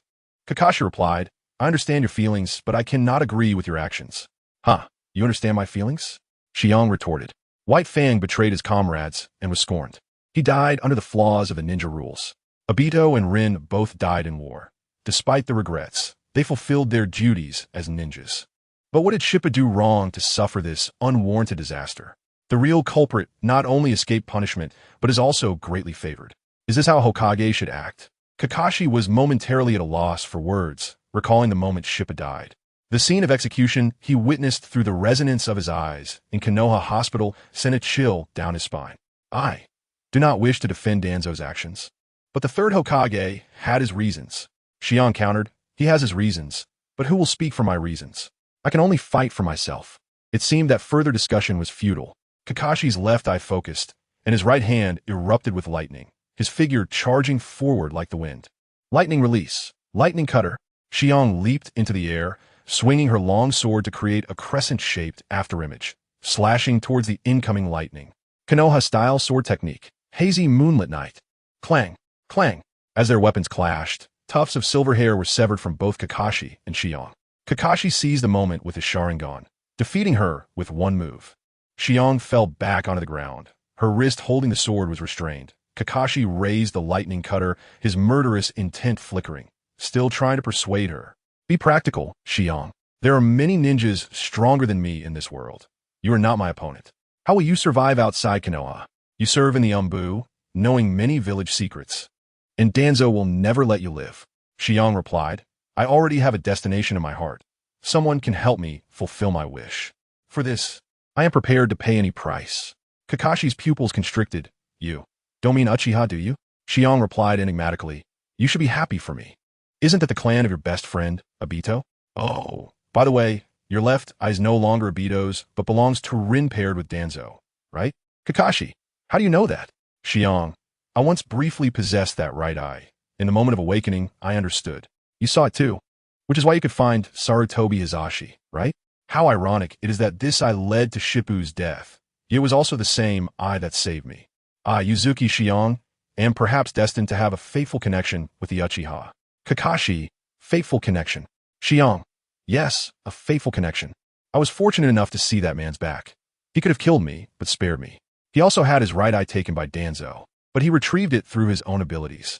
If anyone can kill Danzo, it must be that person. Kakashi, you mean that person, could it be? Shion, close her left eye. Make your move, Kakashi. Just as you did when you killed Rin, pierce my heart with lightning cutter. Kakashi's heart trembled violently. Rin's desperate and helpless face flashed through his mind, and the regret within him was accompanied by a chill at his back. The murderous intent in his eyes diminished, and his raised right hand lowered, the lightning dissipating. Sigh. How could he not know? Shion was using her inner wounds to gamble on the possibility of evoking his compassion. But must be said, this statement struck Kakashi more deeply than any powerful ninjutsu. It seems that hatred has given you a will to survive and instincts that transcend your own ninjutsu. You win, Shion. Kakashi released Shion's left wrist, stood up, and pulled down his forehead protector to cover his left eye. Go, Shion. But remember my last piece of advice. No matter who that person is, if you rely on him to survive, I could turn a blind eye. But if you truly do anything detrimental to Konoha, I will not show mercy again. Shion stood up, neither agreeing nor arguing with Kakashi's words. She sheathed her ninja sword, hurriedly climbed over Konoha's high wall, allowing the sensing barrier to identify her defection. As she ran, she removed the animal pattern mask she had worn for years, throwing it into the wind, and with a kunai, she forcefully slashed a horizontal line across the Konoha symbol in the center of her forehead protector. A black veil covered her incomplete right eye, while her left eye gazed toward the end of the night sky, and she sprinted toward the border of the land waterfall. Uchiha Shisui, I am coming.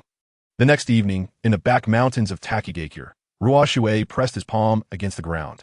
Would release, violent gun tree. Boom, boom, boom, boom.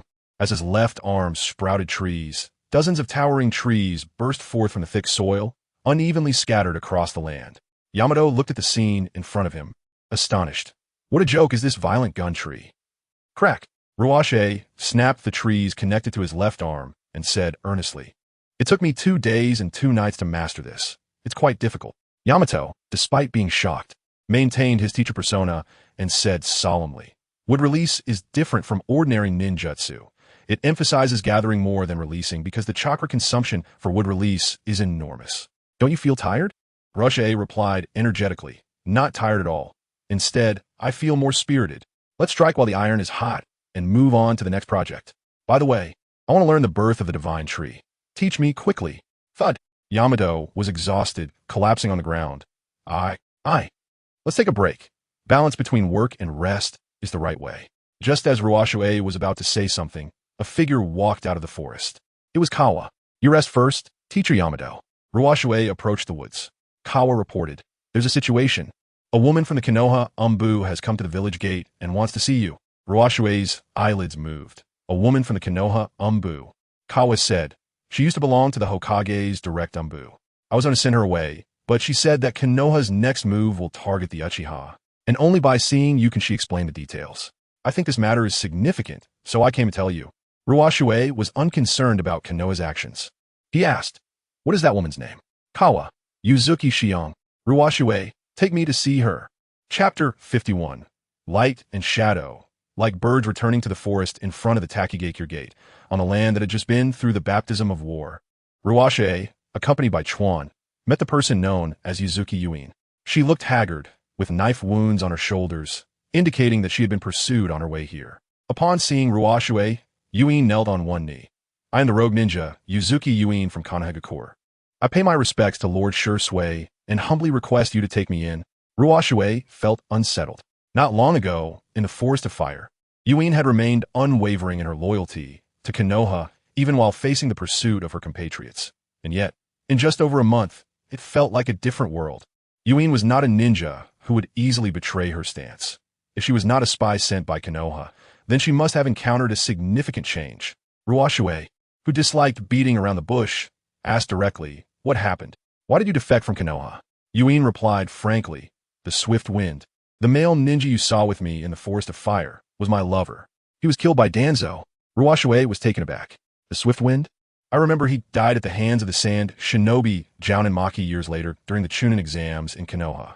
How could he have died at Danzo's hands? Ruoshui pressed on. Danzo, why did he kill the swift wind? Yuin explained, to open the so-called Mangekyō Sharingan with the eyes of Uchiha Bido. He cruelly tortured and killed the swift wind right in front of me. Ruoshui suddenly understood.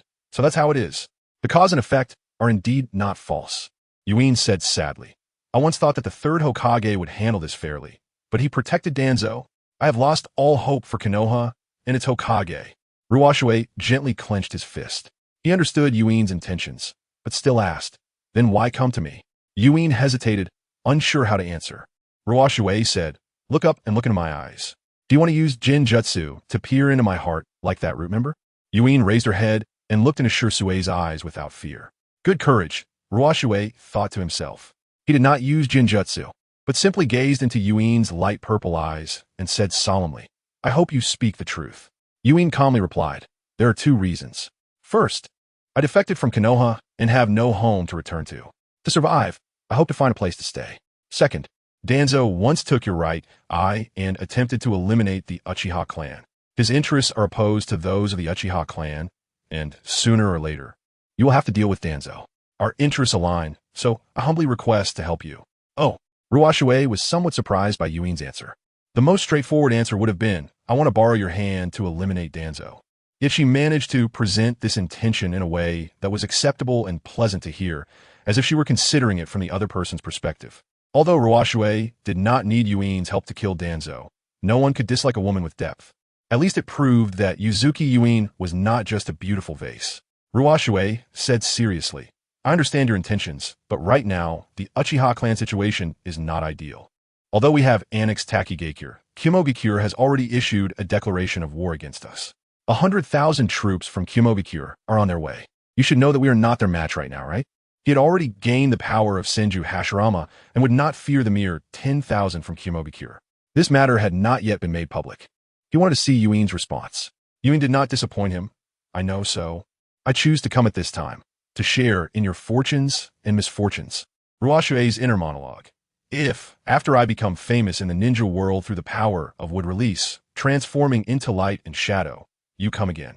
Perhaps I wouldn't even look at you. Your timing is just right, just right. Ruoshui reached out to the black gauze covering Yuin's right eye. She instinctively wanted to dodge, but ultimately did not move. Ruoshui gently peeled back a corner of the black gauze. Ruoshui, it is said that beautiful women often lack intelligence. But it seems this saying is wrong. Yuin, thank you for the compliment. Ruoshui covered the gauze again, withdrew his hand, and looked at the blood crust that had not yet dried on Yuin's right shoulder, saying, you know medical ninjutsu, right? Treat your wounds. Yuin was surprised. How do you know I know medical ninjutsu? Ruoshui smiled faintly and did not answer. After forming hand seals, Yuin's left palm emitted the characteristic green light of medical ninjutsu, covering the wound on her right shoulder. She spoke inexplicably. There was once a red mark of Konoha's umbu on my right shoulder, which was also a symbol of the so-called Will of Fire. I destroyed it myself. Ruoshui asked, do you think the Will of Fire is right or wrong? Yuin replied, neither right nor wrong. It depends on who is executing it. Any will is initially inspiring and shapes character, but with the intervention of power and selfish desires, it gradually goes astray. The current Will of Fire has long deviated from its original intention.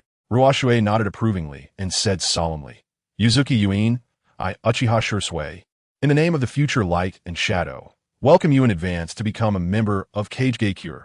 After settling Yuin down, Chuan expressed his concerns to Ruoshui, Shisui. Taking in that woman, is it too rash? We still can't be sure if she is telling the truth. What if she is a spy sent by Konoha to monitor us? That's no joke. From his perspective, Chuan's words were entirely reasonable. He believed Yuin was telling the truth because he had a god's eye view and understood her character. The only reason that could lead Yuin to betray Konoha was the tragic death of the Swift Wind and the inaction of the third Hokage, which caused her belief in the Will of Fire to collapse. Ruoshui patted Chuan's shoulder appreciatively. Don't worry, I will observe slowly before considering using her. The things you are worried about will not happen. Chuan, as long as you are confident. By the way, shouldn't you ask her about the actions Konoha plans to take against the Uchiha? Ruoshui, let her come to me and say it herself. It can also serve as an assessment of her. Chuan, you are indeed you. You always consider things so comprehensively. After bidding farewell to Chuan, Ruoshui's mood inexplicably lifted. Instead of returning to his residence to rest, he prepared to continue learning wood-release techniques. Returning to the back mountain of Takigakure, a luxurious house suddenly came into view. Having just gone to have a late-night snack and hunt with that white Zetsu, he was now on guard in front of the house. White Zetsu said, that guy went to take a nap after finishing building the house. Ruoshui smiled. What a beautiful house. It makes one unable to resist adding a bit of fire. Fire release. Great dragon fire technique. Boom. After forming hand seals, Ruoshui spewed out a fire dragon over 10 meters long, and the house immediately exploded into a sea of flames. From inside the wooden wall, Yamato scrambled out, panicked. Why you suddenly? What are you doing? Ruoshui wore a friendly smile. Teacher Yamato, let's continue our lesson. This wooden wall technique is quite good. Teach me. The teaching of wood release proceeded in full swing, and 3 days passed quietly. The Kumogakure army had approached the border of the land of waterfall. The website provides you with the fastest updates for Naruto. Crossing into Shisui, starting as a blind man, Chapter 51. Light and Shadow Chapter. Like a bird returning to the forest. Available for free reading. Chapter 52. Shadows and Light. Cloud's Wrath Yin has a massive army of 10,000 ninjas stationed 20 miles outside of Takigakure in the Dalong Gorge. Led by the veteran Jinchūriki as the commander, Yin's magnetic release ace Troy, and the recently emerging young Jainin Samui, Darui, and she accompany him, with each taking charge of their respective assault teams. Inside the tent, Tudai spreads out the map of Takigakure, announcing the strategic deployment to the 4 team leaders. According to our combat power assessment, only 3,000 men are needed to secure a victory against the Uchiha. As for deploying 10,000, it is because Lord Raikage suspects that the Uchiha's defection is a ruse, a pretext for Konoha's external expansion while distancing themselves from the matter. Therefore, the surplus of 7,000 men is for guarding against a dual attack from Konoha and the Uchiha, as well as the Seven-Tails Jinchūriki already in use by the Uchiha. The young Darui asks, why not send more, my lord? I don't think the Jinchūriki from Takigakure will perfectly control the 8 tails, unlike your formidable generals. Plus, with your tail beast bombs clearing the way, we don't need this many people. Tudai responds, the Umbu have gathered intel on the details of the battle between the Uchiha and Takigakure. They may be few in number, but they possess 3 pairs of Mangekyō Sharingan. The young she interjects, Mangekyō Sharingan? Tudai cryptically replies, yes, it's a step beyond the ordinary Sharingan. Not only is their insight superior, but they also harbor mysterious and powerful ocular techniques capable of killing from a distance. The young she remarks, in that case, my Thunder Mirage, Thunder Pillar could be their nemesis. We must not be careless. The Uchiha are the only clan from the Warring States period that could rival the Senju clan. Speaking is Samui, who is just over 20 years old, but with her fair skin and the cloud thunder gorge on her chest. She is already a beauty at Hokage level. She is 3 years older than Darui, and she, speaking with the tone of an elder sister. By the way, while Samui speaks, she is also rubbing her shoulders, tired from the long journey. Todai says seriously, of the 3 with Mangekyō Sharingan, Uchiha Shirsui's ability is the most troublesome. Near the end of the battle, he fought alone against the rampaging Seven Tails. The young Darui exclaims, "Hey, that sounds exaggerated. Fighting a tailed beast is something only Lord Raikage can accomplish. Shirsui's reputation is not small, but what gives him the right?" Todai replies, "Just because he learned from the late 4th Hokage, Minato, the Flying Thunder God, and space-time barrier techniques." What? Darui, Samui, and she are all astonished. As young ninjas from Yunin, they grew up hearing stories about Minato. This is no exaggeration. Yunin once took action to capture Kushina Uzumaki, and it was the young Minato who thwarted them. Only Troy's expression darkens. As the only ninja from Yunin with a magnetic release bloodline limit, he was once regarded as the most likely to end the Yellow Flash. His magnetic release is different from the 3rd Kazekage's. He can even magnetize his opponent's body and use the inherent magnetism of shuriken for unavoidable attacks. However, the outcome of their confrontation was shocking. Troy magnetized Minato, but the shuriken couldn't catch up to him. In the end, Minato landed a hit and severely injured him. Troy reveals his Yunin vest. On his left chest is an old scar. If not for the fact that his heart is naturally on the right side, his name would likely be on Yunin's memorial stone. Surviving due to his heart's position is a great humiliation for the prideful Troy. He swore that in his lifetime he would take Minato's life. Unfortunately, Minato died young, and Troy could not fulfill his ambition. Upon hearing that Shisui had also learned to use the Flying Thunder God, the dormant hatred in Troy was awakened, spiraling out of control. He covers the wound and fiercely declares, "Uchiha Shisui, I, Union's Troy, will end you." Todai does not voice an opinion, but points to the map before them. There are 4 passes surrounding Takigakure. If the Uchiha are overwhelmed, they will seek to retreat. Therefore, before the battle, we must occupy these 4 passes, and the accompanying barrier unit will set up barriers to cut off their escape. She interjects, "An enemy with no retreat will fight desperately. Won't that increase our combat difficulty?" Todai replies, "When numbers are equal, an enemy trapped in a dead end becomes much harder to deal with. But we have deployed 10,000 troops for the purpose of annihilating the enemy." Darui comments, "Lord Todai, forgive me for being blunt, but by the time we get there, Takigakure might already be a deserted city." Todai gives him a meaningful look. "Oh, why do you think so? Tell me." Darui responds, "Uchiha Shisui has the Flying Thunder God technique, so moving the entire village shouldn't be difficult for him, right?" Todai smiles, "You're mistaken, Darui. The Flying Thunder God technique consumes a massive amount of chakra. Uchiha Shisui can only move a limited number of people. Moving everyone is impossible. And that group has no intention of avoiding battle. Just think if they wanted to avoid a fight. They could have pretended to accept our recruitment and then secretly plotted their retreat. They would not wait until our army approached to hastily withdraw. Understand, Darui?" After hearing this, Darui feels enlightened. "I see. You really do consider things thoroughly." Todai advises, "At your young age, it's already impressive that you can think this way at this stage. Work hard. You and she are seen as the right and left arms by Lord Raikage." Darui and she exchange nods, their eyes filled with ambition. Todai closes the map. "In this war, we have 2 strategic objectives. First, to bring back the Seven Tails Jinchūriki, and second, to recover the Uchiha's Sharingan." Samui asks, "Are we ready to move out?" Todai replies, "Not yet. We wait for news." Samui inquires, "What news?" Todai's gaze deepens. The Uchiha are not united. On the very day Uchiha Shisui rejected our recruitment, we received a letter expressing concerns about the Uchiha's future and a desire to defect to Yunin. Darui raises an eyebrow. "Oh, among those self-proclaimed warlike individuals, there are traitors like that? Just like that, we accepted him?" Todai laughs. "Of course not. It won't be that simple for him to defect. I had him pledge a loyalty oath to show his sincerity." She, curious, asks, "A loyalty oath? What is it? It can't be Uchiha Shirsui's head, right?" Todai shakes his head with a smile. "It's something much more practical." Samui, rubbing her shoulders, urges, "Stop keeping us in suspense. Just say it already." Todai makes a shocking announcement. Uchiha Fugaku's second son, Uchiha Itachi's younger brother, Uchiha Sasuke. Chapter 53. Light and Shadow. The wind blows over the river. Cloud hidden is shrouded in the battle letter. and the agreed day is approaching.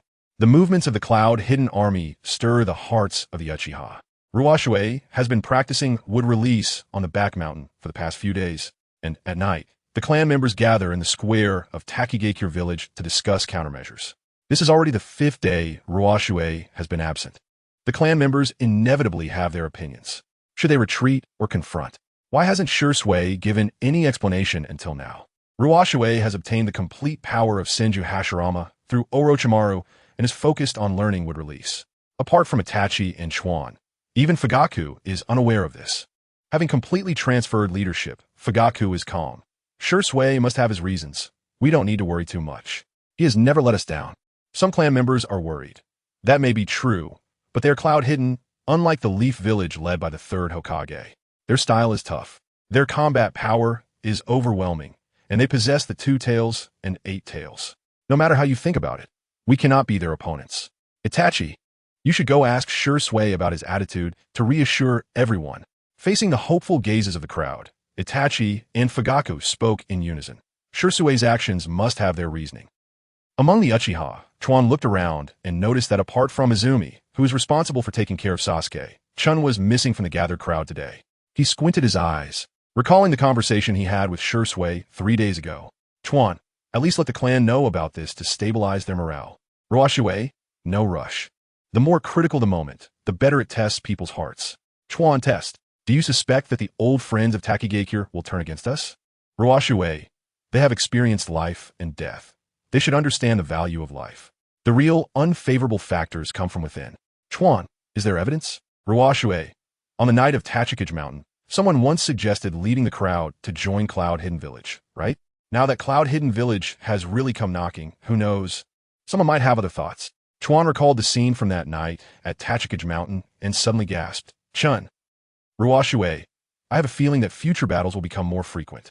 If there are problems, it's better to expose them early and solve them.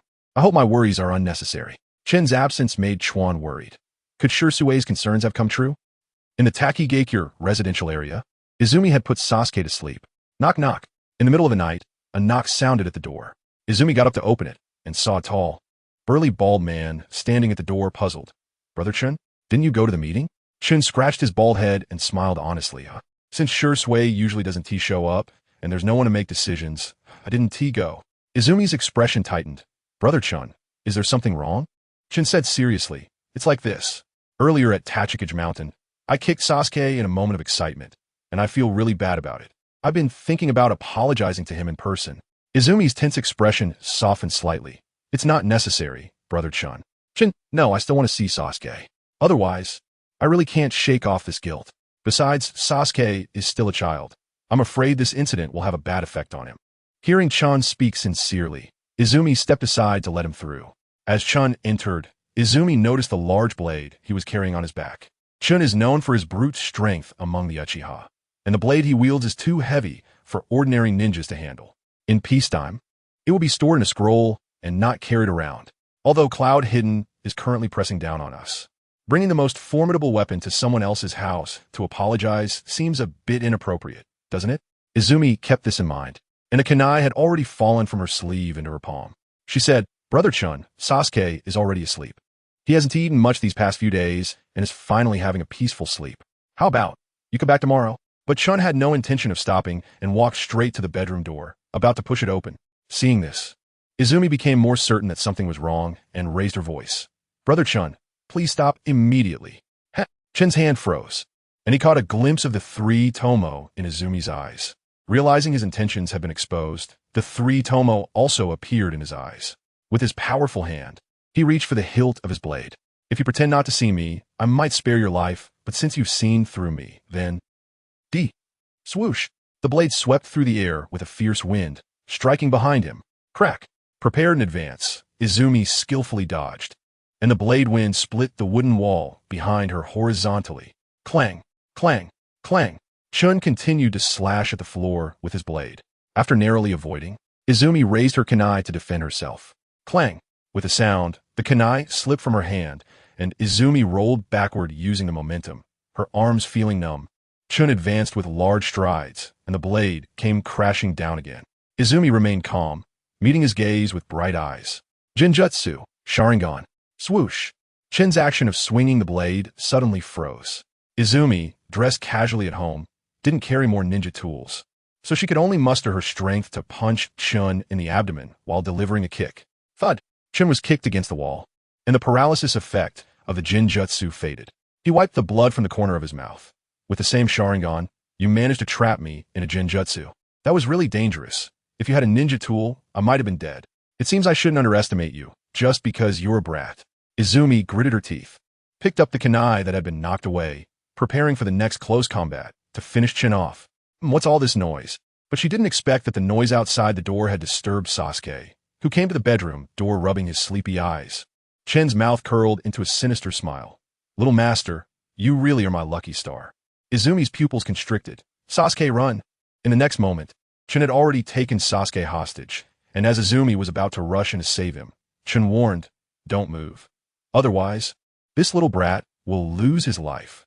Izumi saw the blade pressed against Sasuke's neck and gritted her teeth, stopping in her tracks.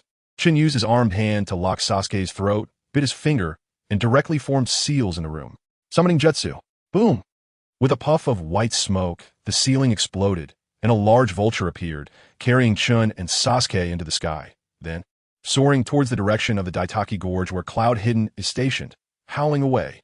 In the square, Chuan, who had doubts about Chun and came to investigate, had just arrived at the residence's door when he saw the vulture soaring through the air, and on its back, Chun was holding Sasuke hostage, loudly questioning.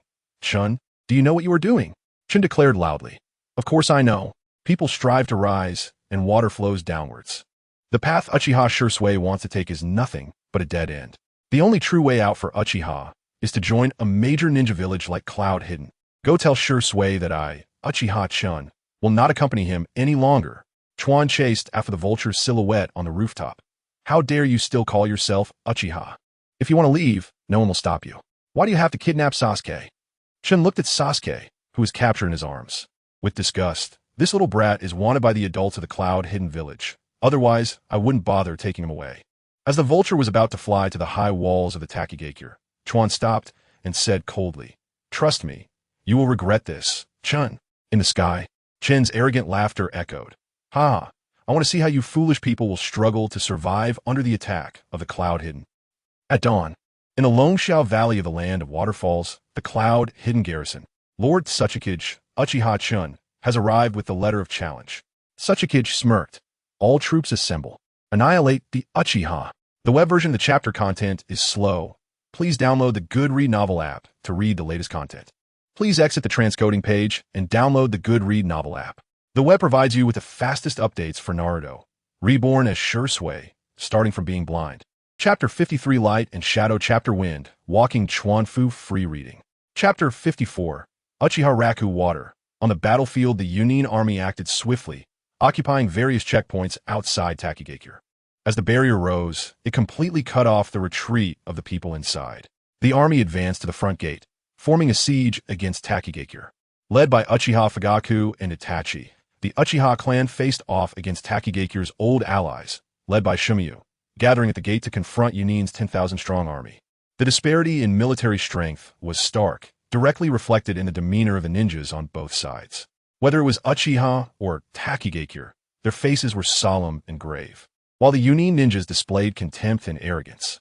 Tsukadai, known as the wisdom general in Yunin, was skilled in defeating enemies without battle. His capture of Sasuke was intentional. Sasuke, held by a fierce Yunin ninja, was brought to the front lines. He looked terrified, calling out to the familiar figures in the opposing line, Brother! Father! Fugaku and Itachi's expressions changed, and Izumi covered her face, tears welling in her eyes. Kawa shouted angrily, taking a defenseless child as a hostage. Is this the conduct of a great nation's ninja village? How despicable! Tsukadai replied coldly. This is war. There are no morals.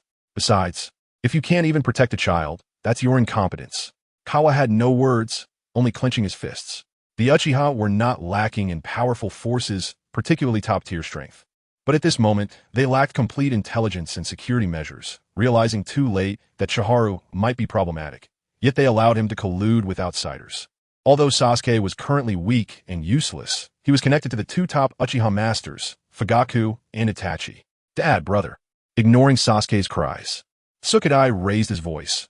Yunin initially sought to negotiate respectfully, but Uchiha Shisui was ignorant of the situation, leading the Uchiha to make a wrong decision. It is not too late to turn back.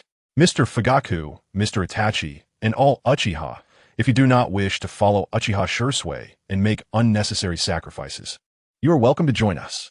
The Uchiha present clenched their fists, turning their gazes to Fugaku and Itachi. Their stance would determine the next situation.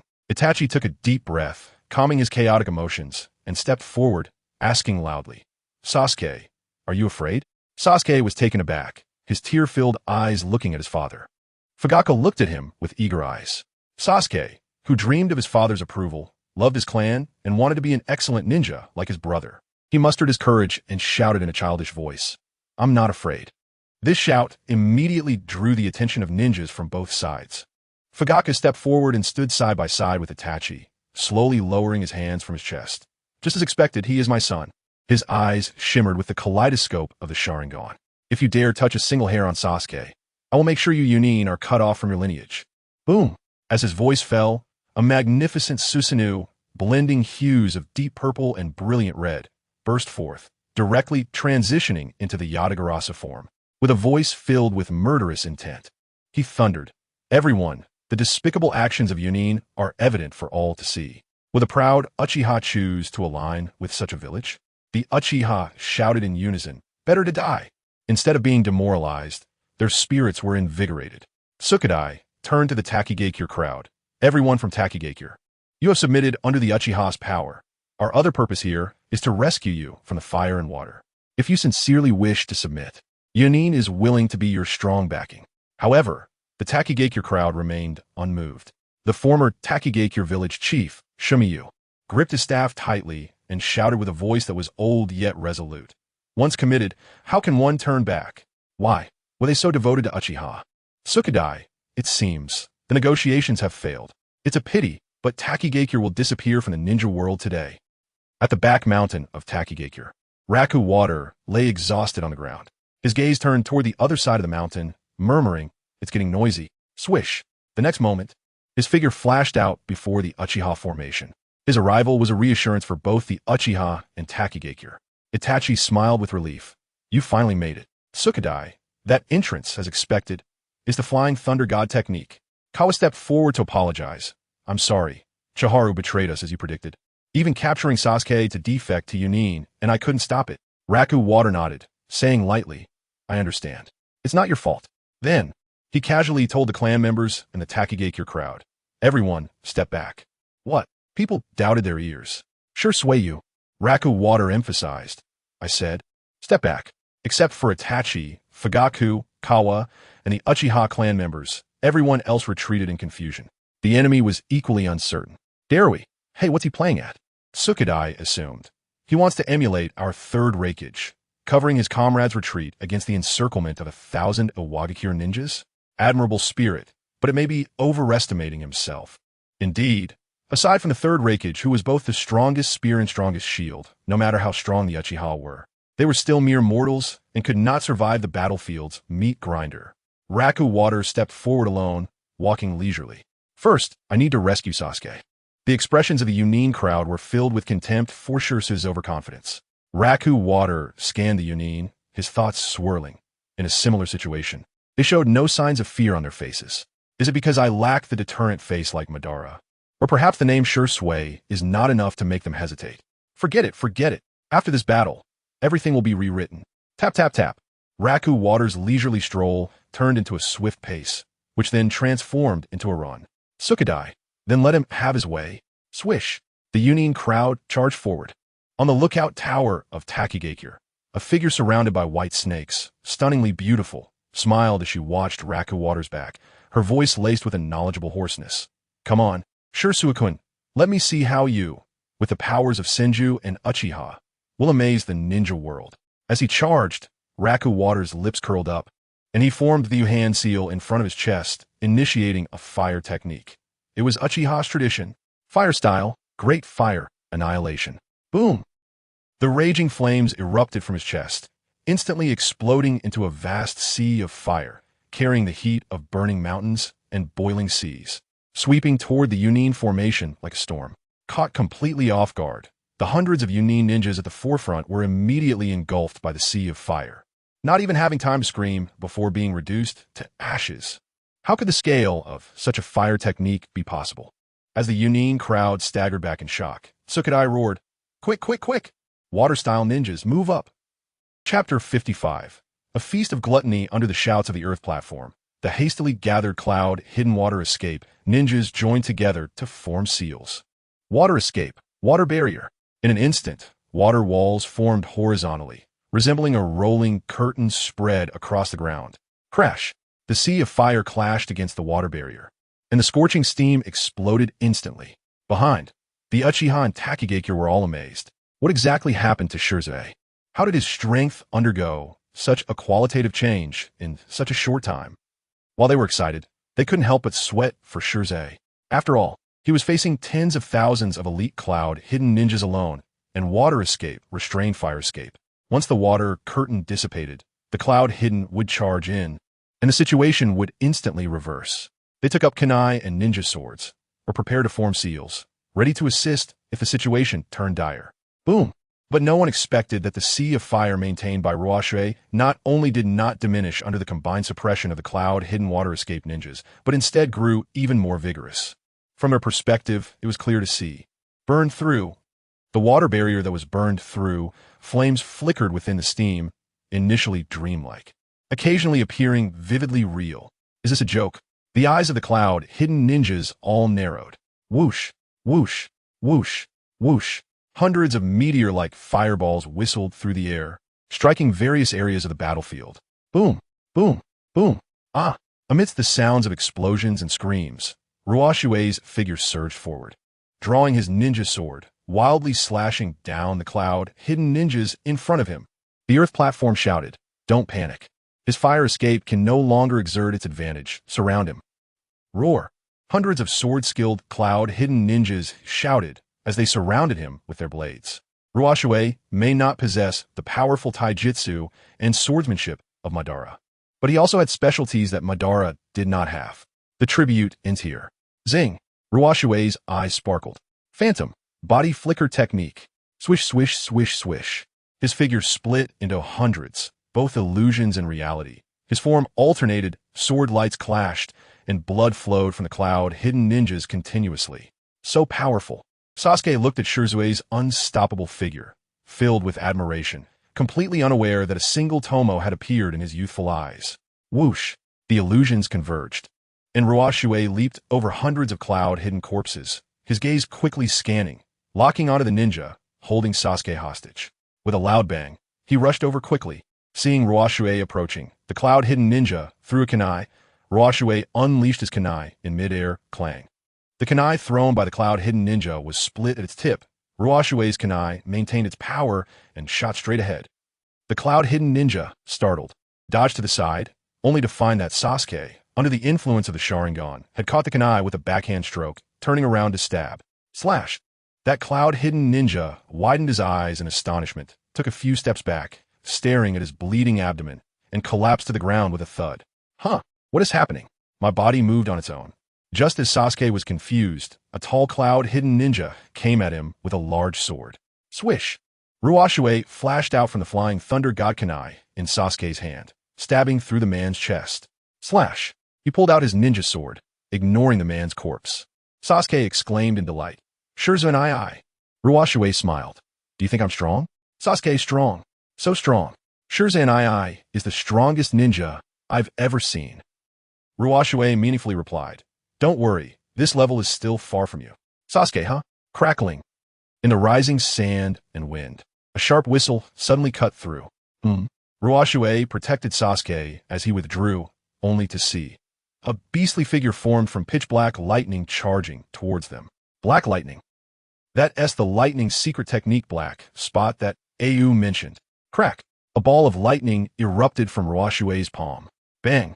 A more powerful chakra crushed the advantage of elemental change, and Raikiri shattered the black spot. TSK. Duri walked out from the smoke. I have to admit, this guy is ridiculously strong. Sasuke was amazed. What a powerful ninjutsu. Hey Shirzun-I, can you teach me this move? Ruoshui paused. Sure. This time, should I teach Sasuke Chidori? The god of fate is really interesting. Suddenly, the wind and sand intensified. A golden-haired figure flashed out, swinging a short sword. Cloud flow, flying blade. Swish!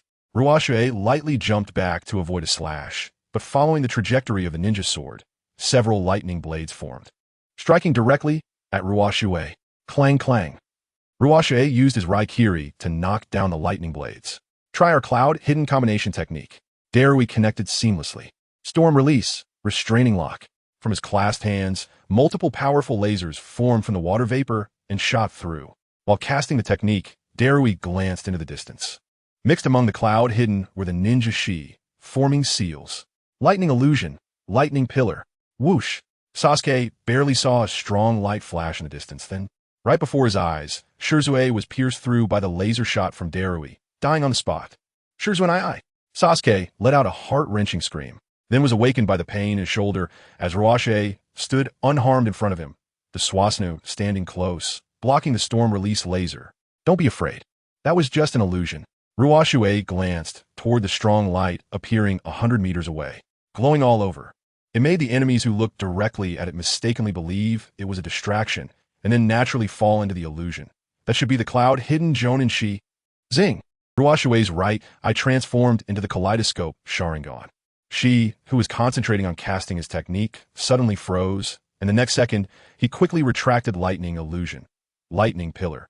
Drew his ninja sword and stabbed it into the abdomen of his comrade beside him. The cloud hidden camp was in an uproar. Shi, what are you doing? Darui and Samui were also stunned by the scene from afar, looking at Ruoshui as if they had seen a ghost. You did this? Ruoshui slightly closed his right eye, murmuring, so this is it, the mind-controlling heavenly god that Danzo used on Mitsuba, which doesn't require eye contact, needs the cooperation of Hashirama cells to produce such a wonderful effect. However, this technique has the drawback of needing real-time control, but it's inconsequential. Slash. She raised his ninja sword, slashing at his own neck. She is dead? Darui and Samui stared in disbelief. Ruoshui's gaze was cold. Dare to invade my territory. Be prepared for death. Slash. The ribs of Susanoo around him ignited into a complete skeleton. That big hand swept over, grabbing Samui into its palm. Darui, Samui. Ah! Samui tightly closed her eyes, writhing in pain. Ruoshui looked at Samui's golden short hair, snow-white skin, and graceful figure. Is this what Au called the #1 beauty of Cloud Hidden? As a slave to heavenly god, it should be quite interesting. Ruoshui's lips curled into a cruel smile. Just kidding. If I were to indulge in beauty, how could I become the real holy king? He gently covered Sasuke's eyes, and the hand of Susanoo clenched violently. Crack! Samui was crushed into a puddle of flesh, shattered bones, rotten meat, blood, internal organs, and fat, seeping through the fingers of Susanoo and into the dirty sand. The battlefield seemed to freeze, the atmosphere of fear spreading through the air with the bloody wind. Gag! Darui, with bulging, bloodshot eyes, vomited on the ground. Ruoshui's gaze was cold and bright. That's right, this is how it should be. I want to establish an absolute sense of awe towards the Uchiha and towards myself in front of the world. The web version of the chapter content is slow. Please download the Good Reading Novel app to read the latest content. Please exit the transcoding page. Please download the Good Reading Novel app. The web provides you with the fastest updates of Naruto, Reincarnation of Shisui, starting from the Blind Man, Chapter 55 Feast of Gluttony Free Reading. Chapter 56 would release the true killing technique swish. Using the Flying Thunder God technique, Sasuke was sent back to his side's position. After flashing back, Ruoshui, cloaked in Susanoo, unsheathed his ninja sword and approached Darui with a cold and fierce stride. In the midst of the silence among the Cloud Village ninja, Troy bit down on a scroll, made hand seals with both hands, and aimed at Ruoshui's back from afar. Magnetic release, giver, buzz. The ninja sword in Ruoshui's hand emitted a buzzing sound, and the tip of the sword uncontrollably tilted toward his neck. After noticing something was off, Ruoshui hurriedly controlled it with his wrist. Well done, Troy. With his focus on the abnormality of the ninja sword, he won't notice the attack I'm launching from below the Chakra giant's feet. On the earth platform, the commander of the Cloud Village made hand seals, pressing his palms into the ground. Lava release, protective chain, gurgle. A rubbery fluid flowed from beneath the earth platform's palm into the soil, emerging from Ruoshui's feet and transforming into a chain that wrapped around his ankles. As the earth platform forcefully stretched his hand, Ruoshui was yanked out from inside Shisui. Ruoshui was startled. Nanny. Magnetic amplification. Troy's hand seals suddenly changed, shouting, "Throw away all your ninja tools!" Swish, swish, swish. Thousands of Cloud Village ninja around him simultaneously threw shurikens, kunai, and even explosive tags. Those hastily thrown weapons, with unpredictable trajectories, actually adjusted themselves mid-flight, converging towards Ruoshui. Ruoshui realized. So that's how it is. I understand now. His technique is making me a magnetic guidance target. Troy's eyes were fierce. Your life will end at the hands of Cloud Village's Troy. What a pity, a brilliant cooperation, but would release. Great forest technique. Crack. Clang, clang, clang. Ruoshui's left arm sprouted several giant trees, wrapping around his body and blocking all the incoming ninja tools. The earth platform was horrified. Would release? How is that possible? I almost had to escape with the flying thunder god. I really can't underestimate the heroes of the world, Cloud Village's Troy. Huh. Ruoshui made hand seals with 2 fingers. Lightning release. Demagnetization technique. Crackle. The arcs of lightning exploding around him eliminated the magnetism on Ruoshui. Crack. He used his ninja sword to cut through the protective chain on his ankle. The encircling trees opened up, and Ruoshui shattered the roots on his shoulder, charging towards Troy. The earth platform shouted, "Protect Troy!" Crackle. Darui snapped back from the grief of Samui's tragic death, his ninja sword entwined with lightning, rushing in. Uchiha Shisui, you killed Samui. You will be our eternal enemy in Cloud Village. Swish, swish, swish. Ruoshui floated left and right, evading the sharpness, seizing the opening to flick Darui's lightning sword away. Stepping forward to grasp Darui's throat, lifting him into the air, and said softly, "Do you know, in this world, there is no grudge that cannot be resolved." Zing. Ruoshui's right, I met Darui's. Kotoamatsukami. Zing. The kaleidoscope in Ruoshui's right eye faded, and the hostility in Darui's eyes turned into genuine admiration. Ruoshui released Darui and said in a deep voice, "You should feel honored. I have given you Kotoamatsukami, which can only be activated once every 6 hours." Darui bowed deeply. "I am willing to offer my humble strength for Lord Shisui." The scene of a general from their side turning against them shocked the Cloud Village ninja even more than the wood release. How is this possible? What did Uchiha Shisui do to Darui? The Cloud Village ninja shouted. "Hey, Darui, wake up. He is the enemy of the village." Darui, enemy? Perhaps, but my respect for Lord Uchiha Shisui transcends this shallow definition of friend and foe, something you will never understand. The earth platform clenched his fists, cold sweat streaming down. Is this the power of Uchiha Shisui's kaleidoscope Sharingan? It can transcend positions and emotions, turning a mortal enemy into his loyal dog. Ruoshui, Darui, I'm going to clear the field soon. You better get away. Yes. Darui stood up and quickly retreated. Caw! Ruoshui glanced up, only to see a vulture swooping down. Boom!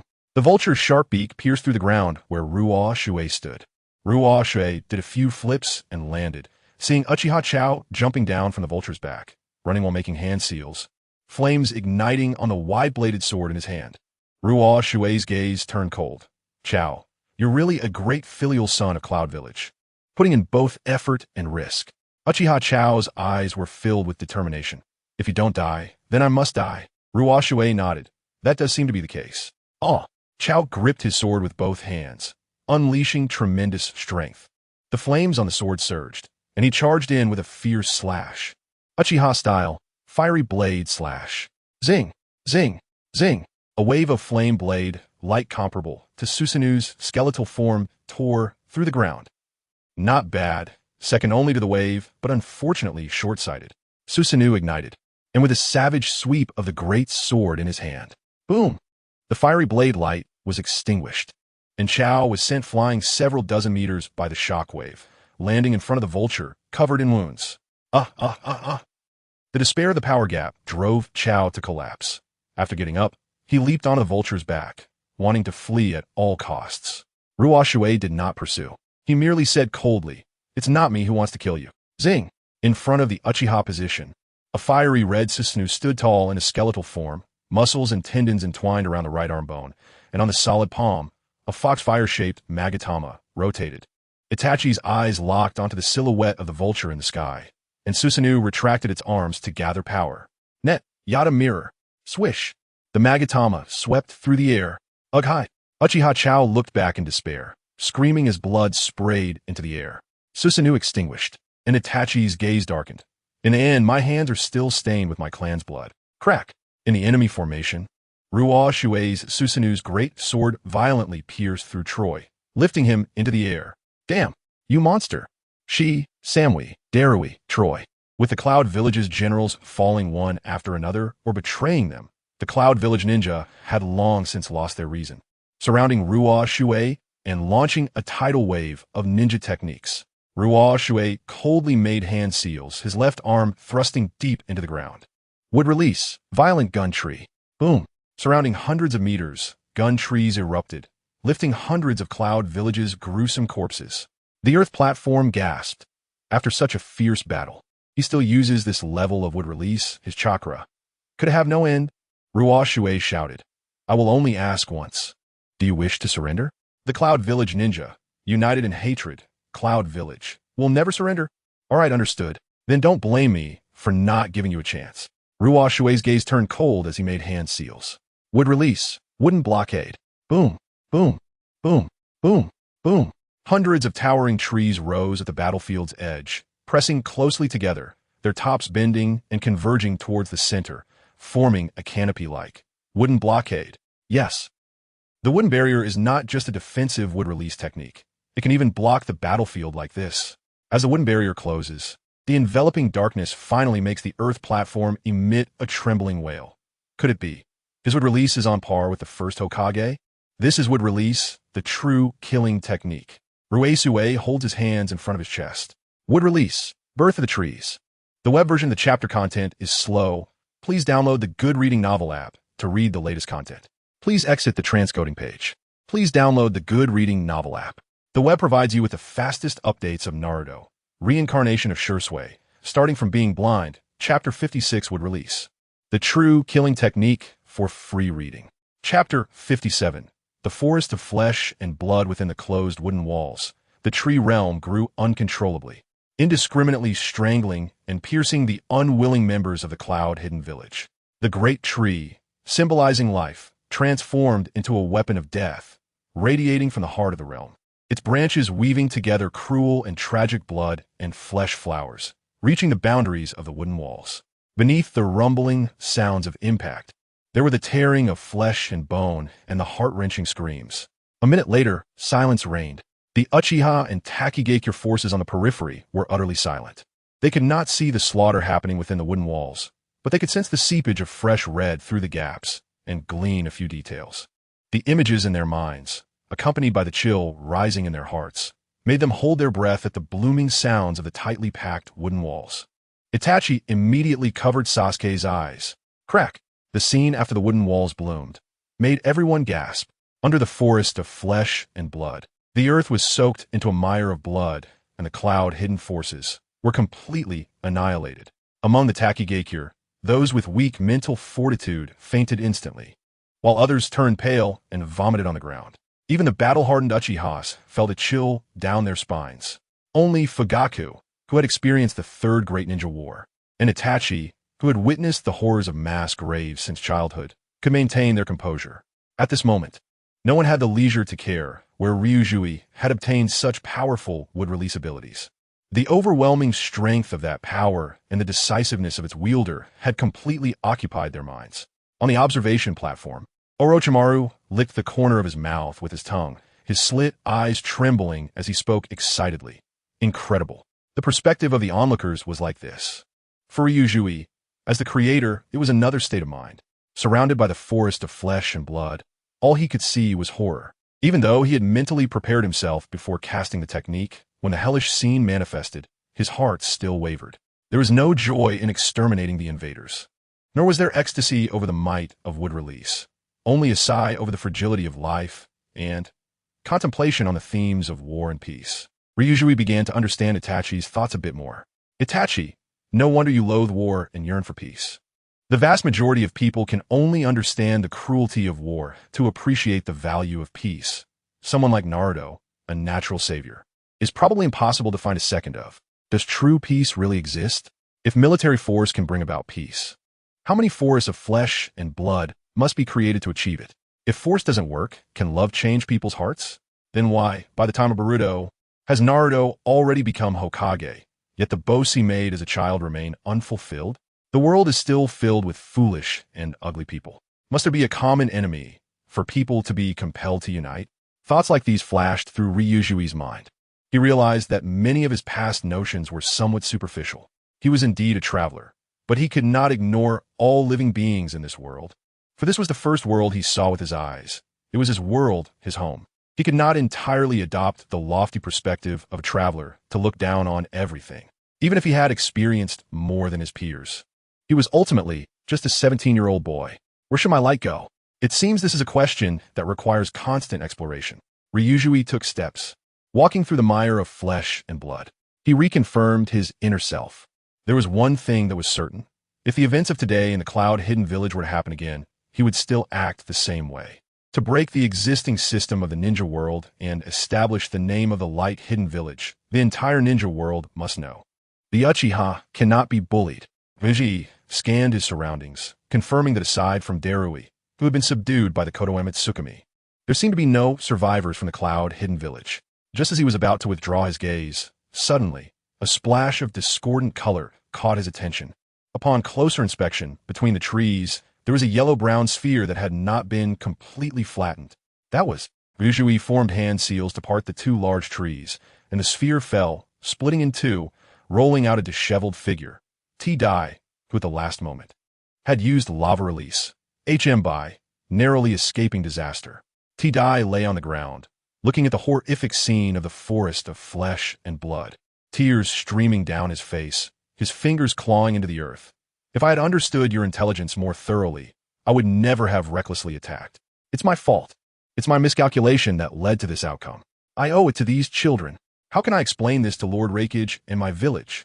This battle-hardened veteran, faced with the annihilation of his forces, ultimately broke down. Ryushui stepped forward to look down at him, asking in a low voice, "Do you hate me?" T-Dai merely cried out, "Uchiha Shisui. Kill me, please kill me." Ryushui calmly gazed ahead. "I will not kill you. Your planning before the battle was indeed quite proficient. My Kotoemitsu Tsukumi will never be stingy with truly talented individuals." Sizzle.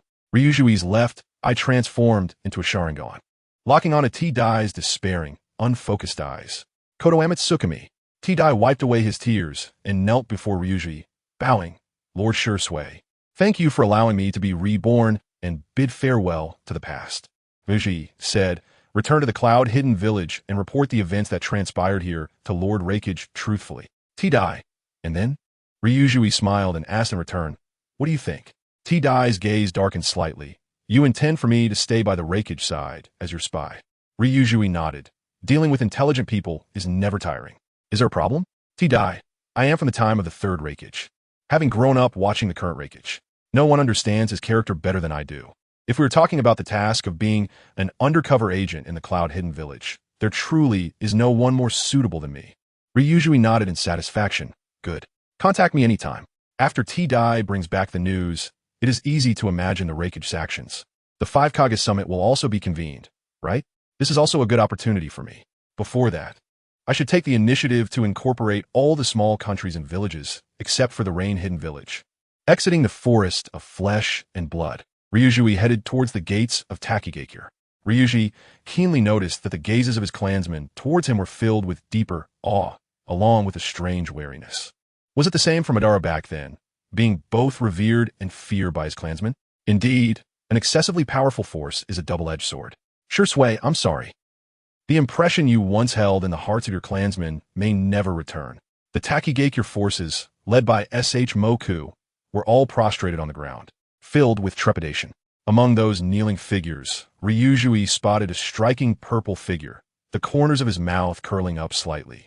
Xiang seemed to sense something, lifting her face momentarily before burying herself back into the shadowy curtain.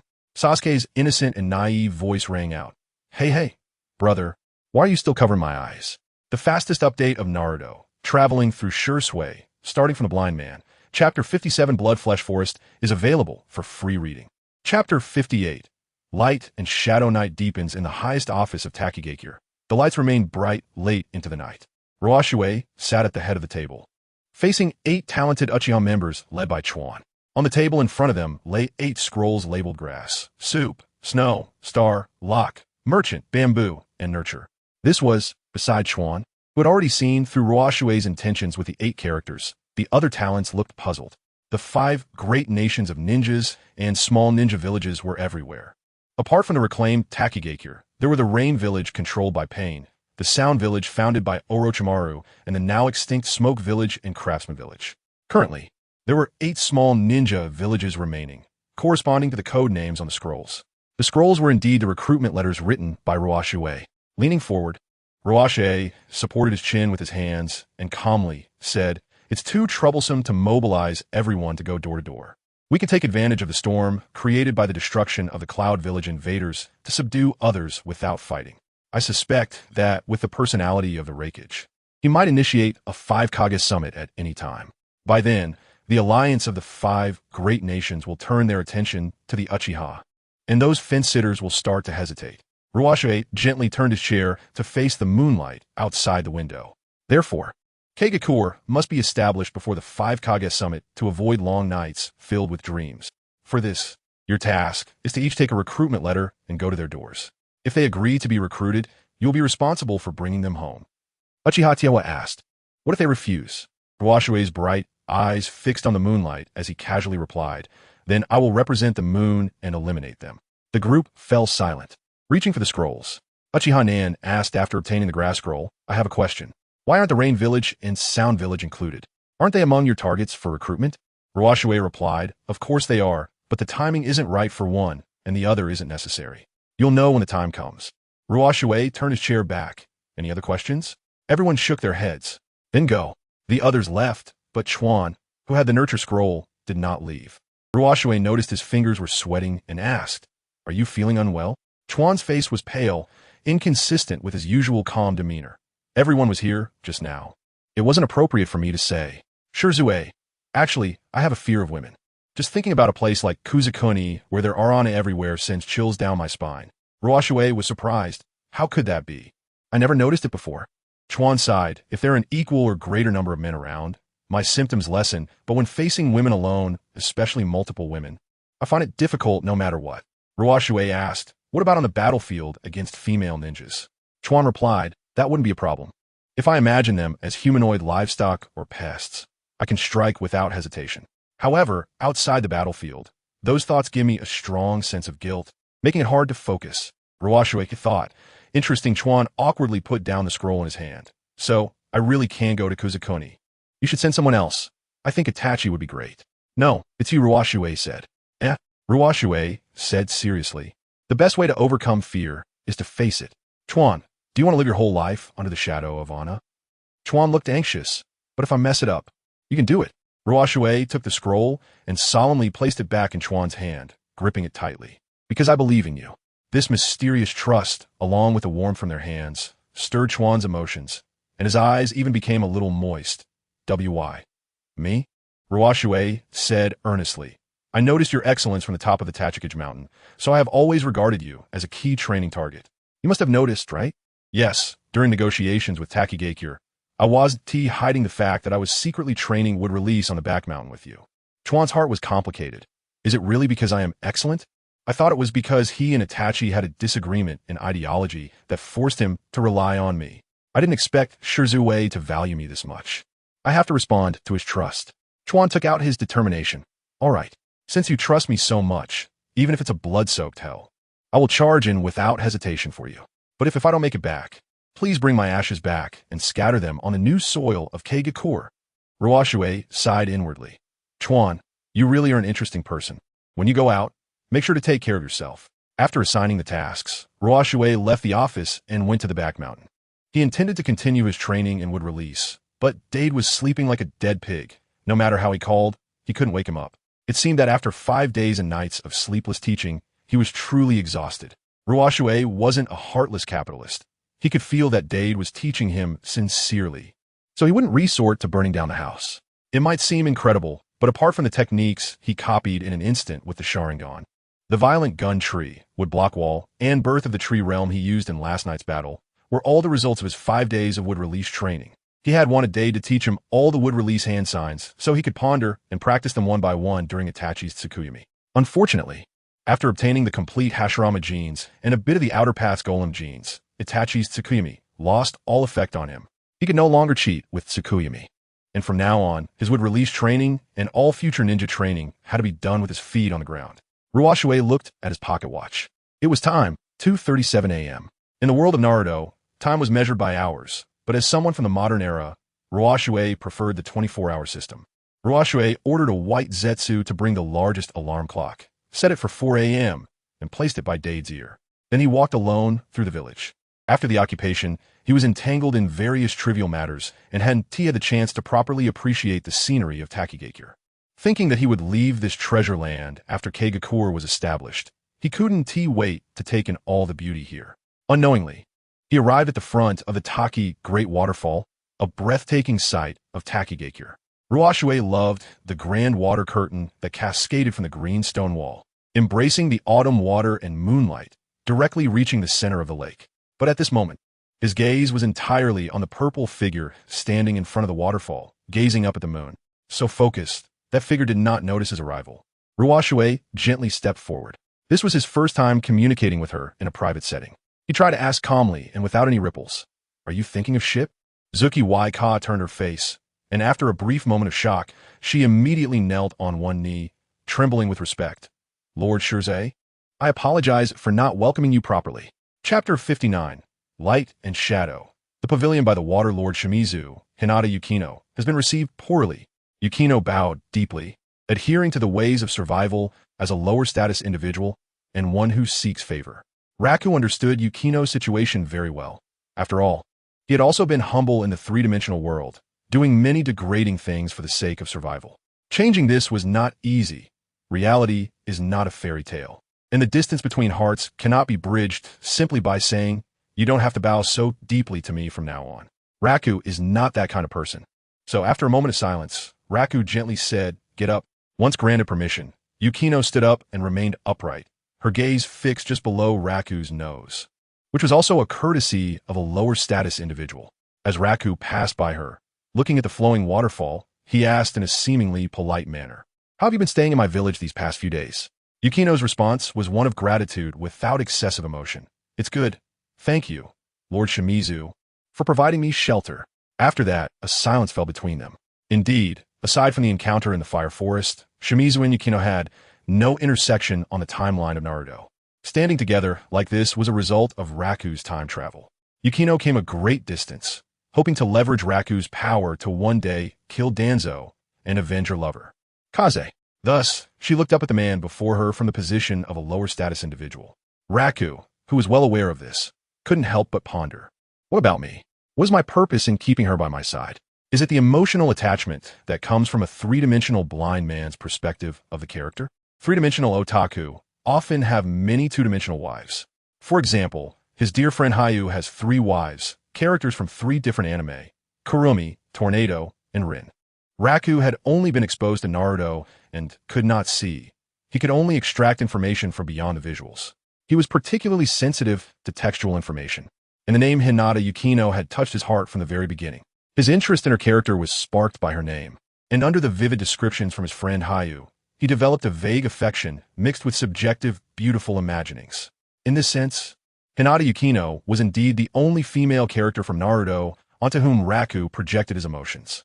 After crossing over, when he saw her silhouette in the fire forest, that vague affection became concrete and vivid. However, it merely lingered on the appreciation of beautiful things, without giving rise to desires for possession or defilement. He even contemplated whether he should change Kaze's fate to fulfill the wishes of this ill-fated couple. But everything went awry. Just a few days later, Kaze died. And then Hinata Yukino came to him for revenge. Although she came for Kaze, Raku felt a strong sense of destiny from this. It was as if an irresistible hand in the dark had pushed Yukino, the only woman he had ever felt affection for across 2 dimensions, right in front of him, to hesitate any longer. would be overly sentimental. It would be too easy to win her over. With just one act of divine intervention, she would immediately offer her body and heart, right? Yet for some reason, Raku didn't want to do that. After all, a man's first emotional stirrings are beautiful, untainted by any dirt. So what should he do? Make her his woman. Raku had no experience in romance and didn't know exactly what to do. The only thing he was certain of was that neither forcefulness nor submissiveness would win a woman's true heart, especially someone as devoted as Yukino. To take another man's place in the heart of a devoted woman might itself be a paradox. However, this paradox had a theoretically feasible breakthrough point. Moonlight Kaze was already dead. Thus, Uchiha Raku fell into contemplation. First, he confirmed that Yukino would ultimately be his woman. So the process mattered. She must stay by my side for the sake of her revenge. I can fully utilize this point. Even her obedience to me in achieving her goal can be used for my benefit. As the saying goes, the pavilion by the water gets the moon first. In front of the waterfall, Raku turned his back to Yukino and spoke in a deep, emotionless tone. Hinata Yukino, the reason I haven't utilized you immediately since your arrival is that my clansmen are suspicious of your intentions. Yes, including myself. Anyone has reason to suspect you are a spy sent by Konoha to gather intelligence on us. Yukino lowered her eyes. Swoosh. Raku activated his Sharingan, looking at Yukino with an entrancing gaze. I could use Jinjutsu to probe your heart, but I haven't. Do you know why? Raku reached out, gently lifting Hinata Yukino's delicate chin, smiling as he said, It doesn't matter to me whether you are a spy or not. Only the weak rely on schemes to win. The strong only engage in open strategies. What I want to obtain, I must obtain. Yukino asked, What do you want to obtain? Too much to enumerate. Raku replied, putting his hand down and speaking in an undeniable tone. From now on, you will stay by my side. All right, Yukino answered without hesitation. Raku asked, Aren't you curious why I arranged it this way? Yukino replied, I am a guest under someone else's roof. I have no right to ask why. Very good. Raku nodded. She was very clear about her position and the choice she should make, which also represented how firm her belief was in avenging Danzo and severing ties with Konoha. The strength of a ninja is not only reflected in chakra and ninjutsu, but also in the strength of the heart, the unwavering determination to achieve one's goals. Is she weak? In this regard, she is not weak at all. Unlike your preference for gentle and considerate Rin, I, Uchiha Raku, prefer this kind of alternative strong woman. Raku glanced at his pocket watch. 3:57 p.m. Almost time. Come with me. Swish. Raku leaped onto the waterfall, and Yukino followed without hesitation. Back in the mountains behind Takigakure. Ding, ding, ding, ding. With a frantic alarm ringing, Yamato jumped up, covering his ears in shock. Before him stood Raku with a smile. Teacher Yamato, let's continue our lesson. Yamato looked behind Raku at the familiar figure and exclaimed in astonishment. Wait. Yukino, how are you here? Hinata Yukino replied expressionlessly. Call me Hinata. Thank you. Chapter 60. Light and shadow the unfinished night in the village. Reikage was waiting for good news. But what he received was the dreadful news of the complete annihilation of the army. The temperature of his blood suddenly dropped to freezing point, then erupted like a volcano, surging up to his forehead. His eyes, smaller than marbles, instantly widened to be larger and rounder than copper bells, filled with blood red. With a roar like an earthquake, this steel giant, known as Reikage, a man with the power to rival tailed beasts, fainted on the spot. When he awakened again, he found himself in a hospital room in the cloud-hidden village, staring at the white ceiling, asking the man kneeling at his bedside. Tudai, tell me, are you lying about the military situation? I won't punish you. Tudai, heartbroken, replied, I am guilty. Please execute me to comfort the souls of those children in heaven. Ai painfully closed his eyes. It was truly complete annihilation. The greatest and most desperate event in the history of the cloud-hidden village. 10,000 people, almost half of the living strength of the village, cultivated with countless resources, time, and effort, were his brothers and comrades. Just like that, they were slaughtered by Shisui, who used would release obtained from an unknown source. Reikage wished he could immediately confront him. With his temperament, he would indeed do so, but he couldn't. It wasn't that he couldn't defeat him for such a superficial reason, but he couldn't fight. Many people, based on preconceived impressions, believed that the fourth Reikage, AI, was a simpleton, but that was not the case. He simply had a fiery temper and was definitely not a fool. Otherwise, he wouldn't have clashed with the Yellow Flash and wouldn't have praised the leaf strategist, Kakashi, during the Fourth Great Ninja War, saying, No wonder the leaf is so difficult to deal with. The shock brought by this number of casualties had surpassed the threshold of anger, and he became surprisingly calm. In front of him was the cold reality that the cloud-hidden village was about to face, with 10,000 casualties, including an astonishing number of high-ranking ninjas. The combat power of the cloud-hidden village had directly regressed to the level it was at the end of the Third War. Other nations could take advantage of the situation at any time, and the foundation of the cloud-hidden village had already been shaken. The village's credibility had suffered a devastating blow. The ninjas had established a long-term, stable cooperative relationship with the country, relying on the strong military guarantees of the ruling class. What's worse, in this incident, the cloud-hidden village was not invaded but took the initiative to attack. In this situation, leading to total annihilation, the ruling class, led by the daimyo, would inevitably question his leadership ability. It would be a minor issue if he were dismissed from the position of rakeage. But if it affected the future development funds of the cloud-hidden village, it would have catastrophic consequences, potentially leading to the extinction of the cloud-hidden ninjas. Rakeage-sama, the cloud-hidden ninjas who were guarding outside the door, in the corridor, and outside the hospital, were heavily impacted by the bad news and were now in a state of confusion, all waiting for Rakeage to speak.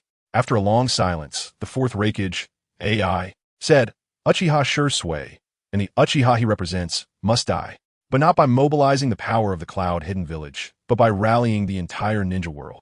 I want to initiate a 5 Kage summit." Some questioned, can this work? After all, we're the only ones who suffered losses. Will the other ninja villages respond? With a snap, AI tore off the tubes from his body and sat up on the bed.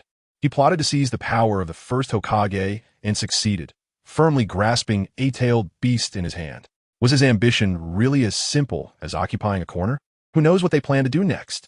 If the Uchiha are not eliminated soon, the entire ninja world might be doomed. Just tell those Kages my exact words. It's no longer about breaking the balance of power and redistribution. Those people want to trample down the system named ninja that feeds us. Near the borders of the fire and earth countries, outside a secret building, a large number of leaf and rock umbu guarded the perimeter. The Kages representing the two major ninja villages, Leaf and Rock, were holding a meeting. After the news of the Uchiha's conquest of the Waterfall village spread, unlike the cloud-hidden village's straightforward assault, the rock-hidden village turned to target the Leaf, seizing upon the third Hokage's weak demeanor. They dispatched an advance team under the guise of negotiation, attempting to incite unrest in the Land of Fire. However, their plan was disrupted by the accidental involvement of Yamato, resulting in the deaths of the advance team and Yamato's disappearance. The rock-hidden village seized the opportunity to pressure Hisashi into handing over Yamato. Hisashi was forced to reinstate Danzo and adopted his suggestion, pouring all blame onto the Uchiha, even proposing to unite with the Rock to deal with the Uchiha. The cunning Tsuchikage, Inoki, certainly did not believe it. He even guessed that Danzo was manipulating things behind the scenes. But when the news of the cloud-hidden village's annihilation returned, Inoki fell silent. Across from him, Hisashi's hand holding the teacup trembled slightly. He never expected things would develop to this extent, nor did he expect Shisui to be so formidable. He regretted not having the resolve to eradicate the Uchiha earlier. It seemed Danzo's concerns were entirely correct. The Uchiha were the source of chaos. Of course, he would not reveal these unspeakable emotions in front of Inoki, who also bore the name of Kage. Biting down hard on the corner of his pipe, he took a deep drag until the spicy nicotine filled his lungs, allowing his trembling fingers to steady. He slowly set the teacup down, his old eyes beneath the Hokage hat gazing at the equally stern elder across from him. "We're Inoki. Do you still doubt that we are shirking responsibility? The one who killed the East, the one who captured the hunter with wood release, is not our person, but the rogue ninja, Uchiha Shisui. He used the Senju cells stolen from the Leaf to successfully gain the power of the first Hokage. If we were to go to war now, our two sides might just repeat the fate of the cloud-hidden village." As Inoki was deep in thought, the door of the secret meeting room opened, and Kakashi and Tsuchikage entered simultaneously, delivering a weighty message to Hisashi and Inoki. "The 5 Kage Summit." Inoki said solemnly, "That kid Raikage really can't sit still. Hokage, what do you think?" Hisashi puffed on his pipe. "If the issue of the Uchiha can be resolved through negotiations between the 5 great nations, that would be best. I will attend the summit." Under normal circumstances, Inoki would have ordered an attack on the cloud-hidden village without hesitation, given the historical grievances between the Rock and Cloud. But he had witnessed the shadows of those two giants during the Warring States period. The Uchiha who gained the power of the Senju. He could hardly imagine it. Considering the long-term gains and losses, he resolutely set aside the once-in-a-lifetime opportunity to attack the cloud-hidden village. All right, Hokage. Let us resolve the border friction between our two sides, as well as the Uchiha issue at the neutral country. The wind shadow brat can be disregarded. But I wonder if that person from the blood mist will attend. It's truly something to look forward to. As night fell, a shadowy figure appeared in the hometown known as Blood Mist. Not the reincarnation of Indra, yet able to perfectly wield the power of the thousand-handed Hashirama. In the concluding chapter of the millennium-long blood battle led by me, such a strange variable has appeared. Even that arrogant brat from the earth seems to have taken a hit. To prevent the situation from spiraling out of control, it's time to adjust my strategic deployment. The web version of the chapter content is slow. Please download the Read Novel app to read the latest content. Please exit the transcoding page and download the Read Novel app. The web provides you with the fastest updates for Naruto, traveling through Shisui, starting from a blind man. Chapter 60, Light and Shadow, Unfinished Night for free reading. Chapter 61, Light and Shadow, Heart-Pounding Moments, the Hidden Mist Village, known as the hometown of Blood Mist. A man with a doll-like face, green hair, and purple eyes has a scar resembling a stitched wound under his left eye. Leaning against a large tree, he gazes at the heart-pounding moonlight, his calm eyes hiding an unknown heaviness. He is Yakura, the fourth Mizukage, the creator of the dreaded blood mist that people speak of with fear. During his time as Mizukage, he spent 5 years in ignorance, using terror to transform this hazy water village into the land of blood mist. In these 5 years, not only did he plunge the hidden mist village into darkness, but he also caused a significant loss of talented ninjas.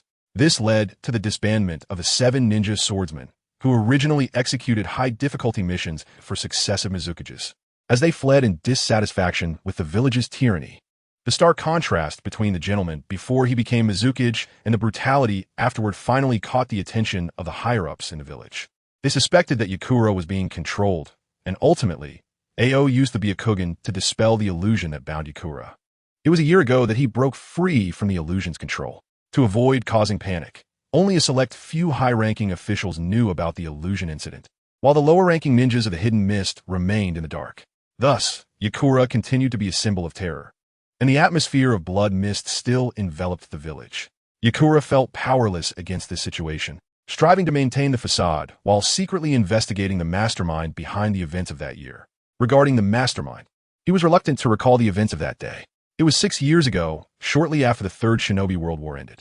3 uninvited guests arrived at the gates of the Hidden Mist, accompanied by a man and a woman. One was a cold woman with blue hair and a lip piercing, and the other was a cold-faced man with orange hair covered in black markings. Both wore black cloaks embroidered with fire clouds. The third figure did not wear a black cloak, but donned an orange mask with black patterns. Yakura immediately sensed a dangerous presence. At that time, after rigorous training, he had become the perfect host for the 3 tails. However, facing the 3 before him, his powerful ninjutsu was ineffective. When he attempted to enter tailed beast mode, the masked man revealed his Sharingan, and the overwhelming power in those eyes caused him to lose himself in the illusion in an instant. This was the last memory he had before regaining consciousness. Returning from that unbearable memory, Yakura clenched his delicate fists, still unable to understand one thing. Why? In terms of presence, the man with the facial piercings was the most dangerous, yet he followed the masked man as his leader. That masked man possessed the Sharingan. But what was even more dangerous was the violent killing intent that emanated from his eyes. Even to this day, that intent sends chills down his spine. Yakura, trembling slightly, murmured, "That killing intent was less directed at me and more like it pierced through the shell known as Yakura, pointing toward the existence within me." In retrospect, his strength was not enough to completely overpower me.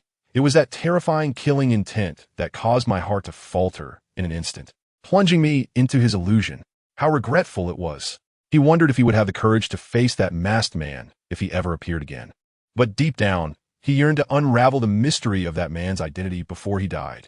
Although the illusion was dispelled, Yakura fell gravely ill, his life nearing its end. Due to the internal strife of the Blood Mist era, the ninjas of the Hidden Mist faced a generational gap, and there were currently no suitable successors for the position of Mizukage. After my death, the elders would take over leadership in the Hidden Mist, but just then, The Reikage initiated a 5 Kage summit to combat the Uchiha. Perhaps it was time for the truth of the blood mist to be revealed to the world, and the Uchiha would have to pay the price in blood. At that moment, a bone-chilling wind swept through the forest. Yakura sensed something and stepped away from the tree, reaching for the weapon behind him.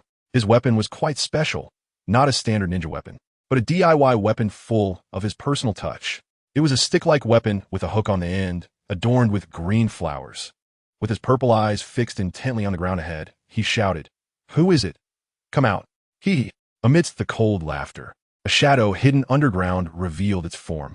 Yakura looked at the figure before him, cloaked in darkness. No. It was more accurate to say that its very existence was darkness itself. Gripping his weapon, he demanded, "Who are you?" The shadow answered with a sinister smile.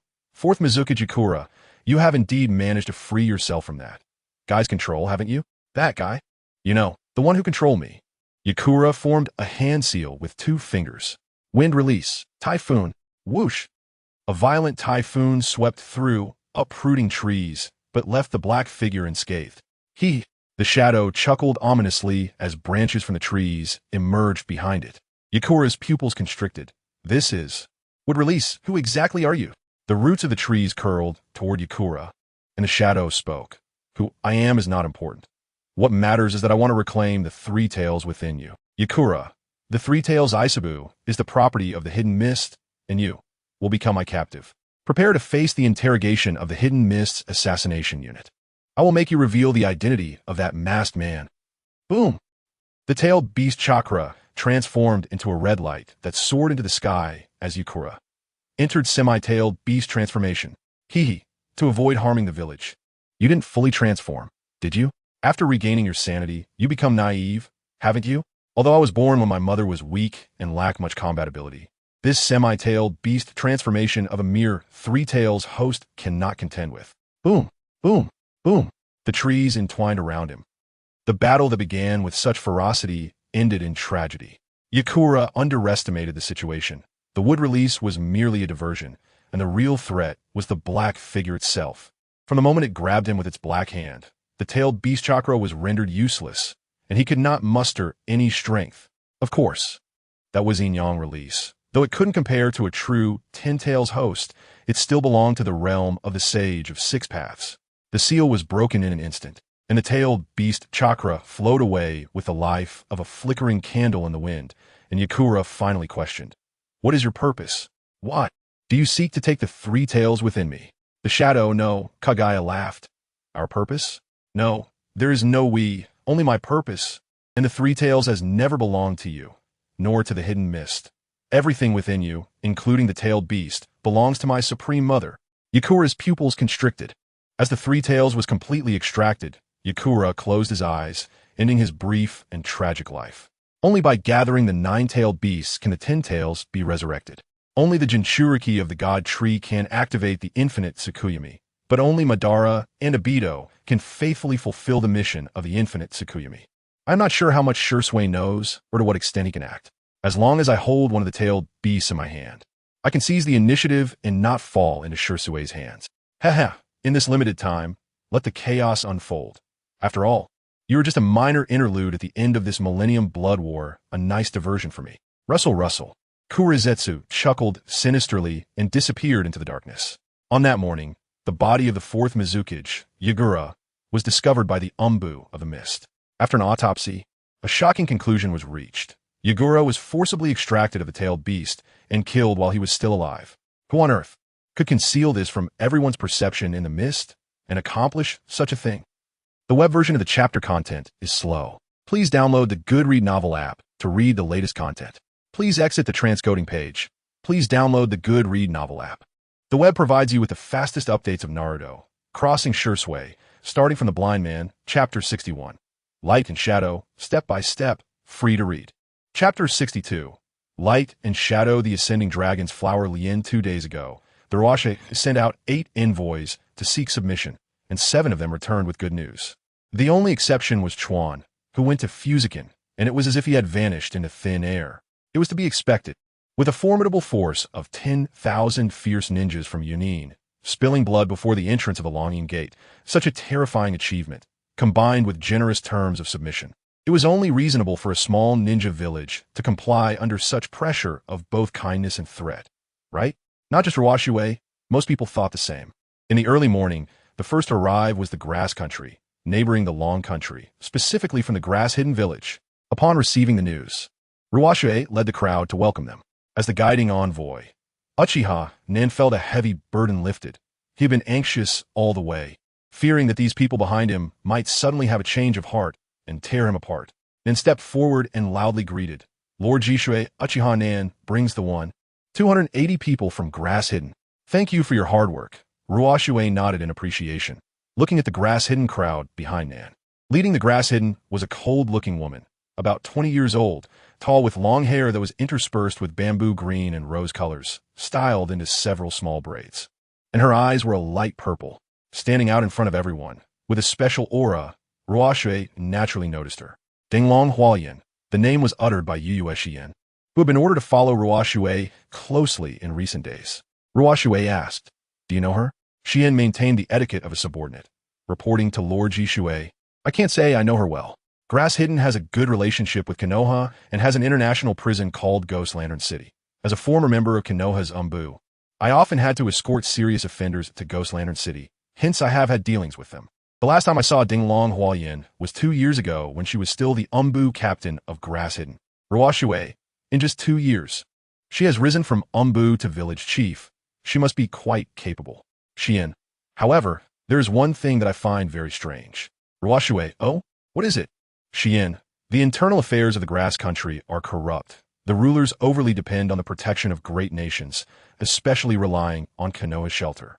The Uchiha are a clan that openly defected from Konoha, so even if we send envoys to seek submission, it should theoretically be fraught with obstacles, making it hard to believe they would respond so quickly. Ruoshui nodded thoughtfully and asked solemnly, "Grass Hidden crowd, do you wish to submit?" The Grass Hidden crowd remained unmoved, and Dinglong Hualien stepped forward boldly. Grass Hidden reject submission. Uchiha Nan, hey, this is different from what we discussed at the beginning. Dinglong Hualien ignored him. Ruoshui's gaze darkened. Rejecting submission can be understood as you wanted to go to war? Dinglong Hualien, of course not. Going to war has no chance of winning for us, and I know that full well. Ruoshui narrowed his eyes, waiting for her next words. Dinglong Hualien's response shocked everyone. "So, kill me." Uchiha and the former long-hidden crowd exchanged glances in disbelief. The grass-hidden crowd was even more stunned. "Hey, Lord Dinglong, didn't you say you would lead everyone to rise up against them? How'd it turn out like this?" Dinglong Hualien, if I didn't say it this way, most of you probably wouldn't have come, right? The outcome is predictable. Grass Hidden will be destroyed by Uchiha. You will either die or become homeless rogue ninjas. Grass Hidden crowd. Dinglong Hualien continued forward, explaining the true meaning of kill me to Ruoshui. In Grass Hidden's tradition, anyone who defeats the village chief in front of all ninjas becomes the new chief. If the defeated side refuses to accept it, they can be killed. Ruoshui, so what is the significance of doing this? Dinglong Hualien, Grass Hidden is an ally of Konoha. To sever this bond, we need an irresistible force, and that force is my death. Ruoshui, your resolve is truly frightening. But looking at the expressions of those behind you, even if I kill you, they won't necessarily obey me, right? Suddenly, Dinglong Hualien shouted in a commanding tone. Everyone listen.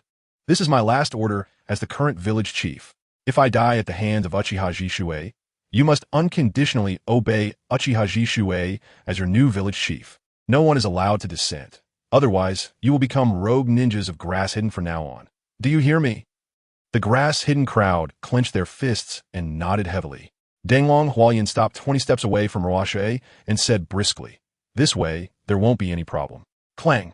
Ruoshui, like Yahiko, planted his ninja blade into the ground. People's hearts are very complex. What if they go back on their word? Dinglong Hualien smiled. Those who would go back on their word have already fled in battle. The ones standing behind me are all heirs of the will of grass, who will never be fence-sitters. This is the will of the grass ninjas. Ruoshui smiled, not in mockery, but in admiration. The will is diverse. The will of fire, the will of stone, the will of thunder, and the will of grass. Shouldn't we also think of a will of light in the future? Returning to the main topic, whether it's the mighty Yumu or you small village leaders really do give me a headache. Killing is easy, but to gain the people's allegiance, I must consider the impact. After all, Not everyone fears death. So-called ninjas have their own ninja way they believe in. After weighing it all, Ruoshui said, Danglong Hualien, I will not fight you because with your strength, you are not qualified to be my opponent. I will not demean myself by being the village chief of a mere grass-hidden, even for a moment, as it would tarnish my character. This blatant humiliation made Danglong Hualien grit her silver teeth. Ruoshui changed his tone. However, I recognize your spirit, so someone will fight in my stead. If you can defeat her, you can take the grass-hidden crowd back the same way, and I will not make things difficult for you. But if you lose, including yourself, you will all submit to me. Uchiha Zhishui actually doesn't he intend to fight personally? Moreover, he even proposed the condition of letting us go if we win. The sudden emergence of a way out made Danglong Hualien's eyes instantly brighten. She had immense confidence in her strength, believing that as long as it was in Uchiha Zhishui, she had a chance of winning. So, who is it?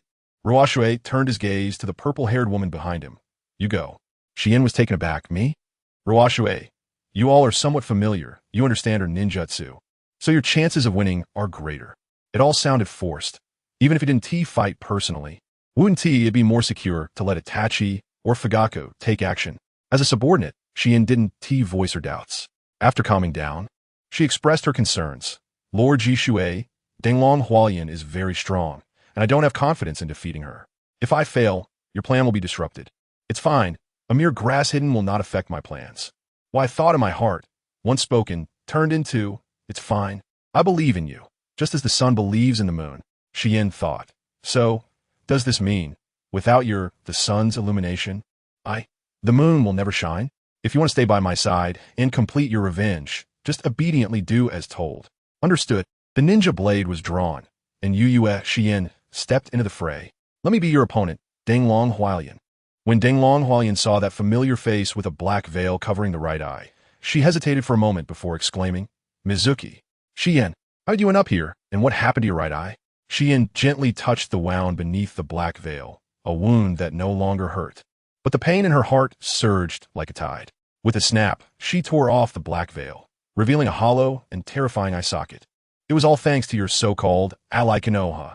The bone-deep hatred in her expression, combined with this sudden, shocking image, even made Danglong Hualien momentarily hallucinate, as if black tentacles were surging out from that eye socket. Danglong Hualien shook her head forcefully, casting aside the distractions. It was an illusion. She took a deep breath, raised her hands, and formed a seal she had never seen before. I don't know what happened, but even as your opponent, I will not hold back. Fire release, Ghost Lantern. The web version of the chapter content is slow. Please download the Goodread novel app to read the latest content. Please exit the transcoding page. Please download the Goodread novel app. The web provides you with the fastest updates of Naruto, reincarnation of Shisui, starting from the blind man. Chapter 62 Light and Shadow Chapter Danglong Hualien Free Reading. Chapter 63 Light and Shadow. The Final Thunderstrike. Secret Technique. Ghost Lantern. The dragon ascending flower lotus forms the tiger seal, and dozens of fiery orbs ignited from the ground float around with intent. The dreamlike scene naturally captivated Ruoshui. He remembered. The movie, Blood Prison, the fire escape technique initiated by Innocent. This is too magnificent. If my chakra were to be used, what a grand spectacle it would be. Ruoshui seals, and trees behind him sprout, transforming into a chair, where he sits and watches with great interest. Watching women fight is indeed interesting. Whoosh, whoosh, whoosh. After the fireballs dispersed, they headed towards Shiyuan, dragon ascending flower lotus. You, who are not skilled in water escape, cannot evade this. The Ghost Lantern technique integrates the user's consciousness into the flames. In other words, these fireballs are under your control, and you need to use senses to confirm my location. Shiyuan takes a ninja smoke bomb from her ninja tool pouch and throws it to the ground. Boom! The rising smoke obscures her figure, and Shiyuan, relying on her excellent body flicker technique, flashes out from the smoke. Naive, dragon ascending flower lotus waves her palm, and the fireballs explode on Shiyuan's body like maggots on rotten flesh. Shiyuan's figure engulfed by flames disappears into the white smoke. At the same time, as the smoke dissipates, Shiyuan charges in with her blade. Dragon ascending flower lotus quickly retreats. At the moment of using the smoke bomb, you use Shadow Clone to execute the body flicker technique, drawing the firepower of the Ghost Lantern. It really resembles your style. Shiyuan accelerates. her fierce blade light slashing through with her fluttering purple hair. Slash. Dragon Ascending Flower Lotus's gaze sharpens. Her right hand quickly glides over the bandage on her left wrist, summoning a ninja blade from the technique to block the approaching edge. Clang. With a crisp clash, the skirmish begins. Clang, clang, clang, clang. The two ninja blades engage in a back and forth, their lights colliding to create a dazzling display. Shin, specializing in swordsmanship, goes without saying, while Dragon Ascending Flower Lotus, having previously been the leader of the Grass Hidden Umbu, also excels in swordsmanship. Both sides have reasons not to lose, unleashing all their skills. In terms of swordsmanship, Shiyuan has the upper hand, but her missing right eye creates a visual blind spot. Dragon Ascending Flower Lotus targets that blind spot, defending while intentionally striking towards the right wing. Shiyuan also notices Flower Lotus's intentions, adjusting her stance to allow her left eye to cover the right wing as well. Dragon Ascending Flower Lotus smiles mischievously, suddenly attacking the left wing, then swiftly striking the right wing, left and right, with no trace to follow. Shiyuan gradually finds herself in a tight spot, struggling to cope, and after evading an unavoidable strike with substitution technique, she decisively gives up the frontal confrontation and attempts to flank.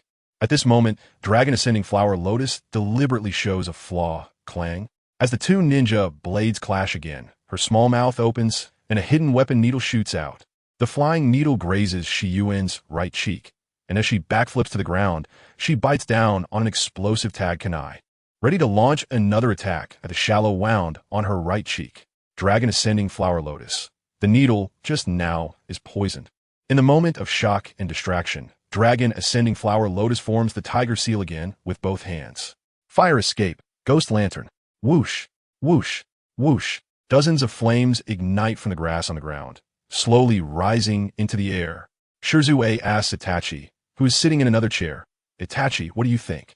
Itachi, previously, using the smoke bomb in conjunction with the Shadow Clone's body flicker technique, attracted the firepower of the Ghost Lantern technique.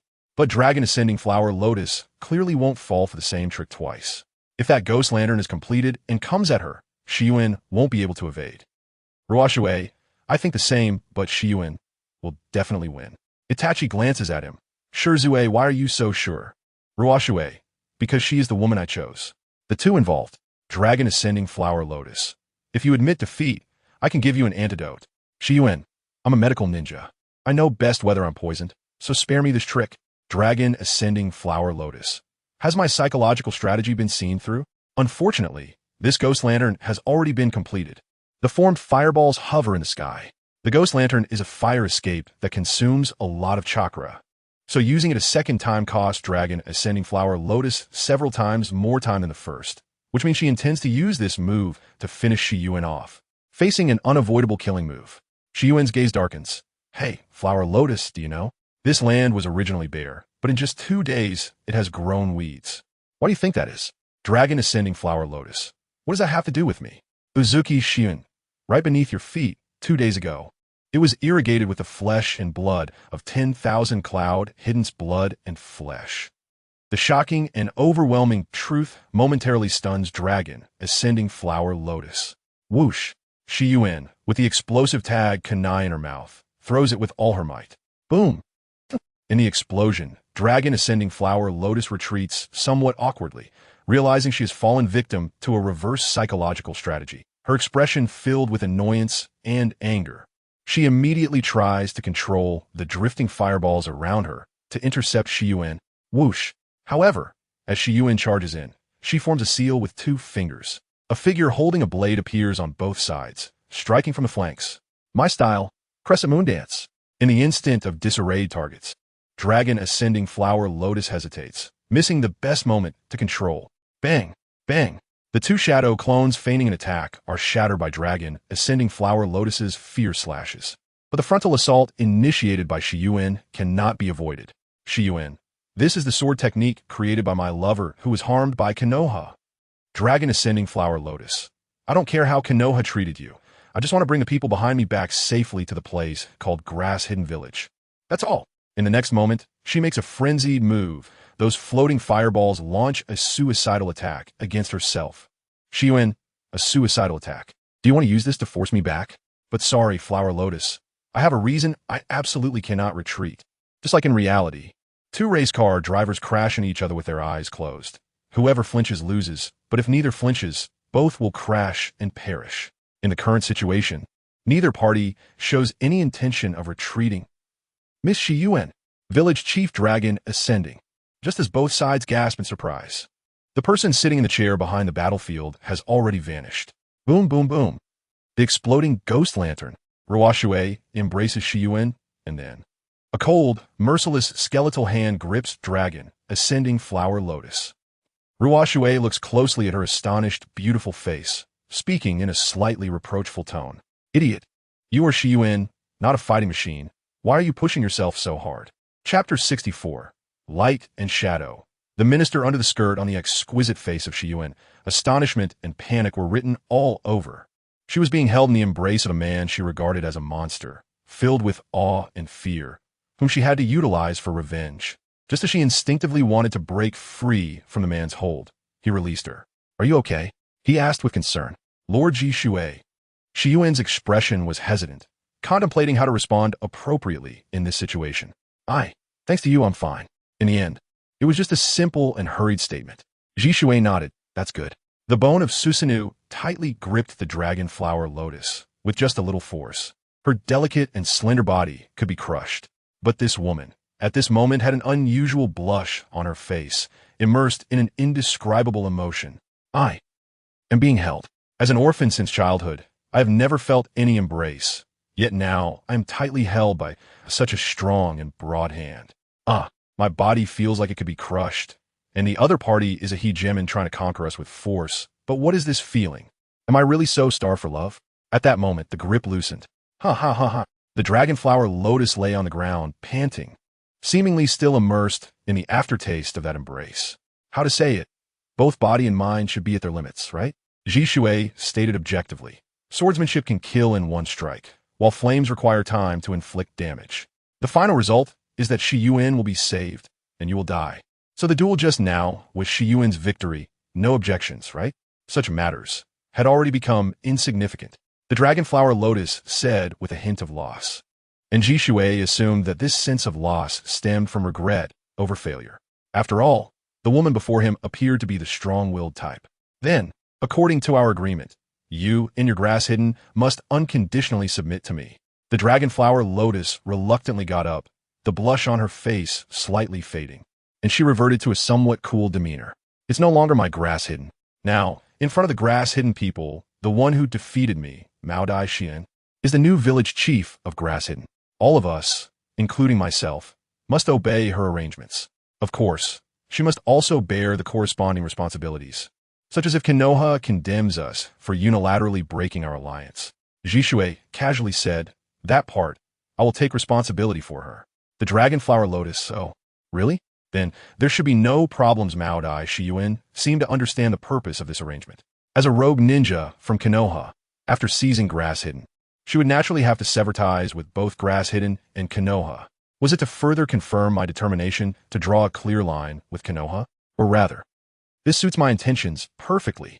With such speculation and realization, Mao Dai Shiyuan knelt down. I, the new village chief of Grass Hidden, Mao Dai Shiyuan, am willing to lead the Grass Hidden people to submit to Uchiha. The Grass Hidden people found it hard to make a choice for a moment, until the former village chief, the Dragonflower Lotus, came to stand behind Shiyuan and bowed in salute. The situation was set. The Grass Hidden people, as if waking from a dream, knelt down, expressing their intention to submit. Zhishui took out the black veil that Shiyuan had discarded before the battle to showcase her resolve, dusted it off, and walked in front of Shiyuan, personally tying it on for her. Then he said to the astonished Shiyuan, "You have made a contribution. Later, I will reward you with something." Shiyuan lowered her head, and under the watchful eyes of everyone, she couldn't refuse and didn't know how to express herself. She was clearer than anyone else in her heart. That so-called contribution was entirely a gift from the man before her, who could easily resolve the situation in a much simpler and more forceful way. As for the so-called reward, Shiyuan already had an answer in her heart. Perhaps. This is my twisted fate with this clan. Since it is a twisted fate, why not go along with it? In the following 2 days, the dispatched Uchiha envoys successfully brought back the ninja from the 6 major hidden villages Tang, Shang, Zhu after going through many twists and turns. Nearly 8,000 people gathered outside Takigakure, forming independent formations since they were not companions, with varying numbers reminiscent of the grandeur when Yunin pressed down. But the momentum was far inferior. This time, Zhishui did not greet them at the door like he did with Grass Hidden. Instead, he stood on the highest peak of Takigakure, his ninja blade before him, overlooking the 6 different ninja formations at the foot of the mountain. Just with a glance, through their fluctuating gazes, he knew that these people had ulterior motives, and there were very few who genuinely submitted. They must think, if Uchiha is really that impressive, why were they driven out of Konoha, becoming stray dogs? Or perhaps the rumor that Uchiha Zhishui single-handedly annihilated Yunin's army of 10,000 is an exaggeration. Indeed, people instinctively harbor doubts about things that exceed common sense. If they did not see it with their own eyes, that sense of awe would not feel real. Many among them might not fear power and death. They just did not want to be subjects under Uchiha, because of a letter of submission. Whatever the case, they just need to witness it with their own eyes, right? The legendary power of Uchiha. Are we all gathered? Zhishui murmured. It seems that Chuan hasn't reported back from Fuziko village yet, Itachi said. Forget about Chuan for now. Zhishui stood at the edge of the cliff, looking down at those weak yet unyielding ninjas, and proclaimed loudly, "You all, gathered here by me, this inexplicable guy, under the threat of annihilating your village, must feel disgusted and rejected by me, right? No need to deny it. I like honest people. So, I give you an opportunity. If you don't want to submit to me, you may leave freely. I will not make things difficult for you." As soon as these words were spoken, not a single person dared to move in that vast space. No one was willing to be the first to take the plunge. Zhishui enjoyed the thrill of controlling people's hearts. "So, you all are willing to submit?" People lowered their heads, remaining silent. Zhishui thundered, "Then, I will give you another chance. Whether in a wheel battle or a rush, you can use all your proud secret arts, the forbidden techniques you fear to mention, all your battle tactics that have never failed, everything you can use in a challenge ritual, name no restrictions." Everyone at the foot of the mountain looked up in shock. What an arrogant declaration. But next, Zhishui spoke words that made those behind him shudder. "And I will stand right here. If I take a step back, I will consider it my loss." Chapter 65. Light and Shadow. The formation at the waterfall as Ruoshui's near-arrogant declaration fell. The ninjas at the foot of the mountain were enveloped in disbelief and a sense of insulted humiliation. Uchiha Shisui. Does he even know what he's saying? To claim that just moving a step means he loses? Does he really think he's a god? Or does he simply believe we are worthless? It's infuriating to be looked down upon to this extent. Even if it costs me my life, I want to see him embarrassed by his reckless ignorance. The ninjas from small, mutually independent ninja villages who rarely interacted became united in their animosity towards the high and mighty enemy they faced. Except for the ninjas from the Hot Water Village. Suddenly, the leader of the Hot Water Village, Shandao Fajin, stepped forward and knelt before the 100-foot cliff. The ninjas of Hot Water Village are willing to submit to Uchiha's command. Oh, Ruoshui was taken aback by this. At this moment, Itachi said, "The Hot Water Village, known as the village that forgets war, is a village whose combat power has diminished with the disappearance of war, but it is also a village rich in natural resources, and its villagers are keen on pacifism." "I see," Ruoshui said. "Good. Welcome the friendly hot water ninjas to join us. We Uchiha are also committed to the cause of peace. Please everyone, stay away from this dangerous place." "Yes, Lord Shisui." Shandao Fajin led his people to distance themselves from the conflict zone. "Hey, hot water ninjas, do you not have the blood of a ninja?" Facing someone who looks down on you to this extent, the one reprimanding them was the leader of Suqian village, Yujita Yao. Shandao Fajin retorted, "Blood? The ninja world has never lacked those with blood, but blood is also the root of war, which only brings slaughter and misfortune. Yujita Yao, are you mistaken? It is they who provoke war. Do you lack the resolve to defend yourselves and let yourselves be slaughtered?" Shandao Fajin, "As long as we do not resist, there will be no war.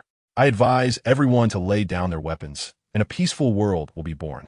This is simply incomprehensible. Amidst the disdainful gazes, the hot water ninjas left the battlefield. Away from the crowd, Shandao Fajin's gaze was calm and rational. That guy, Haiden, killed all the capable fighters in the village before defecting. There aren't many who can use ninjutsu left. Uchiha Shisui is obviously fearless. Even if he claims that moving a step means he loses, this loss is nothing but a matter of face. In the face of absolute strength, won't he ultimately have to obey? If that's the case, why bother with useless struggles? The hot water village withdrew, leaving over 7,000 ninjas at the foot of the mountain. The 5 leaders who commanded them stepped forward. The leader of Suqian village, Yu Jita Yao. The leader of Snow Ninja village and lord of the land of snow, Fenghua Nuteo. The leader of Star Ninja village, the 3rd generation of Star Shadow, Gushing. The leader of Merchant Ninja village, the founder of the Ninja Merchant team, Jingzhou Faima. The leader of Bamboo village, Shun Yuegueju, Yu Jita Yao. Here, in terms of status, Lord Nuteo is probably even above the 5 shadows because you're not only the village leader, but also the ruler of a nation. If we lose this battle, it won't just be the village, we might have to hand over the entire country. Fenghua Nuteo, a middle-aged man with a gloomy complexion. Land of Snow, Fenghua clan, from the theatrical version, The Great Active Drama. Snow Princess Ninja Scroll. 10 years ago, Fenghua Nuteo hired a snow ninja to kill his brother and usurp the throne of the Land of Snow. His purpose for doing so was to find the treasure left by the former ruler of the Land of Snow, Fenghua Zhao. However, the truth of that treasure is a geothermal generator, which can bring spring to the eternally wintry Land of Snow. The secrets of this treasure remain undisclosed. So Fenghua Nuteo believes that it is an ultimate weapon that can elevate the snow ninja above the 5 great ninja nations. Of course, I wouldn't surrender my country. That treasure is enough to overturn the 5 great nations. If that treasure is in my hands now, Uchiha has nothing to worry about. With such naive thoughts, Fenghua Nuteo removed his white cloak, revealing armor-like attire. How could Ruoshui not know the guy's background? Snow Princess Ninja Scroll, that is the first theatrical version of Naruto, with the story taking place when Naruto is 12 years old, which is 6 years from now. Ruoshui murmured, that escaping princess should not have debuted yet. Well then, I will take over the Land of Snow. If she likes being a princess, let her continue to be one. Behind Fenghua Nuteo, the snow ninjas all remove their cloaks, revealing identical chakra armor. The specialty of the snow ninjas is ice release, but it is not the pure-blooded white ice release. The principle of their ice release is to combine powerful wind release with the natural blizzards of the Land of Snow. Therefore, they can only exert their true power in snowy weather. Thus, the snow ninjas simultaneously formed hand seals. Secret technique, Snow Blossom, whoosh. The originally clear sky suddenly became filled with wind and snow, and the ground and cliffs were quickly covered with a thick layer of ice. Fuyeko, using ninjutsu. To change the environment? Itachi, the chakra armor they're wearing probably enhances both chakra and ninjutsu effects. They're quite motivated. Then, Suqian village cannot fall behind. Let that high and mighty guy see our pride, the heavenly locking realm technique. Yu Jita Yao and the ninjas from Suqian village formed the same hand seals. Barrier, heavenly locking realm technique. Z, the cross-pattern technique, appeared on the frozen ground. Crack, crack, crack. Countless silver-white chakra chains connected to the cliffs. Itachi, Suqian village, renowned for its barrier techniques, combines the heavenly locking realm technique executed by all members of Suqian village, claiming to have the power to bind even-tailed beasts. Ruoshui's gaze was calm. Oh, another technique that can bind tailed beasts has appeared? Leading the merchant ninjas was Jingzhou Faima, who had a red horseshoe-shaped mark on his forehead. With synchronized hand seals, the mark on their foreheads was released, and the chakra of the merchant ninjas manifested externally, transforming into majestic warhorses made of chakra. The merchant ninjas mounted these horses, wielding their specially made long spears, bows and arrows, shields, and other weapons. Ruoshui was astonished. Chakra horses? Fuyek, it's not just a simple visualization of chakra. It is said that Jingzhou Faima's summoning beast is a divine horse, which he named Nine Heavens Soaring Dragon. The Nine Heavens Soaring Dragon's hoof mark left on each merchant ninja's forehead allows them to transform their chakra into a clone of the Nine Heavens Soaring Dragon. Additionally, the merchant ninjas are the only ninja village whose core mission is commerce. With merely a few hundred people, they have accumulated enough wealth to support millions, which is closely related to the extraordinary speed provided by the divine horse. Oh really? Such a unique ninjutsu, yet it hasn't appeared in the main story. There must be some hidden story behind it, right? Yes, in the main story, the merchant ninjas did not take the stage in history because they were exterminated 10 years later, and their amassed wealth became the operational funds for Akatsuki. Ruoshui's gaze focused on the man wearing the star shadow hat. In the small ninja villages, he is the only one who claims the title of Shadow. It is said that 200 years ago, A star fell from the sky into the land of bears. That star possessed a mysterious chakra, and the secret technique developed by the first star shadow allowed one to cultivate chakra using the power of that star. Only those who mastered that technique to its highest state could be called star shadow. TV series episodes 178 to 183, when it was mentioned by you. I wanted to see it with my own eyes, that dazzling ninjutsu that manipulates chakra in such an alternative way. The old man who bears the name of Star Shadow, the god of the Valley Star, had a solemn expression as he formed the U seal.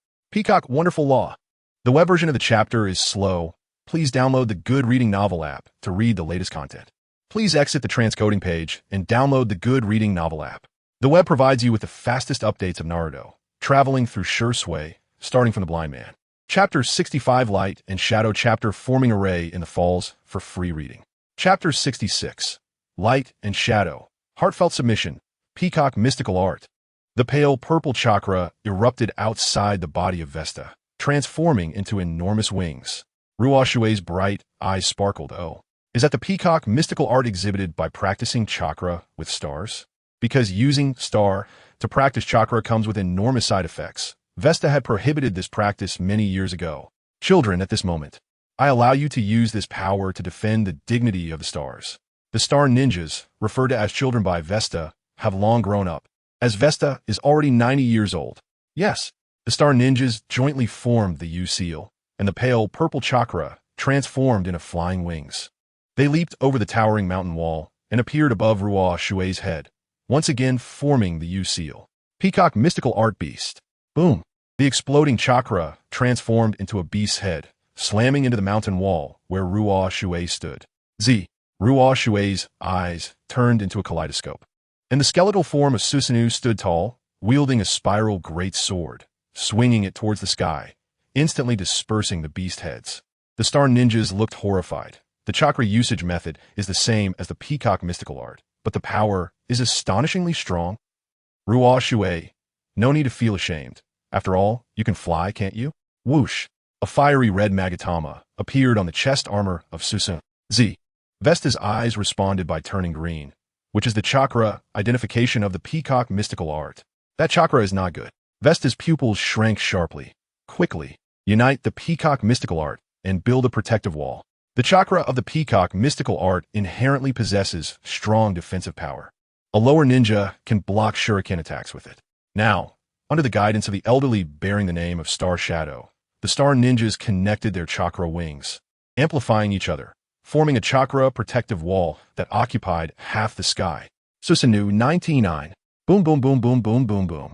The arrows shot from the magatama exploded like firecrackers against the protective wall. It was seen that the pale purple chakra flowed violently, and in the end, it was not broken. Ruoshui was astonished. It actually held up. Whoosh, whoosh, whoosh. But just a few seconds later, the chakra on the star ninjas extinguished completely, plummeting down. Ruoshui, it seems that the cost of this power is something you can't quite bear. The ninjas at the foot of the mountain were stunned by the previous scene. It was the mountain blade that had just retreated, bringing the soup ninjas that saved those star ninjas who were exhausted and falling. The mountain blade stood on the icy cliff. Look, what did I say? Peace is so precious. Ruoshui formed hand seals, transforming his left arm into a sturdy tree, breaking through the shaky protective wall, directly grabbing Star Shadow before him. Let go of Lord Star Shadow. The star ninjas who could still fight continuously unleashed the beast heads of the peacock mystical art, slamming against the bones of Susanoo. Ruoshui asked nonchalantly, "Elderly man, that star, is it with you?"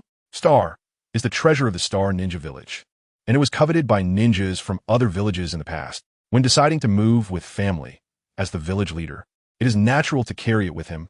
Vesta attempted to break free, but found the wood wrapping around him was actually absorbing his chakra. Ruoshui kindly reminded, "Don't move, I don't want to be rough with an elderly man. So, can you give me that star?" Sigh. Forced by the situation, Vesta had no choice but to take out the star from his bosom and throw it to Ruoshui. The so-called star was a rather unremarkable purple stone with several holes on it, which Ruoshui observed closely with the Sharingan. So that's how it is. This star indeed harbors considerable chakra. Vesta, this star, practitioners of the peacock mystical art mostly do not end well.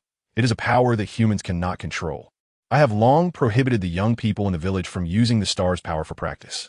Then, Vesta suddenly widened his old eyes because the young man before him actually opened his mouth and swallowed the star whole. Vesta was horrified.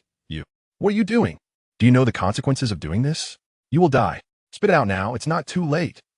Normally, if an enemy swallowed something deadly, they would certainly gloat. Simply reckless, just die. The one who controls us will die. What Vesta exhibited was a concern that transcended enemy and self, instinctively caring for a young man who took risks in pursuit of power. After swallowing the star, Ruoshui's face showed no unusual expression, and even his chakra did not fluctuate. Vesta, such a thing exists? Of course. That so-called star is ultimately a special chakra stone. It comes from a period earlier than the Warring States era. Not to mention Madara and Hashirama. If this star truly possessed extraordinary value, would Kagaya let it remain in the little cabin of the Bear Country? The reason Ruoshui obtained this star was merely that it happened to come before him. Although this star's chakra is just a drop in the ocean for me, under the premise of no side effects, nobody would reject a pair of flying wings, right? More importantly, the peacock mystical art is indeed beautiful. From Vesta's reaction just now, Ruoshui already knew. This old man has a compassionate heart. Rustle. The fierce trees loosened. Ruoshui sincerely said, "Elderly man, let your children stop attacking. I want to lead you to strength." Vesta sighed. Compared to you, the name star shadow really seems like a joke. He shouted to the people attacking in the sky, "Stop. As a star of faith, we have become a part of this man, and there is no reason to fight." The star ninjas stopped at the foot of the mountain. Even the ninjas who had been full of fighting spirit just moments ago were now silent as the grave. Can we really defeat such a monster? Caw! Suddenly, the merchant ninja leader Jinchūriki, leading the merchant ninjas, rode chakra warhorses, charging down the sloped chains constructed on the mountain wall by the heavenly lock technique of Suo Chin village. Ruoshui swung Susanu's greatsword, cutting the chains cleanly. In an instant, people and horses were thrown upside down. Ruoshui, sorry, the flaw was too great. I unconsciously made a move. Only one person, his chakra warhorse, unexpectedly leaped up in the moment the chains broke, spreading a pair of fiery red wings on the horse's back. The man named Jinchūriki shouted loudly, "Uchiha Shisui, your strength is beyond doubt. But you claim that moving even a step is your defeat, which is a bit excessive. Even if submitting to you is the trend of the times. I just want to clear my name, that's all." This man has a clear goal. He is not here to defeat Ruoshui, but to shake his steps, so he immediately used his ultimate move. That chakra warhorse let out a sharp cry, and a pair of front hooves stomped down in midair. Ultimate move, heavenly soaring dragon hoof mark. Crack! The chest of Susanu's skeletal form shattered with a loud bang. Interesting. If the sailor's arm turns into a trunk, suddenly rooting itself in the ground, it would harden and counter that impact.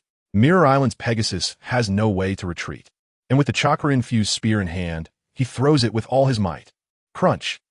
The spear penetrates through the shattered Susanu, aiming straight for Ruoshui's face. Crunch! Ruoshui draws his ninja blade, splitting the spear in two at the tip. Boom! The palm of Susanu slaps Mirror Island's Pegasus off the cliff. But before being knocked down, this man drives a kunai with an explosive tag into the mountainside, blowing up your foothold. Let's see how you handle this. Boom! The blasted rocks crash down. The ninjas at the foot of the mountain look up, witnessing a shocking scene. Hey, this can't be real, right? Ruoshui hovers in midair, his hands forming the U seal. It is the peacock mystical art. It's only logical. Having consumed the chakra source from the stars, he also copied that technique with his Sharingan.